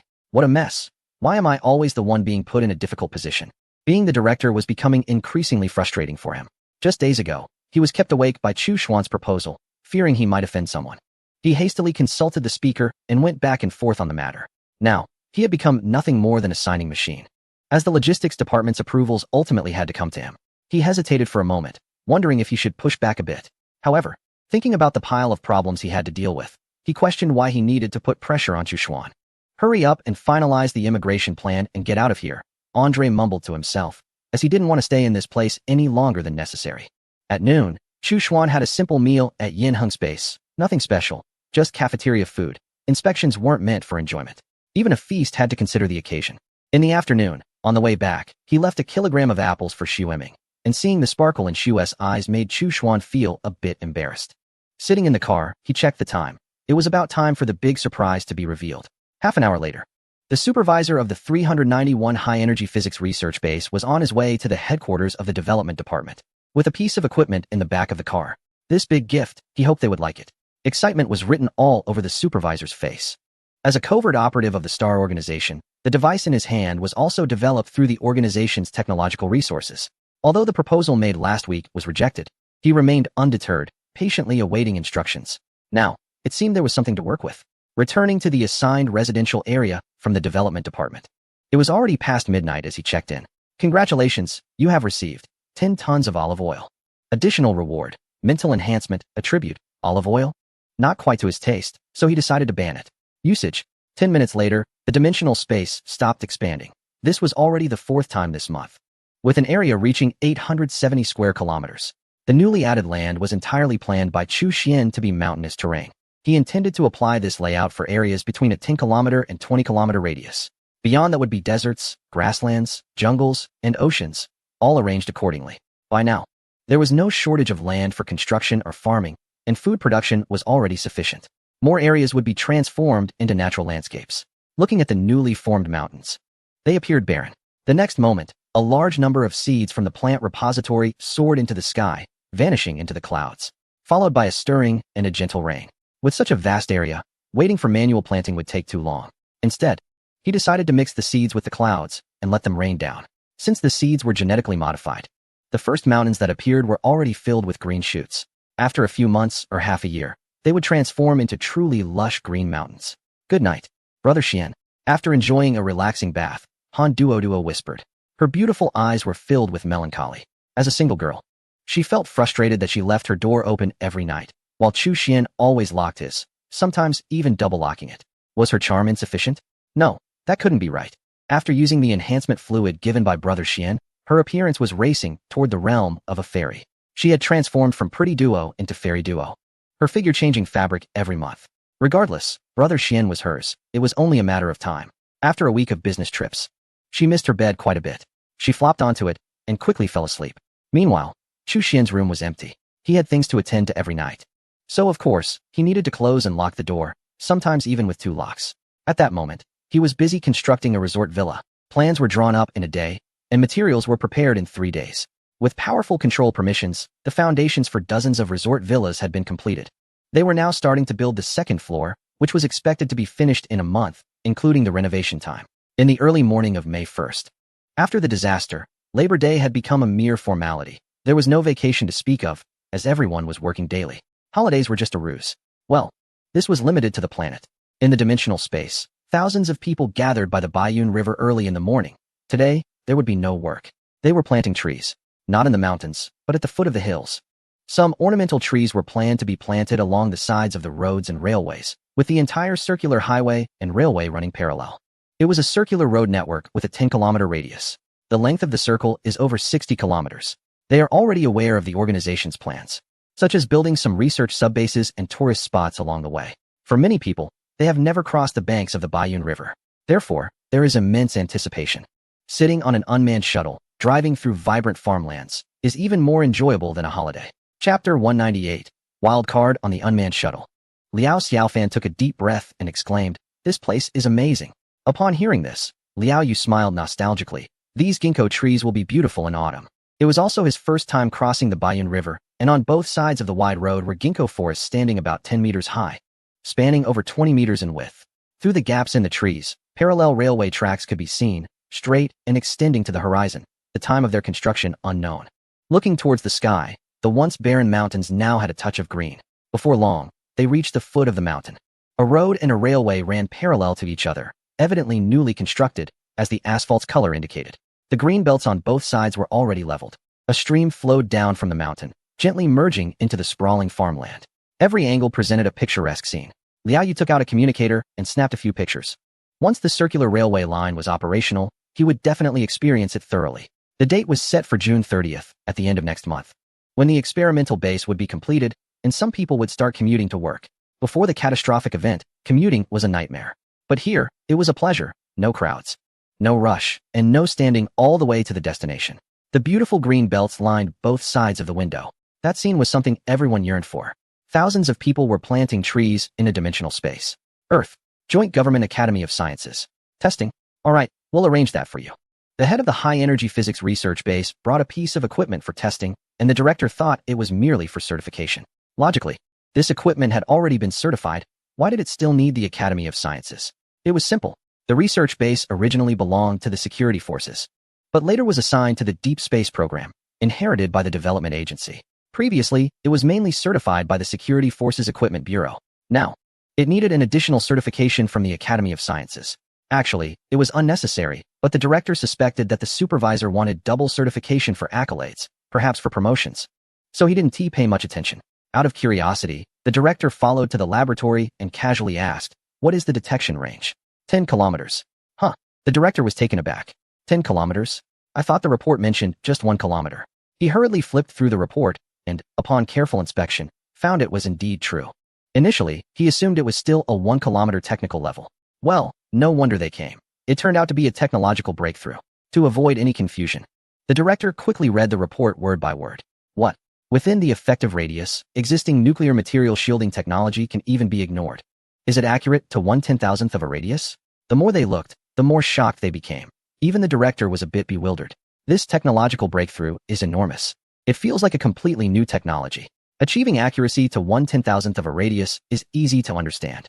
If the detected nuclear material is at a distance of 100 meters, the positioning data can be accurate to 1 centimeter. If the nuclear material is 10 kilometers away, or 10,000 meters, it can be accurate to 1 meter, which is indeed impressive. One could even say it's extraordinary. Really? The director looked up, surprised. Of course. Then let us hurry.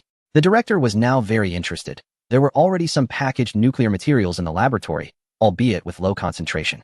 However, even with trace nuclear radiation at the level of ordinary ores, the equipment specifications stated that it could achieve complete precise positioning. Soon, a metallic object was placed inside a thick tungsten lead alloy box. Beep. The equipment started. Quickly, the screen displayed the position of the radiation source, with 3 layers of shielding. Positioned 100 meters away, then 200 meters. After a series of tests, the director was already shocked by this technology. It's important to note that the radiation level after multi-layer shielding can be effectively zero, and existing detection equipment simply cannot measure it. Why? Because there's no way to detect it? Yet this device can ignore the shielding, locate the radiation source, and accurately measure concentration, mass, type, and more. Perfect. By the way, is there any issue if it runs at full power? The director asked. No problem, even at full power. The neutrino generator will not have any impact on our bodies. Good, let us give it a try. Then, after some operations, the equipment was powered up to full capacity, and instantly, the circular area on the screen expanded rapidly. Meanwhile, the red dot of the radioactive rod used for detection shrank quickly. However, just when the director thought nothing unusual would appear, he was taken aback. What are those red dots? The supervisor also pretended to be surprised and slowly said, "It seems to be nuclear weapons, and the yield seems to be quite significant." Could you repeat that? The director exclaimed. Nuclear weapons, distributed in a triangular formation within City 1. By the way, did we just see something we shouldn't have? Could this be the self-destruct design of City 1? The director was completely stunned. Self-destruct? Who on earth is crazy enough to design this thing in City 1? If this triangular formation detonates, the entire central command will be wiped out. No one is allowed to leave here, and no external communication is permitted. After giving the orders, the director, trembling, dialed the emergency communication line. Chapter 199. Touching the bottom line at this moment. On the other side, the speaker and vice speakers were in a meeting. The recent mushroom cloud incident in a certain region was classified as an accident. The truth is, it's unfortunate, but there's no other way. Because when it comes to deeper investigations, there's really a lot of resistance. Although they nearly represented the pinnacle of human authority, every organization is composed of people. The more people there are, the more hearts there are. Maintaining the current situation is already quite an achievement. However, it's not without gains. Taking advantage of this opportunity, they managed to push back against the influence of certain financial powers, slowing down their continued expansion. The elite immigration plan is a concession from them, and also a sign of their helplessness. Now, relying on this matter, they have salvaged some of the situation that had been deteriorating, but calming things down comes at a price. Well, there's no choice but to settle this matter in this way. It seems that they will be more restrained in the future. The speaker's summary remarks left the other side with no room to say anything, as the situation has been defined. Moreover, the fireworks were launched in a certain region's California, and no one pursued the matter further. What else could they do? Just then, the speaker's communicator rang, drawing everyone's attention. Didn't they know to silence their devices during such meetings? No, the attendees suddenly realized that this was a ringtone that could only be activated by emergency communication permissions. And there were not many people with such permissions. The speaker was also taken aback. What had happened now? They immediately switched to speaker mode. According to regulations, the vice speakers are allowed to listen in as well. It's not a private call. What's the matter? The speaker asked. The urgent communication required the presence of all vice speakers. The director's serious voice replied. The speaker, they are right here. Go ahead. A vice speaker from the other side spoke up. Upon hearing this, the director took a deep breath. Before I proceed, I'd like to ask a question that might overstep my authority. Go ahead, the speaker said, confused, wondering if it had something to do with the earlier fireworks. But why would a director of an academy get involved? They should know how difficult this issue is to handle. What I want to ask is whether there is a self-destruct protocol set for City 1. Upon hearing this, the speaker was dumbfounded. What? Self-destruct? Are they out of their minds to set something like that up? Their ISNT1. The speaker was about to respond when the vice speaker interjected. As for overstepping authority, that's not an issue. The speaker rotates. The next term will be for our side. What exactly is going on? The vice speaker continued to ask. After the question, they heard the director's voice trembling slightly. A high-energy physics research base has developed a device capable of detecting nuclear weapons within a 10-kilometer radius. It came to our institute for testing today. Ultimately, we found 3 significant weapon-grade reactions in City 1, distributed in a triangular formation. If triggered, City 1 will be erased. After hearing this, both the speaker and the vice speakers felt their scalps tingle, utterly shocked. Can it be confirmed? The speaker broke into a sweat. The preliminary detection results indicate this. To verify the matter, we need to immediately send reliable personnel to those locations. Locations have been transmitted. Understood. The lab personnel are not allowed to leave for the time being. Yes, at this moment, they could no longer sit still. After making arrangements, they quickly dispatched people to inspect the 3 locations based on the detection results. 1 hour later, all 3 alarming devices were found. It was true. One was 5 meters underground, one was in concrete, and the last one was inside a large backup generator of the personnel department. After listening to the report, the speaker's face turned dark, and he was gasping for breath, as if his lungs were about to explode. It's true. It's really true. 3 items capable of sending the Central Command to oblivion have been buried for who knows how many years. If it weren't for the technological breakthrough at that research base, who knows how he would have met his end in the future. It's obvious who set this up. Lawless. Too arrogant. Unforgivable. A few days ago, everyone could barely accept that the fireworks incident was an accident.